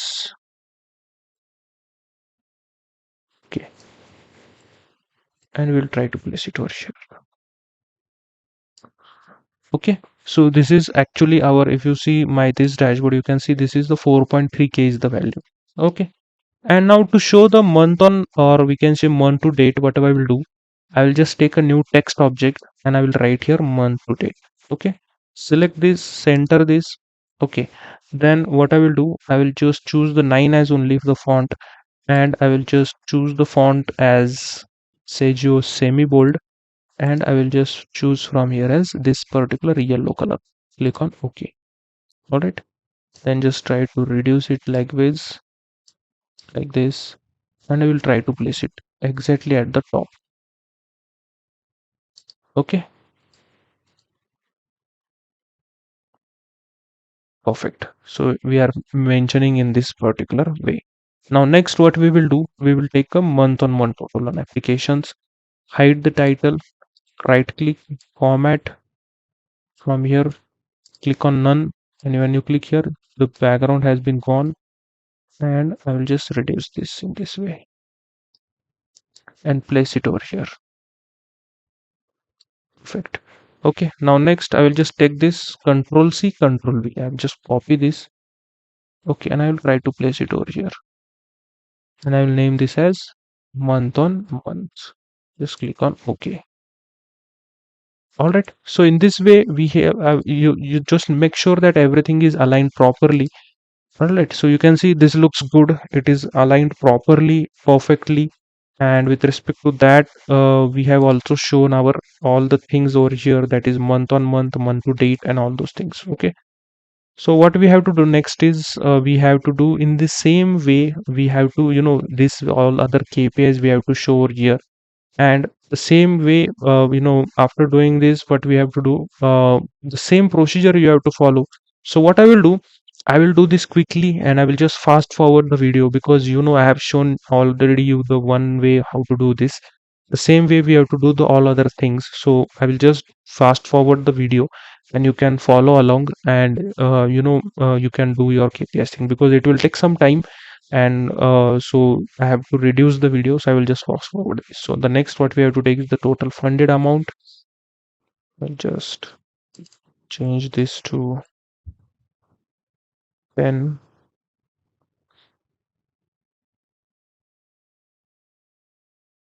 then say choose semi bold, center, choose this, apply. Okay, I just right click format, go to here and click on none, then go to sheet, here go to text and choose it as white color, click on apply. Okay, go to dashboard again.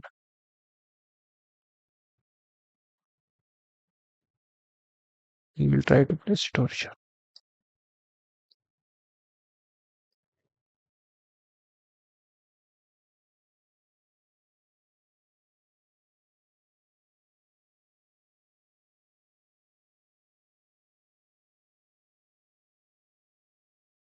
Okay, now next we will take the month to date.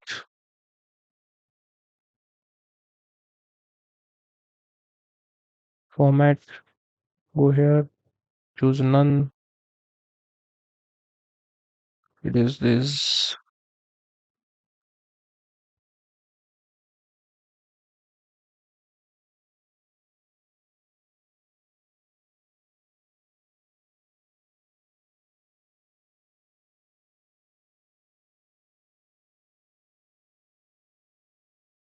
C Control V.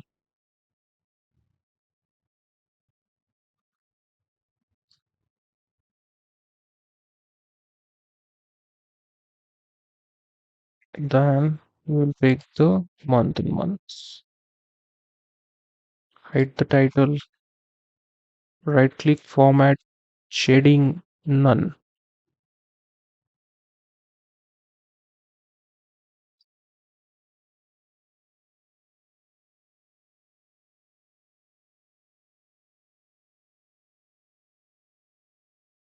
Okay.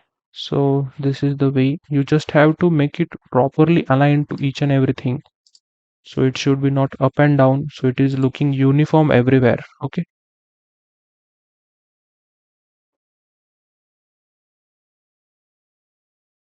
all right. So now we will do the same for others also.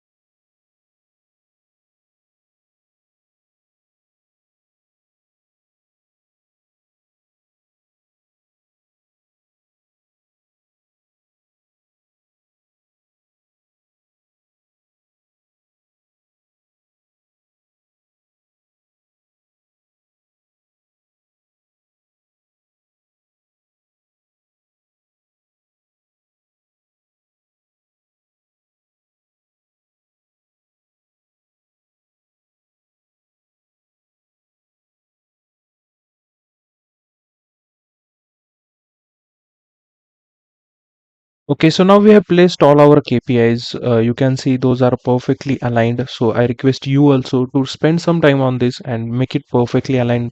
Make it look equivalent in each and every KPI, containers which we have mentioned over here for the background.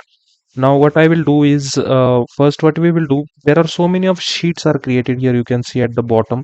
So we will hide the sheets which we have already worked on. So I will just click on the dashboard. So first I will change this name of the dashboard, that is summary.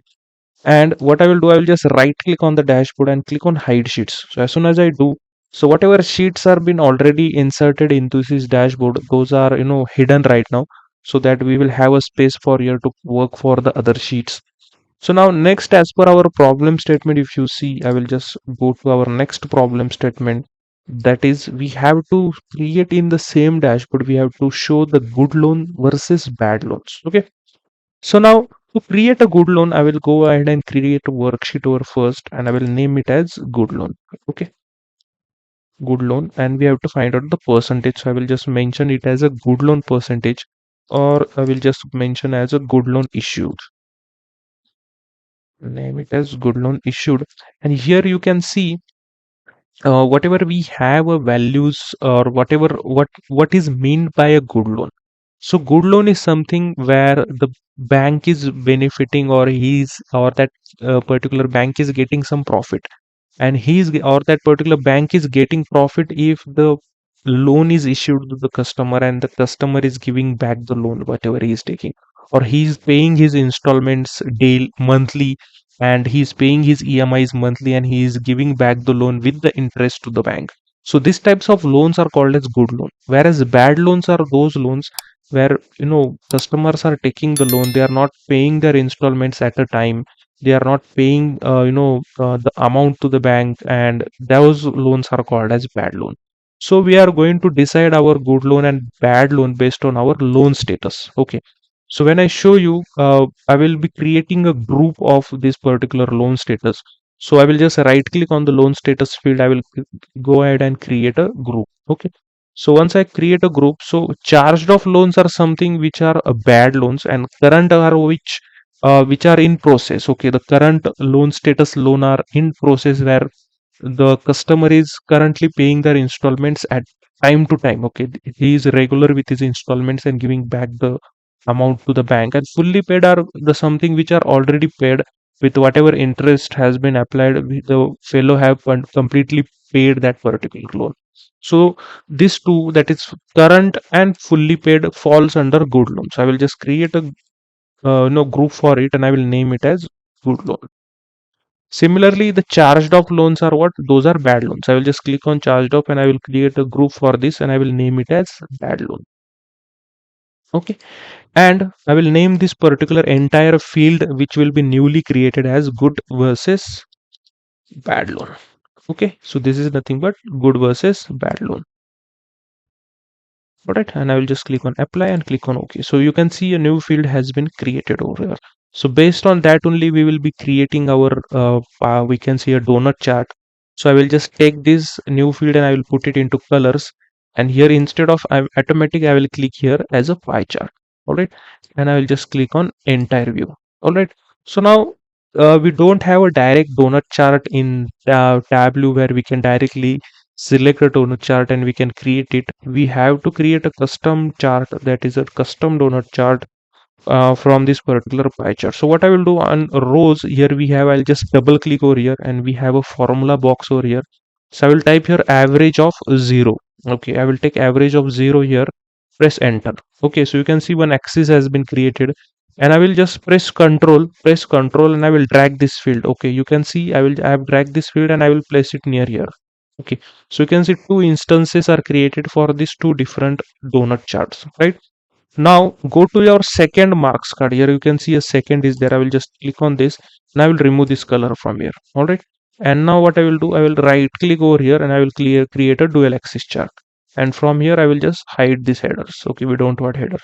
Then go to this first one and go to size, and I will just increase the size from here a bit likewise. And go to second one and I will increase the size of our donut. So this was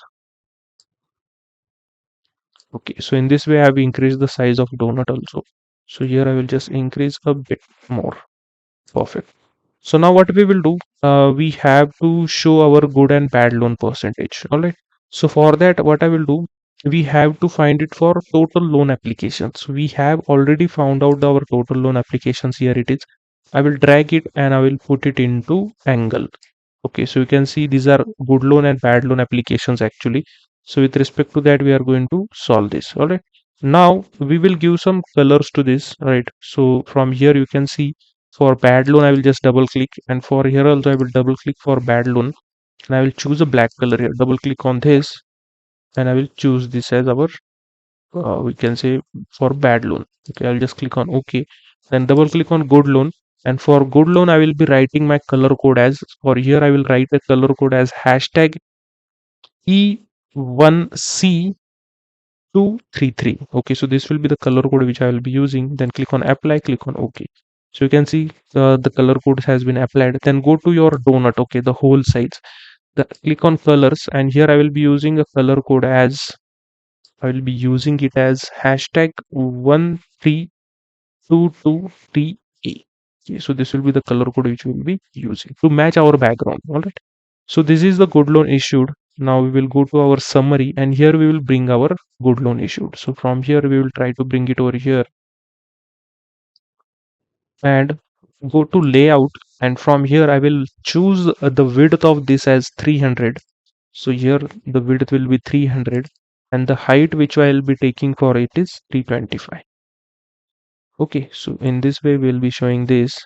Now I'll just double click here and I will name it as good loan issued. Okay, select this entire, make it as center. From here choose font as 11. From here select the font size or the font as Sergio semi bold. Click on apply and choose the color as this. Okay, or we will choose it as semi bold, or we will take it as Tableau bold. Apply. Okay. All right. And here this is the legend. We don't want the legend to be shown. I will just right click and remove it. Then right click on this sheet, go to format, go to shadings, and in worksheet you have to say none. Okay, so here we have to say none. Then still some borders are available over here. Select the sheet, go to borders, and in pane divider, okay, whatever you see in row divider you have to say for pane none. Similarly for column also you have to say none. Then there are some dotted lines are available. For that go to format lines, and here zero lines you have to say none. Okay, so in this way we have a cleaned chart over here. Okay, so the same, now what we will do, we will add our good loan applications over here. All right, so for that I will just create one more sheet over here and I will name it as good loan application percentage. So we have to find out the good loan application percentage, and for that I will be writing a calculated field and I will name it as good loan percentage. Okay, and here we will be making use of that good loan only. Okay, so we have to take if condition, if Okay, so I will be using an if condition. I will be using for this particular thing, that is if good loan versus bad loan, it is equal to what? We have to find it for good loan. So if it is equal to good loan, and this is a case sensitive, okay, so make sure you write it G capital. Whatever you have written to make a group over here, you have to write the same thing. Okay, so if it is equal to good loan, then we want as ID, and we will end this. Okay, so what we want, but we have to take count of this, right? Because we want count of ID. So I will add a count, open parenthesis, close this, but we have to find out the percentage for this. So we will be dividing it by total counts. Okay, so we will divide it by total count of IDs. Okay, so count of ID for good loan, okay, when it is a good loan divided by total count, so it will give us the percentage of good loan in total number of applications. So I'll just click on OK, and I will take this and put it into text. All right, and now I'll just format this. First I will make it as entire view, then I will just click on automatic alignment, and I will just center, and then I will just make this, and I will choose it as 22. I will choose this as yellow color, this one, and I will make it as Tableau bold. Click on apply, okay. And now I will right click and click on format, then go to numbers and make its percentage up to one value. All right. So now what we will do, we will bring it into visualization. So go to our dashboard. Sorry. Okay, I will just hide the title. I don't want to have show the title. Go right click and click on format, shadings, and say none for workbook shading. Okay, so I'll just reduce this in way, and bring it to the center. All right, and just select this, and we'll change the color of this quickly. So instead of this, I will take this. Click on apply. Okay, perfect. All right. So in this way, we have found out the good loan percentage issued. Now next also what we have to find as per our problem statement, we have to find out good loan applications, good loan funded amount, and we also have to find out the good loan total amount issued. So for that, what we will do, I will just go to our new sheet over here. I will take a new sheet, and I will name it as good loan application. So we have found out the percentage. Now we have to find out the number of good loan applications. All right. So I'll just click here, take a new calculation field, and I will name it as good loan applications. Okay. The same formula I will be using, that is count function. Okay. And I will be using if statement in that if. Okay. So I'll be using if good versus bad loan. Okay. If good versus bad loan. Sorry. If good versus bad loan is this equal to good loan, because we have to find it for good loan, then we want to find out the ID, that is count, and we will end the statement, and we'll close the bracket. Okay, so this will be the statement. So it is very straightforward. Count of ID for good loan, and I'll just click on OK, take this and put it into text. Perfect. Now we will do some formattings for here, and I will just select this entire text, and we will take the value as 20, and we will choose it as Tableau bold, and we will use this as a font color, apply, and I will just click on OK. Then I will right click, I will click on format, numbers, number custom 1 and 1000. Perfect. And I will click on entire view. Here I will take it as center, and I will just change this also. So this will be quickly, I will take it as 11, and I will choose it as Seju semi bold, center. Okay, let's keep it as side only, and I will just click on OK. So this also what we will do, I will just keep it as left side. Okay, same way we'll do this. All right. Now next what we have to find out is we have to find out good load funded amount. Okay, so we are going to use same calculation. Just right click, and I will just duplicate this, and I will edit this calculation. Okay, just close this, and here instead of, we are going to use good load funded amount. Okay, so logic will be same, just instead of this we are going to use sum, and instead of ID, funded amount is nothing but loan amount. Okay, I have already told you while creating the other KPIs. So this is a loan amount just for good loan. Okay. And I will just duplicate this sheet. Okay. And I will name it as good loan funded amount. All right. And from here we will take it and we will replace it over this. Okay. So we have to take good loan funded amount and I'll replace it. You can see this is a good loan funded amount. And again, we have to check with our query document. So if I forgot to mention or it is your task to go ahead and check if the value is correct or not. So you can see it is correct. So I'll just format, and in number I will take currency custom dollars one and in millions. Okay, so this is a good loan funded amount. Now same we have to find out good loan amount received. So I'll just right click and duplicate this calculation. Again I will right click and edit this calculation, remove the copy, and I will name it as good loan amount received. And the same calculation, just instead of loan amount we'll take here total payment, this one. All right, perfect. Okay, take this and replace it over here. Right click, format, numbers, currency custom, choose your dollar one and here million. Perfect. All right, and now we will go to our summary dashboard. I will just take it to right over here. We'll drag it and keep it over here. All right, now what we will do, I have to create here a new KPI cards to show this particular amounts which we have taken over here.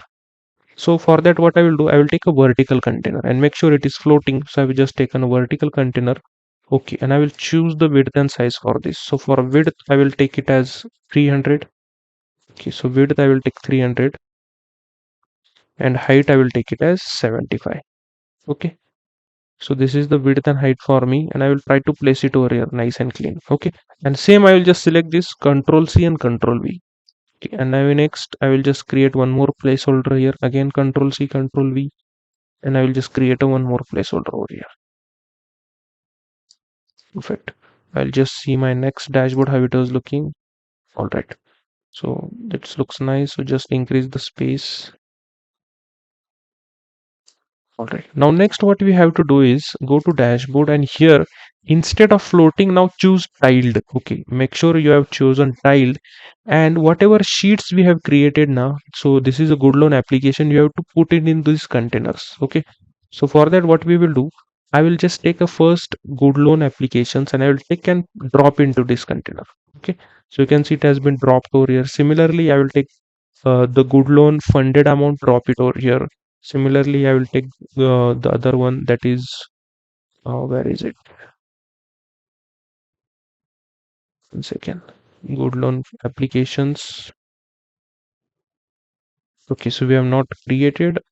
Oh, okay. So this was a good loan actually amount received. Okay, so I will just change this to good loan amount received, and I will just create one more copy of this, duplicate, and I will name it as good loan funded amount. We forgot to create the sheet for this, and I will just take a good loan funded amount and I will replace it over here. Okay, so this is 370 million, right? Go to summary. So from here, I will just delete this sheet first, Control Z. Okay, or what I will do, if you want to replace this now, just select this. We have to show your good loan funded amount. Just take this, and here you have an option called this swap. So I will just swap this. You can see it has been replaced. Next, take this and I will just add it over here.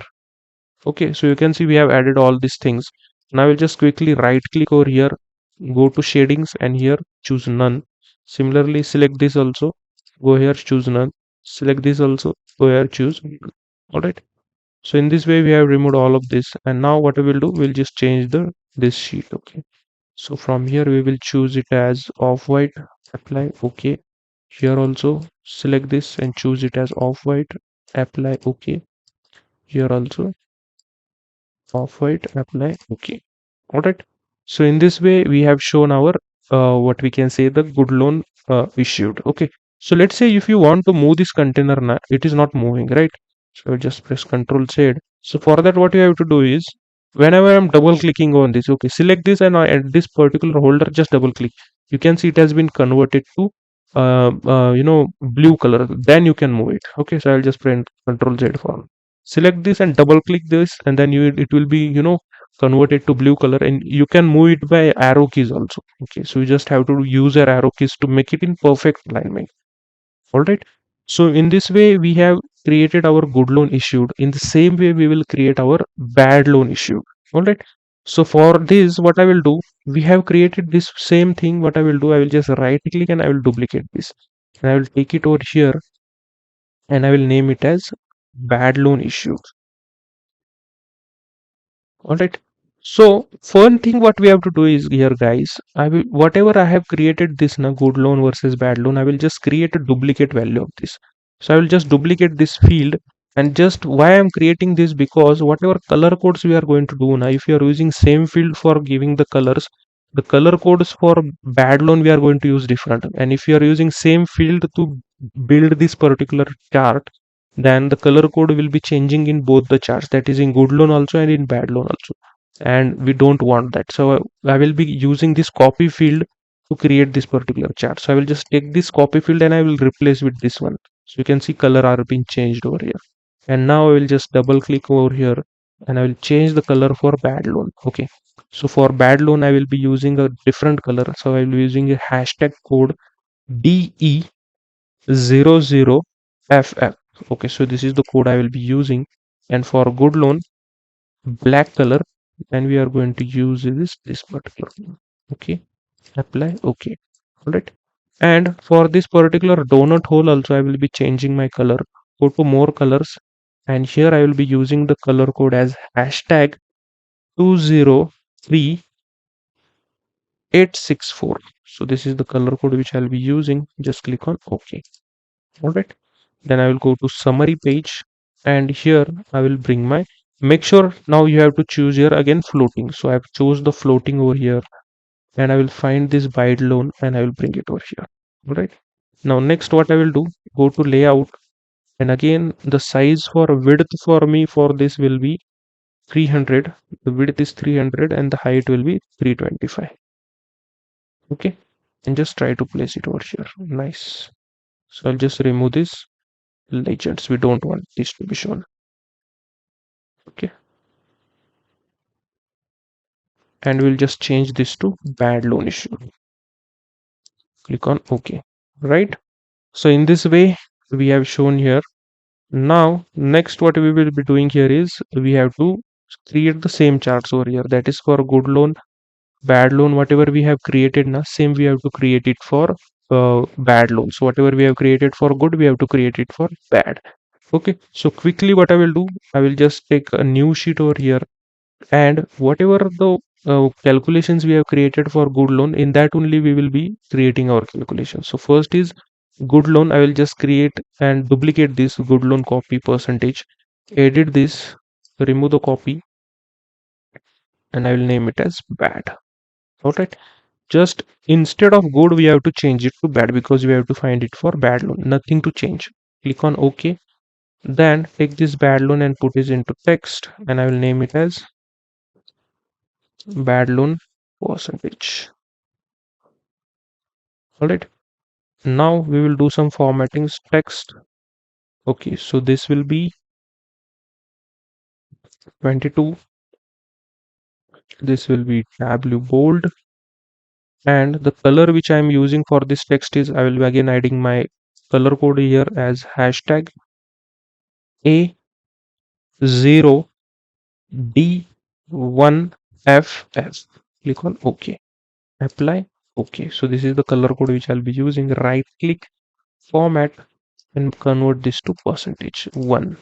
Right, click on entire view, then click on text and click on this particular center. Right, now we will go to our summary page, close this, and bring this particular sheet over here. Right click, format, go to here shadings and click here none, and right click here and hide the title. Okay, so these are our bad loan percentage. All right, Now what we have to create is good loan application. Same we will create it for bad loan applications, funded amount and amount received. All right. So I will just take a new sheet, or instead what I will do, I will just duplicate the sheet and I will bring it over here and I will name it as bad loan application. All right. And now we will change the calculations, all the calculations. So whatever we have for good loan, we will change it to bad loan. So right click and duplicate. Okay, don't change the original calculation, make duplicate. Okay, right click and I will edit this and I will name it as bad. Remove the copy, name it as bad loan. Instead of good, we are finding it for bad. So just click on OK. And I will take this bad loan and I will just replace this, right? Then right click, format, and I will choose it as number custom 1, and here it is thousands. All right. Now I will just click on text and I will change the color. Okay.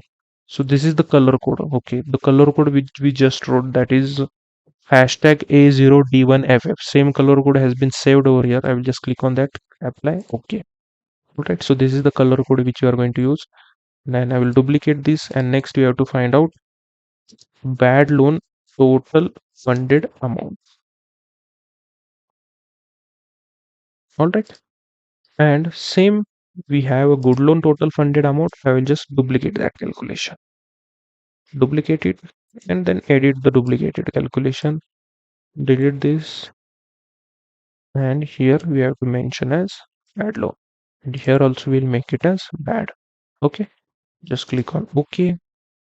Then I will take the bad loan funded amount and I will replace it over here, right? Right click, format, number, currency custom, make it as dollar, millions, and up to one decimal. All right. Then duplicate this sheet again, and instead of total funded amount, it will be what? Amount received. That is bad loan amount received.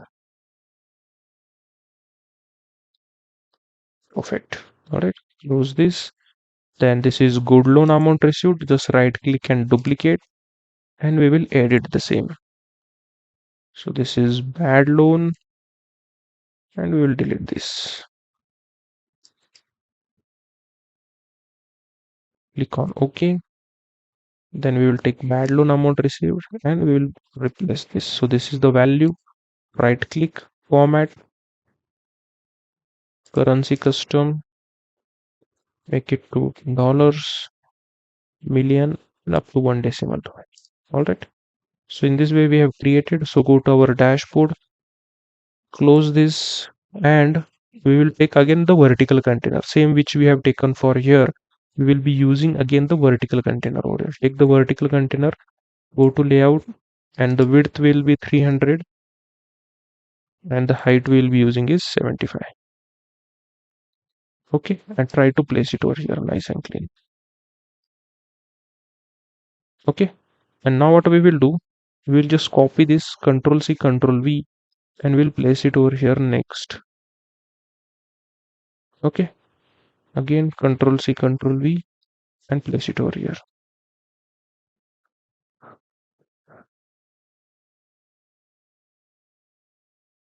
Okay, so make sure equal distance is there in between them.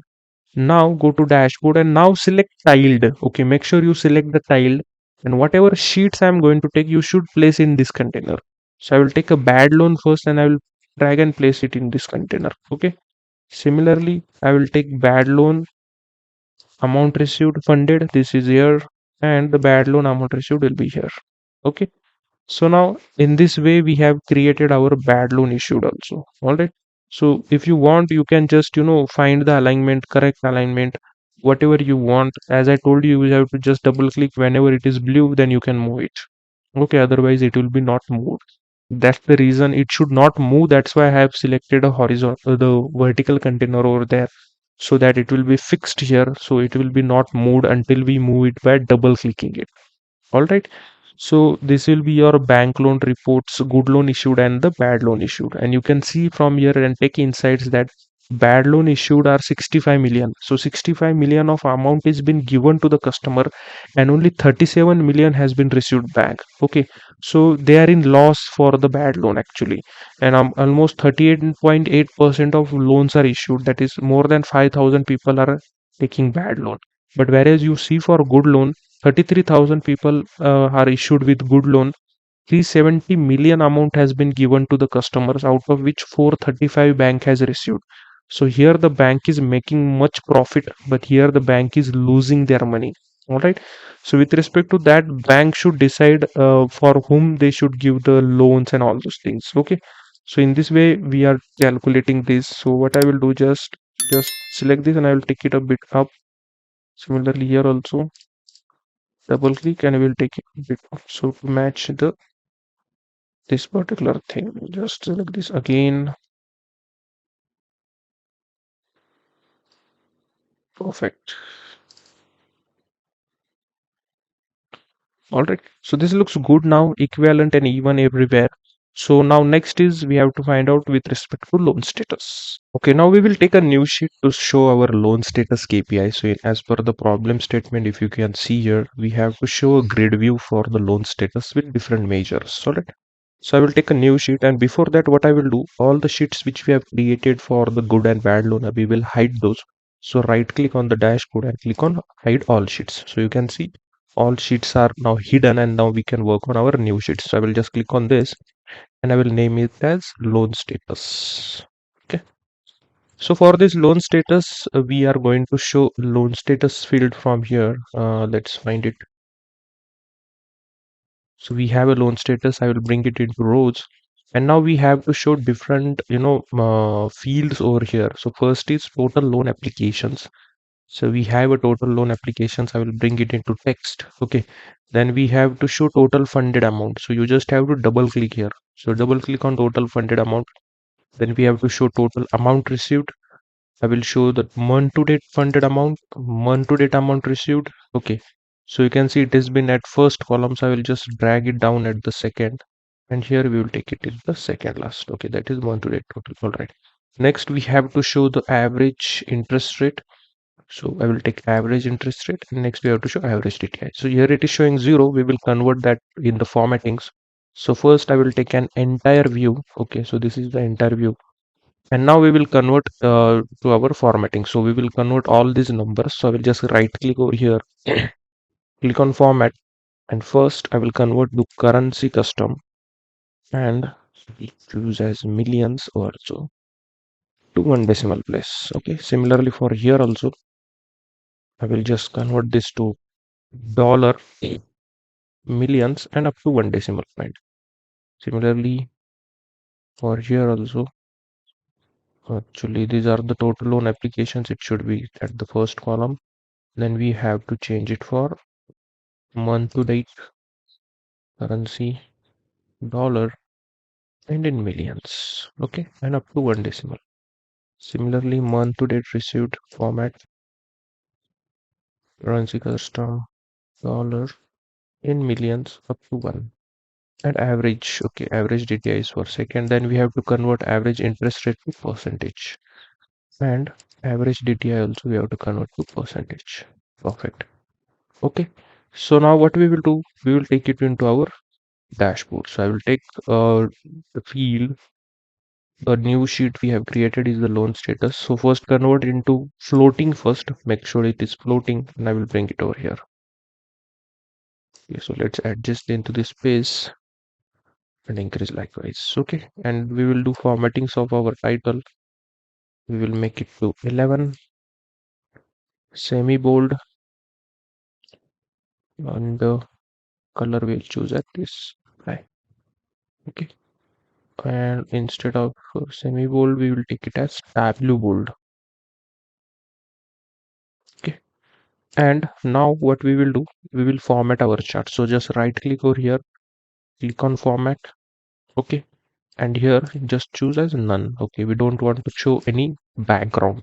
Then you can see your row banding. I will turn off the row banding. We don't want the row banding for both header and the pen. Then go to this particular text font, right? So first we will do it for measure names. So all the measure names we have. So just select measure names over here, and we will convert it into let's make it to white. Okay, so I will convert it into white. Okay, and I will increase the font to 10. Okay, then I will also click on automatic center and I will turn on the wrap text. Okay, I mean to say just turn on the wrap so that it is application is perfectly looking over likewise. So let's so now next we will choose our measure values. Okay, and in measure values we will be showing here as in this color. Okay, and we will make it as 11 again. We will make it as Tableau bold. Okay, we will make Tableau bold, then center. All right. Similarly for loan status. So same for loan status, we'll make it as white and we'll make it as 11. Okay.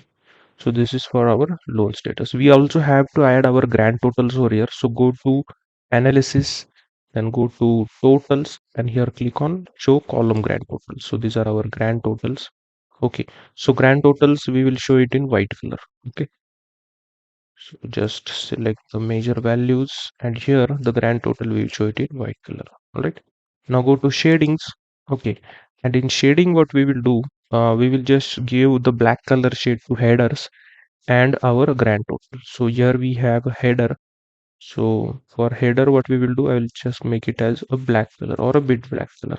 All right. Similarly for grand total also, we will make it as this color. Okay, one second. Row banding header is also selected for a grand total. This one. All right. For pane also. And in this way, we have created this sheet also. All right. So this is everything here. We are showing it with respect to loan status. All right. Now we have to, create this particular filters over here. The other things, the buttons, we will create it after creating all the dashboards which we have. So for now, first we will create these filters. Okay. So for that, I will just go in any of the sheet and I will add the filter. So first I will add a grade filter over here. So bring a grade filter and I will click on use all, apply. Okay. Then next, I will take verification status as second filter. Click on use all, click on OK. Alright. And next, I will take a purpose filter. I will add it over here. Use all, click, apply, click. And now we have to apply it for all the sheets, right? So this filter should be applied for all the sheets. I will just right click over here and apply to worksheet and click on all using this data source. So whatever sheets will be creating in this entire data source or in this particular entire worksheet, this filter will be automatically applied to that particular sheets. So I'll just right click and use this same for all other as well. Okay, all using this data source. So we have applied the filter for all the data sources. All right. Now I will just go to our sheet. Okay, click here. Okay, select the sheet, click here, and in the filters, I will just select the filters. First, I have choose purpose. I will take purpose over here. Okay, and I will bring it over here. All right, and I will just make it as multiple values drop down, and I will reduce this. Okay, and try to place it over here.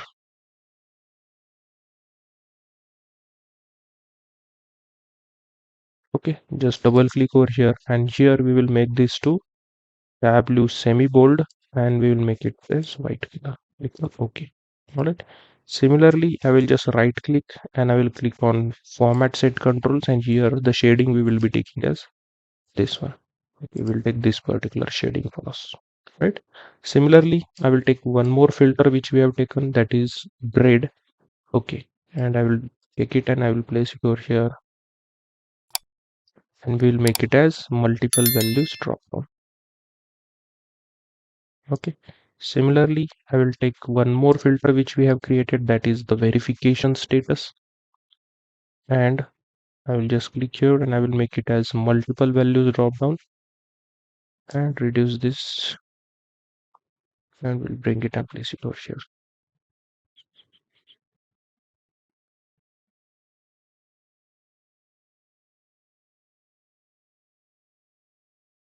Right. So now In this way we have already placed our filter likewise. Okay, now next what we will do, I will just show you how to operate this filter. So let's say I want to see for different purposes. Okay, so when I click on the filters, you can see the values are changing with respect to that. Okay, you can see the values are changing. If you want to see for any particular purpose, you can see from here. Similarly, if you want to see for a few grades, like if you want to see for D, E, F, G, you can see the values and how the you can generate some insights with respect to that. Similarly, for verification status also, you can generate different insights, and you can take the your different calculation insights, and you can take some business decision with respect to that. In this way you can slice and dice the data. So this was all about our first dashboard. We will go ahead and we will try to bring and prepare our next dashboard. So first I will just right click and I will click on hide all sheets. So the sheets which we have used in all this particular summary dashboard, which will be mostly known as a KPI dashboard, I will hide all the sheets. Now next what I will do, I will just right click and I will duplicate this dashboard. Okay, the entire dashboard I will duplicate. Okay, so this is the duplicated dashboard. Now what I will do, I will change the name over here as overview. Okay, so our next dashboard will be overview, and here also I will change the name to overview. Okay, and I will just click on OK. Now next what I will do, I will delete all the sheets from here. So all the sheets below our header KPIs, I will delete all of them because we don't want them now. So just select and delete all of them. So we'll just delete all of them.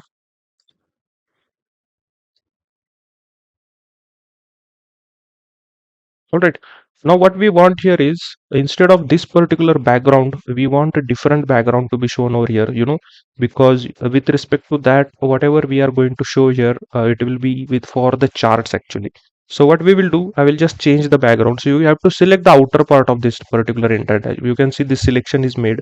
You have to select the outer part of this particular dashboard, and you have to click on this particular drop down here. You can see. Okay, so click on this drop down and you have to click on edit image. Okay, so the image which we have used, we are going to change that image, and I will click on choose, and I will select as second dashboard. Now okay, we have to use the second background. I will just click on open, click on apply, and click on OK.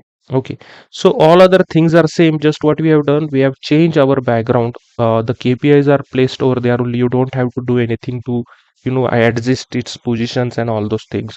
We just have changed our background. So this is our original dashboard already which was created. This is our second, where we'll be creating some charts over here. All right, so and as per our next problem statement, you can see here we have to create a different charts where we are going down in the data. We are increasing our granularity, and we are taking insights from at the deeper level the data is performing, and what insights can be generated from there. Okay, so the first thing what we have to do is we have to find out the monthly trends. Okay, so we have to find out monthly trends for line chart, and in that line chart, three metrics should be performed over there. So the metrics to be shown on that particular line chart should be total applications, total funded amount, and the total amount received. All right, so in this way we have to create that particular chart. So I will make a new sheet for here, and I will name it as month. Okay, so we have to find it where with respect to month. So I will, and whatever we are going to show here, it will be with respect to issue date. Okay, so I will take a issue date over here and I will bring it into columns. Okay, and here right click and take this particular month. Okay, I will just select this month, then click on entire view. So these are the months which we are going to make use of, and we are going to show our line and other charts over here. All right, now what I will do quickly, so just select a calculation, because now what we have to do is we have to create the three metrics: total loan applications, total funded amount, and total amount received. And that should be changed with a filter or a parameter, so that automatically the chart will be changing. And to do that, we have to first create a parameter. We have to create a dynamic calculation. So this is a new functionality, advanced functionality we will be learning in Tableau.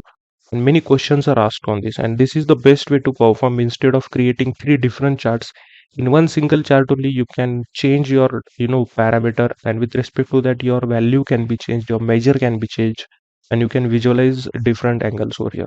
So first I will just create a parameter. So just click on create parameter, and here I will name our parameter as select measure. Okay, so this is the parameter we are going to take. Okay, select a measure and the parameter type I will be using as string. Okay, so we will add some values manually over here, and I will just choose our list value. First will be what? Total loan applications. Okay, and you have to type here correctly. Okay, whatever you are typing here, we have to write the same in the calculation. So make sure you are writing whatever right here, it will be used in calculation because it is case sensitive. And if you are making any spelling mistake, you will get incorrect results or you will not get any results at all. So first we want with total loan application, right? So first we want total loan applications, then we want total funded amount. Okay, that should be visualized. So total funded amount. Okay, and next we want is total amount received. Okay, and the current value. Okay, so whenever the value or the workbook will open, we want the workbook to be opened with total loan application, so that will be our current value. I will just click on OK, then I will right click and I will click on show parameter. So right now whenever I change parameter, nothing is happening, right? So now this parameter we have to connect it with our calculation so that it can be performed and it can be worked with our chart. Okay, so now next what we will do, I will just create one more calculated field over here so that we can connect our parameter to our calculation. So I will name it as dynamic measure. Okay, and here I will write a function as if statement. I will write here, and if select measure if it is equal to total loan applications. Okay, so the select measure is nothing but the parameter, and if it is value is equal to total loan applications. Okay, if it is total loan applications, then okay, then we want to display as total loan applications. Okay, so in this way we are going to do this, and if I end this, you can see the calculation is valid. So this is for one. So if select measure is equal to total loan applications, then total loan applications. So if this value is equal to this, then we want to show this particular measure. So this measure we have already created below at the initial phase of this particular design. Else if okay, else if okay, else if select the measure. Okay, if this is equal to what? Total funded amount, right? If it is equal to total funded amount, make sure you write the spells correct because it is case sensitive. Then it should be equal to what? Total funded amount. All right. Similarly, else if we will write again one more. Else if select measure if it is equal to total amount received. Okay, if it is equal to total amount received, right? Then it should be what? Total amount received. Okay. So in this way we have created this. Just let me see. Edit this. Okay, so here what we have to do is, so we are getting an error over here. So right click, edit. You can see we are receiving an error that cannot mix aggregate and non-aggregated function. And why we are getting this error? Because in this case there are some aggregated functions and there are non-aggregated functions. So for that what we have to do is, you can see there is a value called total amount received. So I will just edit this, and in this we have just taken total payment. But here what we have to take sum of total payment. Okay, make sure all of them are aggregated. Okay, either they should be aggregated or those should be non-aggregated. So make sure it is aggregated. I will just click on OK, and make sure it is not affecting our original dashboard over here. All right, so just let's check it. So what's happening here? You can see here it is affecting us. All right, so I will just remove this from here, and what we will do, we will just take the total funded amount from here, and or we will see the total amount received, and I will place it over here. Okay, so in this way we are going to show, make sure it should not affect your calculations. And right here I will just click on format, and here I will name it as currency custom, and here a display unit is million to 2 decimal points. What we have done here is, initially the total amount received calculation we haven't made it for sum, we haven't aggregated it itself in the calculation, and that's the reason the calculation was giving us the error. And to avoid that error, we changed our calculation to sum. And because we have used this calculation in our initial charts, okay, in this particular chart, that chart was giving us the error where the field it was showing that you have already aggregated in this particular calculation. Here also we are showing the sum. So make sure everywhere you should get aggregated over here. So what does this mean? AGG means what? Aggregated. Aggregated itself in the calculations. Aggregated means what? If I edit this, this is aggregation sum. And sum means what itself, it is aggregated in the data source itself. We are just bringing it into our visualization. Okay, so this is the major difference or the major change we have made. I hope you are understanding. Now what we will do, I will just click on month over here. All right, so here also you can see, if you can see, this particular KPI is not being valid. So for here also I will just click here. You can see it is showing in white color. I will just go here and you can see it is giving us the error. Why error giving? Because you can see it is sum over here and we have already added over sum over here. So that's the reason we have to replace this. So I will just take this and I will replace it over here. You can see the value is not showing, and I will just right click format and we will change the currency quickly. So these types of error happens. You just should know how to handle these errors. Just click on millions. And now I will show you the dashboard. Now you can see the value is looking correct. Here as well the value is looking correct. And now we will go to our this particular thing and we had an error in our dynamic calculation. Now we'll show you and I will edit this and now you can see our dynamic value is valid. Okay, you can see it is valid calculation because this was not aggregated first and these two were aggregated. So we cannot mix the aggregated and non-aggregated in one single measure, and that's the reason we have to do this. Okay, so I hope you are understanding this. In this way you have to solve the errors also. You should understand that what the error is actually getting. Okay, so I'll just click on okay, and now this dynamic measure I will bring it into rows and you can see the now chart is showing us. So as soon as I change it to total funded amount, you can see the chart is changing with respect to that. Similarly here also the chart is changing. So in this way you should know how to do this. All right, and instead of this we are going to show it in the area chart. So we want to show it in area chart. Now what I will do, I will just create a dual axis chart here. So I will just press control, drag this field and place it near to it. Okay, then release your control. So what it is creating one more instance. So here you can see there are two marks cards. So this is for first one and this is for second one. So in second one what I will do, I will convert it into a line chart. And now I will just right click over here and I will click it as dual axis chart. You can see it is one above another, right? And right click here and make the axis synchronize. So whenever you are creating a dual axis chart, it was already synchronized, but still you have to make it synchronize checked. All right. Now I will right click over here and I will hide this. We don't want this. Here also we will hide this particular thing. All right. Now what we will do, we have to change the colors. So for color, I will check. I will change this to this particular color. Okay, so I'm taking this colors. I will show you what code I am using. This is the color code which we have used, hash 118DFF. Okay, so this is the color code. Similarly for this also I will be using the same color. All right, and we will go here and go in colors, and for area chart we'll make the transparency or opacity as 50%. All right, or we'll make it as 45%. And here go to the second marks card, and in size we will increase the size of our line. Okay, like this is okay, perfect. Now what I will do, I will just have to, this whatever title we are showing here, it should be dynamic. Okay, so whenever I'm changing this to total funded amount, total amount received, with respect to that also the title should be changing. So what I will do, I will just double click over here and I will remove this title name for now, and I will go in insert. Here you have to go in insert and you have to select the parameter. So you can see the parameter has been selected, and I will just add by month over here. All right, and now I will just select this and we will do some formattings on this. So I will just choose it as 11 and I will take it as semi bold, and I will take this particular color and I will click on apply and okay. You can notice your this particular title. So whenever I'm changing it to total loan applications, you can see the title is also changing. So whenever I'm taking to total funded amount, here also you can see the title is changing. So with respect to that, you should know how to change the titles, or you can make the dynamic titles with respect to this particular parameters, right? So now I will go to overview, and now I will bring our first chart over here, and I will try to place it over here. Just reduce the size and reduce it likewise, and you can see the months which are showing, which are taking lots of space over here. So we'll format it quickly.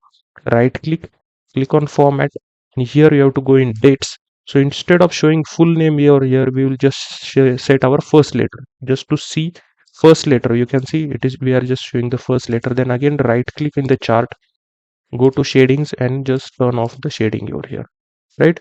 Then go to format borders and turn off the pane for row divider and for column divider. Right?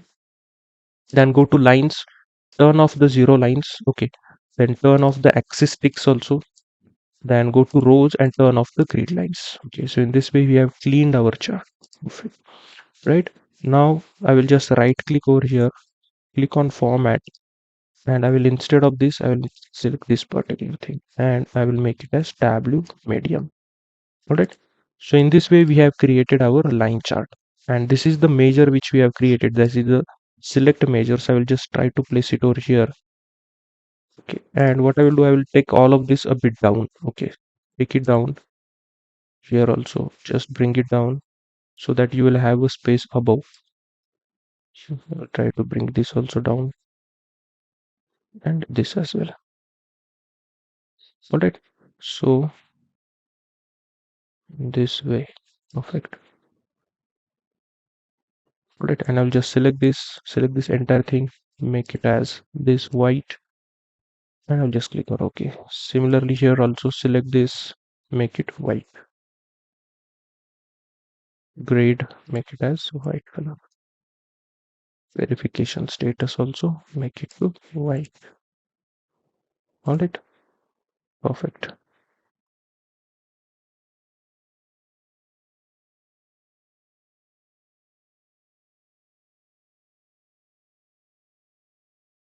Right. Now what I will do, I will just align it properly. Okay, and now I will just try to change here. Okay, so in this way it is changing, and you can see the title is also changing with respect to that. Alright, so I will just right click and I will just format this also quickly. Format, filter, set controls, and on shadings you have to choose this particular thing. Okay, and similarly here also I will edit the format, the parameters, and shading we will choose this particular things. Alright, so we have done this. Now next what I will do, we have to create our second chart. That is, I will just show you what it is.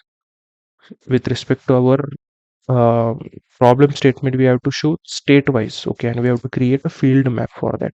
So I'll just go to our sheet. Okay, so this is our dashboard right now.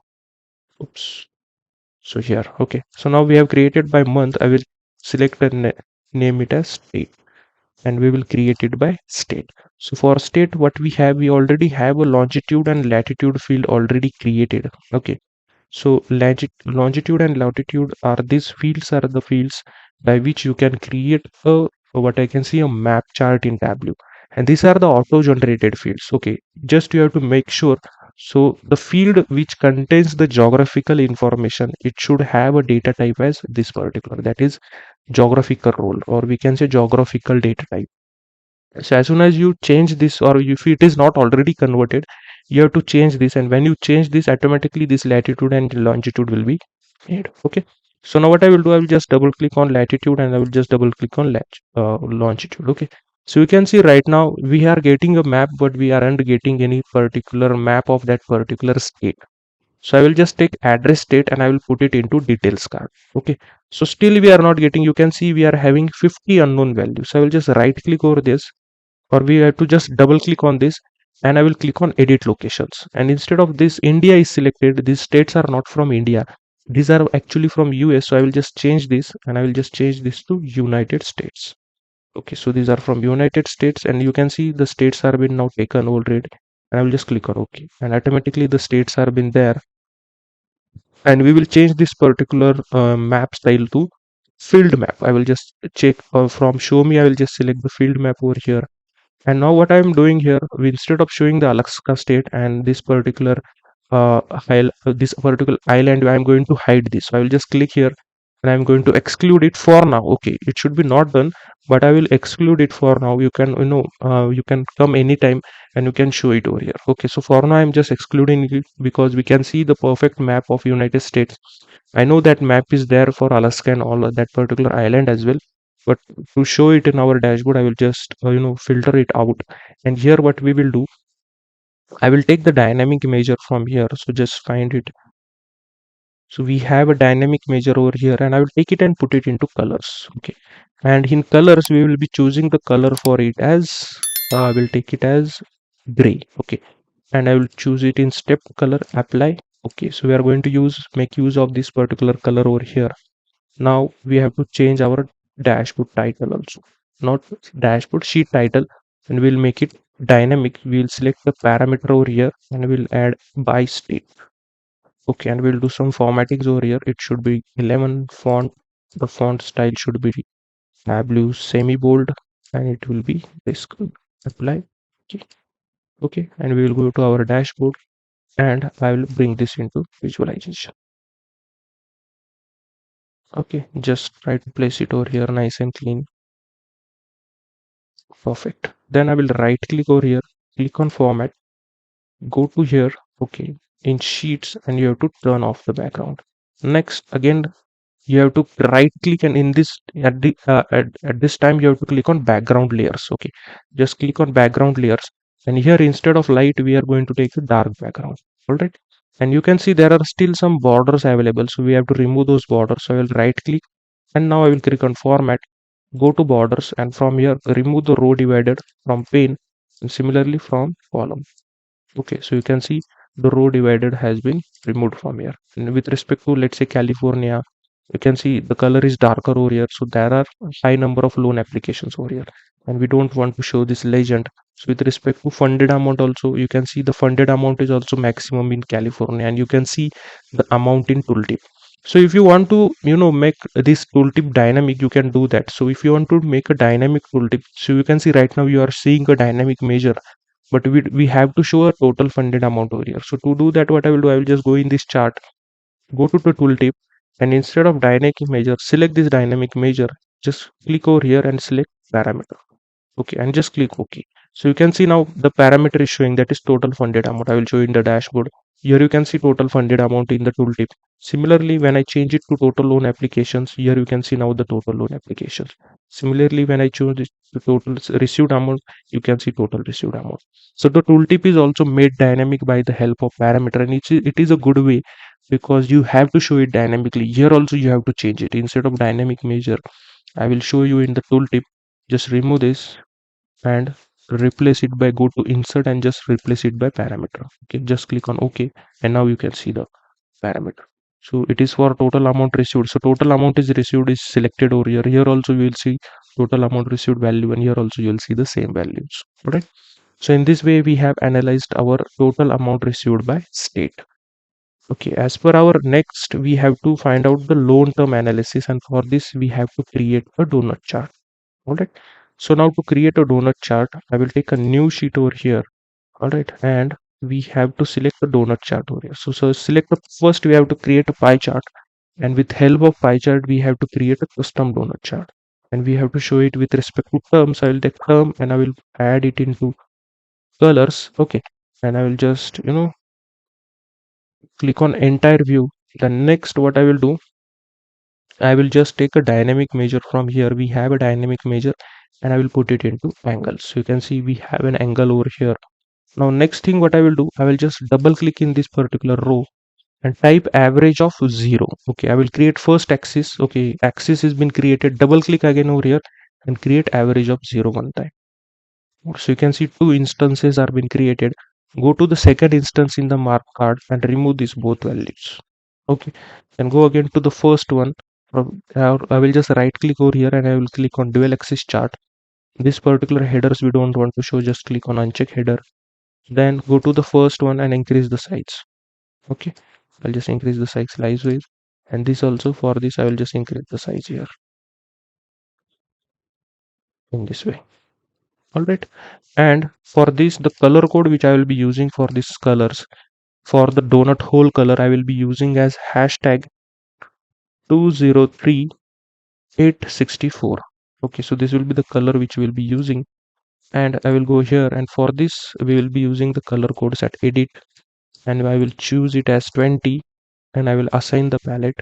Okay, and for I will just click on apply. All right, so I'll just click on OK, and we have to add some we can say labels over here. All right, so I will just take this particular value, just press Control, take this, and you can see, or we will add it into labels. You can see a plus below my cursor, a plus sign is been added, or it has been seen. It means that we are creating one more copy of this particular pill.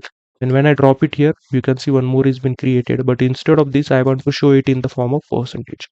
So I will just add a click table calculation and I will click on percentage of total. So I will show it in the form of percentage. Alright. Then I will just go to label. I will just do some quick formattings over here. I will choose it into white color and I will show it as Tableau medium. Click on apply.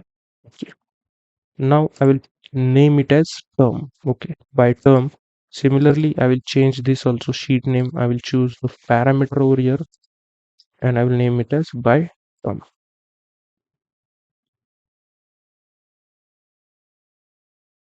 Select this entire thing, make it as 11.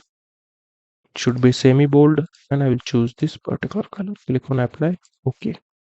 Alright. Now go to our dashboard and we will bring this particular into visualization. Just reduce it likewise and like this. Okay, you can see the pie chart is a bit big. What we will do, we will just make it small. So I'll go to into sheet and go to here and I will reduce it. Similarly, here also we will reduce this whole. Okay, this looks fine. Now right click over here, go to format and go to this and we'll turn off this. All right. Similarly, we'll turn off the border. So in pane say none and in column divider also say none. Then go to lines and here you have to say 0 lines as none. All right. In this way we have created this and I will just go to the sheet again and I will again reduce a bit. Okay, so we'll just make a smaller again and this also a bit smaller.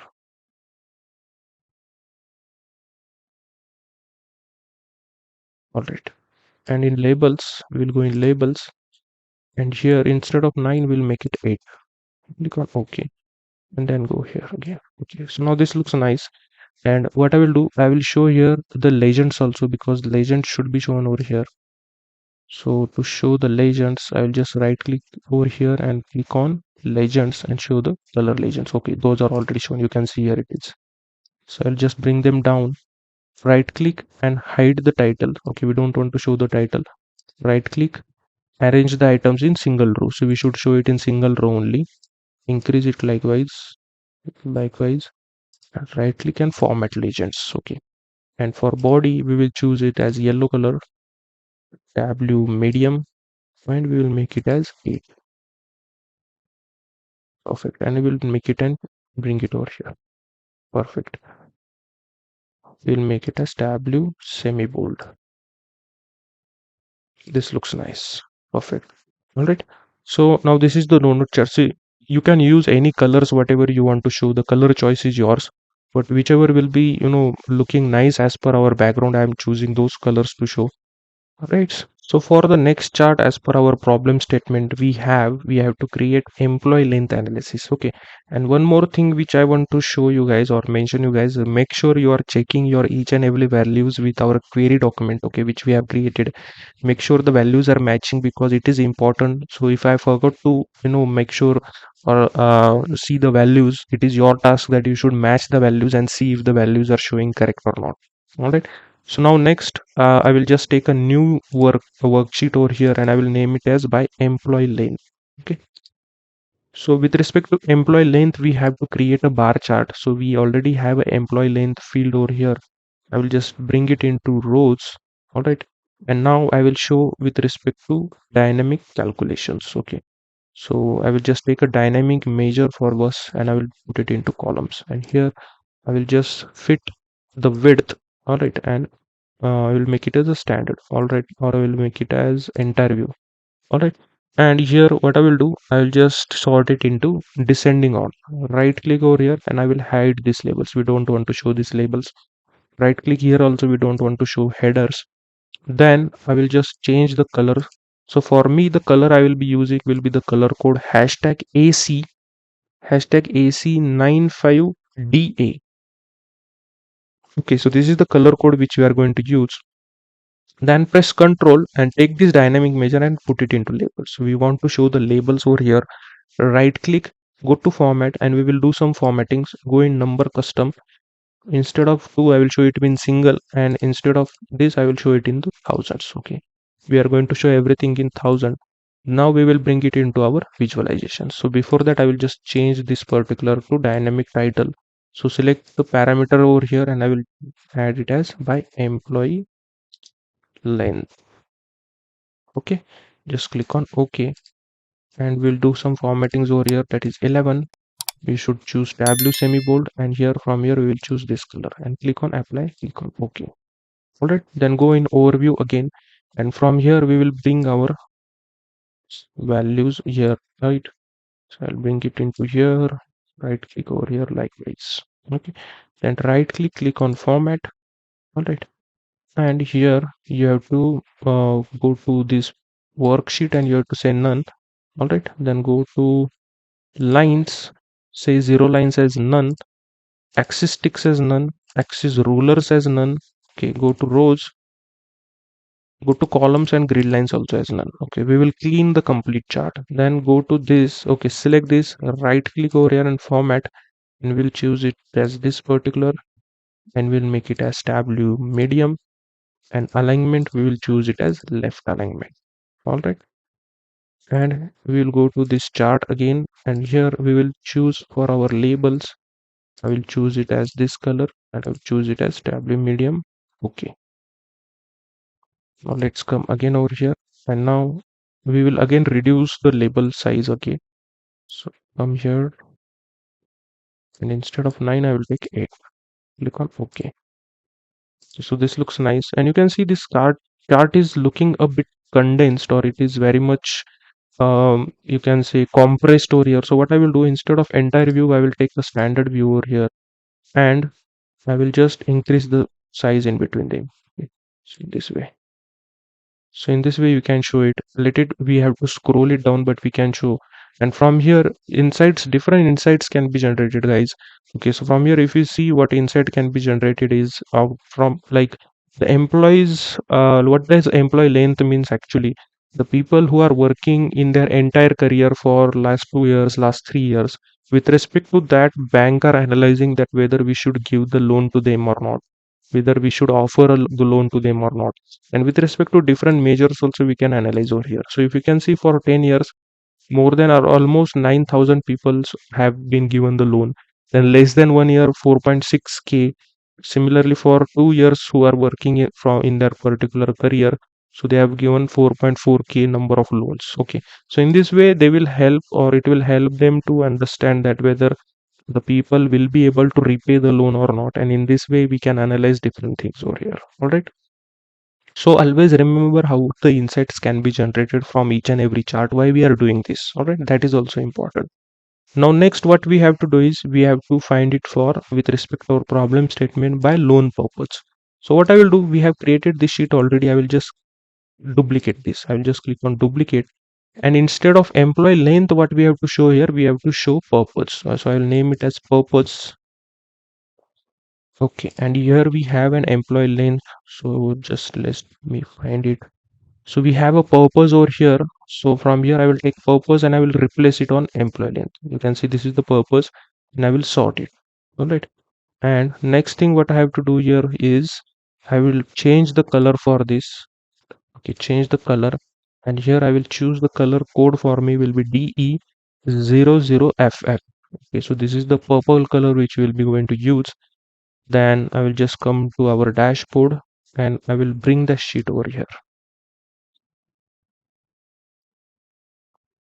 and bring it likewise. Okay, so you can see again this is also so much congested over here.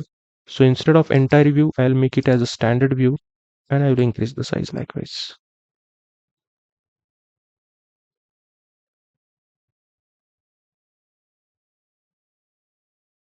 Perfect. All right, so we just have increased, and I will just right click and format this particular labels. I will choose as a white color for this, and I will choose it as Tableau medium, and alignment I will choose it as left.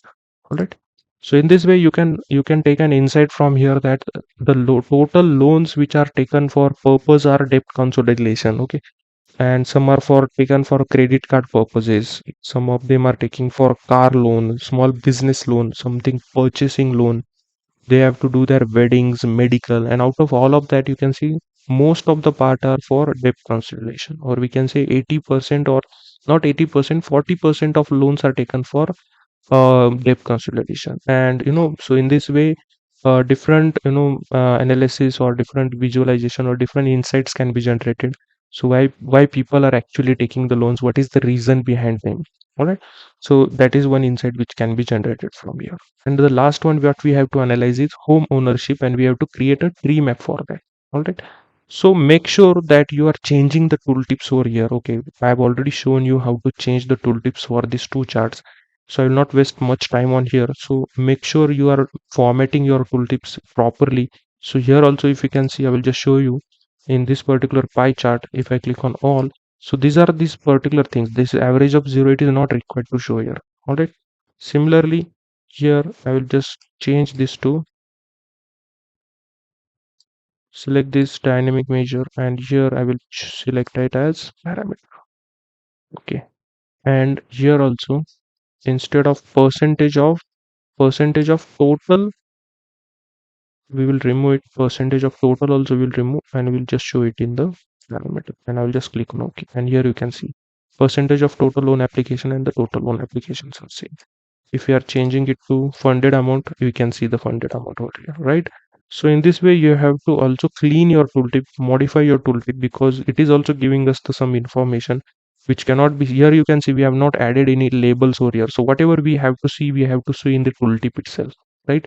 So in this way, you should also modify your tooltip. It should be correct enough to give and correct information. Okay, and it should be visually appealing also. You can do some formatting, give some colors to your tooltip also. Okay, you can change the font here. So I will leave it up to you, whatever you want to do with that. The last chart which we want to visualize is with respect to home ownership. Okay, okay, I will name it as home ownership.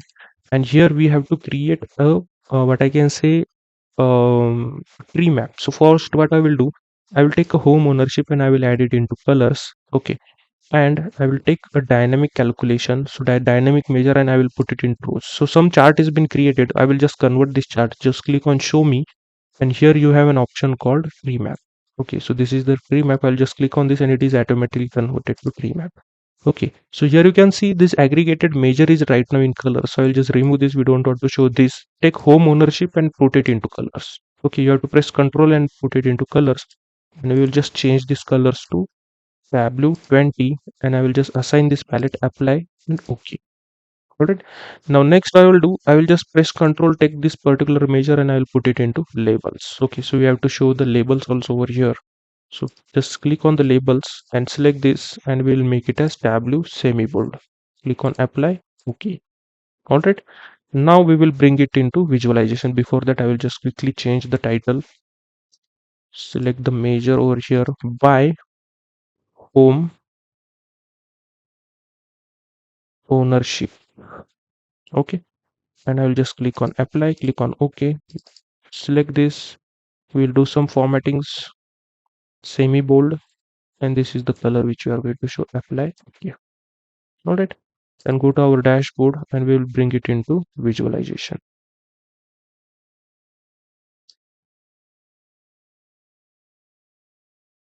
All right, and now I'll just right click over here, go to format, go to this sheets, and I will just say none. Okay, so in this way we have shown our by home ownership. All right, so now we have all created all the charts as per the requirement. Make sure you check it with our query document. I'll just delete this, we don't want to show here. Make sure all the values are correct with respect to query document. So just check, let's check it for total loan applications for employee length. So I'll just open my query document and we will see it for employee length. The total loan applications for 10 years are 8870. So it is correct, 8.8. 4.6 is for less than 1 year. So for less than 1 year, it is 4575. That is nothing but 4.6 if we convert it into decimal point. So that is correct. So you have to check from your side also, and whatever you are getting the values with respect to your query documents, it should always match, guys. Okay, because if you are showing any incorrect results, that will affect into taking incorrect business decisions. All right, now you can always again with respect to grade, you can change these values, right? You can see the values for different grades. You can see slice and dice the data for different filters over here. Okay, we have already added the filters. Similarly, there are some charts available. So when I click on this particular state, it should be filtering out the entire values over here. So any part of this particular state which I'm clicking, it should filter out the values. So for that, what you have to do, in this particular chart, select this chart, and here you have an option called like a filter option is there, or a filter symbol is there. You just have to click on this. So as soon as you click, you can see it is filled with white color, so it has been activated. Now when I click on California, you can see all the values are changing with respect to that. If I want to see for, let's say, Texas, you can see I can check the values of all those things. Similarly, for this also you have to check this. Here also you have to go ahead and select and check this, select and check this, select and check this. So if you want to see for depth consideration, you can just have to select and you can see the values. Here we have to change it by purpose, the name of the chart by purpose. Okay. All right. Similarly, when I click on 2 year, you can see the values with respect to that. If you want to see for rent also, I've just selected and you can see the value with respect to that. Okay. So in this way, you have to analyze this particular charts. Okay. I hope you have understood. So in this way, we have created our second dashboard also. I will just right click and I will hide all the sheets. All the sheets are being hidden. And we will go ahead and do our the last dashboard, that is details dashboard. Okay, so for next dashboard, what I will do, I will just right click over here and I will just duplicate this. So I will just duplicate the same dashboard to create our grid view, that is a details dashboard. And whatever elements or the charts which we see on this dashboard, we will delete everything because we don't want it. So I will just delete everything from here. So we'll just delete everything one by one. And next, what I will do, I will change this and name it as details dashboard. Okay, click on OK, and here also I will name it as details.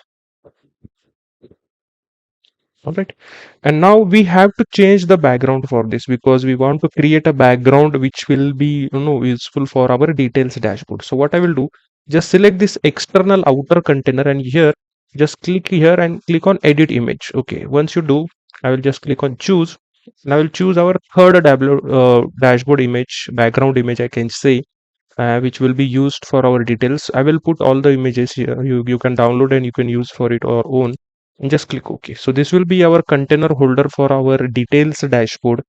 And what I will do next, I will just bring all the what we can say, I will build a chart for that or a grid view for that, and it will be used. And I will just take a new sheet and I will name it as details tab. Okay, so this will be the tab for us, and I will just create our details tab dashboard. So for that, first I will take ID. Okay, then I will take purpose, why the loan was purchased. Okay, so just let's see what is mentioned all in the details dashboard. So we want ID, purpose, then we want home ownership. I will take home ownership. Then we have to show grade and subgrade. Okay, so I will take grade and I will take subgrade as well. All right, next I will take issue date. I will have a issue date over here. Okay, then next we have to take funded amount. Okay, so I will, for funded amount is nothing but the loan payment. Okay, that is, we are going to use loan payment. We are not going to use the calculated fields to show over here. I will take a loan amount and I will take it into text. Okay, add it into text, it will be visible over here. Then we have to show the after funded amount, we have to show interest rate. So I will just take interest rate, and the field value I have to take, just double click over here. Then this is the interest rate. Then I will show the installment. Okay, I also have to add installment. Just double click over here, we have shown installment. And next I will take amount received. Okay, so the amount received is nothing but the total payment, and just double click on this. All right, so all will be visible for us over here, and I will just adjust how to show the things. And the last, or here I will show the interest rate. Then I will add here the installment. All right, and next I will just click on fit width. Okay, so width we will adjust it directly with respect to our requirement. All right, so this is the details dashboard. Then we will just go to our dashboard and we'll bring this into visualization. Okay, and we will try to place it over here. So the system is a bit slow because there are so many rows which are added in the details dashboard. All right, so what I will do, I will just choose first credit card only. So it will be easy for us to make the changes first, because we are limiting the rows. Now I will hide the title I will right click and I will click on format. All right, go here and I will choose none as this particular here. Right.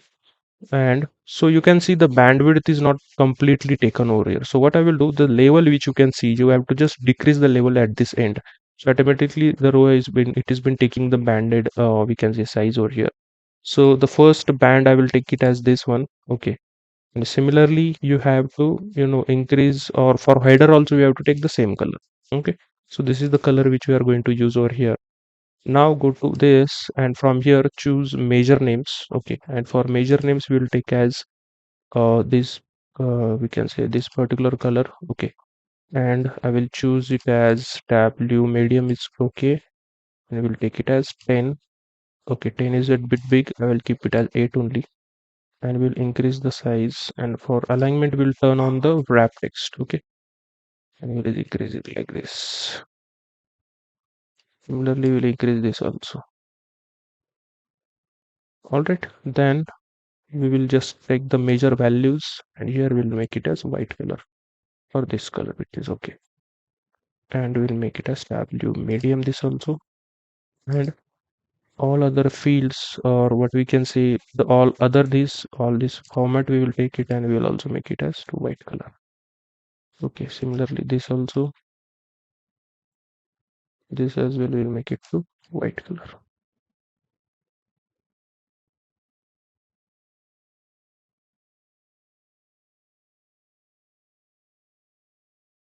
All right, and next we'll make it to w medium. So all this also we have to make it to w medium.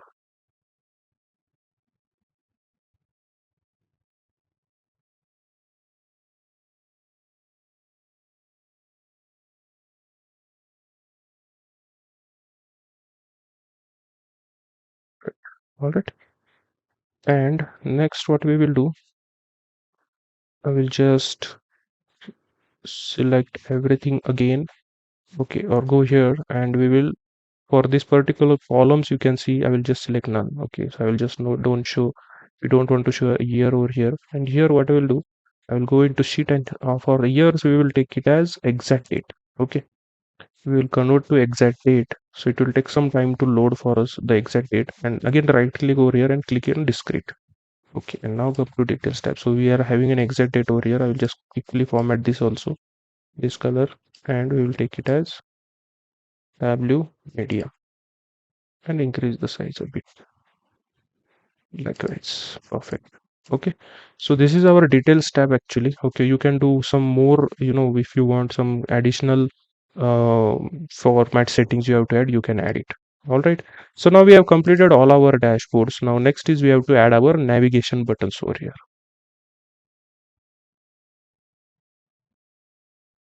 All right, and here we will just select it all right, and then so our all the values are there here, and next we will create our the navigation buttons. I will first right click and I will just hide all the sheets. So we just have three dashboards which we have created. This is the second dashboard and this is the third dashboard. All right, now we will add the buttons which will help us to move from one dashboard to another dashboard. So first what we will do, we will add an image of our bank whatever logo we are going to add. So for that I will just take an image container from here, or an object from here. So I will take an image object and then I will just center this also, choose, and I will choose our image from here. So this will be the which I will be using. Click on OK and I will just reduce it. Okay, and we'll try to place it over here. Alright, so this looks okay for me. And I will just copy this image, Control C, and we'll paste it here also. And we'll try to place it over here again.